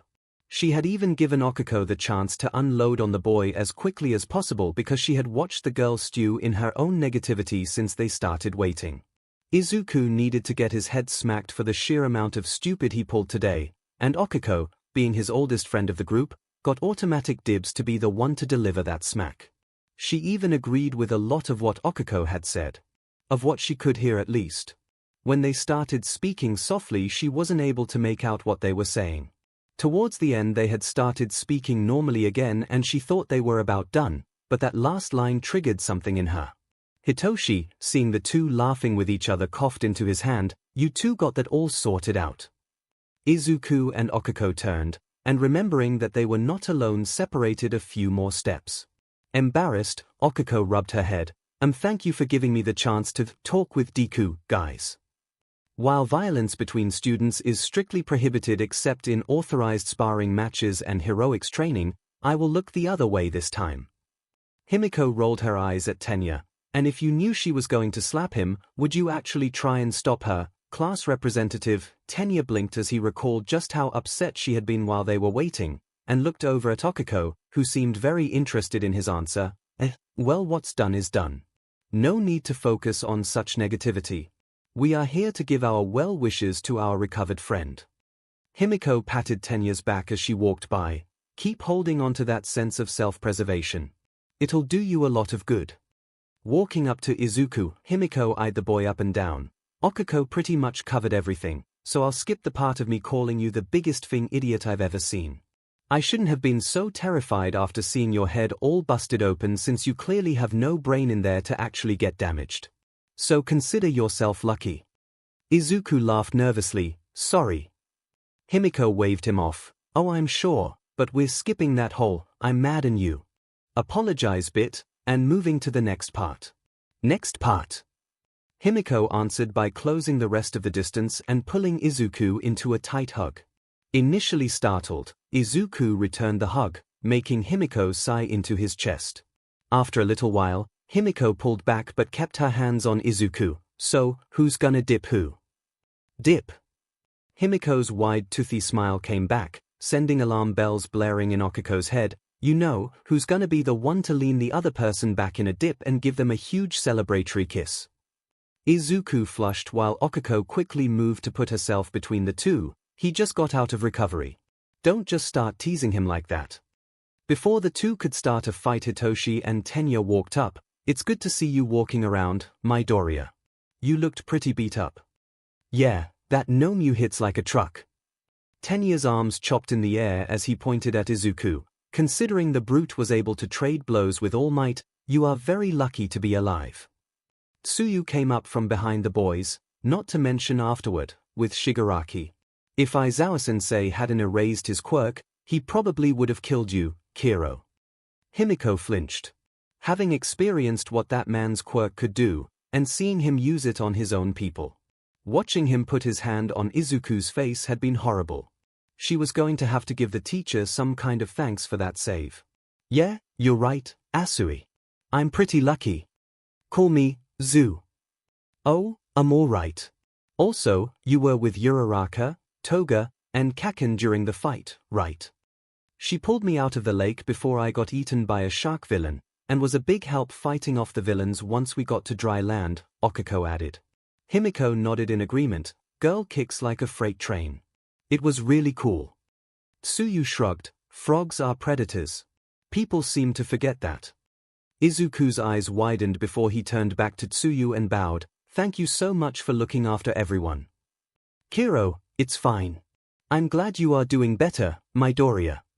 Thank you for staying so late to check on me. All of you, you didn't have to do this." "Deku, did you really think we'd just leave you after today? Not letting my hero come to and not have someone there to greet him?" "It's no trouble at all, Midoriya. As your class rep and friend, I was more than happy to wait. Like they all said, we're your friends. I'm sure you'd do the same for us. It didn't seem right to just go home after you saved me from the villains. I wanted to make sure you were okay, Kiro." Overcome by the sheer amount of care and friendship being given to him, Izuku started to tear up. Okako giggled and took out a tissue and dabbed at his eyes. "Come on, none of that." Sorry. Just give me a second." The group stayed together for a short time longer, talking about nothing important. Just acting like a group of friends until they all agreed it was time for them to head home for the night. They ended up taking the long way around so they could keep talking with each other longer. For Himiko, explaining to Tsuyu she lived on campus. Once they made it to the front gate, they all said their goodbyes and went their separate ways to head home. Okako kept next to Izuku as they walked to his apartment. During the walk, Izuku swore that Okako was keeping closer to him than normal, but ultimately he ignored the feeling. Though if he was being honest, he didn't mind the closeness. When Katsuki opened the front door to his home, he wasn't exactly sure what to expect. It was definitely not to have his father smother him in a hug before he could even get out "I'm fing home." "The hell? Get off me, old man." Katsuki struggled but was surprised that his father was able to keep his grip. "Calm the F down, you brat, and don't call you father an old man. And the old hag is here now. Fing great." After finally fighting the two off, Katsuki stomped off to his room, with his mother calling after him. "Hey brat, your school called to let us know classes were cancelled for the rest of the week. Don't think that means you get to sleep in all day and be a little lazy essy. F off. I know that SHT already. I'll be up working out or something, get off my back." Slamming the door to his room closed, Katsuki threw his backpack into a corner and flipped on the light.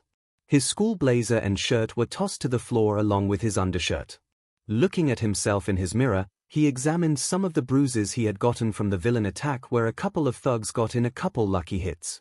None of the marks required any special treatment or care. They'd heal in a day or so, the medics had told him. All in all, he'd gotten out of the attack far better than some of his other classmates. Pressing one of the darker marks, Katsuki hissed, and hoped that the BSTRD that had hit him was one of the ones he exploded during his brawl. Thinking back on the attack, despite his best efforts not to think about it, Katsuki thought back to when Izuku was attacked by that monster Nomyu. How in a matter of seconds, he was there, and the next second, his broken body was hitting the water. Mothif. Katsuki turned away and stomped over to his bed. Try as he might, that scene had played out in his mind several times throughout the rest of the day. He had been so distracted by it, that he had unwittingly found himself running into Izuku's friends who were waiting for him to come out of the recovery room. Fortunately, he snapped out of whatever stupid haze that had come over him and left. But walking home, the same thoughts crept their way back. Not just that Izuku had gotten so hurt, that he had been hurt saving him. No, F that. Deku didn't save me again. He never asked for Izuku to help him. He was not responsible for Izuku's action. He stepped in where he wasn't needed and paid the price. Maybe things had started to get bad when that Tomura got involved, and there was no denying that if that Nomyu attacked them, they would have been fed. After all, he had blasted the thing, and it didn't even make a scratch. That was bad enough for Katsuki's pride, that. As strong as he saw himself, there was still a huge power gap he wasn't ready to try and close. If he could just focus on that, then at least he'd be able to turn it into a challenge. Fuel to drive himself further, to get even stronger, but his thoughts kept getting pulled back. To Izuku. Izuku shouldn't mean anything to him. He was a stepping stone, he had told the other boy as much. He didn't matter, and yet when he saw him getting loaded up on a stretcher, soaked in his own BLD, he could help but remember back when the two of them had been much younger. Back when they were still friends. What would his past self have done, if his friend had been hurt like that? The hell is the matter with me? The nerd stuck his nose where it didn't belong and got it bit off. Then there was what happened after. While he had been frozen in shock, Okiko and then Himiko had rushed out to rescue him. What had he done? Nothing. He wasn't a coward though. No, his ego would never even consider that. Especially when it had the perfect out. By the time Katsuki had snapped out of his shock, Mina and Fumikage had arrived with Aizawa, and the teacher had forbade them from following them. The excuse saved his ego, but did nothing for his conscience. Things stop. He does not matter. So what if he got hurt? The school is gonna fix him up good as new. And so what if he almost died? Who cares? Just pray that you'll be born with a better quirk in your next life and take a swan dive off the roof of the building. Those words stuck in Katsuki's head, long after he changed and went to bed.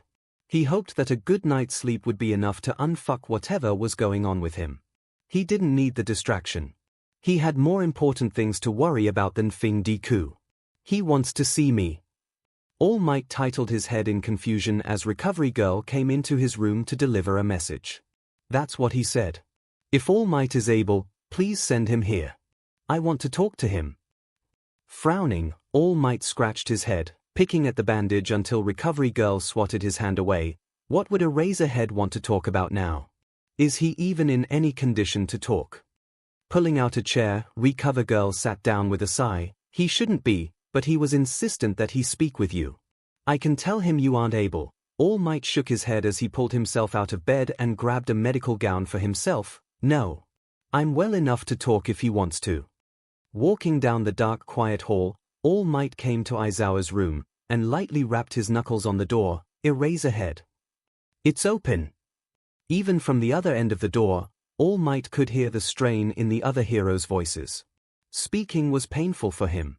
Walking into the room, All Might winced as he saw why he was having so much difficulty. Both his arms were cast and held together with splints, and heavy bandages were wrapped around his head, almost completely covering his face. You're not looking too hot there, Eraserhead. While the lump in the bed didn't move, All Might swore the man's eyes were on him, an incredible feat considering his eyes should be swollen shut after getting his socket smashed. Some might say I'm still better off than you. The dryness in Aizawa's voice made it impossible to tell if the man had actually told a joke, though All Might took it that way regardless. If those villains knocked a sense of humor into you, I may have to give Fukukado a call. The room dropped several degrees, enough to make the hero shiver. All Might, sit down and shut up. Not wanting to push his luck, or put any more of a burden on the other hero, All Might pulled up a chair and took a seat. Recovery girl said you wanted to talk. Him. Thank you for saving my students. Think nothing of it.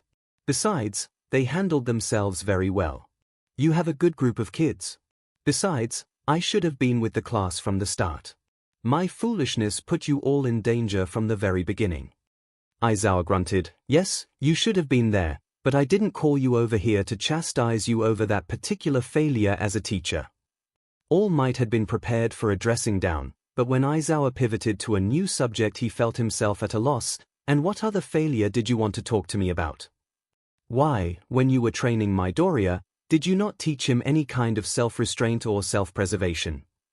There were several long seconds of silence while All Might absorbed the question. When it finally fully clicked what he was being asked, All Might quickly put his hands up. I think you're confused. You see, don't even try. All Might frowned, and let out a long sigh. He wasn't sure if he wanted to know how Aizawa had figured it out, or when he had first. Aizawa, seemingly reading his mind, answered both questions. You really need to learn to cover your tracks better. Your name might not be public knowledge, even to other heroes outside, but not in the school, Yagi.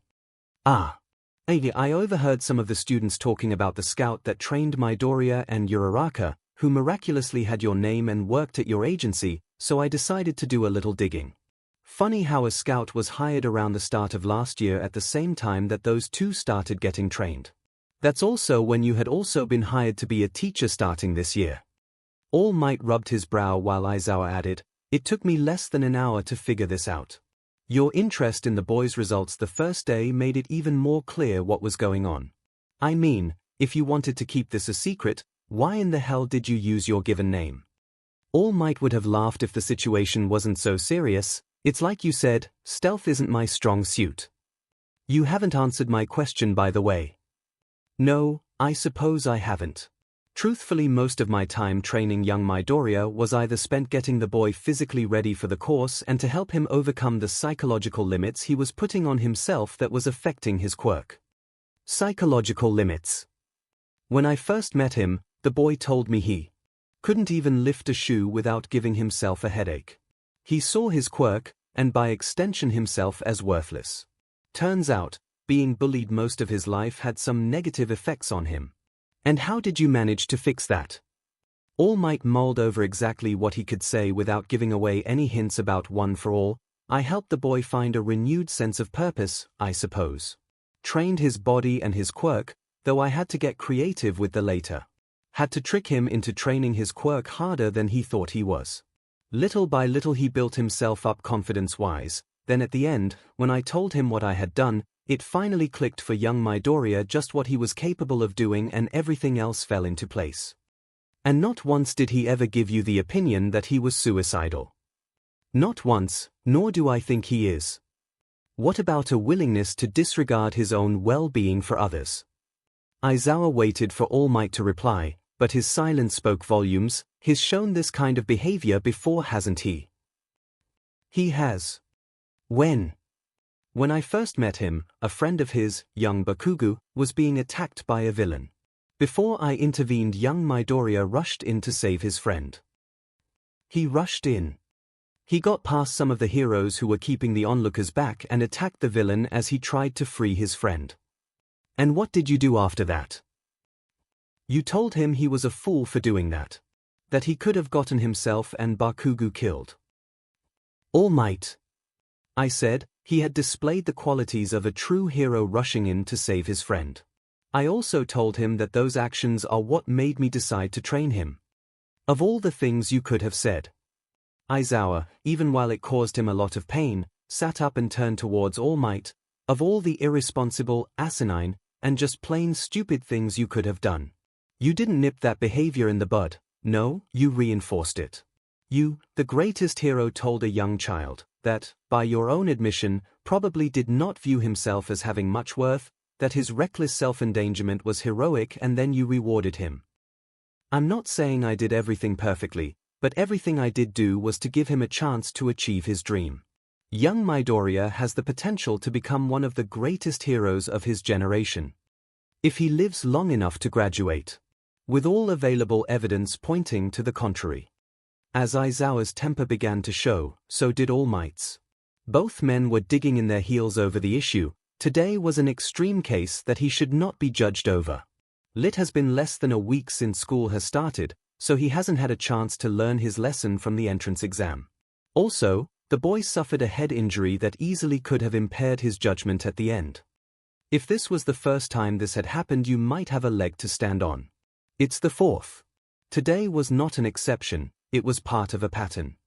Which he'll learn to break as he takes classes and learns proper ways to deal with threats. He hasn't had the chance, and I am going to make sure he gets that chance. You, the man who is without a doubt the worst teacher here and a hero known for throwing himself into impossible situations, is going to teach Midoriya not to throw himself into impossible situations. Is that supposed to be a joke? Does it look like I'm laughing? Young Midoriya will learn everything he needs from this school, not just from me but all the other teachers and heroes. I will make sure of it. Aizawa was silent for a while, which made All Might a little nervous. The man was smart. They might not get along, but All Might respected the man's intelligence. It wasn't outside the possibility that he might start to wonder exactly why All Might was going to make sure Izuku got his heroics education here. When Aizawa finally did speak, while his voice still had its edge, the heat was mostly gone. Why? Does it sound like that was a threat directed at me, All Might? You're well known for kicking students out that you don't feel fit here. You should know I will fight any attempt to have young Midoriya expelled. A very long sigh escaped through the bandages around Aizawa's head. You really are a complete idiot. Hey!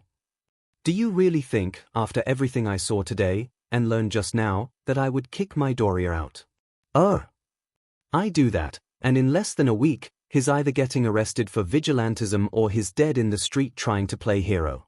No, he's staying here so that I can make sure this problem child actually has a chance. So, we're in agreement then? I suppose so. Good.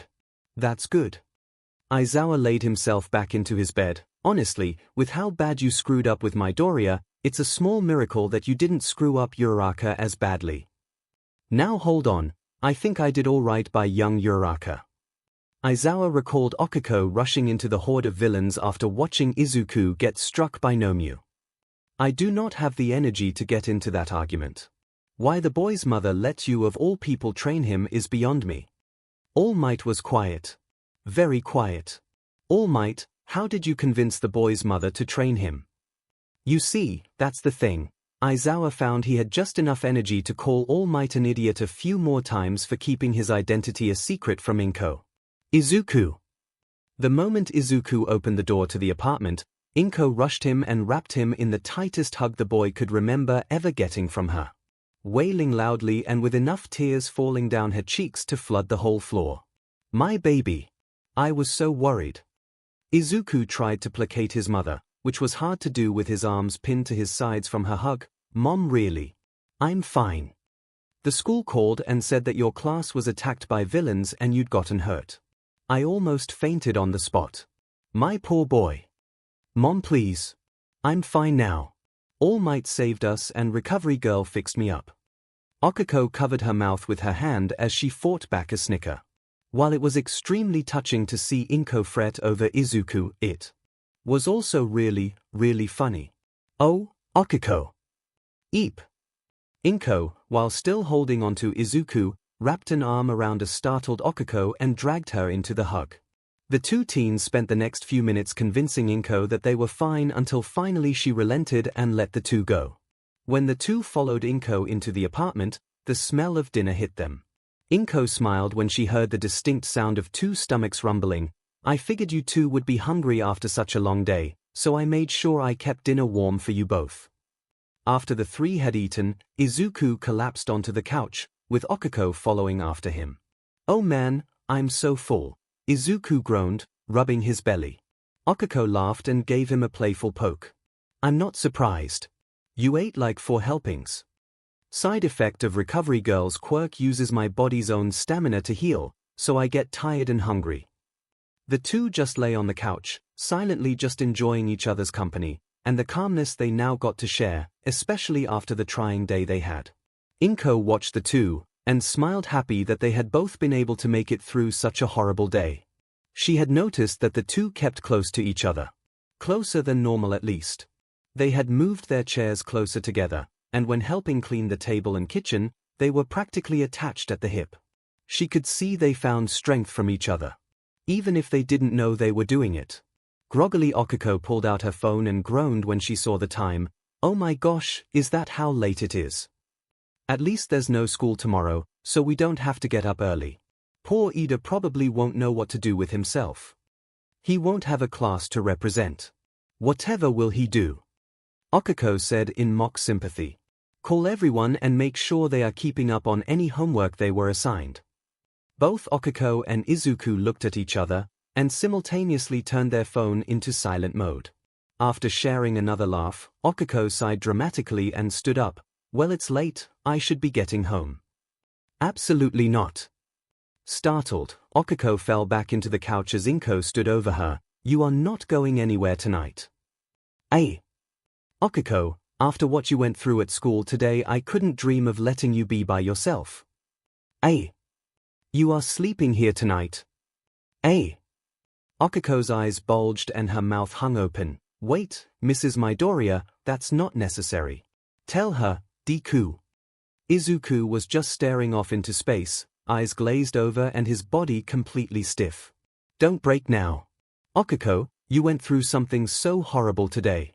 The thought of you going to that empty apartment of yours. I don't even want to think it. No, you are staying here, and that is final." 𝐭𝐼𝐲 was in turmoil. A sleepover was fine if they were still little kids, but they were in high school now. And a girl sleeping over at a boy's house just didn't happen. Even if he was her best friend. Even when they had been training all last year, she had never slept over. "But I don't have anything to sleep in," 𝐭𝐼𝐲 waved her concern off. "Oh, I'm sure we can find you something comfortable to sleep in. Izuku has plenty of nice sweats that I'm sure he wouldn't mind you using." Izuku made a squeaking sound, which 𝐭𝐼𝐲 took as an affirmative. "See. And I'll take your uniform and have it cleaned by the time you leave tomorrow. Now, Izuku, you go pick out something for her." It took Izuku a few seconds for his mother's words to hit, before his autopilot kicked in and defaulted to do what mother says. Getting up, Izuku quickly scurried away while 𝐭𝐼𝐲 left to find a spare pillow and blanket. 𝐭𝐼𝐲 was left on the couch, feeling not only conflicted, but unsure why she was feeling so conflicted. Sure, having this decision made by 𝐭𝐼𝐲 had flustered her, but if she was being totally honest with herself, it was probably more shocking that she hadn't slept over at the apartment by now, considering how she already pretty much spent more time here than her own place. Plus the woman was worried about her. This was a decision made because 𝐭𝐼𝐲 wanted to make sure she was alright. So what if she was staying over at a boy's house? It wasn't any boy's house, it was Izuku's. No, this was totally fine. She was just sleeping over. I mean, it's not like I'm actually sleeping with Deku or anything. That thought drove her face back into her hands. How she didn't float herself was a miracle. Uraraka. Are you okay?" Hearing Izuku's voice, 𝐭𝐼𝐲 snapped up. "What?" "Oh, yes. I'm fine." "Are you sure? You're looking a little red." "Totally and completely fine." "Oh, well, okay. Here, these should be fine, right?" Izuku handed over a pair of faded green sweatpants and a top. 𝐭𝐼𝐲 took them and, despite her embarrassing thoughts, could help but think the sweats were nice and soft. She was also surprised that Izuku being back in the same room as her calmed her down. "I guess I'm just glad to be around him, after almost." 𝐭𝐼𝐲 shook that thought from her head and instead focused on the clothes Izuku had given her. "I'm shocked you didn't give me something with All Might's face plastered on it." Izuku started to laugh. "Come on, not everything I own is All Might themed." "Phut. Since when?" That set both off. The two just laughed, the stress and horror from earlier in the day evaporating in the backs of their minds. 𝐭𝐽𝐻, returning with a large blanket and pillows, smiled at the two, relieved that they were acting like they always had. "Here we go, these should be just fine," 𝐭𝐽𝐻 said as she dropped the blankets onto the end of the couch. "Once you've changed, just drop your uniform into the laundry, and I'll take care of it. Now it is getting late, so I want you two in bed and asleep as soon as you can." "Yes, Mom." "Yes, 𝐭𝐽𝐻 wished the two a good night and retired to her room. "Poor Mom. She's probably exhausted too after today," Izuku said after she had closed the door. "You shouldn't worry your mother, Deku," Okiko teased. Yeah, I know." Izuku waved her off. "Anyway, if you want to get changed in my room, my bed is all ready for you." "Hey." Okiko forced herself not to jump to any conclusions and waited for Izuku to elaborate what he meant when he said his bed was ready for her. "Well, I'm not making you sleep on the couch, Uraraka. You can take my bed, and I'll sleep out here. I'm already changed, so you can just go in and go to sleep." Smile. Check. No stutter, and he isn't freezing up. So he has no idea how what he just said could be taken. I'm actually not sure if that's really endearing or really concerning for a boy his age. Question for another time, let's focus on the important stuff here. "Deku, I'm not kicking you out of your room. The couch is just fine." Izuku shook his head. "You're a guest. And this is your home. He isn't really going to get stubborn over this, is he? Uraraka, you had a really stressful day, take the bed." "Okay, yep, he is. You did too." "Yeah, but I don't remember it that much, so it doesn't count. Hitting my head has some benefits, I guess." "You almost died, you dunce." "Technically, so did you. Everyone in the class almost died, when you think about it. You got closer than anyone. It's a competition. Then I lost. You won. Congratulations, you get to sleep in the bed." Okiko groaned into her hands. "Don't say it like you're a game host." Izuku crossed his arms. "Look, either you sleep in the bed, or I'm sleeping on the floor." "You're not serious." One look at Izuku's smug face told Okiko otherwise. "All right, fine. I'll take the bed. Happy?" "Yep." Grumbling, Okiko took her night clothes and stomped off. She was just about out of the room when Izuku called to her, "Good night, Uraraka." It wasn't playful or smug. It was just Izuku wishing Okiko a good night with a kind smile on his face. A very contagious smile which soon found itself on Okiko's face as well. "Good night, Deku." After getting told off by Aizawa, All Might was ready for bed, but as he sat on the medical bed, he found himself flipping through his phone instead of trying to fall asleep. The day's events weighed heavily on All Might. So many things had happened that threw all of his plans into disarray. After being pushed to having to go beyond his limits, he knew his time limit had been cut down dramatically. If he still had an hour left, it would be a small miracle. On top of that was the villain, Tomura. All Might had heard him mention that he wasn't as fast as he thought he'd be, something someone had told the young man.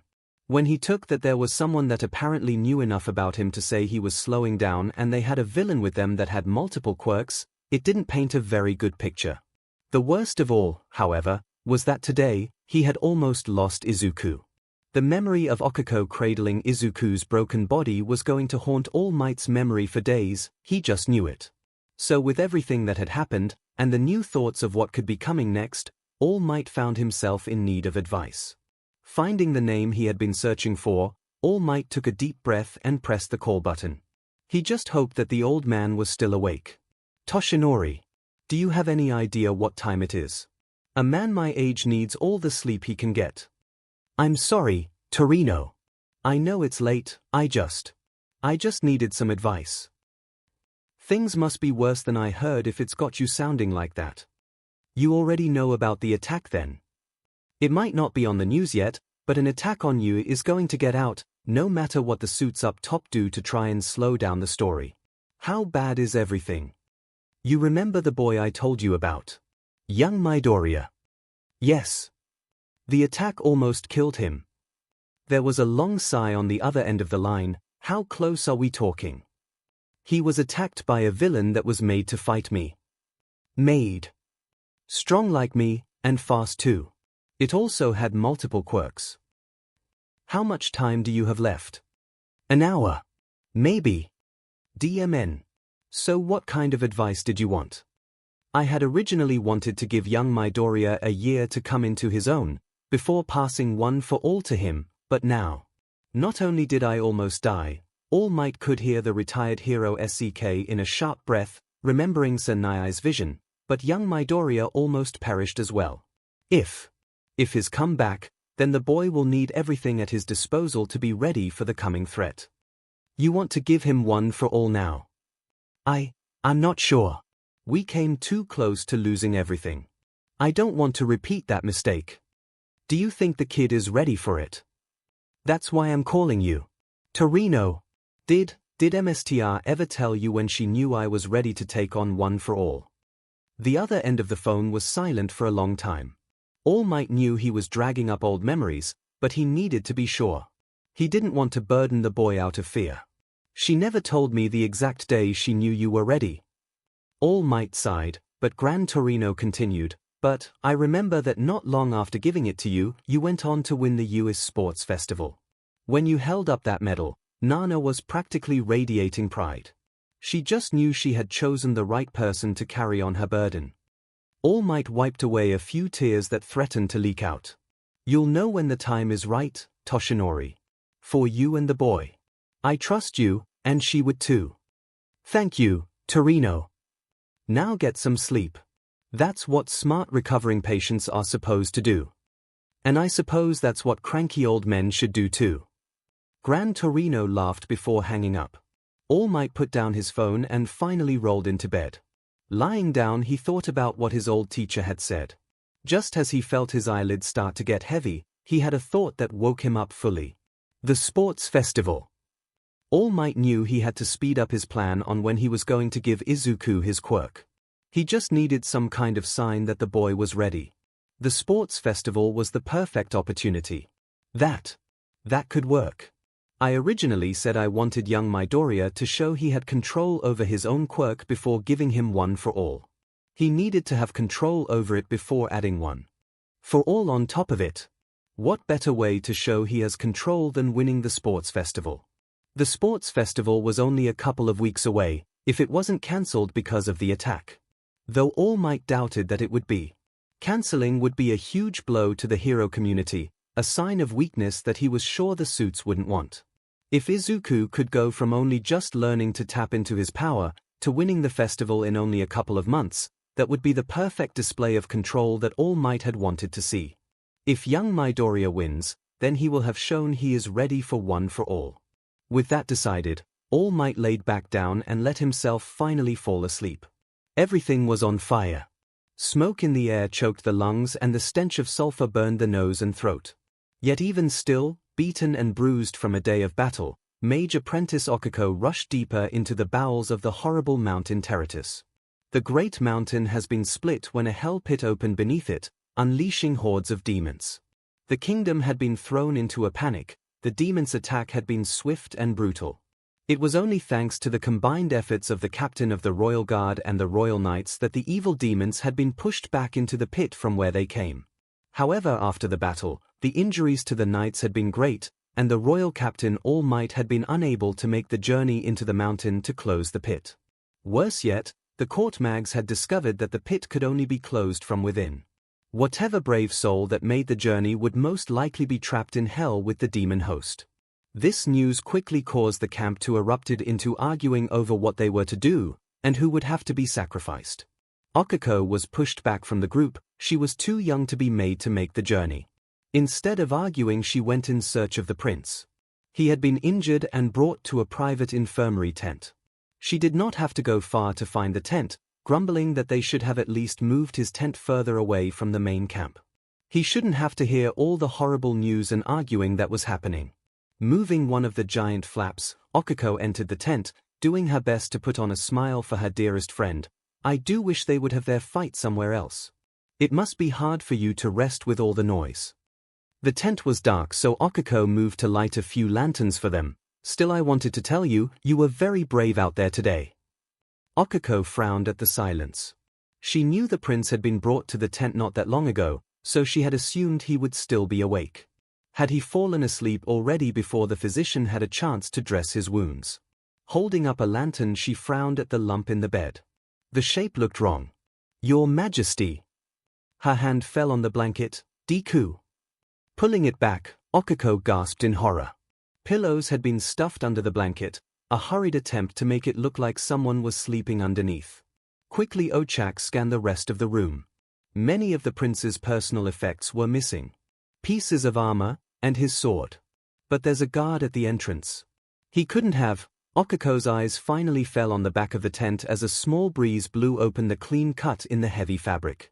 A cut big enough for someone to sneak through. No. 𝐒𝐭𝐻𝐲 knew what had happened. She knew exactly where the prince was, so she ran as fast as she could. Right into the heart of the mountain. The closer she got to the heart of the mountain, the worse everything became. Yet she had to keep going. She could see the deep red fire from the pit now. The cavern was just ahead. And at the ledge of the pit, cloaked in green, stood the crown prince himself. Deku. She was close. She was about to pass the entrance when she ran right into something that knocked her back, almost off her feet. Regaining control of herself, she pressed her hands against the invisible barrier that blocked off the entrance to the cavern. Deku. There's some kind of barrier. I can't get to you. Izuku turned towards her and smiled. I know. I put it up. I guess I learned something from those lessons you taught me. 𝐒𝐭𝐻𝐲 banged on the wall between them. Whatever you are thinking of doing, just stop.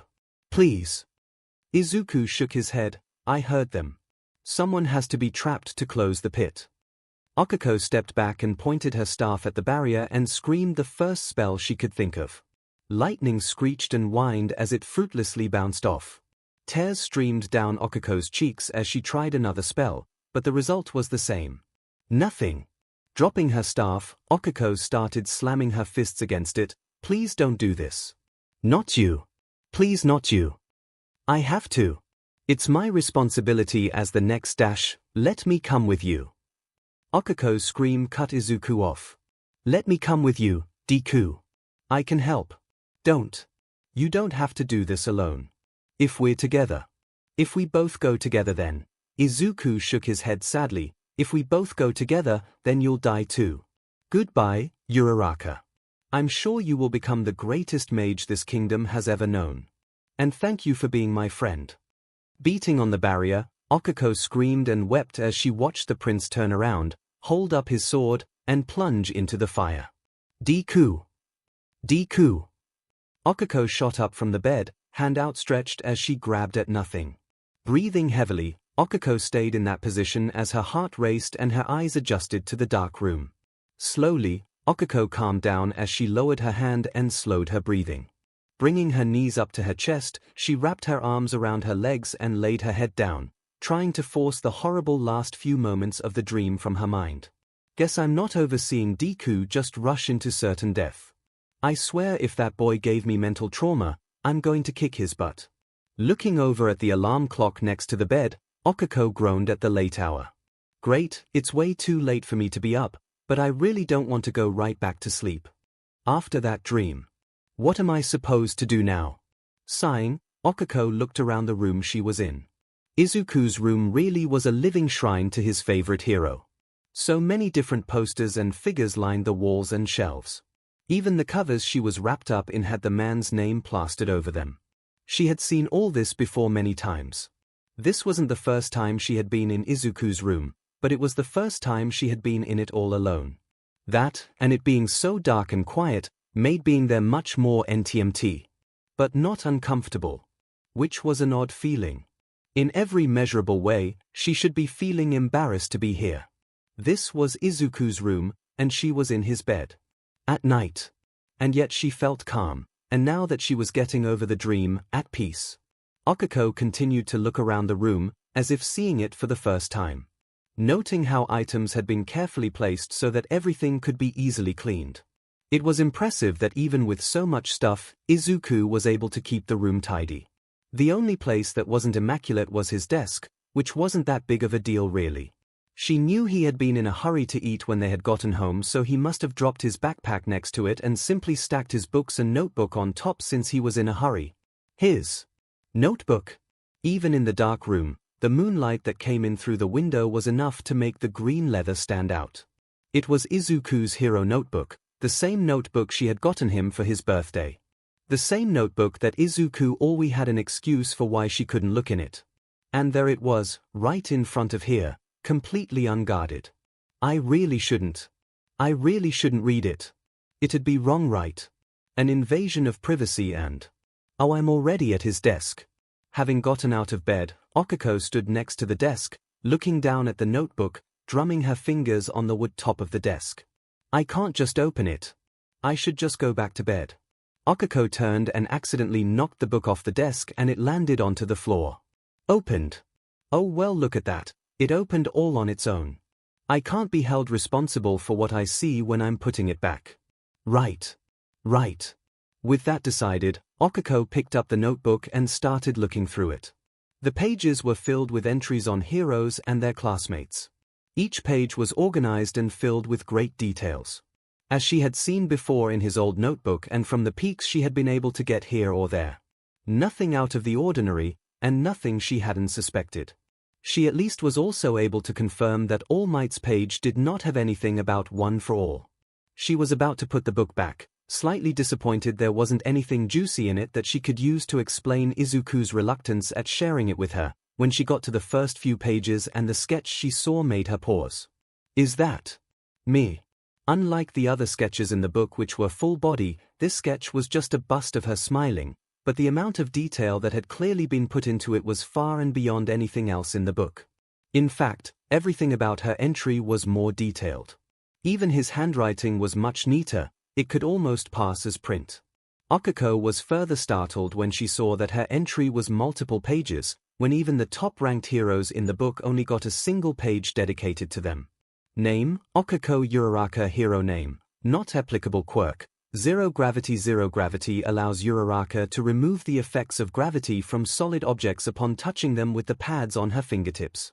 She must make contact with all 5 pads on one of her hands for her quirk to take effect. The object will lose its gravitational pull and effectively become weightless, though they still retain their mass.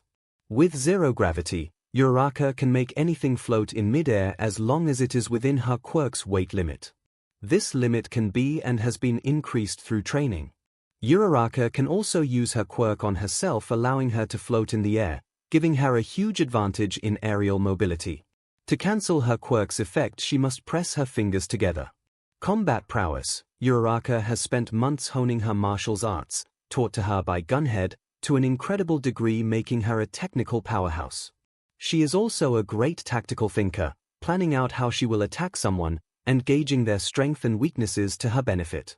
With her quirk, Gunhead martial arts, and keen mind, she has the potential to become one of the most dangerous close-range fighters. Uraraka's physical strength is not to be underestimated. As evident by her muscles' physical feats during training, she is to not only be able to take a hit, if someone is lucky enough to break through her defense, but to deliver hard knockout blows. Support gear. Uraraka's MKI hero costume takes cues from 2 heroes who have had a huge effect on her. The space theme is inspired by the rescue hero, 13. 13 is Uraraka's favorite hero and one of her key inspirations into what a hero should do and act. To show kindness and use your quirk to save others. Uraraka is very kind. While 13's costume resembles an astronaut spacesuit, Uraraka's costume is much tighter, more streamlined, which helps facilitate her combat abilities.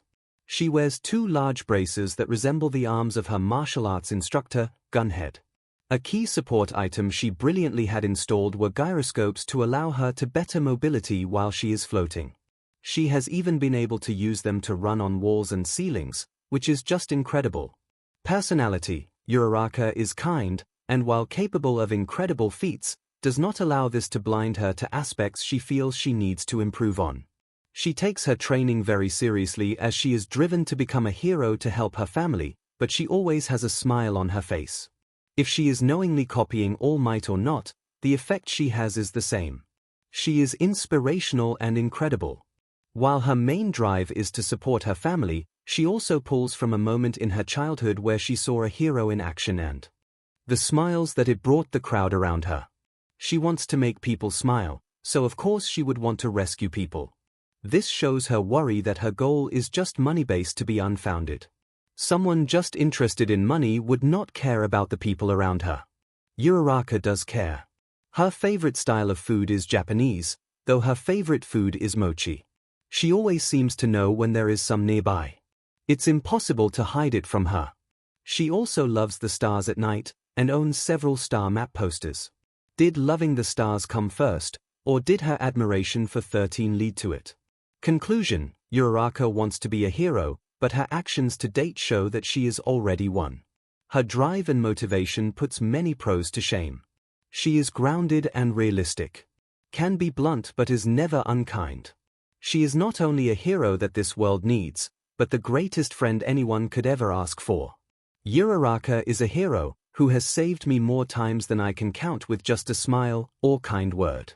If not for Uraraka, I might never have gotten the chance I have now. I'd probably have taken Kaken's advice already. 𝐒𝐭𝐻𝐲 blinked away the tears in her eyes. The more she read, the harder her heart beat, and the hotter her body started to feel. At some point she had forgotten to keep her pinkies out, and had floated herself and the notebook so that now she was lying against the ceiling, reading every word that Izuku had written about her. His analysis of her, and his personal thoughts and admirations. Gingerly, 𝐒𝐭𝐻𝐲 turned to the last page. This one was much more scribbled and rough. Parts were heavily smudged with eraser marks showing that many ideas and thoughts had been hastily written down and removed. It was more sporadic and more raw. The page's title made her heart beat even more. Team ideas and duo super moves. Mumble cheeks, I mumble a lot, and her cheeks have that cute pink blush. Not serious enough. Bunny hop, everyone thinks I'm a bunny, and she bounces around a lot when floating on the wall. No. Meteor rabbit, more space-themed, but I'm not a rabbit. Gravity duo, space-themed. Our quirks are very compatible when you think about it. She could float an item that's beyond my weight limit that I could move around. Possible name change. Gravity duo smash for super move. Not a team name but a super move. Keep for later. Green tea, play on name and color. Uraraka 𝐒𝐭𝐻𝐲 has kanji that read out appealing tea child. My favorite color is green. We both enjoy drinking tea. Green tea. Serious enough. Arizona meteor smash, float multiple objects to pass weight limits of my quirk. Wide range attack. Space themed. Arizona site of America's largest creator. Possible adjustment, Arizona asteroid smash, instead of wide range, pull objects into one large ball for single target attack. Flight, if Uraraka floated a person, could I move them around easier? I'm not able to lift myself, but if I didn't have gravity, could I fly? Gently, 𝐒𝐭𝐻𝐲 pushed off the ceiling and floated back to the floor. Carefully, like it was made of porcelain, she closed the notebook and put it back on the desk. 𝐒𝐿𝐻𝐲's heart was beating so fast and so loud she almost couldn't hear herself think. Deku. He's going to be the next #1 hero. The next All Might once he gets one for all, and he still wants to be together with me. 𝐒𝐭𝐻𝐲 thought back to when they had first decided to work together to achieve their dreams. They had trained together for such a long time, and even showed that they were a force to be reckoned with in class, but the idea that Izuku would want to continue that beyond graduation never really occurred to her. But now that she thought about, and knew that Izuku was thinking about it, the idea they would be anything else but a team was laughable. They had started this together. So of course they should stay together until the end. That word stuck in 𝐒𝐿𝐻𝐲's mind. Together.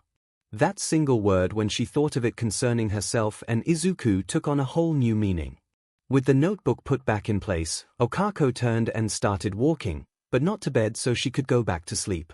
No, her feet took her out of the room and into the dark living room of the apartment. With every step she could see just a little better and hear Izuku's breathing just a little more clearly. She finally stopped and found herself standing right beside the sleeping form of Izuku, wrapped up and snuggling with his pillow. Flashes of the nightmare earlier danced through 𝐒𝐿𝐻𝐲's mind, but were quickly brushed aside as she looked at the boy. Kneeling down, 𝐒𝐿𝐻𝐲 just watched him for a little while. watched at how his chest rose and fell with each breath. A few hours ago, they had come so close to death. He had been so close. To look at his still form had been the most horrific thing she had ever seen. Now, to see him resting so peacefully, it brought such feelings of joy to her she couldn't find the words to express how relieved she was. And perhaps a little frustrated by him as well. Gosh Deku, you're going to make being in love with you a huge hassle, aren't you? In an instant, time froze for 𝐭𝐿𝐼. That word she had just thought. That one simple word brought everything to a dead stop. Love. 𝐭𝐿𝐼 stood up, and hurried out of the living room and into the bathroom. Shutting the door, 𝐭𝐿𝐼 grabbed a towel off the wall and used it to muffle the scream of embarrassment that tore from her lungs. Why did I think that? What is wrong with me? I'm insane. That's the only explanation. I've gone completely insane. Dropping the towel, 𝐭𝐿𝐼 looked at herself in the mirror and almost started screaming again. Her face was so red, she might as well have been a tomato. Slapping her hands over her face so she didn't have to look at herself, 𝐭𝐿𝐼 felt herself start to float off the ground, though she didn't really care. She had more important things to try and figure out. Okay. Just calm down. Calm down. I had a really bad day today. After everything that happened, I'm probably just relieved Deku is alright. Yeah, that's it. It's just relief is all. That and I guess I was touched after reading his notebook about me. To know that he thinks so highly of me, and is so dedicated. I mean, what girl wouldn't be touched and a little emotional after that? That's it, everything just has me emotional. I just need to calm down and think about this rationally. All I did was think that I love Deku. 𝐭𝐿𝐼 could feel her heart skip as she used that word again. All I did was think about it. Just a random stray thought that doesn't mean anything. There's a huge difference between thinking something and actually saying it. Wait, that's it. I'm all mixed up because I'm keeping everything internal. All I have to do is say that I don't know. 𝐭𝐿𝐼's thoughts came to a hard stop. For some reason she couldn't make herself finish that thought. Her heart wouldn't let her. Wait, no, that sounds too mean. Okay, here's what I'll do. I just say out loud that I love him. Hearing myself say it should be enough to snap me out of this. I'll say it, and it'll sound so silly I'll know I didn't really mean it, and it was just the stress talking. Yeah, that should work. Pulling herself back to the floor, 𝐭𝐿𝐼 looked at her reflection. Clearing her throat, she readied herself. Just say it. Say it, and then go back to bed. I love Deku. 𝐭𝐿𝐼 watched as her reflection started to turn red again. Not getting the response from herself she had expected, she tried again. I love Deku. Her reflection started to grin, and her eyes started to get glassy. I love Deku. I love Deku. I love Deku. She tried again and again, but no matter what, she couldn't make the words sound silly. Not when they felt so right. Each time she said it, her smile broadened, her cheeks glowed, and her heart fluttered in her chest. Soon she wasn't saying it to try and deny it, she was saying it because she loved hearing it. Those 3 words were music to her heart and soul. There was no denying the truth any longer. Leaning against the wall, 𝐭𝐿𝐼 sighed into her hands. Oh my God, I'm in love with Deku. I've fallen in love with my best friend. Oh no, what have I done? Wait, no, this is Deku's fault. What has he done? Lowering her hands, 𝐭𝐿𝐼 looked at herself in the mirror, and she saw a girl that was so obviously in love. Oh, this is not good. We don't have time for this. He doesn't have time for this. Trying to become a hero is hard enough, but he has one for all to think about. I can't. He can't. He's my best friend, for crying out loud. How'd I fall for my best friend? Besides him being kind, gentle, brave, compassionate, cute, and having a body that puts the statue of David to shame, oh, so that's how. Pushing herself up, 𝐭𝐿𝐼 tried as best she could to get herself under control. Okay, I've fallen for my best friend. Fine, I can deal with that. What I am not going to do is let it get in the way of our goal. We are trying to be heroes, and I will not let this, 𝐭𝐿𝐼 poked her chest, right over her heart, get in the way of that. And I'm sure as hell not going to let it make our friendship awkward.